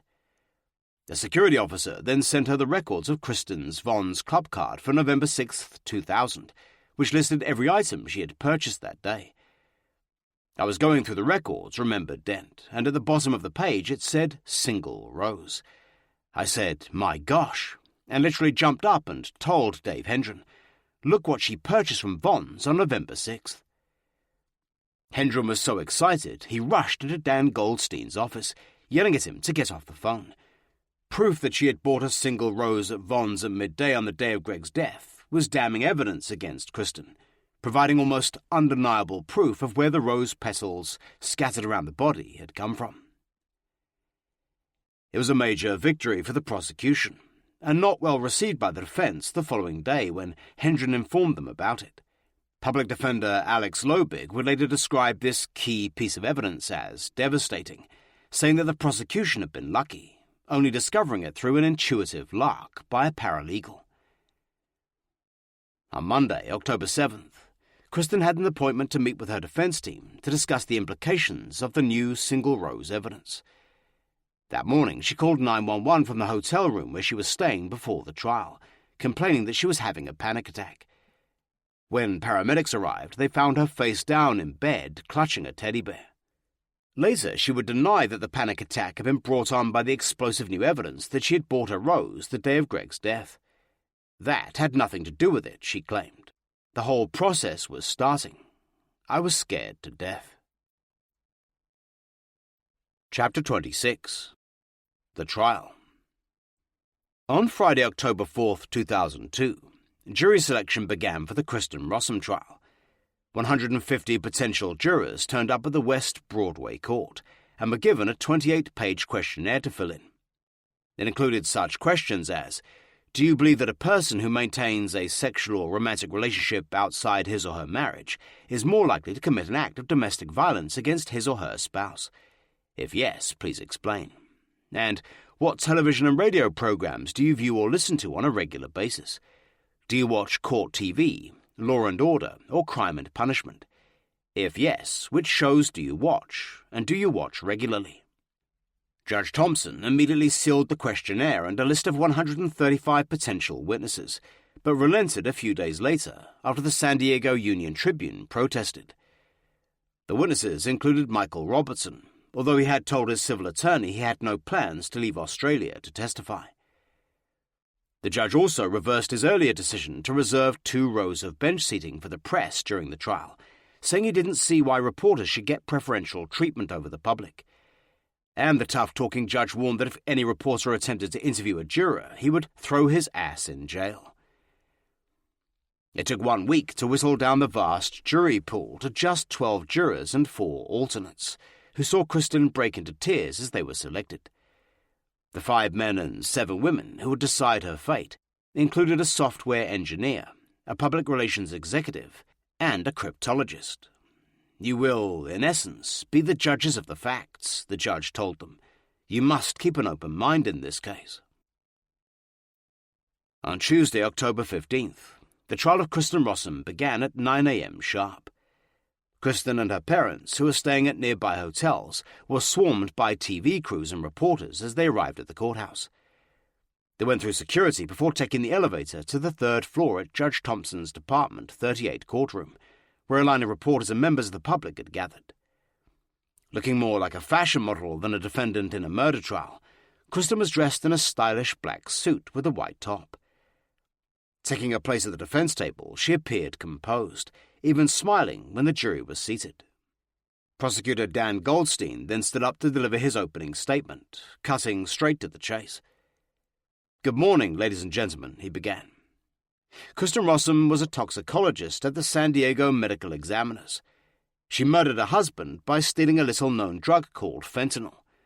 She stole it from the medical examiner's office, and she administered it to her husband. She did this to protect two relationships. One was her love for a drug called methamphetamine. She also murdered him for another love, and that was for the chief toxicologist. His name is Michael Robertson. Telling the jury that they would never see Dr. Robertson in the courtroom, the deputy DA called him as an unindicted co-conspirator, saying that he would be an integral part of this homicide. She saw the medical examiner's office as a veritable candy store of drugs, he continued. There are so many drugs missing. Most of them she's either used, or they were in Greg DeVilla's body at the time of his death. Likening the case to a murder mystery, Goldstein told the jury it was packed with sex, drugs, motives, and innuendos, but they would see that everything led to Kristen's guilt. Now, what this trial is merely an intersection, said Goldstein. It's an intersection of all the lies that the defendant has told in the cover-up of this homicide, prior to the homicide and during her relationship with Greg DeVillas. Throughout Goldstein's opening statements, Kristen shook her head, mouthing comments under her breath and trying to make visual contact with jurors. She would continue doing this with all the prosecution witnesses, and it did not go unnoticed by Judge Thompson. Goldstein told the jury that Kristen came from a background of wealth and privilege, but had terrible insecurities that led to her drug addiction. To Kristen Rossum and the Rossum family, image is everything, said the prosecutor. That's why it was so important for Kristen Rossum to hide her addictions and her affair from her parents. Greg DeVillas, he said, came into her life as a savior, rescuing her from drugs. Over the next few years, with Greg, her life changed and she went through university, finding a good job as a toxicologist. But she also had easy access to methamphetamine in the ME's office and became infatuated with her boss, Michael Robertson. What's interesting, though, said Goldstein, is the extent to which the defendant was able to burn the candle at both ends. In 1 hour of the day, she would be emailing Greg DeVillas saying, "I love you more than anything in the world. How come you don't email me more often?" 20 minutes later, she's emailing Robertson saying, "I love you and want to spend the rest of my life with you." Goldstein told the jury they would receive a color-coded comprehensive notebook of all emails between Kristen, Robertson, and Greg. He told the jury that Kristen had lied and deceived Greg about Dr. Robertson, but he finally found out and confronted her lover. And when Greg threatened to reveal her drug use and her affair to the chief medical examiner, said Goldstein, she decided to kill him. She was out of control, using dangerous drugs, he said, dramatically holding up a single red rose in front of the jury. She had an affair that had reached an apocalypse. Greg was going to turn her in for an affair and using meth. She knew that she would lose her job, and she knew that Michael Robertson would lose his work visa and he would be out of the country. The defendant is guilty of murdering Greg DeVillas. We are going to prove that. Then, after 4 hours on his feet, Dan Goldstein sat down and, following a short recess, public defender Alex Lobig began his opening statement to the jury. He would speak for just 45 minutes, while Kristen wept at the defense table. Lobig began by telling the jury that Kristen would later testify, telling in her own words what had happened. He then started to paint a picture of Kristen far different from the prosecutor's version. "I don't think that Miss Rossum was brought up with the silver spoon that was alluded to," he began. "This is not a blue blood family with a black sheep in it." It had been love at first sight, said Lobig, when Kristen and Greg had met in Tijuana. But after he helped her kick her drug problem, Kristen began to have doubts about their relationship. It wasn't too long after the wedding that Kristen determined that maybe Greg wasn't the soulmate for her, said the public defender. When Michael Robertson walked in, he had an accent, he had a PhD, he played rugby, he was one smooth guy. He accused the prosecution of greatly exaggerating Kristen's drug use. He also said that Greg couldn't face the thought of living without her when she told him she was leaving. He wasn't in a happy place, Lobig told the jury. It's very possible that that lethal drug was in the glass by the bed, and that Greg drank it shortly thereafter. Greg told Kristen Rossum any number of times, from very close to the beginning of their relationship, that he didn't want to live without her. On November 6th, unfortunately, before he could tell anybody else, He showed Kristen that he couldn't live without her. Once opening statements were over, the prosecution began its elaborately prepared case against Kristen, which would take almost 2 weeks to present.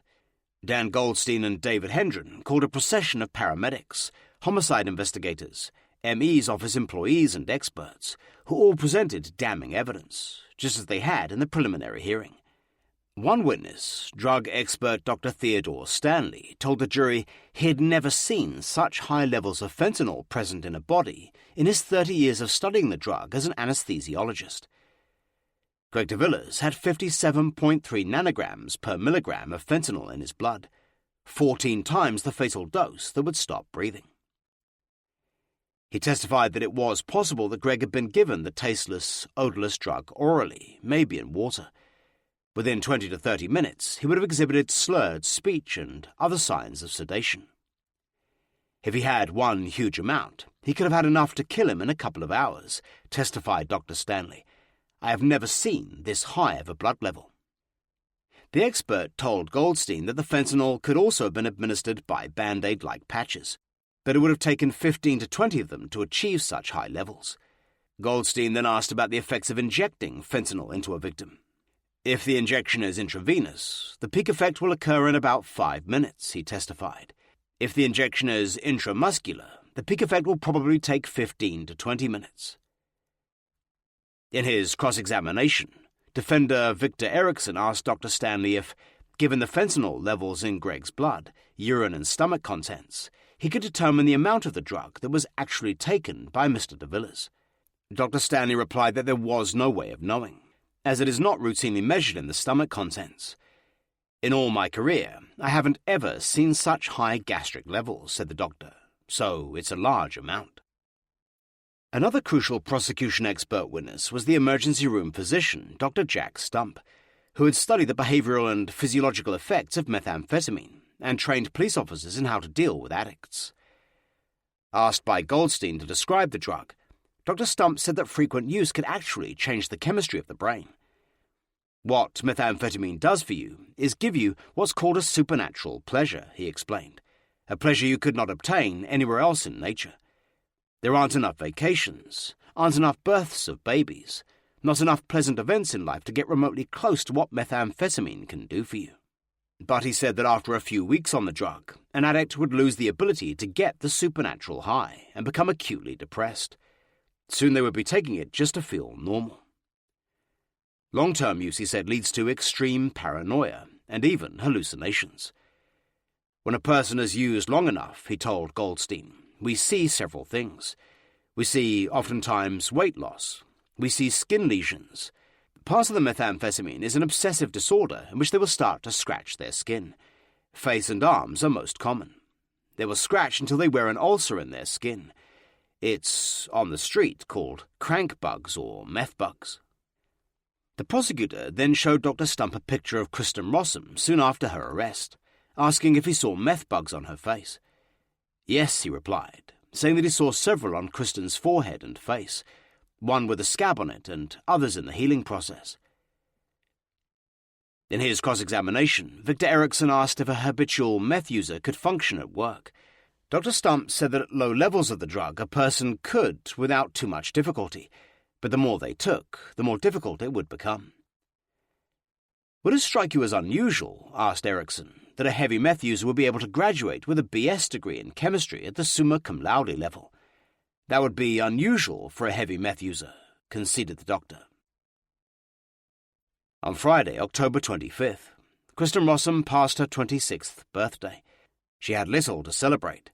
On the stand, the DA's paralegal Meredith Dent described how she had accidentally discovered that Kristen had bought a single rose from Vons the day Greg died. She also testified how Kristen had called her drug dealer 4 times that day, and numerous times later, and how she usually withdrew $360 from her ATM before going to see him. Later that day, the prosecution screened the 3-hour video of Kristen's interview with detectives Laurie Agnew and Jimmy Valley for the jury. Throughout it, Kristen remained composed at the defense table, taking notes and whispering to the 2 public defenders. The following Monday, 2 weeks after the start of the trial, the prosecution's last witness, Jerome de Villiers, took the stand. emotionally testifying that he had refused to believe his brother had committed suicide. He told of growing up with Greg in Palm Springs after their father had left, and how they had literally bumped into Kristen on the Mexican border. She was alone, he said. She asked to hang out with us. She moved into Greg's room that night, but never paid her share of the rent. Soon, valuables began disappearing from the apartment, like Greg's gold ring with the Tremolay de Villas family crest, and a gold necklace, as well as some checks. But Greg had initially refused to believe that Kristen was the culprit. Jerome said he was shocked when Greg announced they were engaged, but after they married, his brother seemed happy in the relationship and had no idea that Kristen was being unfaithful. After Greg's sudden death, Jerome said he had been suspicious of Kristen's behavior and gone to the police, prompting the investigation.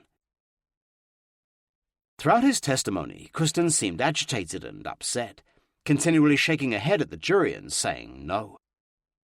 When Judge Thompson recessed that night and dismissed the jury, Prosecutor Dan Goldstein took the defendant to task. "Your Honor," he told the judge, "I have been fairly patient during this trial about the defendant's conduct in this courtroom. During my opening statement, in 12 or 13 years' experience of doing cases, I've had very few defendants chipping at me during my opening statement. I think the defense counsel noted it. I don't know if Your Honor did." Judge Thompson said he had noticed it too. "I'd ask the court to tell her to stop. Knock it off," said the visibly angry deputy DA. "This is the victim's brother who is on the stand, who doesn't deserve this type of conduct." Goldstein accused Kristen of interfering with the court process, demanding it stop immediately. Alex Lobig said that, although he was sitting next to her, he didn't see her doing anything more than reacting to some degree. "All right," Judge Thompson told her. "Don't do it again." "Yes, Your Honor," replied Kristen smugly. Angered by her tone, the judge then launched into her in an uncharacteristic burst of profanity. "You are smiling at jurors," he thundered. "Absolute bullshit. I think it's really hurting you. I don't think they are buying it for a second. It's up to you. You are to have no contact with any witnesses, one way or the other. Don't sit there and tell me you're not doing it. I'm not a fucking idiot." Before seizing the jury the next day, Judge Thompson apologized to the court for losing his temper and using profanities. "To the extent anyone was offended by the language that was used, I apologize," he said. "But, as I said, I will not apologize for the message." Chapter 27. In her own defense. Since the beginning of her trial, Kristen had dominated the television news in San Diego. Every night the city's viewing public was treated to footage of Kristen and her parents entering the court in the morning and then leaving at night to return to their hotel. Now that the trial was underway, her parents had stopped giving interviews to the scores of reporters and TV news crews camped out on West Broadway outside the modern courthouse. Some reporters noted that Kristen had adopted the air of a runway fashion model, sashaying into court wearing a smart new outfit each morning. She dressed conservatively in somber suits and white shirts, but appeared to be enjoying all the attention, even smiling for cameras on occasion. On Tuesday, October 29th, Kristen seemed upbeat for the start of her defense. Her legal team would have an uphill battle trying to prove that Greg had died of a tragic suicide. One of the first defense witnesses was Melissa Prager, Kristen's best friend since Claremont Junior High School. Calling Kristen "my dear friend," Prager told the jury that she had found Greg overly protective, saying he discouraged his wife from seeing her old friends without his permission. Finally, she said, Kristen had told her that she had fallen in love with her boss, Dr. Michael Robertson. She finally found someone who truly respected her for her mind and appreciated her beauty, Prager testified, someone who she was in love with. Defender Victor Erickson then asked if Kristen had expressed reservations about telling Greg she wanted a separation. "She seemed terrified," said Prager. "She informed me that she had told Greg about her affair and that he was very upset about it." During his cross-examination, Dan Goldstein tried to demonstrate to the jury how Melissa Prager was part of the Rossum family PR machine, asking about interviews she had given to the San Diego Union Tribune and Good Housekeeping. "I was interviewed by so many people," she said. "I don't remember Union Tribune, but it could have happened." The defense's next witness was Constance Rossum, who recounted Kristen's childhood and adolescence. She told the jury of Kristen's early career as a child model and how she dreamed of being a prima ballerina. But everything changed, said her mother, when Kristen was seriously injured in a ballet accident and had to give up dancing. Without her ballet, she felt very unhappy, said Constance. She said, "Mum, after being the sugar plum fairy." Then Kristen's grades started to fall and her behaviour changed, as she started keeping bad company at Claremont High. Constance started sobbing as Lobig asked her about the time police had been called to the house after her brother had discovered drug paraphernalia. "I felt very stupid that I probably did not see or connect the signs," she said. "I wouldn't know a drug if I fell over it." Describing her first meeting with her future son-in-law, Constance thought he had very kind eyes. Soon afterwards, she had personally found the couple an apartment on the UCSD campus and helped pay rent and expenses. She had even prepared a 3-page summary of all the money they had lavished on the couple over the period of their relationship and marriage, saying it totaled $74,425. It was our initiative, she stated. They would remind us if the rent check was late. Constance said that, soon after they'd met, Kristen had come home, saying she and Greg planned to be married. "I asked them to please wait," she said. "I wanted Kristen to go back to school." Kristen dutifully agreed and was accepted into SDSU, where she became a straight-A student. "They seemed very hard-working," she said. "We were quite proud of them." Constance told how, a few weeks before the wedding, Kristen had burst into tears, telling her she wanted to cancel it. Thinking she had wedding jitters, Constance asked her daughter if it was wise after all the arrangements had been made. "I gave her the wrong counsel, I'm afraid," she said. "I thought it was best at the time." Throughout her testimony, Constance painted Greg as an angry, immature man, emotionally dependent on Kristen. By the beginning of 2000, she said, her daughter had told her that the marriage had no future, and her doubts about Greg had resurfaced. By September, testified Constance, Kristen had told her over lunch that she planned to leave him, but didn't want to hurt him, as his mother Mary was facing eviction. "I said, Kristen, you can't stay with a man simply because you don't want to hurt his mother's feelings." Constance had encouraged her daughter to walk out on Greg, even offering to help her move out that day. Then she described how she and her husband had gone to San Diego to take Greg and Kristen out for a birthday dinner. When they arrived at the apartment, she commented on a single red rose in the dining room. "It was strange and scary," she testified. "He was facing me. He said, 'Of all the roses, that single rose survived.' Ralph and I looked at each other. We thought, wow, you are waxing poetic there." Later, over dinner, she described Greg as agitated that his mother had still not received her copy of the wedding album. Then, according to Constance, her son-in-law began shouting and making a scene in the restaurant about a friend who had let him down in a deal to raise funds for Orbigen. He was very upset, she said, and wanted him to burn in hell. "I kicked Kristen under the table, and that's a signal that Mum wants to talk to you." According to Constance, Kristen then told her it was really bad with Greg and that she was leaving next week. The following morning, she and her husband went out to search for available apartments for their daughter. In his often combative cross-examination, Dave Hendren challenged Constance about her defense testimony. He questioned her closely about when Claremont High School had called in the police, concerned that Kristen was being physically abused at home. Saying that her daughter was engaging in self-harm, she described how she and her husband had searched Kristen's backpack, finding a meth pipe. Constance admitted that she then got physical with Kristen, and Professor Rossum had grabbed her arm as she was attempting to run away. "I slapped her in the face," she said, adding that her husband had given her a spanking on her buttocks. "I was very worried. I was very angry. She did things we could not handle." Hendren then asked about Kristen's second encounter with Claremont police, after the Rossums had found methamphetamine in her bra. "We confronted Kristen about drugs again," Constance answered, and she said, "Oh, I'm sorry. I'm so embarrassed."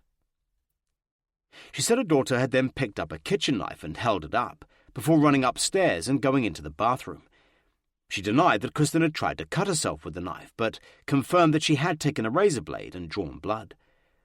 "Perhaps I'll slit my wrists," Constance remembered her daughter saying, but she didn't. She said her daughter's continued drug use had devastated the family and put her at wit's end. "Imagine it's not important if your daughter's life is in danger," she said, referring back to Dan Goldstein's opening statements. "How can you teach ethics if you don't keep it at home?" The deputy DA also asked her whether she had hired an agent to handle book and film rights on Kristen's story. Constance admitted that she had been approached on the subject and had talked to a couple of agents. "But we told them our focus is on our daughter's trial," she said. "Please don't bother us until after the trial." So far, she'd only hired a professor at the UCLA School of Communications for illegal use of copyright. Pointing out her extensive marketing and public relations background, Hendren asked if she realized the importance of accuracy.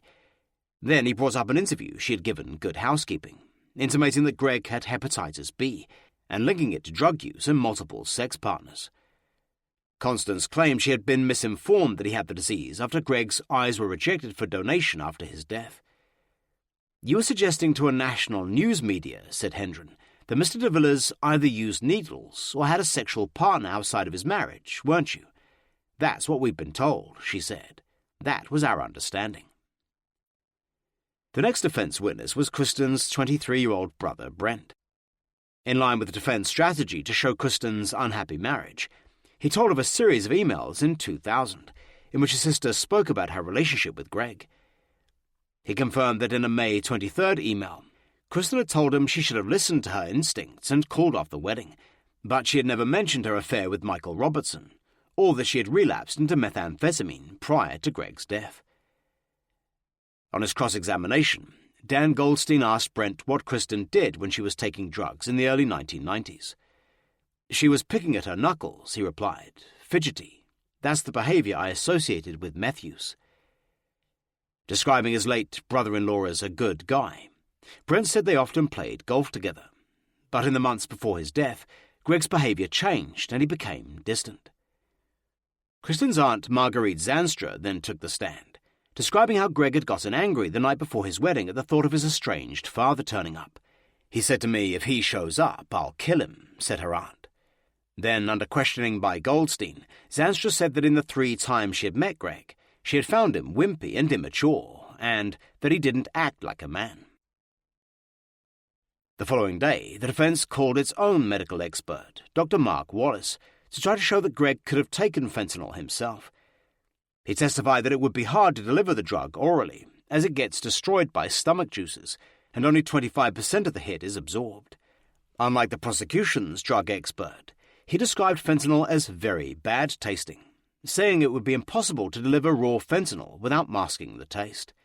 Asked by Victor Erickson if someone would taste 10 milliliters of fentanyl dissolved into an 8-ounce glass, Dr. Wallace said it would taste bitter. On cross-examination, Dan Goldstein challenged the doctor's claims about the drug's taste. "Obviously, bitter is kind of a subjective word," said the deputy DA. "Let me ask you, how bitter is fentanyl?" "I don't know," replied the doctor, who admitted that he had never seen a dose as high as the one in Greg's body. Kristen's youngest brother Pierce then took the stand, describing how Greg had changed after the wedding. "He stopped playing video games," said the 16-year-old, "stopped talking with the family, just became overprotective of Kristen and very clingy." Asked by Erickson how his sister had reacted to Greg's clinginess, Pierce said she got annoyed at times and wanted her own space. He mentioned one time when Greg had come to Claremont for the Rossums' wedding anniversary and insisted on watching a video of Kristen dancing the Sugar Plum Fairy again and again. "I said, 'Come on, Greg, let's play. You have seen that enough times. You have your own copy in San Diego.'" When the defense was finished, Dan Goldstein stood up, asking Pierce about some notes he'd written and whether he'd heard his mother and aunt testify. Pierce said he had written up the notes the night before, but had not discussed them with his parents. The next witness was Professor Ralph Rossum, who described the family's repeated attempts to break his daughter's drug addiction. As he had in the preliminary hearing, he described Greg's dramatic outburst about the single rose on November 3rd, 2000, and his angry behavior later. And once again, under cross-examination, Professor Rossum acknowledged never mentioning either incident to the campus police investigating Greg's death. When Dan Goldstein suggested that, like any father, he was protecting his daughter so she wouldn't get hurt, Professor Rossum became evasive. "Depends on what it means to protect my daughter," he replied. "For example, I did participate in calling the police on her when we knew that there was this meth problem. So protecting her, in one sense, could be just to hide it. Protecting her in another way could be to do the right thing."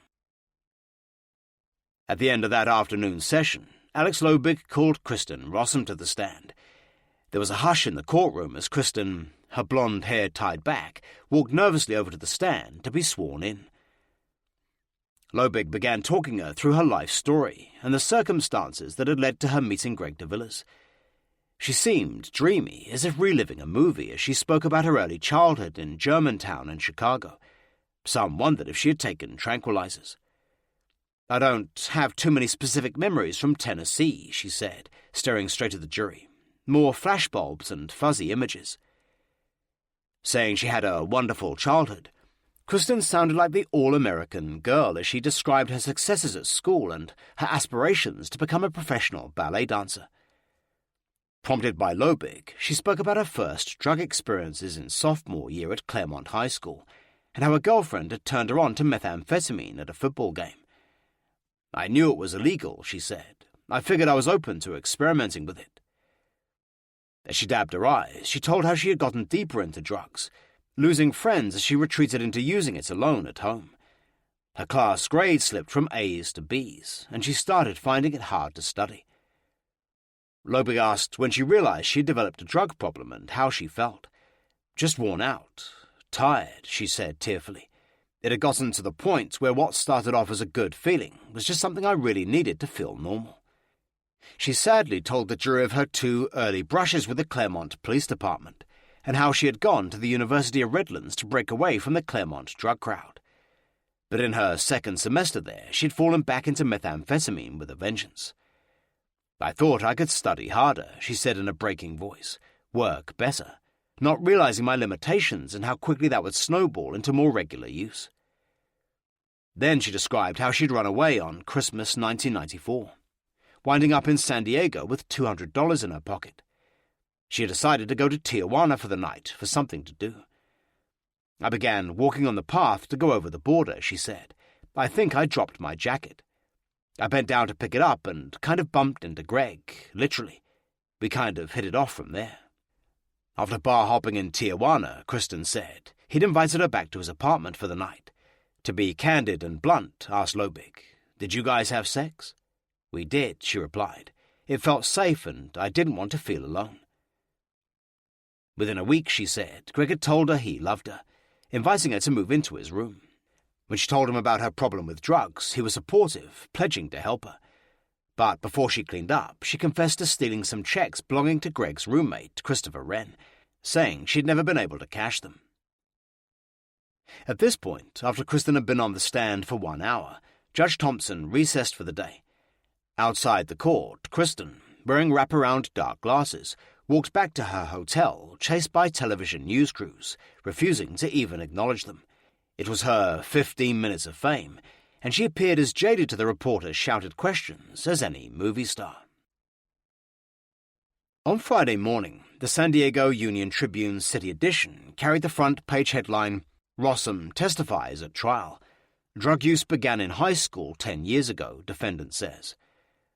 Above the story was a 3-column-wide picture showing her leaving court, being chased by the media. Retaking the stand later that day, she told the jury she'd had misgivings 6 weeks before her wedding, but she had gone through with it, putting it down to normal wedding jitters. Lobig then asked if she had loved Greg when they were at the altar exchanging vows. "I loved him very much," she replied, her voice wavering with emotion. Prompted by her attorney, she described how the relationship had soured after she graduated from SDSU and began working for the ME's office.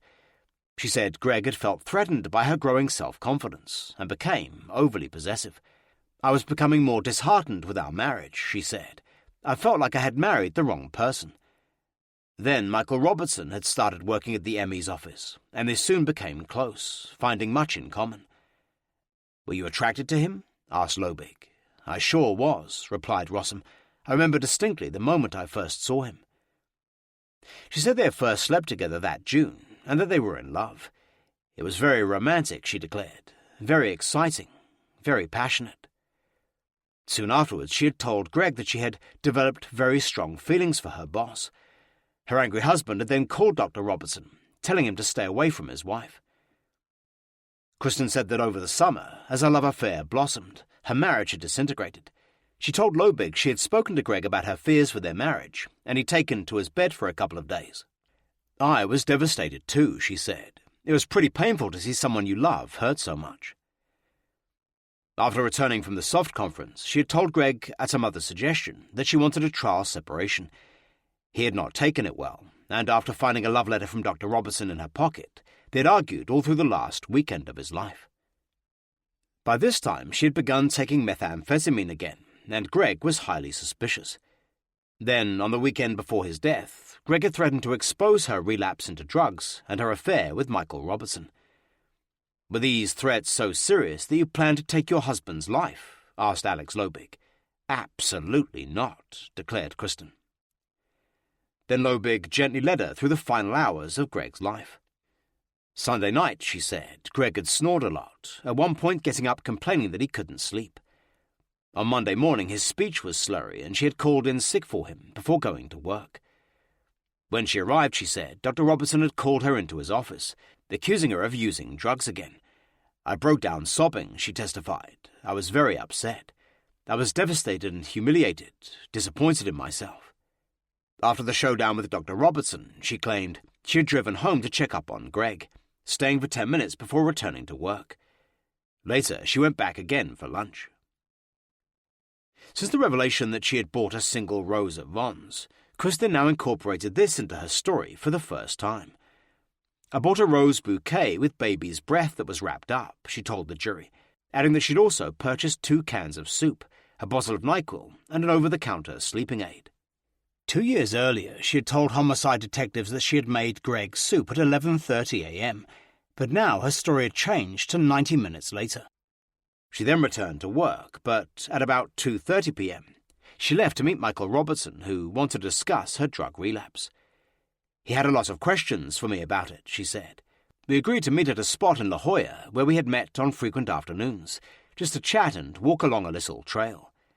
She said they spent an hour and a half at the spot they called the Willows, then returned home at about 5 p.m. Greg was still sleeping, she said. "I figured he was up at noon. He went back to bed. I didn't want to disturb him." Then, at about 6:30, she said, she left to run some errands at a local mall and bought some gas, before quickly returning to the ME's office to make sure she had shut down some equipment. When she returned at 8 p.m., Greg was sleeping peacefully, so she took a bubble bath, shaved her legs, and had a shower. "I changed into my PJs," she continued, "and I towel-dried my hair. I went out. I had a booklet. The next day was going to be election day. I was reading the voting polls for the next day, deciding how I would vote." She claimed that, after brushing her teeth, she went into the bedroom, turned on the light, and discovered Greg not breathing. "I was petrified," she told Lobig, beginning to sob. "I called 911. She said she had followed the emergency dispatcher's advice, pulling Greg off the bed and onto the floor to administer CPR. By the time Greg passed away, asked her attorney, "Did you love Michael Robertson so much that you intended to take your husband's life so that you could have Robertson?" "Absolutely not," declared Kristen. "That's what divorce is for." When Alex Lobig finished questioning his client, it was near Friday lunchtime.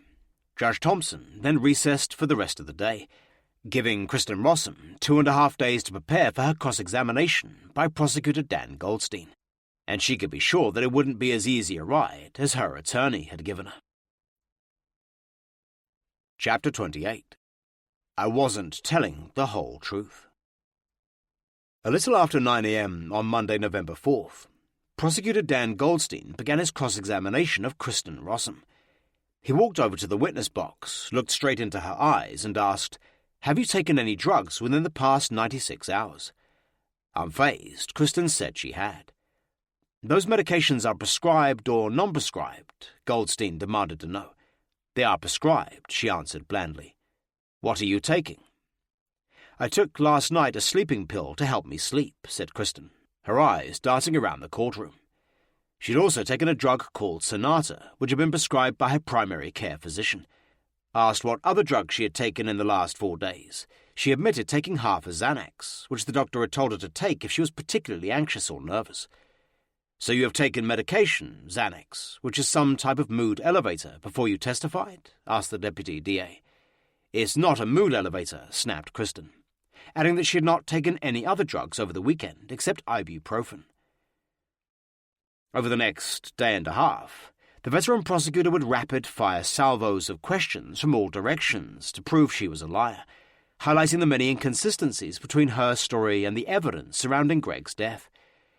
And although she had often sobbed during the testimony of defense witnesses, she now remained surprisingly restrained, a fact not lost on the jury.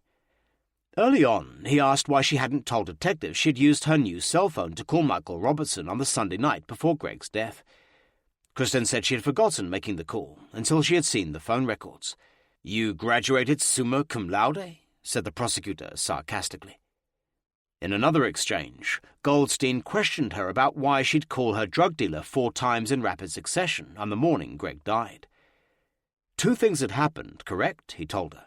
1, you weren't trying to stay clean anymore, were you? "That's not true," replied Rossum angrily. "Were you calling your drug dealer to go golfing with him?" Goldstein asked mockingly. Defense counsel objected, and Judge Thompson sustained the objection. The question was argumentative. Then Goldstein began asking her about keeping a stash of methamphetamine at the ME's office. Kristen admitted she had, as Greg had started searching her things, suspicious that she had relapsed. She admitted lying to her husband that she was back on drugs, saying that she hadn't told him the truth since she was about to walk out on the marriage. Asked why she'd left a bindle of meth at work, Kristen said she hadn't wanted to bring it home because of the tension, but she did admit having a supply at home the night of Greg's death. Goldstein then asked her to show the jury how she smoked methamphetamine in foil. "You can arrange it so that you can hold just a little bit of crystalline powder," she answered, starting to pantomime constructing a tin foil pipe with her hands. "And you just hold a flame of some sort, a heat source under it, and it will eventually melt and produce a little bit of smoke which you can inhale." He then asked her why she had told Detective Laurie Agnew that drugs were in her past, although she had smoked meth before the police interview. "I wanted to keep my current drug use out of it," said Kristen. So yes, it was a lie. I was in a police station, of all things. The prosecutor asked her about hiding a meth pipe near the fume hood of the HPLC room at the ME's office, pointing out that the machine removes fumes from the building. He then moved his questioning to her emails, asking about the one she sent Greg after the soft conference, accusing her husband of hurting her beyond repair, and listing a number of drugs including diazepam, zolpidem, and Seroquel. Kristen said that Greg had searched her purse and found dietary supplements and an over-the-counter drug, and that she had deliberately misled him, claiming the drugs were antipsychotics and a hypnotic given to her by a friend because of her marital stress. "Those pills didn't actually exist," she admitted. "I was sending Greg on a wild goose chase to show him how wrong he was. I was making a point." Goldstein asked whether she had told her husband that she'd had sex with Robertson in a hotel room at the conference. He then asked why she'd lied to detectives about having a sexual relationship with her boss, and why she hadn't told investigators about it right away. "I'm very sorry I wasn't more forthcoming with that information," she replied. "I was too ashamed to talk about the sex stuff." Questioned why she had told Detective Agnew that she and Robertson had only met for coffee the summer before Greg's death, Rossum was forced to admit that she had lied again. "I wasn't telling the whole truth, no," she conceded. "Because it might make you look bad?" "Yes, I was very embarrassed." She also admitted lying to Jerome and Bertrand de Villiers when they'd found Dr. Robertson at her apartment a couple of days after Greg's passing. "And you told them that Robertson was merely dropping off a paycheck, correct?" demanded Goldstein. "No, he didn't bring over a paycheck," she said, adding that she had direct deposit. Then, under intense questioning, Goldstein forced her to admit making up the whole Natalie Merchant concert raffle story she had told Greg. "Michael asked me to go to the concert," she explained. "I wanted to create an excuse to go." Kristen became emotional when Dan Goldstein produced some photographs taken of her and Greg by her parents at the Prado restaurant 3 days before his death. She suddenly burst into tears when she looked at the affectionate pictures, showing a head resting on Greg's shoulder. "We were celebrating our birthdays," she sobbed. The deputy DA then asked why she had criticized her husband for not giving her flowers. After saying that she often exchanged roses with her lover, she said Greg thought that being romantic was too expensive. "I liked the romance of a single rose," she declared. "I had mentioned to Greg, actually, back on our anniversary, that it didn't cost that much for a single rose." Kristen then offered the theory that Greg had seen rose petals in her desk when he'd visited the ME's office on October 26th, and had spread them on his chest before he killed himself. "So he had seen rose petals in your desk?" asked Goldstein incredulously. "Ergo, when he decided to kill himself, he was going to put rose petals on his chest as a symbolic event. Is that what your testimony is?" "Yes," she replied. Judge Thompson then recessed for the day, and Kristen Rossum left the witness stand after 5.5 hours of intense questioning. On Tuesday, November 5th, Kristen Rossum entered the witness box for the second straight day of the withering cross-examination. The consensus among the reporters in the court was that she was holding up remarkably well. Although she had already admitted lying on numerous occasions, she showed no signs of breaking down on the stand and confessing all. Continuing his relentless questioning, the prosecutor asked why she had never mentioned Michael Robertson in the journal she had given Detective Agnew after her interview with Homicide on November 22, 2000. "I talked about love and what love means to me," she replied, "but I didn't mention his name specifically." Goldstein then asked if she had lied in her journal, intimating that it was part of an elaborate staging of her husband's murder.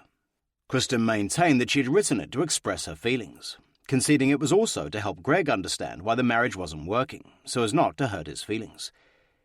"You wrote this diary," asked the prosecutor, "this alleged diary, didn't you, for Greg to read?" "That wasn't the sole purpose," she replied.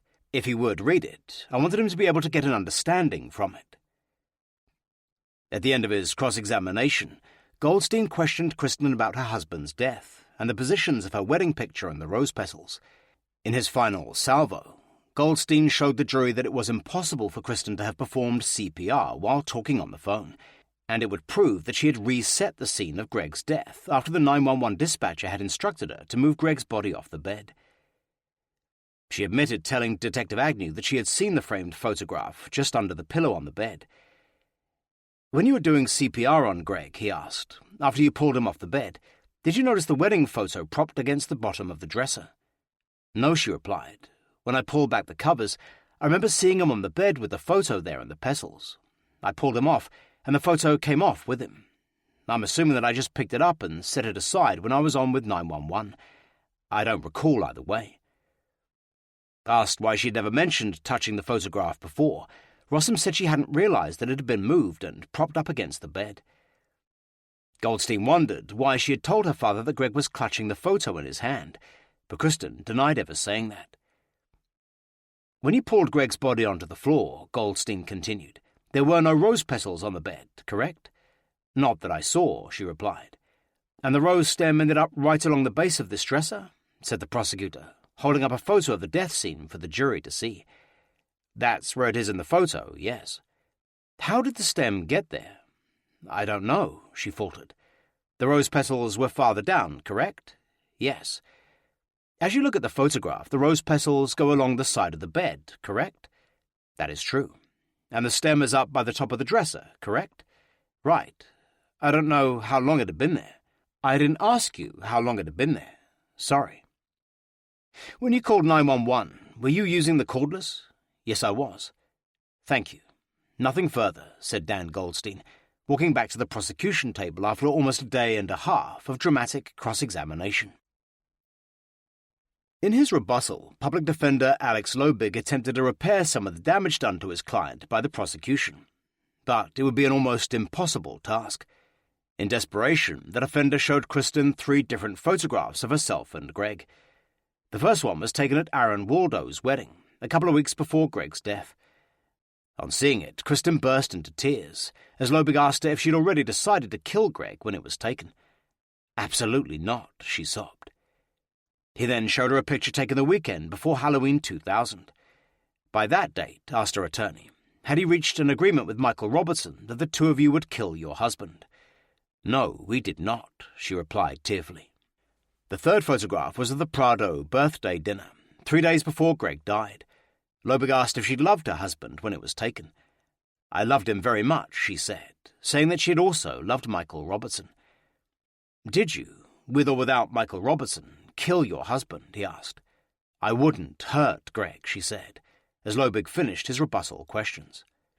Dan Goldstein then stood up for recross, noting how emotional she had become at seeing the pictures again. "It's very hard, yes," sobbed Rossum. Goldstein now questioned her about the discrepancies of the times she said she had gone shopping at Vaughan's, telling Jerome and Bertrand that she had gone between 3 and 5 p.m. with Robertson.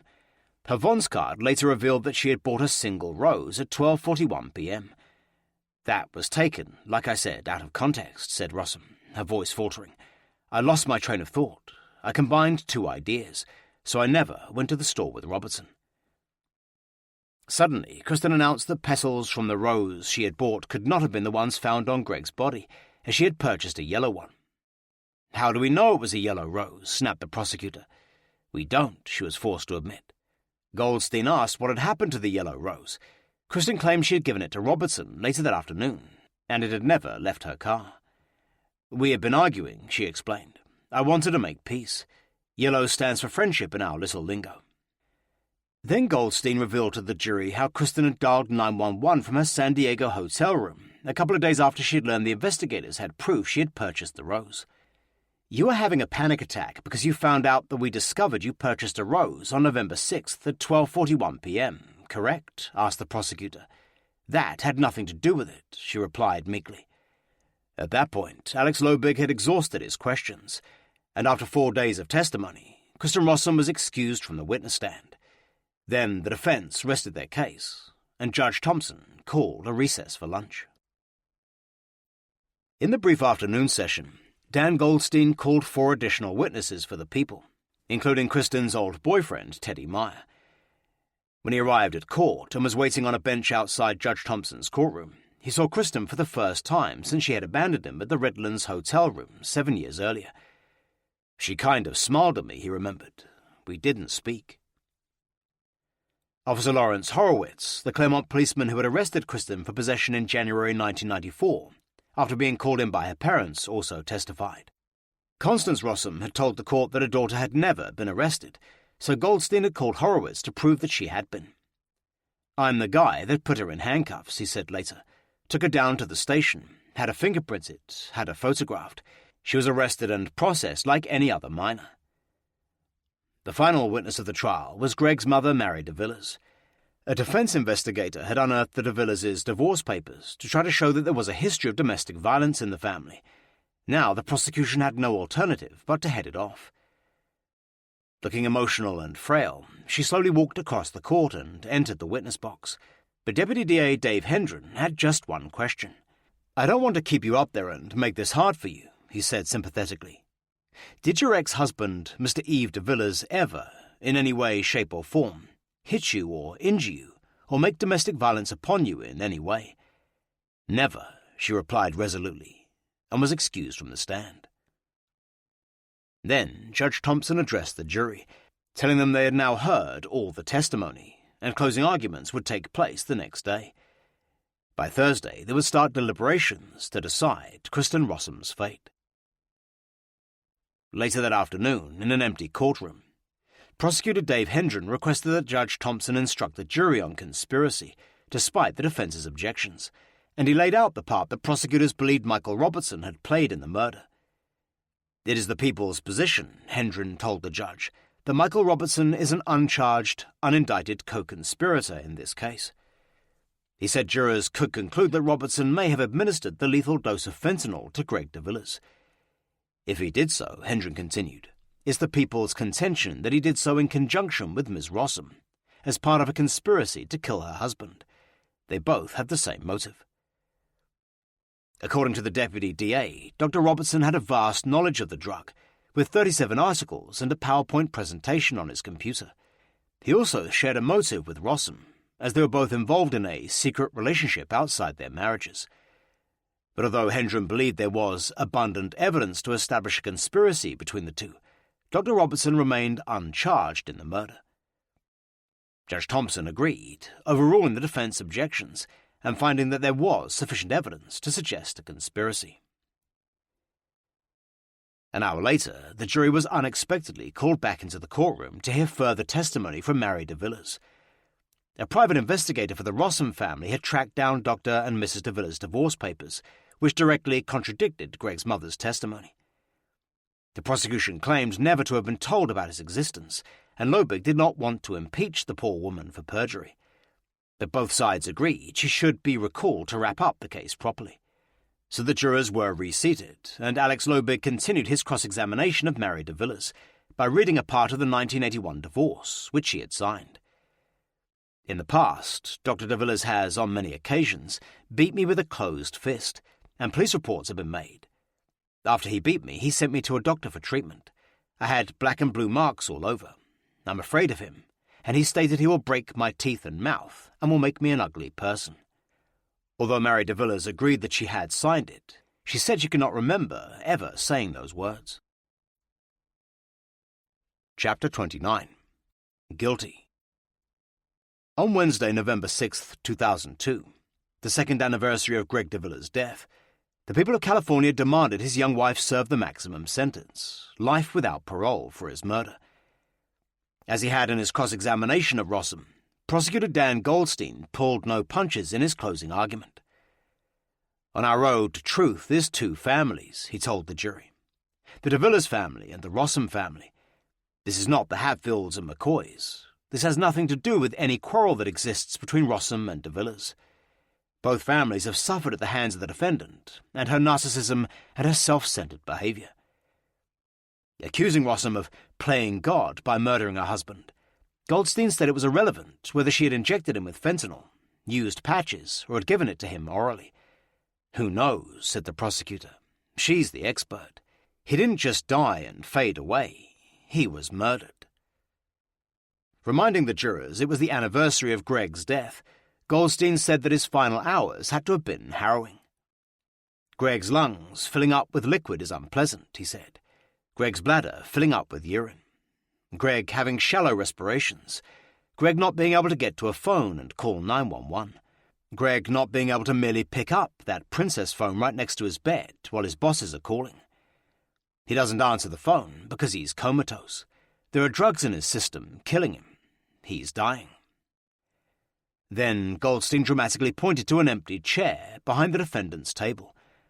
Robertson is sitting in that chair right there, he thundered. He is an integral part of this homicide. He and the defendant are involved in a conspiracy.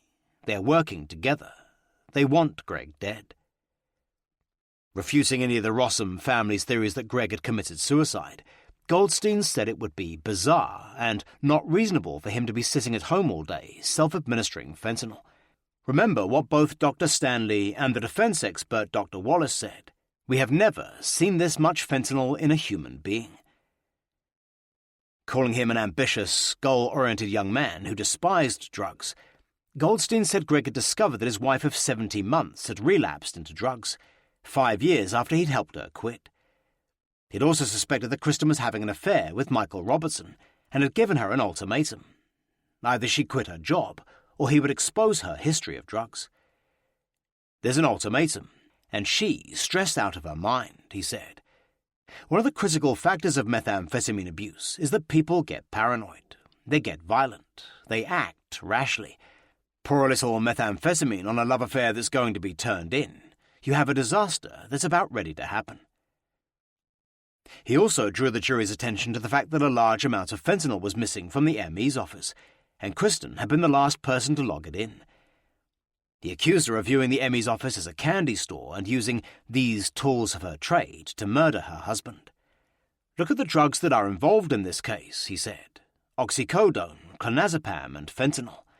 They are missing from the medical examiner's office. They happen to be inside her husband's body. Soma, methamphetamine. Who takes those two drugs? The defendant. Coincidence? No. Theft. Goldstein then told the jury not to be taken in by Kristen Rossum's beauty, intelligence, or the fact that she'd graduated summa cum laude. He said even he found it hard to believe that somebody who looks like her could be a murderess. It's pretty basic, he said. Either she poisoned him or she didn't. It wasn't a cry for help. At the end of his dramatic closing argument, Dan Goldstein described Rossum as manipulative and a habitual liar who had conspired with a lover to murder her husband. The crime scene was staged, said the prosecutor, staring straight at Rossum. The numerous lies that the defendant made about her husband's death, Her drug use, her affairs, and the staging of the homicide scene are tantamount to a confession. The defendant is guilty of murder. That's what this case is about. The following morning, Alex Lobig delivered his closing address to the jury. His co-defendant Victor Eriksson was unable to attend, as he was at home with the flu. The junior public defender began by telling the jury that in life, things weren't black and white, as the prosecutor had presented them. "We are not here to judge her sex life against ours or anyone else's," he declared, and by and large that's not the essence of this case. Telling the jury that passion does not translate into violence, Lobig said that Rossum had no motive to kill her husband, as she was trying to walk out of the marriage. He also noted that security at the ME's office was so bad that any one of the 56 other employees could have taken the drugs. Then, risking alienating the jury, he brought up Mary de Villa's divorce petition, which the Rossums investigator had unearthed, saying that it had played a part in Greg's makeup. He suggested that, if true, and Dr. de Villa's had been violent, the jury should judge both defense and prosecution witnesses by the same standards. At the end of his final address to the jury, Lobig told them that it was a circumstantial case, and there was reasonable doubt. "I know there's a lot of evidence in front of you," he said. "Look at it as carefully and at as much length as you need to." In his rebuttal, Prosecutor Dave Hendren applauded Jerome de Villiers for his relentless fight to bring Kristen Rossum to justice, saying that she may well have gotten away with murder, using the perfect poison, if Jerome had not been so diligent. "He loved his brother and knew it didn't make sense," said Hendren. "Fortunately, you had a demand for the first time to send those tox samples out. Without those, Greg de Villiers would not get justice." The prosecutor then catalogued all the points the jury would have to believe in order to acquit Rossum. They would have to decide that her testimony was credible, even though she had repeatedly lied to police, family and friends, and had contradicted herself on numerous occasions. The Greg de Villiers, who despised all drugs, was capable of taking them to kill himself, and had then hidden all the evidence of pill bottles, syringes or fentanyl patch wrappers. That there was another employee at the ME's office who had stolen all the drugs from the laboratory. And finally, that someone else, who was infatuated with roses like Kristen Rossum, had sprinkled red rose petals over Greg's chest while he was comatose. Hendren then appealed to the jury not to judge the case on sympathy or pity, or let Kristen Rossum's pretty looks enter into their decision. "You say, 'Wow, that's a pretty girl,'" he said. "She doesn't look like a murderer. She looks nice, probably loves her mum, dad. They probably love her. Greg de Villiers loved his mum, and indicating Kristen, he loved her." "Greg could not be in the courtroom to tell them what happened," Henderson said, but his body, containing fentanyl, was crying out for justice. "We are asking, on behalf of Greg de Villiers, on behalf of his family, on behalf of his community, to hold this woman accountable for what she did to take his life away." Judge Thompson then sent the 12 jurors out to start their deliberations, to decide whether Kristen Rossum was innocent or guilty. The grueling trial had lasted a month from jury selection to closing arguments, and the 5-woman, 7-man panel had plenty to discuss. After 2 hours' deliberation on Thursday afternoon, the jurors were sent home with the judge's instructions not to discuss the case or look at the coverage on television or newspapers. They returned to the jury room on Friday, where they deliberated for another 3 hours before going off for a long Veterans Day weekend. Judge Thompson ordered them to resume on Tuesday. On Sunday, November 10th, the San Diego Union Tribune carried a front-page story asking why Michael Robertson had not also been charged with murder. A key player in the love triangle involving Kristen Rossum and her dead husband has been conspicuously absent from the courtroom, wrote Caitlin Rother, who had covered the story from the beginning. The jury has deliberated over parts of 2 days without reaching a verdict, and testimony ended without any clarification about Robertson's absence. Noting that Judge Thompson's gag order was still in effect, so none of the attorneys involved could answer the question, Rother had interviewed Kristen's first attorney, Gretchen von Helms, who said that prosecutors may have offered Kristen a plea bargain at the beginning in exchange for implicating her lover, but before von Helms could discuss it with her client, she had been replaced by public defenders Lobig and Eriksson. "I couldn't be the only one they made the offer to," she reasoned. While Kristen Rossum spent the long weekend with her family at a San Diego hotel, prosecutors were confident they'd get a conviction. Dave Hendren expected the jury to take up to 2 weeks to come to a decision, as there was so much evidence to absorb. Before it came to trial, said Hendren, Dan and I talked about the fact that it could take a jury a significant period of time to make their determination, but there's always a certain level of anxiety from the time the jury goes out. Soon after they returned to court on the morning of Tuesday, November 12th, which would have been Greg DeVilla's 29th birthday, the forepersons sent word that they had reached a verdict. Immediately, the Rossum and DeVilla's families took their places on opposite sides of the public gallery. At the defense table, Kristen Rossum, dressed in a white V-neck shirt with a long blonde hair tied back, waited for the decision which could send her to jail for the rest of her life. Then Judge Thompson entered his courtroom and called in the jury. "Mr. Foreperson," he said, "has the jury reached a verdict?" The forepersons said they had, handing it to the court bailiff to read out. "In the matter of the state of California versus Kristen Rossum, we, the jury in the above entitled case, find the defendant guilty of the crime of murder in violation of Penal Code Section 187 as charged in Count 1, fixing the degree thereof as murder in the first. We find that in the commission of this offence, the defendant did intentionally kill Greg DeVillas by administration of poison within the meaning of Penal Code Section 190.2A19. As she heard the guilty verdict, Kristen Rossum began shaking her head in disbelief and gasping for air. She started weeping softly. Her father, sitting 2 rows behind her, hung his head and stared at the floor of the courtroom, wiping his brow with a shaky hand. Constance Rossum just looked exhausted, her face not registering any emotion. Sitting across the aisle, Mary DeVillas and her 2 surviving sons held hands, bowing their heads as they heard the verdict. Then Judge Thompson asked the jurors one by one if this was their verdict, and they all said yes. After thanking the jury and warning them not to talk to the press for compensation for 90 days, he thanked them for their public service and dismissed them. As the jury filed out, Kristen stood up, but her legs appeared to give way. She buckled, grabbing the defense table for support, as a bailiff helped her sit down. Judge Thompson then revoked Kristen's bail, remanding her to be held at Las Colinas Women's Detention Facility until sentencing.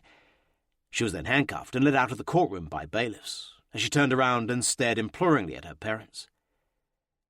Sentencing would come a month later, but she and her parents were well aware that her crime carried a mandatory sentence of life without parole. 4 days later, Michael Robertson gave an interview to Melbourne's Sunday Herald-Sun reporter Shelley Hodgson, who believed in his innocence. He described the past 2 years as a roller coaster ride, saying that he lived in fear of spending the rest of his life in an American prison. Robertson, who had now found a full-time job in the science field, complained that he had not been given the opportunity to defend himself and was innocent. "I had absolutely no knowledge or participation in the very sad events that led to Greg's death, and in the end, with Kristen's conviction," he said. "It's like a sad end to 2 lives." Admitting he was scared that San Diego prosecutors would extradite him to stand trial, in which he could face the death penalty, he admitted seeking legal advice in case that happened. "That was a fairly scary concept," he said, "but I was always confident that I would ultimately be exonerated." He even joked that he was now regarded by his friends as a walking advertisement for what could go wrong with cheating on your wife. "My only regret is that I had an extramarital affair," he declared, "but that was my only crime, if that was a crime." He also said that, although he believed in Kristen's innocence, if she was guilty, she should pay the price. "She's someone I still care for," he replied when Hodgson asked if he still loved Rossum, "but a lot of damage has taken place through all this." On December 6th, 1 week before she was due to be sentenced, Rossum's defense team asked for a new trial on a technicality. They claimed that the jury had not been instructed to consider that she did not attempt to flee while she was under investigation, or during the 9 months she was out on bail. They also asked the judge to remove the allegations that she had used poison to kill her husband. Her defense also claimed that saturation media coverage had influenced the jury's decision. The local jury, in effect, became a large and powerful witness for the prosecution, read the motion. Jurors had to have been influenced. Prosecutors quickly responded. filing a motion in San Diego Superior Court that defendants have no right to an absence of flight instruction. 6 days later, before Judge Thompson passed sentence on Kristen Rossum, he denied her motion for a new trial. Sitting nervously at the defense table in a black pinstriped shirt and handcuffs, Kristen looked drawn and stressed as she waited to hear the judge hand down her sentence. She would sob continually during the 30-minute hearing. The judge began by stating that he had no alternative except sentencing her to life without parole. Then Alex Lobig read a statement from Ralph and Constance Rossum, who were in court for their daughter's sentencing. "We are horrified by the verdict and sentence," it said. "Our innocent daughter has been wrongly convicted. We know Kristen did not murder Greg. We understand there are solid grounds for appeal and intend to pursue them vigorously. Keep us all in your prayers." Then Bertrand de Villiers stood up to read a statement that his father had written for his former daughter-in-law. Finally, the de Villiers family would have one public opportunity to tell her what they thought of her. There was a deathly silence in the courtroom, punctuated only by Kristen's continual sobbing. "Kristen," read Dr. de Villiers' message, "you have totally destroyed so many people. Greg, me and my family, your family, and yourself. You show no remorse and ask for no repentance for any of your actions. You cried fake tears for Greg and real tears only for yourself. On the outside, you are a smart, beautiful woman. On the inside, you are a lying, calculating, manipulating person that cares only about herself. You either, by yourself or with someone else, murdered my firstborn child, a child I delivered myself. My family and I have been nothing but good and tolerant to you, even though you knew you stole Greg's family crest and gold necklace. I had the rings remade for you as a wedding present because I knew Greg loved you. Greg did nothing but help you and love you. When he tried to help you get off drugs for a second time, you repaid him in the worst imaginable way. You killed him, and then you lied about it." Bertrand then asked for the opportunity to address the defendant. During his moving statement, Kristen looked up and stared at him. It would be the only time she would make eye contact with any of her former in-laws. "Kristen, this is my chance to talk to you," began Bertrand, "to tell you how you have changed my life forever and express how I feel about you. Whether you choose to listen to me or not, you will hear what I have to say." Brimming with emotion, Bertrand described her betrayal as the most despicable act imaginable. Like Medea, you wielded your black magic to poison your husband. Your cunning and deceitfulness went undetected by Greg because, in his world, a person as evil as you did not exist. He saved you from the deepest valley of despair and lifted you to the highest peak of success that you will ever attain. When you reached the top, your reward to him was to push him off the cliff when he wasn't looking. You are an example of the most sinister darkness that exists in the world, and your darkness encroached into my life. Kristen, you are the only person in the world that I hate. I do so with all the strength and all the feeling that I possess within me. Then Jerome stood up to personally tell Kristen the horror he had been through since his brother's murder. The circumstances of Greg's death were unbelievable, and had huge emotional and psychological effects on me, he said in a shaky voice. The idea that Greg took his own life was unbelievable. I was determined to discover the truth about what happened. For months, I spent all of my free time thinking and researching the possibilities. I was angry and obsessed with finding the truth, so much so that I stayed up at night thinking and questioning everything over and over again. At times I could not sleep, or I would wake up in the middle of the night. I missed several weeks of work and lost productivity. I would be constantly distracted. I became reclusive and tended towards social avoidance. I did not go out with my friends. I shut people out. I became paranoid that the Rossums were plotting against my family. I worried that someone might harm me. Bert, my mum, or girlfriend. It became hard to trust anyone. Not long after Greg's death, I suspected that Kristen killed him or in some way was involved. I want and have always wanted her to tell the truth. It has taken 2 years to prove this ultimate crime of betrayal in court. This does bring some closure. However, I'm still without my brother.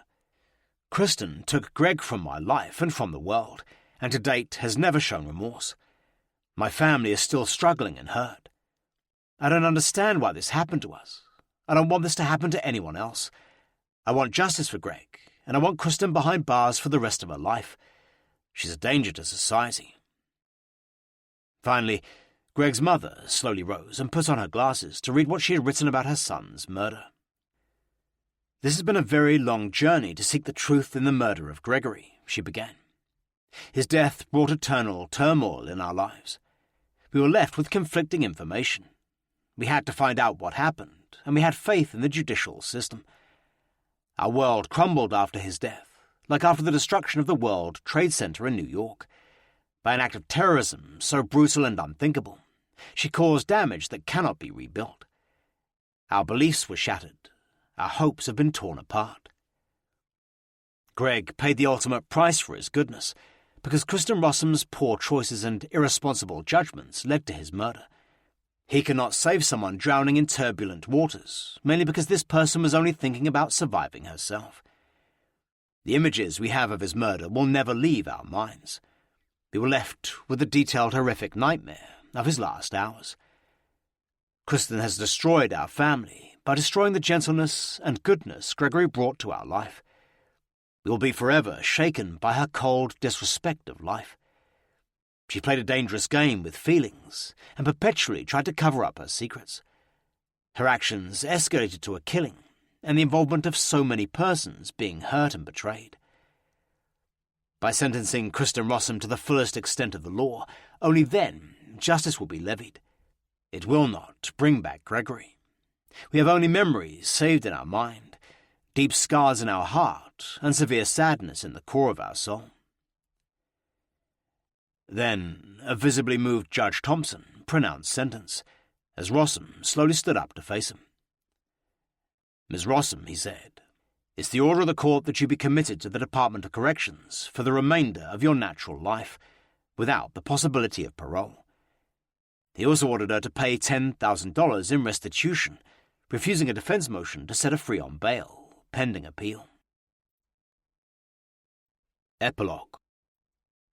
On December 5, 2002, a week before her sentencing, Kristen Rossum was interviewed by a probation officer at Las Colinas Women's Detention Facility and was totally unrepentant.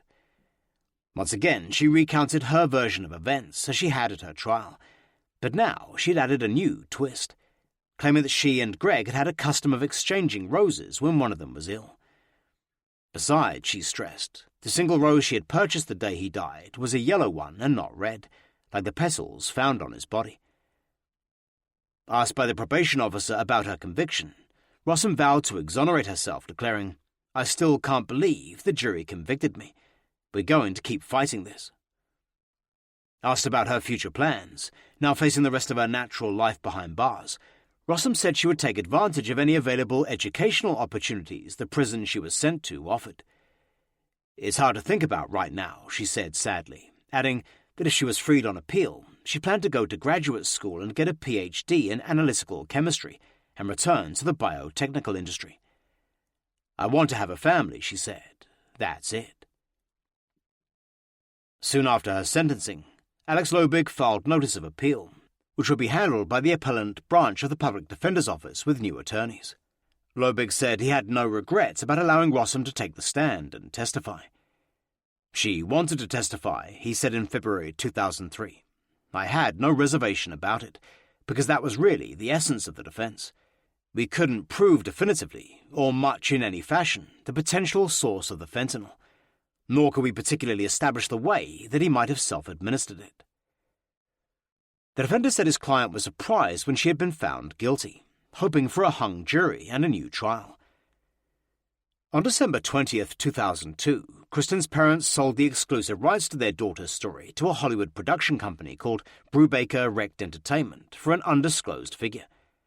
The DeVillas family civil attorney Craig McClellan vowed that any money the Rossums might make out of the deal would ultimately go to his clients in the pending $2.1 million wrongful death lawsuit. McClellan said he wasn't surprised that the Rossums had made a deal for a movie and a book about the case. "It was always my impression that what they were after was ultimately to profit from it," he said. A few months later, the DeVillas family would also hire a Hollywood agent and entertainment lawyer to fill the many offers coming their way for books and movies. 6 days after her sentencing, Kristen Rossum became inmate number W97094 at Chowchilla Maximum Security Prison. The convicted murderess was designated a high-security inmate because of the nature of her crime and her life sentence, meaning she'd be counted 6 times a day. Placed in a dormitory with 7 other prisoners, Kristen had no access to a computer, although she can have a television if her parents buy her one. In early 2003, a prison spokesman said she had settled in well and was working as a janitor, cleaning assigned areas of the prison at 8 cents an hour. Her parents visit her as often as regulations allow, and she is planning to appeal. During the summer of 2003, there were reports that Kristen had started corresponding with accused killer Scott Peterson in a bizarre jail romance. Peterson, who will go on trial in 2004 for the murder of his pregnant wife Lacey, is said to find hope in Kristen's letters. In late February, Deputy DA Dave Hendren and Homicide Detective Laurie Agnew flew to Melbourne to further investigate Michael Robertson, who was now analysing chemical components for a food company. They spent a week with the detectives from the Victoria Homicide Squad, interviewing friends, associates and members of Robertson's family. Detective Inspector Chris Enright told the Melbourne Herald-Sun the prosecutors were gathering enough evidence to charge and extradite Robertson. He said he had accompanied Hendren and Agnew on a dozen interviews, and they'd also looked into his background training as a toxicologist. Dr. Robertson himself refused to be interviewed, referring them to his attorney. As of October, Hendren refused to discuss the investigation, except to say that it was ongoing. The de Villiers family is still trying to come to terms with Greg's murder. In April 2003, Jerome was honoured by the San Diego District Attorney's Office with the Citizen of Courage Award for his relentless pressure on the authorities until they arrested Kristen Rossum. At a special luncheon to honour him and 6 others, Jerome told the 200 guests that his real award came when Rossum was brought to justice. A couple of months later, Jerome quit his job as an insurance adjuster, taking time off to recover from the psychological effects of his ordeal. But that summer, there was even more tragedy for the de Villiers family, when Greg's mother Mary died from an asthma attack, never having fully recovered from the murder of her eldest son. The de Villiers' civil trial against Rossum, Robertson and the San Diego County Medical Examiner's Office is scheduled for early 2004. This concludes